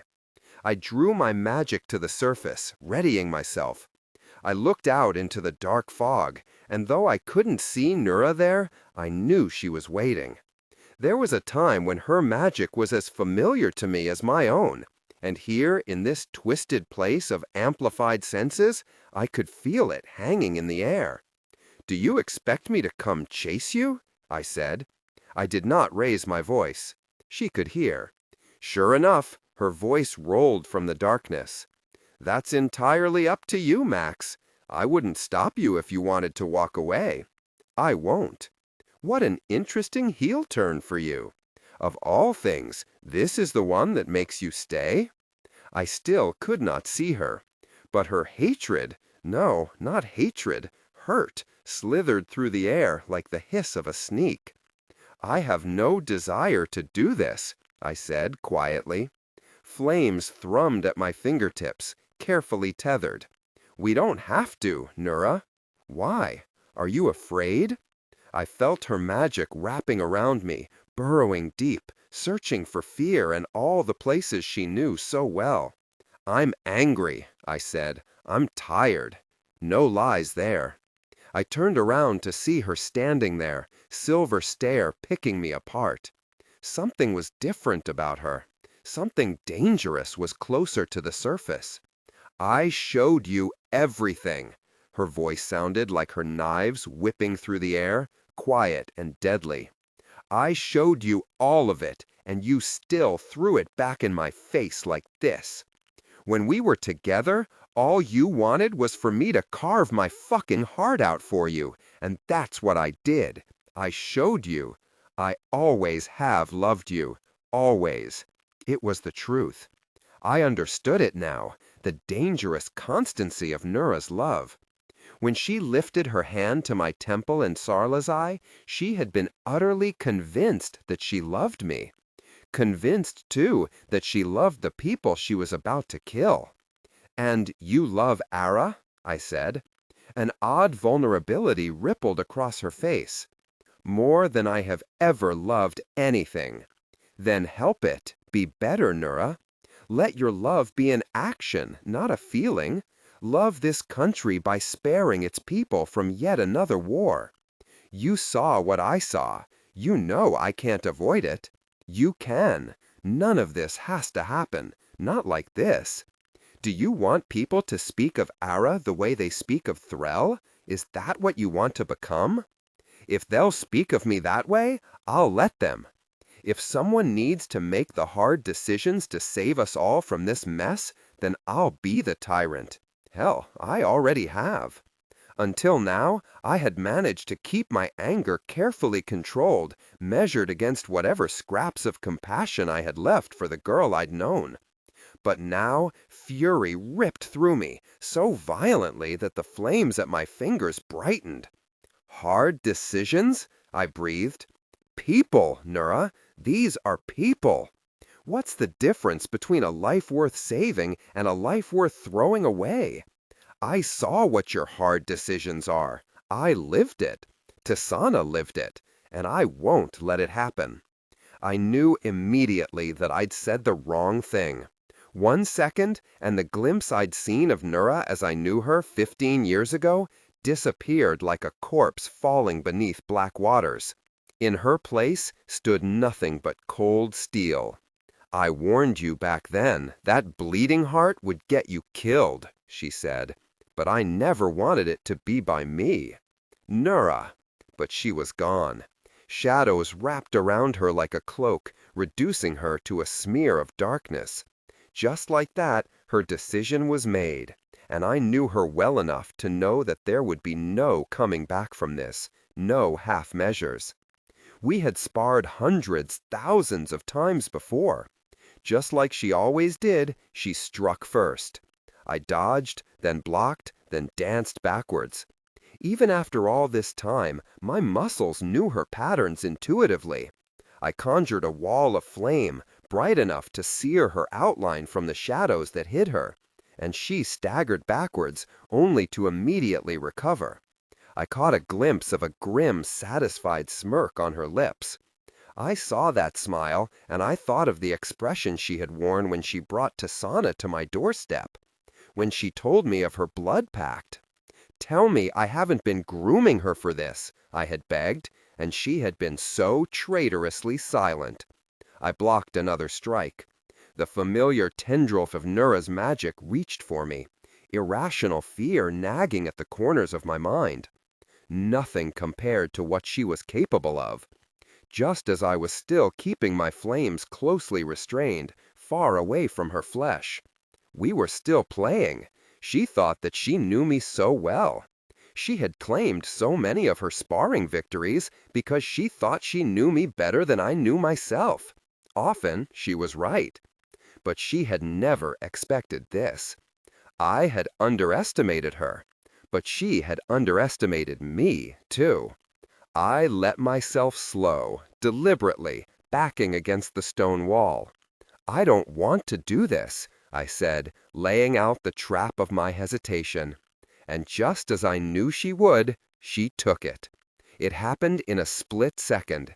She lunged, not only with her knives, but with her magic, shadows swelling around her like wings. And in the same moment, I let mine rise to meet it. My flames roared into a river that coiled around me and lunged for her, clashing with her darkness, blinding us both. I had never been hit with Nura's magic so directly. Even though I braced myself, it still took my breath away. To describe the sensation that flooded over me as fear would be like describing a monsoon as a drizzle.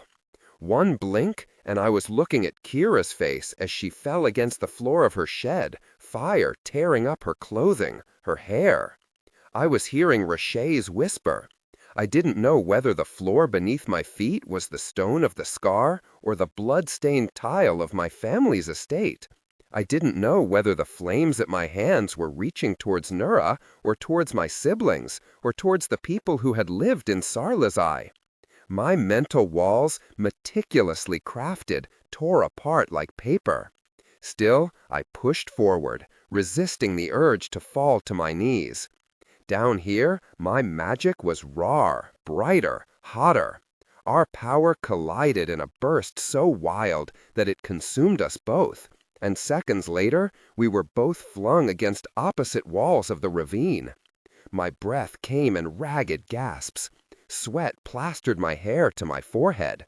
Through the warping mist of the scar, Nura and I looked at each other, wide-eyed, as if we had both surprised ourselves with the extent of our power. I flexed my hands, coaxing magic back to my fingertips. And then we began again. Chapter 78. Max. I was standing in my bedroom at my family's estate. "Look, Max, just came out of its silk today." Kira's hands held out a glass box. A little red butterfly was within it. Its wings were on fire. Express emotions subtly, not dramatically. I looked up and Kira's face was rotting. No! I was in the scar, fighting for my life, for Tisaanah's life, for a title I didn't even want. The world shook as my back slammed against the wall. No time to catch my breath. No time to hesitate. I fell back, dodging Nura's next strike and surging towards her. No! I was in Sarlazai. Nura was looking up at me. I trusted her. I loved her. If they want to shit in their own beds, they can lie in it. No! I was leaning over Nura, our magics roaring around us both, light and darkness and fire and fear threatening to smother each other out. She was blocking me with a blade, but my staff was more powerful. Her eyes were wide, and through her anger, her lethal determination, I caught a glimpse of fear. Her stance buckled. For a moment, I could see an opening. One strike to her throat. I was fast enough. I could make it. But it was a lethal shot. I hesitated. Went for her shoulder instead of her neck. Too slow, she countered. No. I was in my old apartment in the wake of Sarlazai, the wake of my family's deaths. I was drowning in grief and anger and rage. Nura was there. She peeled her clothes off. Her body was decimated, covered in burn scars, disfigured. She crawled over me and whispered in my ear, "This is what you do. No. Yes. And you think you can rule? You have destroyed everything you've ever touched. Nura scars beneath my hands, Tisaanah scars, Atraclius warped, bloody glasses, everything you've ever loved. The burning butterfly, Tisaanah's face as she waved to me, the tower's doors closing over her. No, no, I was here, in the scar, fighting for the title of Archcommandant, fighting for everything. Magic was so thick in the air that it burned my eyes, my skin. Nura's shields against the fire that surrounded us were beginning to wear down. Her cheeks were red and slick with sweat, little strands of her hair singed. If I had imagined the end of the world, I might have thought it would look something like this, with every familiar grounding force of the earth stripped away in favor of nothing but wild, uncontrolled destruction. I lunged, she dodged, I pivoted, struck, just enough for her to fall, but I was unstable. She brought us both down. She was on top of me, her knife clutched in one hand and magic crackling at the other. My staff flew from my grasp. I could have called it back to me with a single thread of magic. I didn't, just as Nura didn't use her knife. We were far past the point of steel, past pretending that those weapons mattered. My own memories were unraveling, Nura's magic tearing apart the fabric of my mind. But through nothing but force of will, I staved her off. Her eyes were bright and glistening. I was still holding back. We both knew it. She tugged on an old memory, one that made us both wince. A lonely little girl and an ill-tempered little boy, hiding from a party. "I'll just call you Max." "I can win," I said. "You know that I will." "Then do it," she ground out through clenched teeth. Samarin's warning rang out in the back of my head. "I don't want to win that way," I said. The world had fallen away. There was nothing around us but our magic and the magic of the scar. Yield, and this is done. It was like talking to the winds of a hurricane. I didn't know why I bothered. There was only the faintest glimmer of hesitation on her face. Then raw fury drowned any remaining remnants of our old fond memories. "No," she whispered. And then the world fell apart. I didn't have a name for what she did then. My head felt like it had been split like an egg, memories pouring out like runny yolk. I couldn't see, couldn't breathe. Through the fog and the pain, I saw Nura's blood running down her arm, saw a crushed glass bottle in her hand. I knew Nura's magic. She was powerful. But this was something else. This was worse. How far had she made it with her experimentations in deep magics? It occurred to me that I'd never asked. A certainty snapped into place. Seconds, and I would be gone. I saw death standing there, waiting. "I've been expecting you for so long," it whispered. "Are you finally here?" "Not this time," I replied. I opened my second eyelids. Chapter 79. Tisaanah. My knuckles were white. I saw the whole scar light up with crimson light, as if it were a wound split open, and my heart stopped. I knew what I was seeing. And beyond that, I could feel it. Max's deepest magic, the strange kind that called to the foreign powers that lived within me, too. Samarin hissed a curse beneath his breath. I told him not to. He had to, I murmured. Yet a part of me was relieved. I know how powerful Max's magic was. Nura was good, but she wasn't that good. If Max had resorted to this, it meant he was desperate, yes, but it also meant he would win. He'd have to win. But then I felt something in the air shift. There was no other way to describe it. It was like a sound I couldn't hear was scratching the insides of my ears, vibrating and roiling within my bones. Every hair on my arm stood up. The contents of my stomach all soured at once, and I staggered back from the rail, pressing the back of my hand to my mouth. Beneath it all, there was something more, a certain sick, slithering familiarity. Samarin gave me an odd look. What's wrong? The Syrizen's stances went weak, then rigid. Even Ensnare stumbled, her hands tightening around her spear.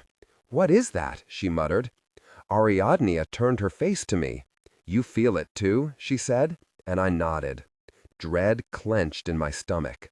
I rushed to the railing and peered over. I couldn't see anything but flickering orange light and the mist of the scar's magic. But a dark pressure was building, building, building in the back of my mind. "Something is wrong," I muttered. "I'm going down." I turned to Samarin and froze. He was looking past me, a strange expression on his face. "Ariadne," he said quietly. I turned. The Syrizen were standing crooked, like marionettes held by weak strings, so different than their perpetual rigid grace. It took me a moment to see what Samarin did, that the delicate veins beneath their skin, clustering around the scars in their eye sockets, had become a familiar shade of black. I noticed this only for a split second, before Ariadne's spear lit up and she lunged for Samarin. Chapter 80. Max. I had made a terrible mistake. I didn't notice at first, overwhelmed by the power that stormed through me. My body unraveled. I was everywhere and nowhere at once. The flames around us roared and billowed, the heat cracking the ground beneath us. The force of it was enough to make Nura let out a gasp and leap backwards. Her magic was severed, like a string sliced with a rusty blade. I tried to rein in the power of it, but it was so much more than I had anticipated. Another burst, and Nura was slammed against the rock wall. She dropped to her knees, then fell to the ground in a heap, unmoving. Dread. One thought cut through my mind. I didn't want to kill her. I didn't know if I had. I barely thought about my victory. I had won, after all. She had stopped fighting. This realization didn't even have time to settle. I felt raw power tear through me, yes. I felt fire and magic and strength. But I felt something else, too. A presence that had been lurking, waiting for its opportunity to step inside. And I had just opened the door. Something in the air shifted violently all at once, like the world was suddenly inverted. I felt sick. I felt wrong. I tried to close my eyelids, close myself off from this soured piece of magic, but it was running too hot, too fast. Something beyond me, stronger than me, was pushing it forward. If the magic was water, then this felt like a monster had reached up from the murky depths, grabbed my ankle, and yanked me under. 1 second, I was about to declare victory. The next, I was drowning. "There you are," a voice whispered, just as I lost my grip on the world. Express emotions subtly, not dramatically. Chapter 81. Tisaanah. Ariadne charged towards Samarin. Her movements were odd and choppy, but just as skilled. A split second, and that spear would have been buried in Samarin's chest. But he was fast, too. His hands went up, and Ariadne's body locked, twitching and fighting against his magic. "Ariadne!" The tone of his voice alone said everything we were both thinking. What the hell is wrong with you? Neither of us had time to ruminate on that question. The others lunged for us. Samarin reacted fast. But there were 5 of them, too many for his magic alone to stop all at once. 2 dove for me. Samarin flung his magic out to them, made them stumble just long enough for me to evade. On instinct, I tried to use my own magic, but it sputtered weakly at my fingertips. Useless. The tip of Ansara's spear sliced my arm. I dodged clumsily, then grabbed Ariadne's weapon, which she still clutched with hands locked up from Samaran's paralysis. Samaran's attention faltered as another Sirazin struck him. Shit! I dodged another blow and gave the spear a powerful tug. Ariadne released it just in time for me to swing it back around, use it to block Ansara's strike. But I was off balance. I stumbled. My back hit the ground. Ansara fell over me, blocked only by the spear braced in my hands. She was so close now that I could see in vivid detail the dark veins around her eyes. Gods, had they spread further even in these last seconds? "Who are you?" I demanded, because I knew implicitly that this was not Ansara, not anymore. She did not answer. Her face remained blank. Instead, her body lurched, hand reaching for the knife at her hip, preparing to stab my unprotected midsection. But 100 sparring sessions with Nora had taught me how to respond to such a move. I countered, throwing my weight over her. A second later, and our positions were reversed. She thrust. I grabbed her wrist. It could have gone either way as we pushed against each other. Then I tore the knife from her. Still expressionless, she moved to strike again, but I was faster. My blade met her throat, opening a river of blood down the front of her black jacket. Ansara's body went limp all at once, and for a moment, expression flooded back over her face, doll-like stillness giving way to a twisted gasp of dismay. She fell over me. I acted next on nothing more than instinct. I had no magic of my own, but I had managed to take it from Irene, and from Max, even from Stratogram Inc. The Sirazin drew from deep levels, just as I did. Could I steal Ansara's magic too? I didn't know. It was a ridiculous guess. Still, it was the only one I had. I sliced my hand and pressed it to the wound of Ansara's open throat. She let out a sickening, gargling moan. Her magic flooded me. It hurt, burning my veins. She went slack. When I pulled my hand away, black rot consumed her throat. And I had magic, even if only a fragment, stolen from someone else's life. I had no time to be disgusted. I pushed her off of me, grabbed the spear, and leapt to my feet. Another Sirazin was lunging for me, and I whirled just quickly enough to block her with Ansara's spear. With considerable effort, I forced my magic through it. Il-Sahaj always took my magic beautifully, but between the unfamiliar weapon and the unfamiliar magic, this was clumsy and sluggish. Worse, I rarely fought with spears. My body still moved as it would wielding a sword, and the length and weight of the weapon was awkward. Pain lit my abdomen. I was bleeding. I stumbled, then countered. Despite my poor fighting, I managed to land a strike. Black and red, blood and rot bloomed over the Sirazin side. She staggered, and I yanked her closer, grabbed her face with my open hand, tried and failed to ignore the sound she made when her expression came back, only for a second before decay overtook her face, and her magic flooded into me. She fell. I whirled toward Samaran. He had grabbed a dagger, which he was now yanking out of the limp body of one of the Sirazin. Ariadne was the only one left, frozen mid-strike, fighting against the hold of his magic. He turned to her, then hesitated. His magic faltered, just long enough to leave her an opening to attack. I didn't think. My spear was through her back before her blow landed. She fell. The spear made a sickening sound as I pulled it out of the limp body, one that I barely heard over the staticky ringing in my ears.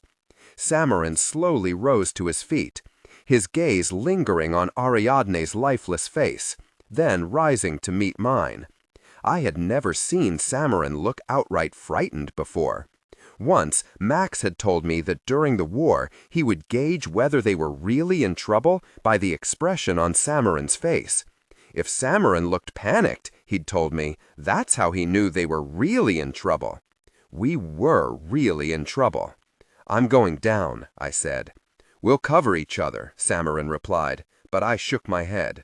"No, go to the surface." His eyebrows lurched. "You can't go down there alone?" We do not have time to argue about this. In the distance, I could hear footsteps on the stairs. More Sirizen? They could be coming for us. Frustration flickered across Samarin's face. "You can barely use your magic. You can't go down there alone." "We cannot let this become another Sarlazai," I shot back. "We're too close to the towers and the city." And my hand reached into my pocket, closing around the 2 feathers there. I hesitated. I did not believe that Ishka had lied to us. Still, that didn't mean I trusted him or believed that he could help us. But I did know that the magic I felt in the air, the magic that had tainted the blood of the Sirizen, was different, inhuman. Perhaps the very magic he had warned us of. I thrust the feathers into Samarin's palm. "If I do not come right back, burn these," I said, and he shot me a perplexed look. "Is this—" And when I nodded, he let out air through his teeth. I thought he might question the decision, but he nodded grimly. "Tell Thalias and Saril," I choked out. "Tell him to get them ready to leave. I had made such a mistake, bringing them here, serving them up to be pawns in yet another country's wars. Stupid of me. Naive." "I will," Samarin said. "And protect yourself." "I will." My eyes burned. "I'm sorry, Samarin." There was no time for me to be sorry, but I was anyway. I wanted to tell him how sorry I was for tearing him away from what he had built, for tearing all of the refugees away from the tentative peace they had created. Samarin just shook his head. "Creating is harder than destroying. In the end, it's always worth it." Gods, when Samarin said things, he said them like a promise. I nodded, closed my eyes until they stopped stinging. When I opened them again, I cleared away everything but focus. "Go," I said, quickly. I was already turning away by the time the words were out of my mouth. I did not know how long the energy I stole from the fallen Sirizen would last, and Max was running out of time. I ran down the stairs. The fog grew thicker, the dense feeling in the air stronger and more painful as I descended. It built inside of me too, a knot growing in the pit of my stomach. I wondered if this is how Max had felt as he ran down the halls of Ismar's estate when he came back for me. He had always come back for me, just as I would always come for him. I just had to be fast enough. Chapter 82. Max. Hello. This was not Reshaye. It slithered through my head the same way and had the same inhuman, unmarked quality. But this was a different voice. This connection was more chaotic, more tenuous. I could feel the ragged edges of the thing that was speaking to me, like a silhouette that couldn't quite step into focus. It was more real than Reshaye, more alive. And its hands were wrapped around my throat, squeezing, squeezing. The world had fallen away. I was somewhere different now, somewhere I had only caught glimpses of during the worst of my Reshaye-induced fever dreams. Express emotions subtly, not dramatically. A dead plain and a starry sky. In a physical world that seemed very far away, I understood that my body was still there, time suspended, my knees on the stone ground of the scar, surrounded by fire. This place, this was different, deeper than the physical world, and the voice had dragged me here. "Where are they?" it asked. "Who are you?" I demanded. "Where are they? Where is she?" She? Tisaanah? Nora? With my confusion, their faces shot through my mind, and the presence grabbed the images. It paused at Tisaanah's face. Familiarity. I didn't like that, not one bit. "Who are you?" I repeated. "I am the blood of the people that yours have stolen," the voice said, and I'm reclaiming what has been taken from me. Focus. If I tried very hard, I could solidify the world, or the not world, around me enough to see it as a physical place.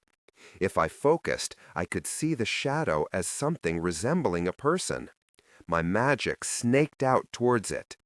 The images split my vision, like a crack of lightning lighting up the sky for a fractured second at a time. A man's face, startled and angry, gone too quickly for me to recognize it. Copper gates covered in crawling vines. Overflowing bookshelves and glimpses of writing I did not recognize.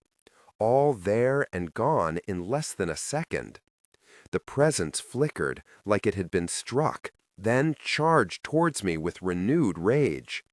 I sense her in you, in your blood and in your magic, and I will not abandon her, nor any of the others your people have taken from me. Humans are past the point of earning our forgiveness. You had mercy once and squandered it. Now I see that you have never deserved it. Another avalanche of images, this time of bodies strewn in swampy forest, dead faces beneath the water, a woman's face that I did not recognize, with sad violet eyes. The images merged and tangled with those of my own, the aftermath of Sarla's eye, my family's burnt corpses, Tisaanah's mismatched gaze. All at once I realized why this magic felt so unfamiliar, so inhuman. I realized why I had been dragged here the moment I opened that passageway between me and the deepest levels of magic. "You're Fae," I said. "You're the Fae King." Now I understood. The Fae that Nora held, the ones that she was trying to make into the next Reshaye. She had created it. She had created the war she was trying so hard to stop. "We don't want a war with you," I said. "Your people were taken by one human, one misguided human who doesn't deserve the power that she had. But her reign is over, and I swear to you that I'll return the people she took from you." "You are lying to me." "I never lie. It's a personal flaw." A humorless chuckle shivered up my spine. "You do not know that you lie, but it is a lie nonetheless. And even if it is not, I am past the point of trusting any word that comes from your fickle mortal minds. And how easy it has been to turn you against each other. Humans are weak and selfish, easily divided. My people were that way once. Too busy squabbling over petty issues of pride to innovate, to fulfill our potential. Not anymore." He would not stop. He would kill for Reshaye. He would kill Tisaanah for it, and anyone else who stood in his way. He would ravage Ara, and maybe we would deserve it. But I wouldn't let it happen. Listen to me. My magic grabbed for his. We tangled, equally matched. He was very far away. I could feel that. The distance was the only thing keeping him from overpowering me. A war between our peoples would be bloodier than either of us are prepared for, I said. I don't support this, and I never will. We can still stop this from happening. I will return your people to you. We will never hurt you again. I swear it. Funny how an hour ago I was begging Nora for the exact same consideration. You're right, I said. So much of us is vile. But we also have the potential to be better. Give us that chance. The presence paused in consideration. But then the sky lit up. Both of us stopped, our attention snapping to this new intrusion. A burning thread of magic drawing from this deep, deep level. My blood went cold. I recognized it immediately. Tisaanah. The king's focus on her was all-consuming. He reached out for that thread, as if examining it, pushing further. And it was only then that I realized there was something else intertwined in it too. It was a faint little fragment of magic, so weak that I wouldn't have seen it if I wasn't looking. But once I did, I knew it. Of course I did, because once it was a part of me too. The king's desire was ravenous. He wanted her. He wanted Reshaye. It was only a split second of distraction. Still, too much. I lost my grip on the magic above, my resistance slipping. It was the only opening he needed. He forced his way through the door. I heard the voice whisper, closer than before, "I have already given you enough chances." My eyes snapped open. Before me was Tisaanah, emerging from the flames. But when I stepped forward, my body was not my own. Chapter 83. Tisaanah. I ran down the stairs, cutting through bodies like they were nothing. Something in the air had shifted, the magic growing sicker and sicker. The Sirazen threw themselves at me. When one fell, another was 2 steps behind. If I'd had time to think about my situation, I would have been amazed I made it this far alive, though perhaps that was because the Sirazen, at least near the end, were not trying to kill me at all. At one point, a particularly strong one overpowered me. I cringed in anticipation of a blow, but it didn't come. Instead, she wrapped her arms around me and began to drag me away, and only made it a few steps before my dagger twisted in her gut, her flesh rotting. No, they weren't trying to kill me. They were trying to take me. I had no time to consider what that meant. I fought my way down the stairs, slipping on blood as stone became rougher and more uneven, as the air grew thicker and darker, as it grew harder and harder to see through the flame-dyed fog. My stolen magic was screaming at me, but I wasn't sure what it was saying. And somewhere, far beneath all that noise, I might have thought I heard the rumblings of a familiar, wordless whisper. I staggered down the bottom of the stairs, taking out 1 Sirazen, then 2, and then I was able to run a few steps without being attacked. Perhaps I had killed them all. Perhaps I had simply outrun them. Through the mist, I saw a familiar silhouette. Max was standing there, his back to me, surrounded by flames. He wasn't moving, wasn't fighting. I didn't see Nora. He was just standing there. Something was wrong, so wrong. Max. My voice barely seemed to reach the air. The magic in it swallowed the sound of his name. He turned around, and I suppressed a gasp of horror. The magic that I'd maintained at my fingertips fell away in shock. It wasn't him. I knew it immediately. I knew everything about Max, knew every pattern of his movements, and even the turn alone was enough to reek of wrongness. The way he looked at me was distant and empty. Black veins surrounded his eyes, the corners of his mouth. They peeked out from beneath his sleeve, too, on the insides of his wrists, darker than I had ever seen them before. And yet, despite his lack of expression, I knew there was something there, something behind him. We had made an awful miscalculation. We had thought we could play with this magic, build this connection to the world below, and outrun the consequences. At the worst possible time, it had caught up to us. I approached slowly. The air was so hot that my skin stung. Max did not move. His eyes, dark, fully open, looked past me. "Max," I murmured. He had to be in there, still. He had to be. "I have been looking for you." I felt something reaching towards me, something from within him, from within the magic that we both drank from right now. "I have been looking for you," the presence whispered again. Express emotions subtly, not dramatically. I barely breathed. I took another step, only to nearly fall to my knees. The floor shook violently, the stone rumbling. Deep fissures opened in the walls, releasing rivers of glowing mist. Boulders tumbled down the ravine edges. The scar was collapsing. I pressed my hands to the ground, threw all of my magic into stabilizing it. But my magic, stolen or not, was not built for such things. Stone didn't want to listen to me. Fire bit my cheeks. The floor was so hot that my palms burned. I lifted my eyes, and my mouth went dry. I thought they were just shadows at first, slipping from between the openings in the rocks. But they were moving too strangely.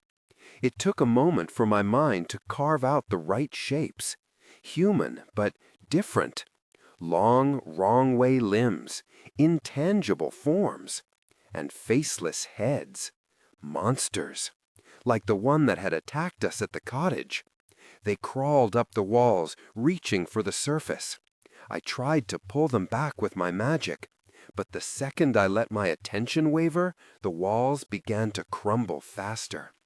Distantly, I heard footsteps behind me. The Searson? And all this while Max, not Max, paced towards me. With every step, the sharp pain at the back of my head grew stronger. That familiar nagging whisper grew louder. I thought I imagined it at first. Reshaye? It is you, Max said, so quietly, so calmly, despite the chaos that rained down around us. I knew you were here. I couldn't speak. My magic demanded total focus. With one weak scrap of strength, I threw up a shield to keep him from me. His magic tore through it easily. He never broke his gaze from mine. Those eyes, gods, they were not Max's.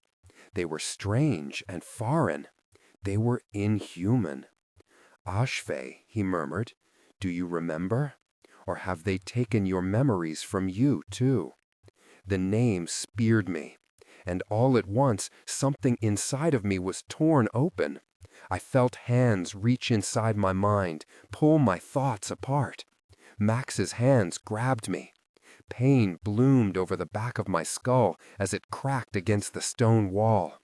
I barely felt it, not with that unfamiliar magic tearing apart my mind.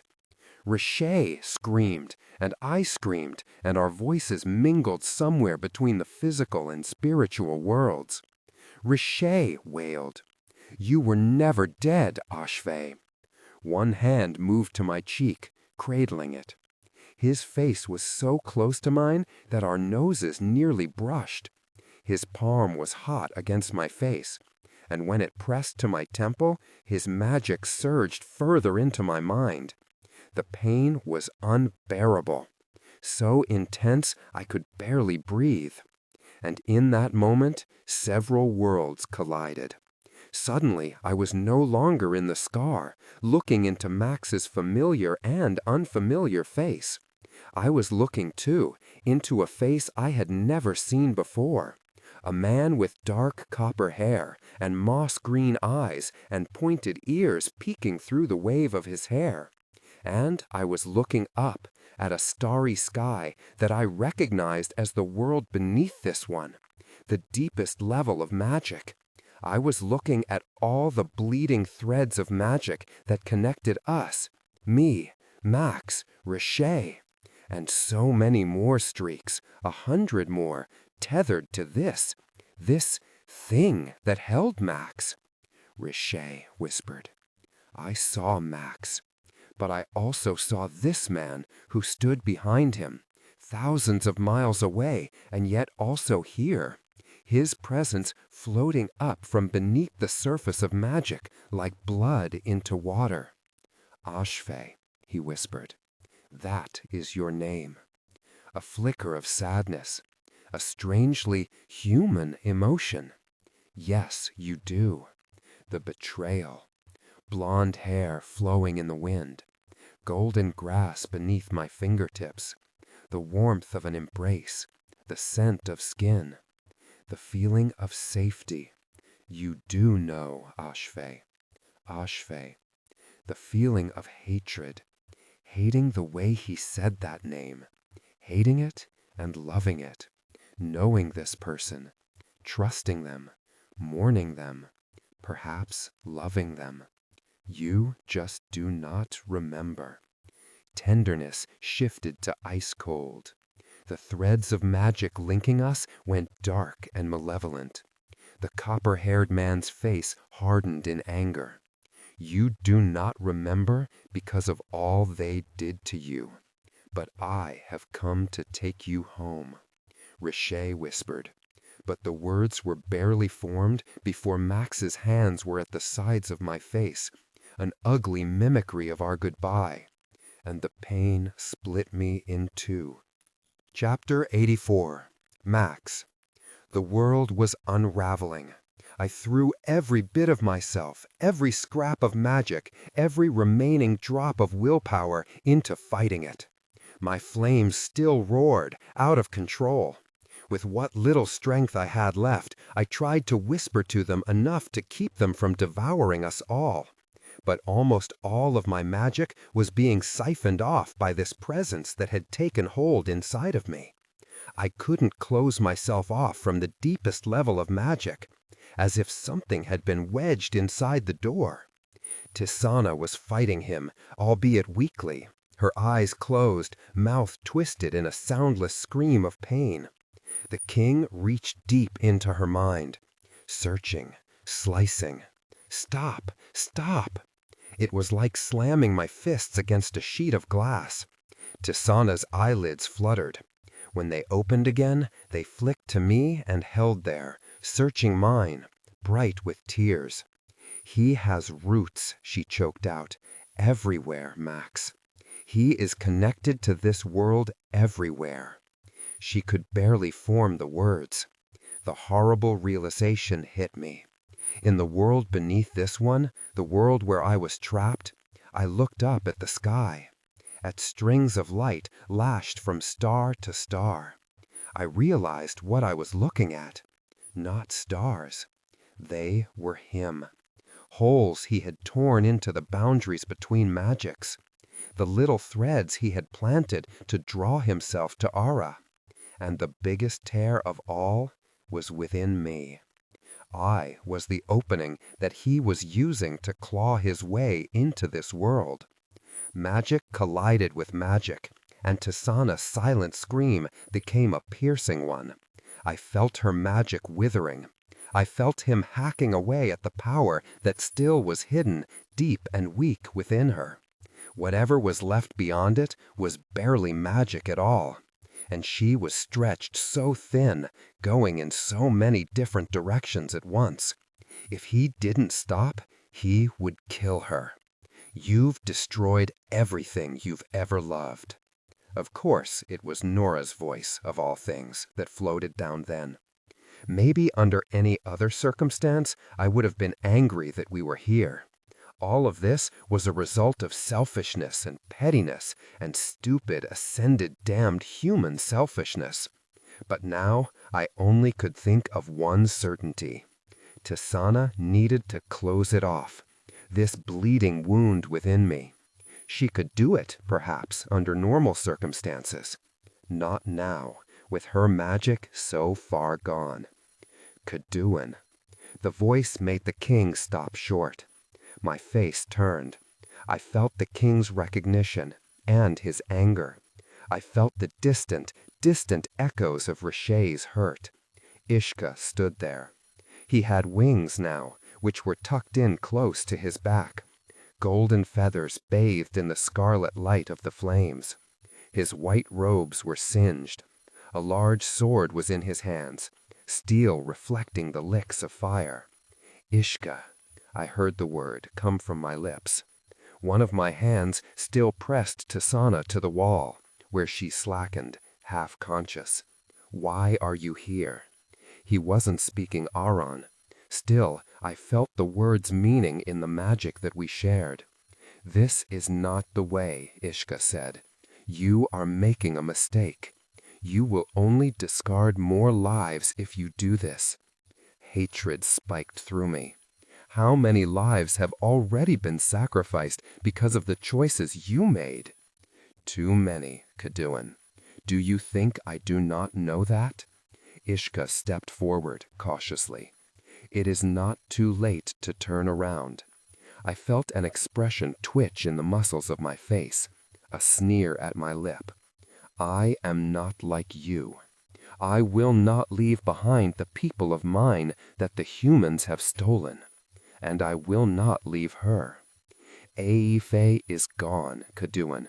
She has been gone for centuries. This thing is not her. It's more convenient to believe that, my voice said. But I have had enough of Express emotions subtly, not dramatically. I am trying to right the wrongs that you have brought upon our people. Anger flooded me, and I could feel the king's grip on me weakening, as if knocked off kilter by the sheer force of his own rage.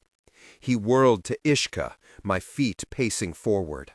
Perhaps to you it was always worth sacrificing some meaningless lives in the name of your petty political games. But that is not the world I have built.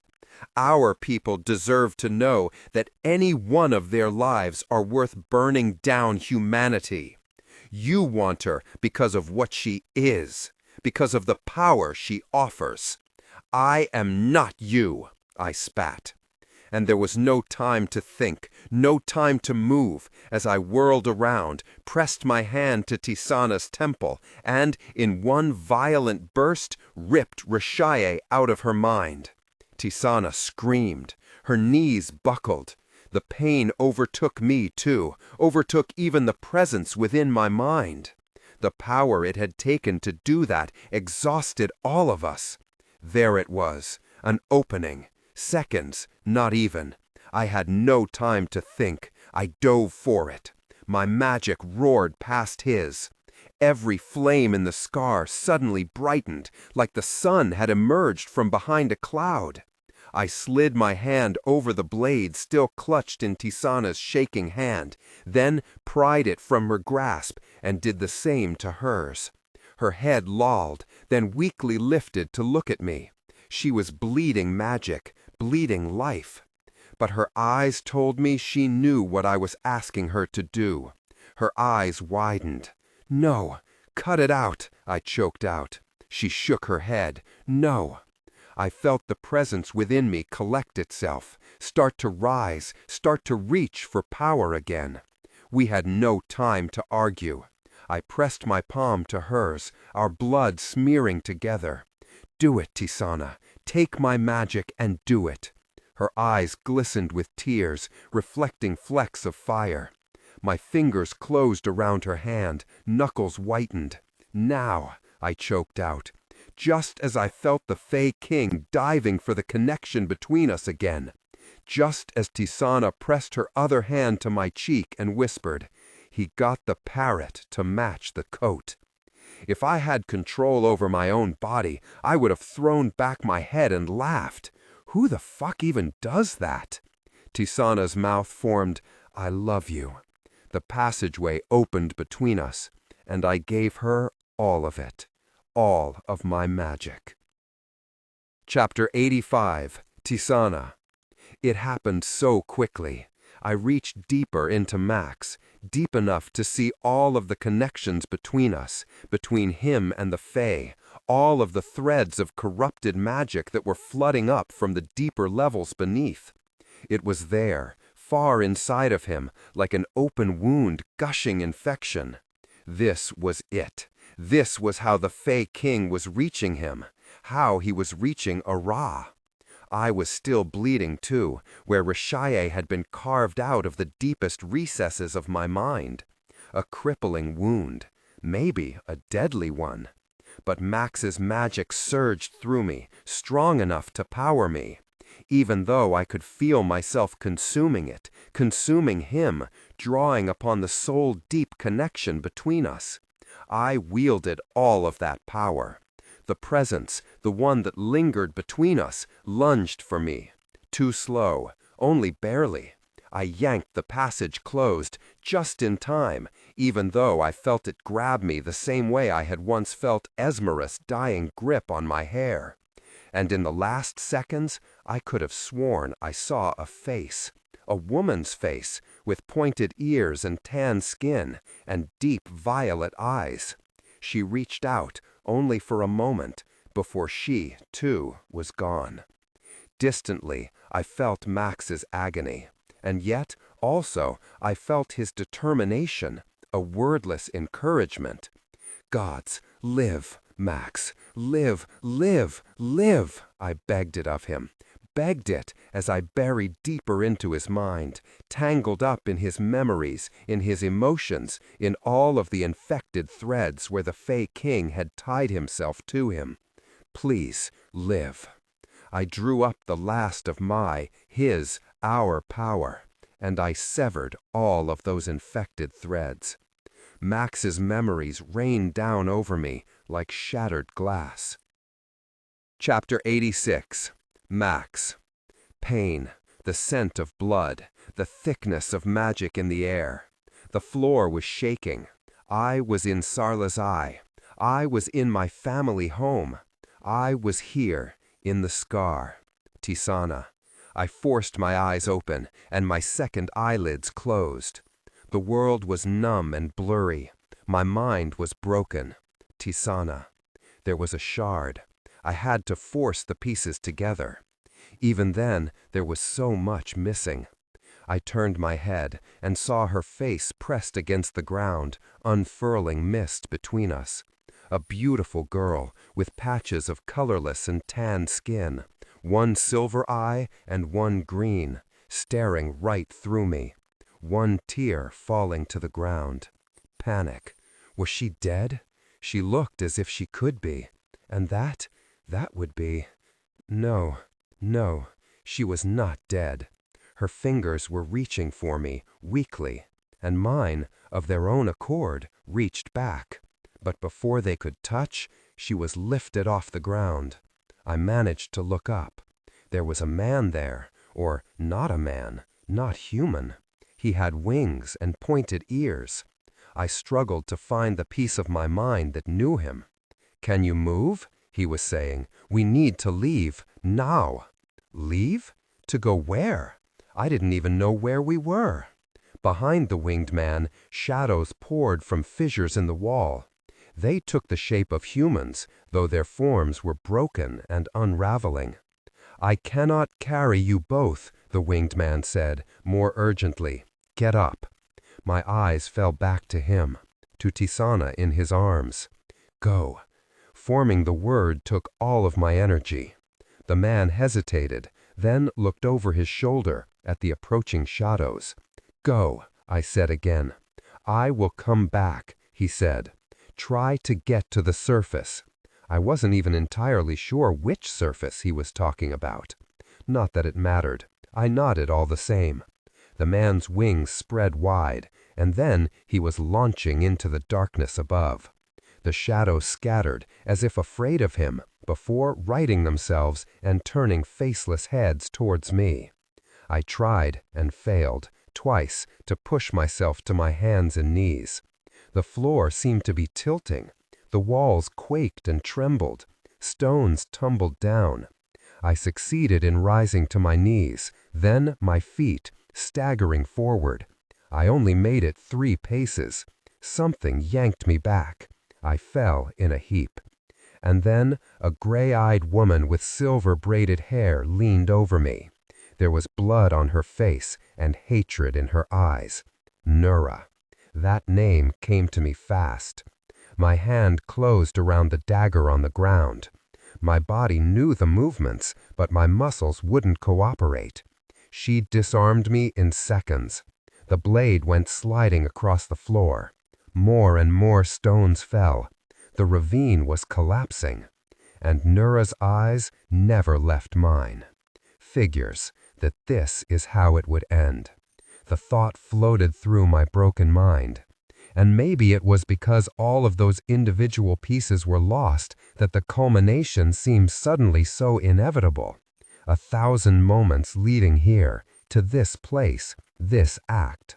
1,000,000 twisted pathways that all arrive at this destination. Is this what they call fate? Me and her destroying each other? "You don't get to run away, Max," she said. The rumbles of shifting stones swallowed her words. Her face was close to mine. "You should have killed me," she whispered. "I warned you about that bleeding heart." The walls collapsed, and then darkness. Chapter 87. Reshaye, Reshaye. Reshaye. Sound came first, the sound of birds, then the rustle of a breeze through leaves, the distant click of footsteps on a polished floor. All things that perhaps I knew once. Then touch, the soft sensation of cushions beneath me, of smooth fabric on aching skin. Smell, the clean scent of damp earth, of distant flowers, of lilies. How did I know it was lilies? I opened my eyes. I stared at a ceiling formed of intricate patterns crafted in copper, vines and moss twining around them. Those patterns framed glass, which revealed a churning gray sky. I twitched my fingers. My fingers. I expected to feel someone else, here, someone else in this body, who would fight me for control or linger just out of reach. But I was met with nothing but silence. My mind was cavernous, empty, lonely. There was no one here but. Express emotions subtly, not dramatically. Warm fingertips brushed my hand, and on instinct I yanked it away. I sat up too fast, making my head spin and stomach churn. "You are safe," the voice murmured. "You are safe." I heard it in Tisaanah's voice, in her thoughts, within the mind we had once shared.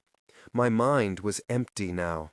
I turned, a snarl at my lips, already lunging out of the bed.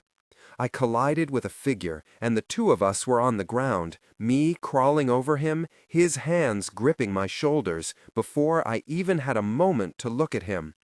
"It's me, Reshaye." "Do not call me that," I snarled. And then I looked at him, and stopped. I did know him, even though I didn't understand how. He was a ghost from a life I no longer remembered. Someone else's life, not my own. It was always someone else's life. He had a sharp, angular face, a smattering of freckles across his cheeks, auburn hair that waved over his forehead. A copper crown, formed in the shape of stag's horns, sat upon his head. But it was his eyes that froze me. A familiar mossy green, and now they were looking at me as if they saw me, as if they knew me. I did not like it. I did not want to be seen. I hissed and leapt away, staggering backwards until I fell against a wall.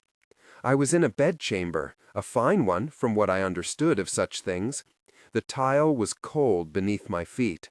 "Where am I?" I blurted out. What is this?" I did not know how to word my question. I looked down at my splayed hands. They were not Tisaanah's. They were not Maxentarius. They were not the withered hands of the man in the room of white and white. The copper-haired man approached me slowly, carefully. I did not like the way he looked at me, as if I was something to be examined, something to be understood. It was easier not to be understood. "The body is yours," he said quietly. "Come, look at it. I have no body. Look." He held out a hand, gesturing to a mirror on the other side of the room. I regarded it warily before stepping towards it. What I saw within it made my heart clench, though I did not understand why. A female fae stood there, wearing a simple white shift. She had tan skin and long, deep red hair, and a smattering of pearlescent purple across her cheeks. Her eyes were a dark violet. They were deep-set and tired and very afraid. I stepped backwards. "You recognize yourself?" the man said. I did not know how to answer the question. My head hurt. An image burst through my mind, an image of 3 beautiful people in a room of polished black stone, an image of a face in a mirror, a face that looked like this one. "It's all right," the man said, gently. "You have time." I looked down at my hands again. My gaze trailed up to my arms and the expanse of smooth tan skin there. Unmarked skin. I did not understand why something about that seemed wrong. Then I turned my hand and saw black ink tattooed on my inner wrist. 3 symbols, swirls with varying contents. I knew they were words, but I could not understand them. Yet the sight of them hurt. I blinked and thought of a sheet of black stone reaching towards the sky, covered in symbols just like this. "The body is a recreation of yours," the man said, quietly. "But only a recreation. You had tattoos once, telling your story. You have already lived so many lives. It seemed wrong for you to start with none." I opened my mouth, then closed it. Then I dropped my hand and turned to him. "Where is this place?" I said. The corners of his mouth lifted. "Let me show you." He led me down beautiful hallways of more gold and copper and glass ceilings, plants spilling everywhere. Other fae passed us in the hall, dressed inordinately complicated clothing. They cast me strange looks and stopped to bow to Cadouin as we passed. At last, we reached the end of a hallway and stepped through a set of open glass doors onto a balcony. The sun was bright. I had to squint. My head hurt. A breeze sent goosebumps to the surface of my skin. I was not accustomed to being so in tune with a body's sensitivities. Is this how humans always felt when they had flesh to themselves? "This," Cadouin said, "is Eladar, the One House." His voice changed somewhat when he said it. I did hear that, even if I still did not understand the nuances of what the change meant. His gaze flicked to me, watching me closely as I stepped to the railing of the balcony and looked over. A city spread out before me. It sprawled far enough to fill my vision. Beautiful copper buildings intertwining with greenery. All of this was built upon the side of a mountain, the bronze of the buildings and green of the forest and slate gray of stone all pieced together, each complementing each other. There were little houses in the distance and towering vine-wrapped structures, and crowded roads and bridges that connected them all. In the distance, beyond the sheer drop of the slate cliffs, the calm blue-gray of the sea reached towards the horizon. "Our world was very different," Cadouin said quietly. "All those years ago. All of the houses constantly fighting with each other. When the House of Obsidian and the House of Wayward Winds went to war, it nearly destroyed the Fey race. Centuries of fragmented houses, or no houses at all. He was watching me. I could feel it, even though I would not look at him. I united them. The only way we can thrive is if we do so together. And we have. All those broken pieces have been brought together for this. A unified Fey kingdom." My head hurt. My stomach churned. I do not understand why this matters to me. If Cadouin was taken aback by this response, he did not show it. I understand if it doesn't now. But I thought you might like to see your home. My gaze snapped to him. Home, home, home. How I had craved a home. How I had longed for one. Is this place what a home was? It did not seem like what I would imagine.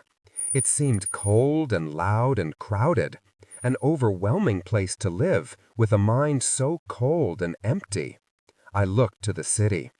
Without my permission, memories collided. Burning cities and war. Unbearable pain. A room of white and white and white. the heartbreak of betrayal. And then anger. The sudden flood of it was a relief. At last, something familiar. At last, something that filled the emptiness. "You would never understand," I said through gritted teeth, "the vile things that were done to me." A cold silence. "Trust me when I do," he said. No one came for me. For so many days. I whirled to him. Why? If you knew what I was, then why would you leave me? Pain flickered across his face. "I tried," he said. "I didn't know you were alive, Reshaye, and I could not find you. Not until I felt the shifts in magic. I felt you first, to the south, in Threll, and then in Ara. Then that pain hardened. I knew the emotion I saw there, too, an anger that reflected my own. They began taking us," he said, "shortly after that. 6 Fae disappeared, all while I was learning what had been done to you.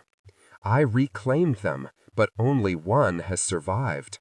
And what they did to you, hundreds of years of it?" His words grew clumsy. It seemed strange for him to speak that way. He did not seem the type to lose his grip on words, but he stopped, looked away, then turned back to me.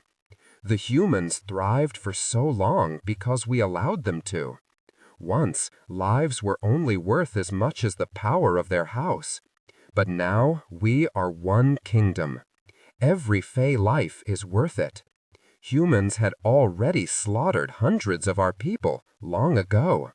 They do not get to take a single life more, not one." A sneer formed over his nose. "I will never fail to fight for my people ever again. The world will be better off when they are gone." Silence. The intensity of his words seemed at odds with the gentle breeze through the leaves. Cadouin looked at me, and his gaze slipped through mine like intertwining hands.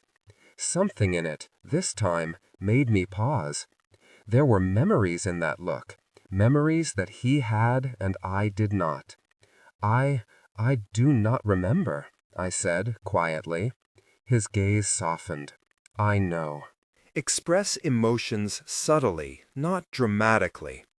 Perhaps you are looking for Effie. Perhaps she no longer exists. Another change in that stare, one that I did not have the language to understand. "Perhaps," he said, "but I am happy to have you here nonetheless." Strange, I thought. I did not know how to describe the sensation in my chest. It was uncomfortable. Everything was uncomfortable. "Even if I am only Reshaye," I said. Cadouin's hand fell over mine. This time I did not pull away. "Even then," he said. Chapter 88. Max. Reality slipped through my fingers like falling sand. I could only catch grains of it at a time. Sometimes I glimpsed a fragment of a memory, something big, something important, only for it to slip away like a ghost. Consciousness swung in and out of my grasp. I awoke several times in a room so white it made my stomach turn, greeted by excruciating pain and people I didn't recognize leaning over me, looking perplexed. Those days passed in a blur. They were less vivid than the dreams.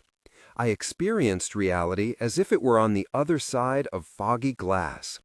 But my dreams? My dreams were sharp, even if only in broken pieces. I was searching for something. I was missing something. I didn't know what. In my dreams, I saw the girl with mismatched eyes and spotted skin. Sometimes she was laughing or talking or buried in a book in utter concentration. Other times she was leaning towards me, her face serious, her hands on either side of my cheeks. "Come back, Max. You have to come back." And then she would lean over me, her white hair tickling my eyelids, brush her lips against my ear, and whisper something I couldn't hear. Blink. Making my way to consciousness was a battle every time. I fought it valiantly. But once I got there, I didn't know what to do with it. Reality shifted constantly. I was in the White Room. I was in a crowded room in a little cottage. I was crouched in a garden surrounded by flowers, turning around as someone called my name. I was in a beautiful golden hallway, being jostled by bickering dark-haired children. I was in the same golden hallway, surrounded by dark-haired corpses. Blink. I was in the White Room. A slender woman with braided silver hair stood there, arms crossed over her chest. "Check again," she was saying to other people here. "They cannot have fled that fast. They're traitors, and we do not let traitors escape in wartime. Not alive." My brow furrowed. I strung together pieces of memories. Traitors. Tisaanah. The scar. Nora. The woman in front of me was Nora, and she was trying to find Tisaanah. Trying to? Panic leapt. I tried to sit up, tried to say something, but the moment I moved, the word unraveled like burnt paper. Blink. I was walking down a long hallway. I was wearing a stiff jacket that didn't fit me. The edges of my vision were fuzzy. My head ached. There were soldiers on either side of me. I turned my head. 2 behind. I looked down. Chains shackled my hands together. I turned my wrists and saw circular symbols tattooed on the insides of my wrists, black ink over dark veins. Stratograms. The word leapt to the back of my mind with satisfying certainty. I wished my mind would produce something more useful. "Where are we going?" I asked. The sound of my own voice surprised me. It seemed to surprise the guard beside me, too. He looked at me and opened his mouth. Blink. I was standing in a circular room. Hundreds and hundreds of eyes looked upon me. The light shining down on me was so blinding that I couldn't make out their faces, only silhouettes. The woman with braided hair was in front of me, facing them. Her voice was loud, echoing off of high ceilings, so powerful it reached even the people crowded into the back of the room. "We face an enemy more powerful than any of us have ever imagined," she was saying. "The Fae are monsters, and Maxentarius Farlione sold his own people out to them. We will find Tisaanah Vitezek and her fellow traitors. But today we are able to find one shred of justice. Tisaanah Vitezek." The name shook something loose. The woman turned to me. "We should have known," she said, "what Farlione was capable of after he slaughtered so many innocents in the Battle of Sarlazai. But so often we do not see the ugly truth of people until it is too late. Sarlazai? Fire. Corpses. Decimated buildings. Blink. When I opened my eyes, I was shaken. Did I do that? My knuckles were white. "Wait," I wanted to say, but I wasn't sure what I would say. I remembered so little. Perhaps I was guilty of what she accused me of. The woman's voice cut through the air again. "On 72 charges of murder for the Syrian killed in the Battle of the Scar and the civilians killed in the collapse of the towers, we find Maxentarius Farlione guilty. Wait. On the charge of high treason for inviting the Fae into the country of Ara and undermining his own people in a war the likes of which we have never seen, we find Maxentarius Farlione guilty. No, that wasn't right. Something was very, very wrong. I just didn't have the words to describe what." The woman with braided hair looked over her shoulder at me. Her gaze was sharp on the surface. But there, a little deeper, there was something else, something that ran deeper than cold leadership. I closed my fingers around a fragment of memory. And, in light of new information, to bring justice to all those who lost loved ones in the fall of Sarlazai, she said, we now find Maxentarius Farlione guilty. 432? The protest that I'd been about to unleash died in my throat. The smell of burning flesh hit me so vividly that it might have been happening here, in this room. Suddenly, I couldn't breathe. Stop! Something is wrong. And, in fitting punishment for the severity of these crimes, wake up, Max. And, in light of the grotesque power obtained by ex-Captain Farlione, come back. For the protection of all Arans, as the Arch-Commandant of the Orders and the acting Queen of Ara, I sentence him to life imprisonment in Ilizath. Ilizath. Blink. Salty ocean sprayed my face. I was standing on a stone walkway. My arms burned. I looked down. More stratograms had been tattooed on my skin. My hands were bound. So were my ankles. The guards on either side of me pushed me forward. The woman with braided hair stood beside us. The air felt wrong, putrid. I looked up. A smooth ivory tower loomed, rising into gray mist. The ocean thrashed against it so violently that salt sprayed over me, as if nature itself was trying to topple it. Tall black doors opened before me like loving arms or parting jaws. "Welcome home," it whispered. I didn't move.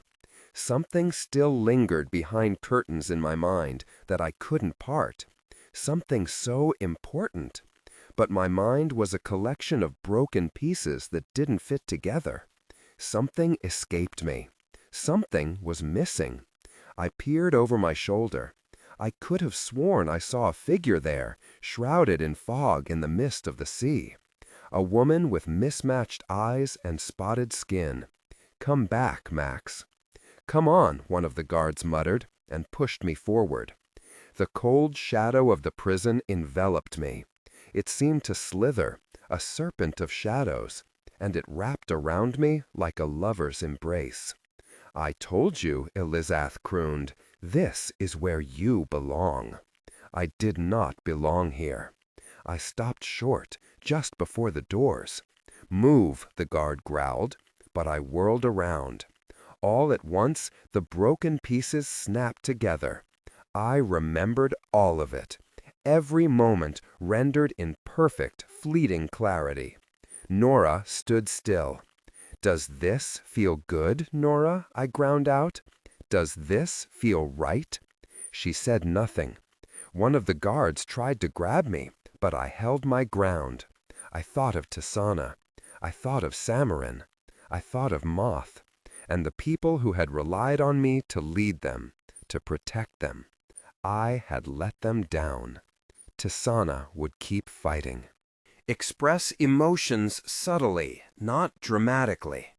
The thought came to me with an equal measure of pride and sadness. All I wanted was for this world to be good enough to let her rest. Now she would be fighting forever. I resisted the guard's grips for one more second, meeting Nura's stare. I pitied her. "You have made such a massive mistake," I said. "Come on," the guard growled. I pushed his grip away and turned around. I didn't hesitate as I walked into Ilizath's open maw. It was only after the shadows enveloped me that the fear took hold. My memories withered. I was seized by sudden, desperate desire to turn back one last time, to see if there was someone there reaching for me. A girl with spotted skin and mismatched eyes. "Max, come back!" Too late. The door had closed. Chapter 89. Tisaanah. The garden was especially lovely today.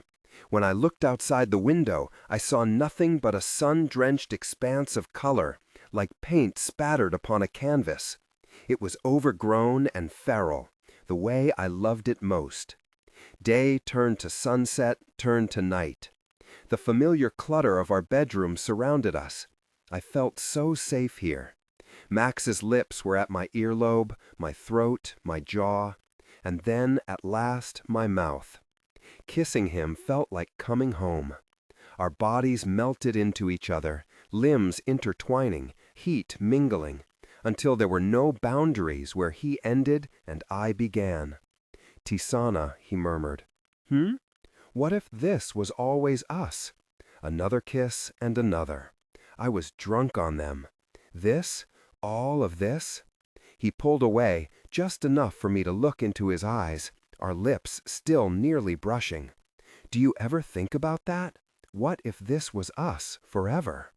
Gods, the way he said it, the way he looked at me, like it was a question he truly wanted to know the answer to.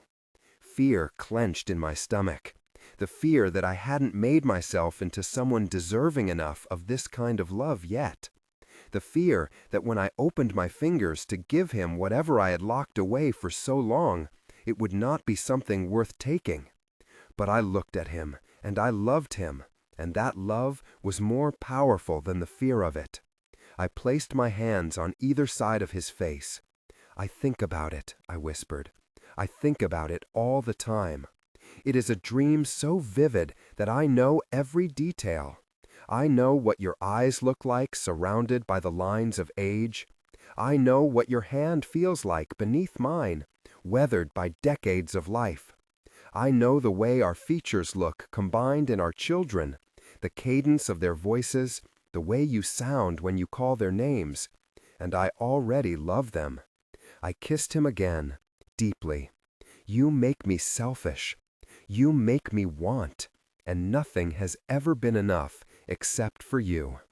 I felt his smile beneath my kiss, felt his warmth envelop me, and whatever fear I felt in allowing myself to voice such a ridiculous dream, voice a dream that would be so painful to lose, was drowned out by his affection. How silly of me, I thought, to ever have been afraid of something so beautiful. But then my eyes opened. Outside the window, where there had once been flowers, there now was only ash and a burning pile of hands. Where Max's form had once been, there now was only cold sheets. Dread fell over me, dread and horrible regret. I tore out the door, searching for him. He couldn't leave me. I hadn't told him the most important truths. I hadn't given him my dream to share. There was so much he needed to know, and I could not lose him. I could not lose him. I ran outside, ash still burning beneath my feet, scorching my skin. I screamed his name, but he was already gone. The sky was blue and cloudless. No, it wasn't the sky. It was fabric. The roof of a tent made of faded blue cotton. The floor seemed to shift and move. My mouth was so dry it felt as if it was full of sand. When I jerked upright, I did it so clumsily that I tumbled out of the makeshift bed and fell in a heap on the floor. The air smelled different, and it was hot, dry, not the moist, cool air of Ara in the winter. Reality came back to me in pieces. The Arch-Commandant battle, the attack by the Sirizen, by the shadows, by the Fae. Cutting it out of Max's mind. Panic suddenly overwhelmed me. I knew right away that something was wrong. Everything was wrong. I was halfway across the tent on my hands and knees when the curtain parted. "Tisaanah." Samarin said my name in one breath of relief. "You woke up. Tisaanah?" I heard the shout from outside. Seconds later, and Cyril pushed his way through, already on his knees beside me, wrapping me in a rough embrace. "I was so afraid you were never going to wake up. Gods below, after a month." A month? I was only looking at Samarin's face. Something in it made my stomach churn with dread. What happened? My voice was hoarse. "We fled," Samarin said, quietly. "Fast." There was a wrinkle between his brows. Something he was not saying. Panic rose. "Where's Max?" I asked. Neither of them answered. "Where's Max?" Silence. Horrifying silence. I tried to get to my feet, stumbled. Cyril tried to stabilize me, but I yanked my hand away. "We had to leave fast," Cyril said, quietly. "After the collapse of the scar, the Sirizen were already looking for you. and Samarin, and all of us. Ishka brought you back to us. I didn't care about how little sense any of that made. I didn't care about how casually Sero mentioned Ishka's name, or that he knew Ishka at all. I didn't know why he was telling me any of this when it didn't answer my damned question. My head whipped to Samarin. Samarin, who was looking at me with this terrible, terrible sadness. Samarin, tell me where he is. And then Samarin said quietly, he is in Ara. In Ara? Where were we? Bile rose in my throat. I forced myself to my feet, ignoring Cyril as he tried to steady me, as if I were a newborn deer about to fall. I pushed past Samarin and stumbled outside, squinting against blinding sunshine. The smell of the ocean hit me all at once. Ara's ocean? No, that smelled thick and weedy. This was dry and salty. When my eyes adjusted, I was looking at a beach. Large tents like the one I had stumbled out of were set up along it. People, men, women, children, were going about their business outside. It was clear that this was a settlement that had been here for some time. Slowly, people stopped, stared at me in silence. It took me a moment to realize that these were the Threlian refugees.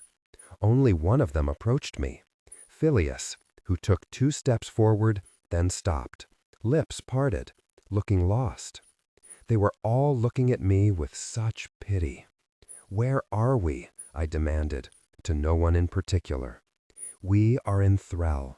A gentle voice came from behind me. I whirled around to see Reshaye, books stacked in her arms as if she had been on her way somewhere important. All the air left my lungs. Threl? We fled. Do you remember, child?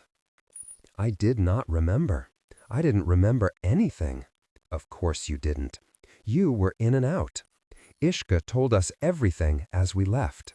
He brought you to us, told us of the Fey War and how they have allied with the Threlian lords. Hatred flickered in her eyes. The new arch-commandant hunted everyone who had anything to do with you, just like you feared.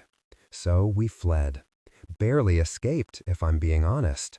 Her gaze rose past me to Phileas.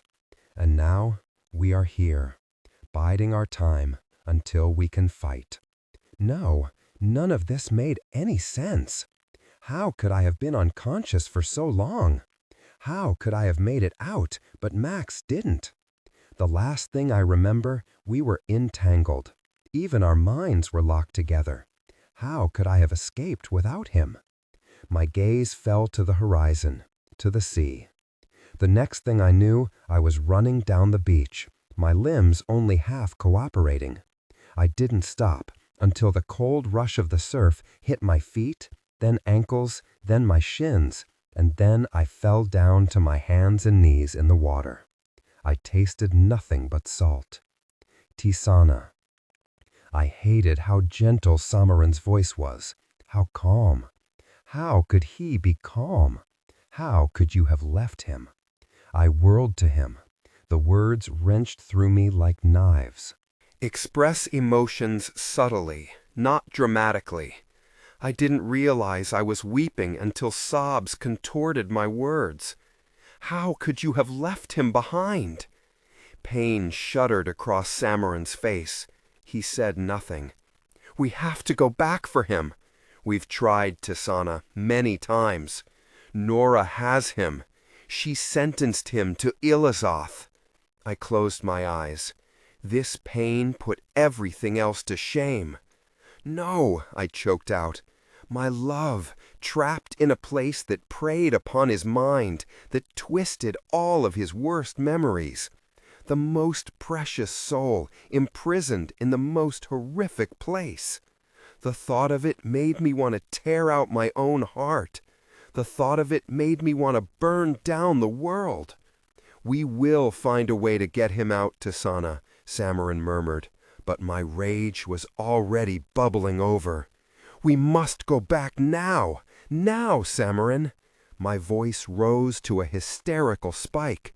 I could barely breathe. We cannot leave him there, not for a second longer. We cannot leave him. We can't. Sobs unraveled my words. Samaran's arms wrapped around me, and without thinking, I clung to him, to his stability. I felt his grief, his anger settle over mine. "We are going to get him out," Samaran whispered against my hair. I pulled away from him and looked out across the sea. It was an endless expanse. Thousands of miles of ocean between here and Ara. Thousands of miles between me and Max. I thought of that goodbye kiss right between my eyebrows. I thought of everything I didn't tell him, of the life we could have built together. And I thought of the person who had taken him from me. I had no words for this, but I sank to my knees and looked out over the sea, as if I tried hard enough, I could reach out over those thousands and thousands of miles, reach out for him in Ilizoth, and I let my grief become rage. Epilogue. Nora was tired. She had attended several coronations. When she was very young, she attended the coronation of Sesra's father, then the spiritual coronation of Sesra's advisors, and the official coronation of Sesri after that. She had, thankfully, missed Zareth's, probably best for everyone, but she could imagine the sort of affair that had been. This had been unlike any of them. She had knelt, solemn, as the head advisor placed the crown on her brow, and what she had seen in the eyes of the crowd was not excited hope, but petrified fear. The celebration, if one could call it that, had been staid and quiet, heavy with hushed whispers. It had broken up early. That was fine with her. Nora had never been good at celebrating, and now so much weighed upon her mind that it seemed like a poor use of time anyway. People were terrified. How could they not be? They had just found out their country was at war with a mythological race that they had all thought to be 500 years extinct. There was nothing more terrifying than that, especially when they had all already seen the reality of the danger. The aftermath of the Battle of the Scar had been horrific. Most of the Sirazan had been slaughtered. Dozens of civilians died when the Scar fell in, unsettling the Order's outbuildings built on top of it. It was a miracle that Nora had survived. Nora and... She pulled her mind away. She couldn't sleep. Every time she closed her eyes, she saw visions of destruction, of what the Fae would do to Ara if she failed. She rose from her chair and went to the mirror. It was a gaudy thing, decorated with gold and jewels. Everything in the palace was gold. The towers were not exactly the most welcoming place, but over time she had managed to make them her home. The palace, though, was an entirely different matter. It seemed like the walls themselves were judging her. This mirror certainly was. The woman who stared back at her was gaunt and exhausted. Her burn scars were visible beneath the loose drape of her nightgown. A new scar now ran from her cheek down over her jaw, a gift from the collapse. She now had to mask a permanent limp, too, and a headache that had followed her for the last 3 weeks straight. Still, she was lucky. Unlike... She pulled her mind away. No, she had to walk. She put on a robe, careful to wrap it tight enough to cover the burns at the base of her throat, and slipped out the door. She padded barefoot down marble-floored hallways. The portraits on the wall seemed to follow her with disapproving stares. She went to the throne room. It was a beautiful space. Massive stained glass windows adorned the far wall. During the day, they cast glittering, multicolored sunlight across the entire interior.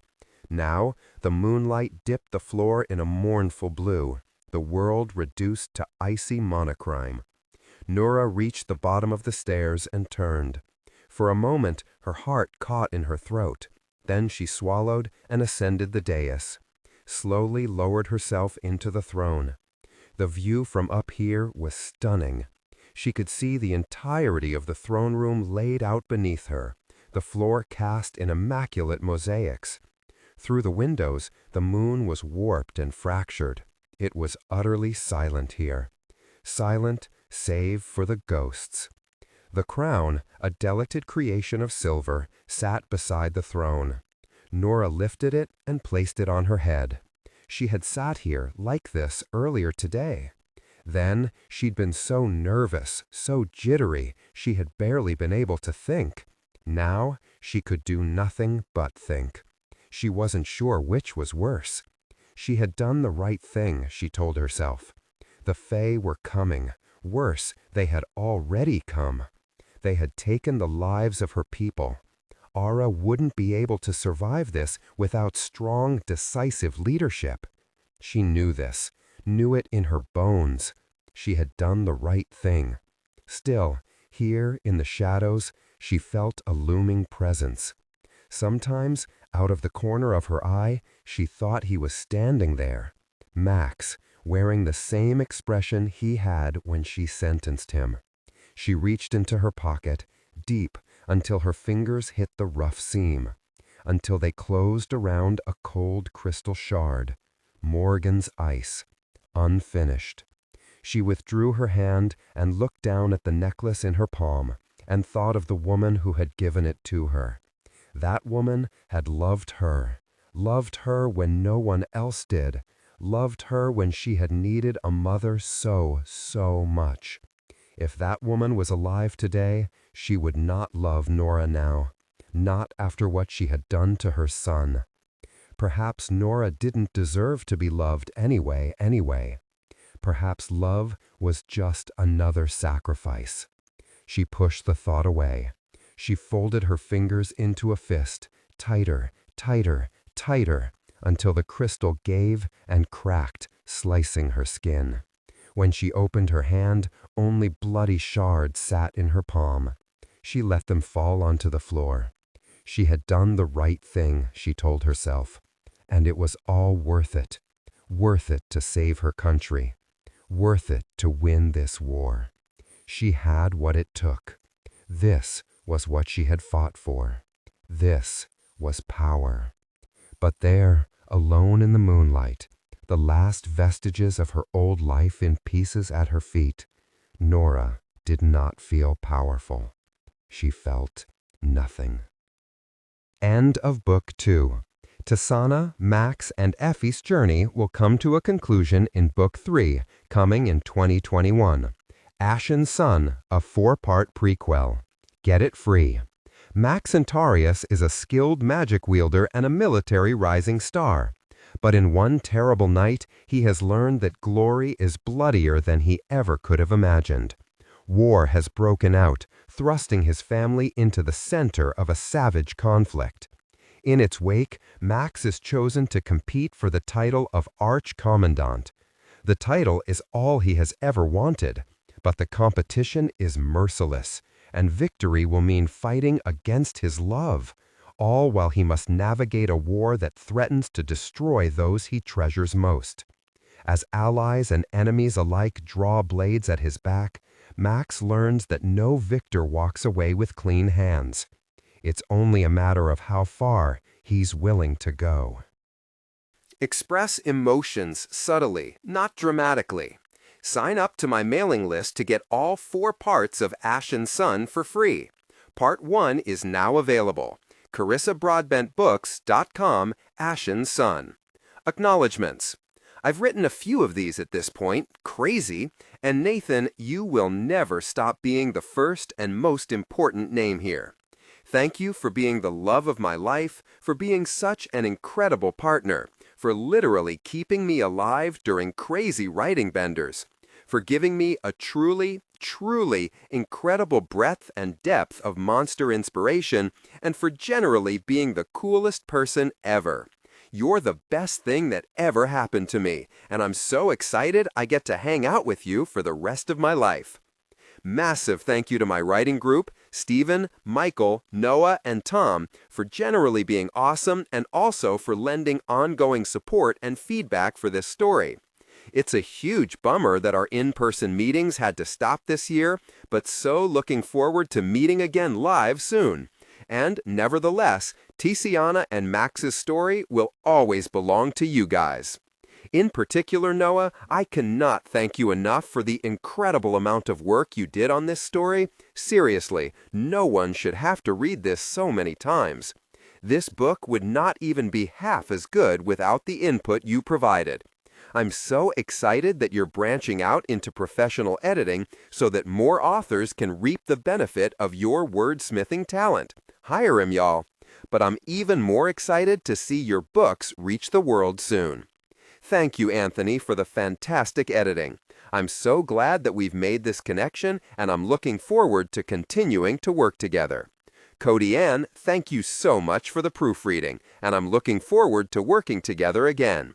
To my fellow rom fan authors and romantic fantasy shelf authors in particular, Claire, Miranda, Nicolette, Jen, and Jessica, thank you so much for the camaraderie, the invaluable advice, and for the part you've played in boosting Daughter of No Worlds.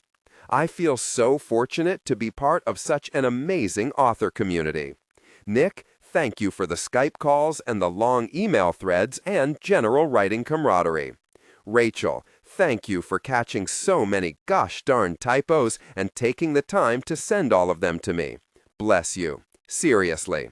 Thank you to Mom, Dad, Elizabeth, and Michael for always being supportive and also for being generally a pretty cool family.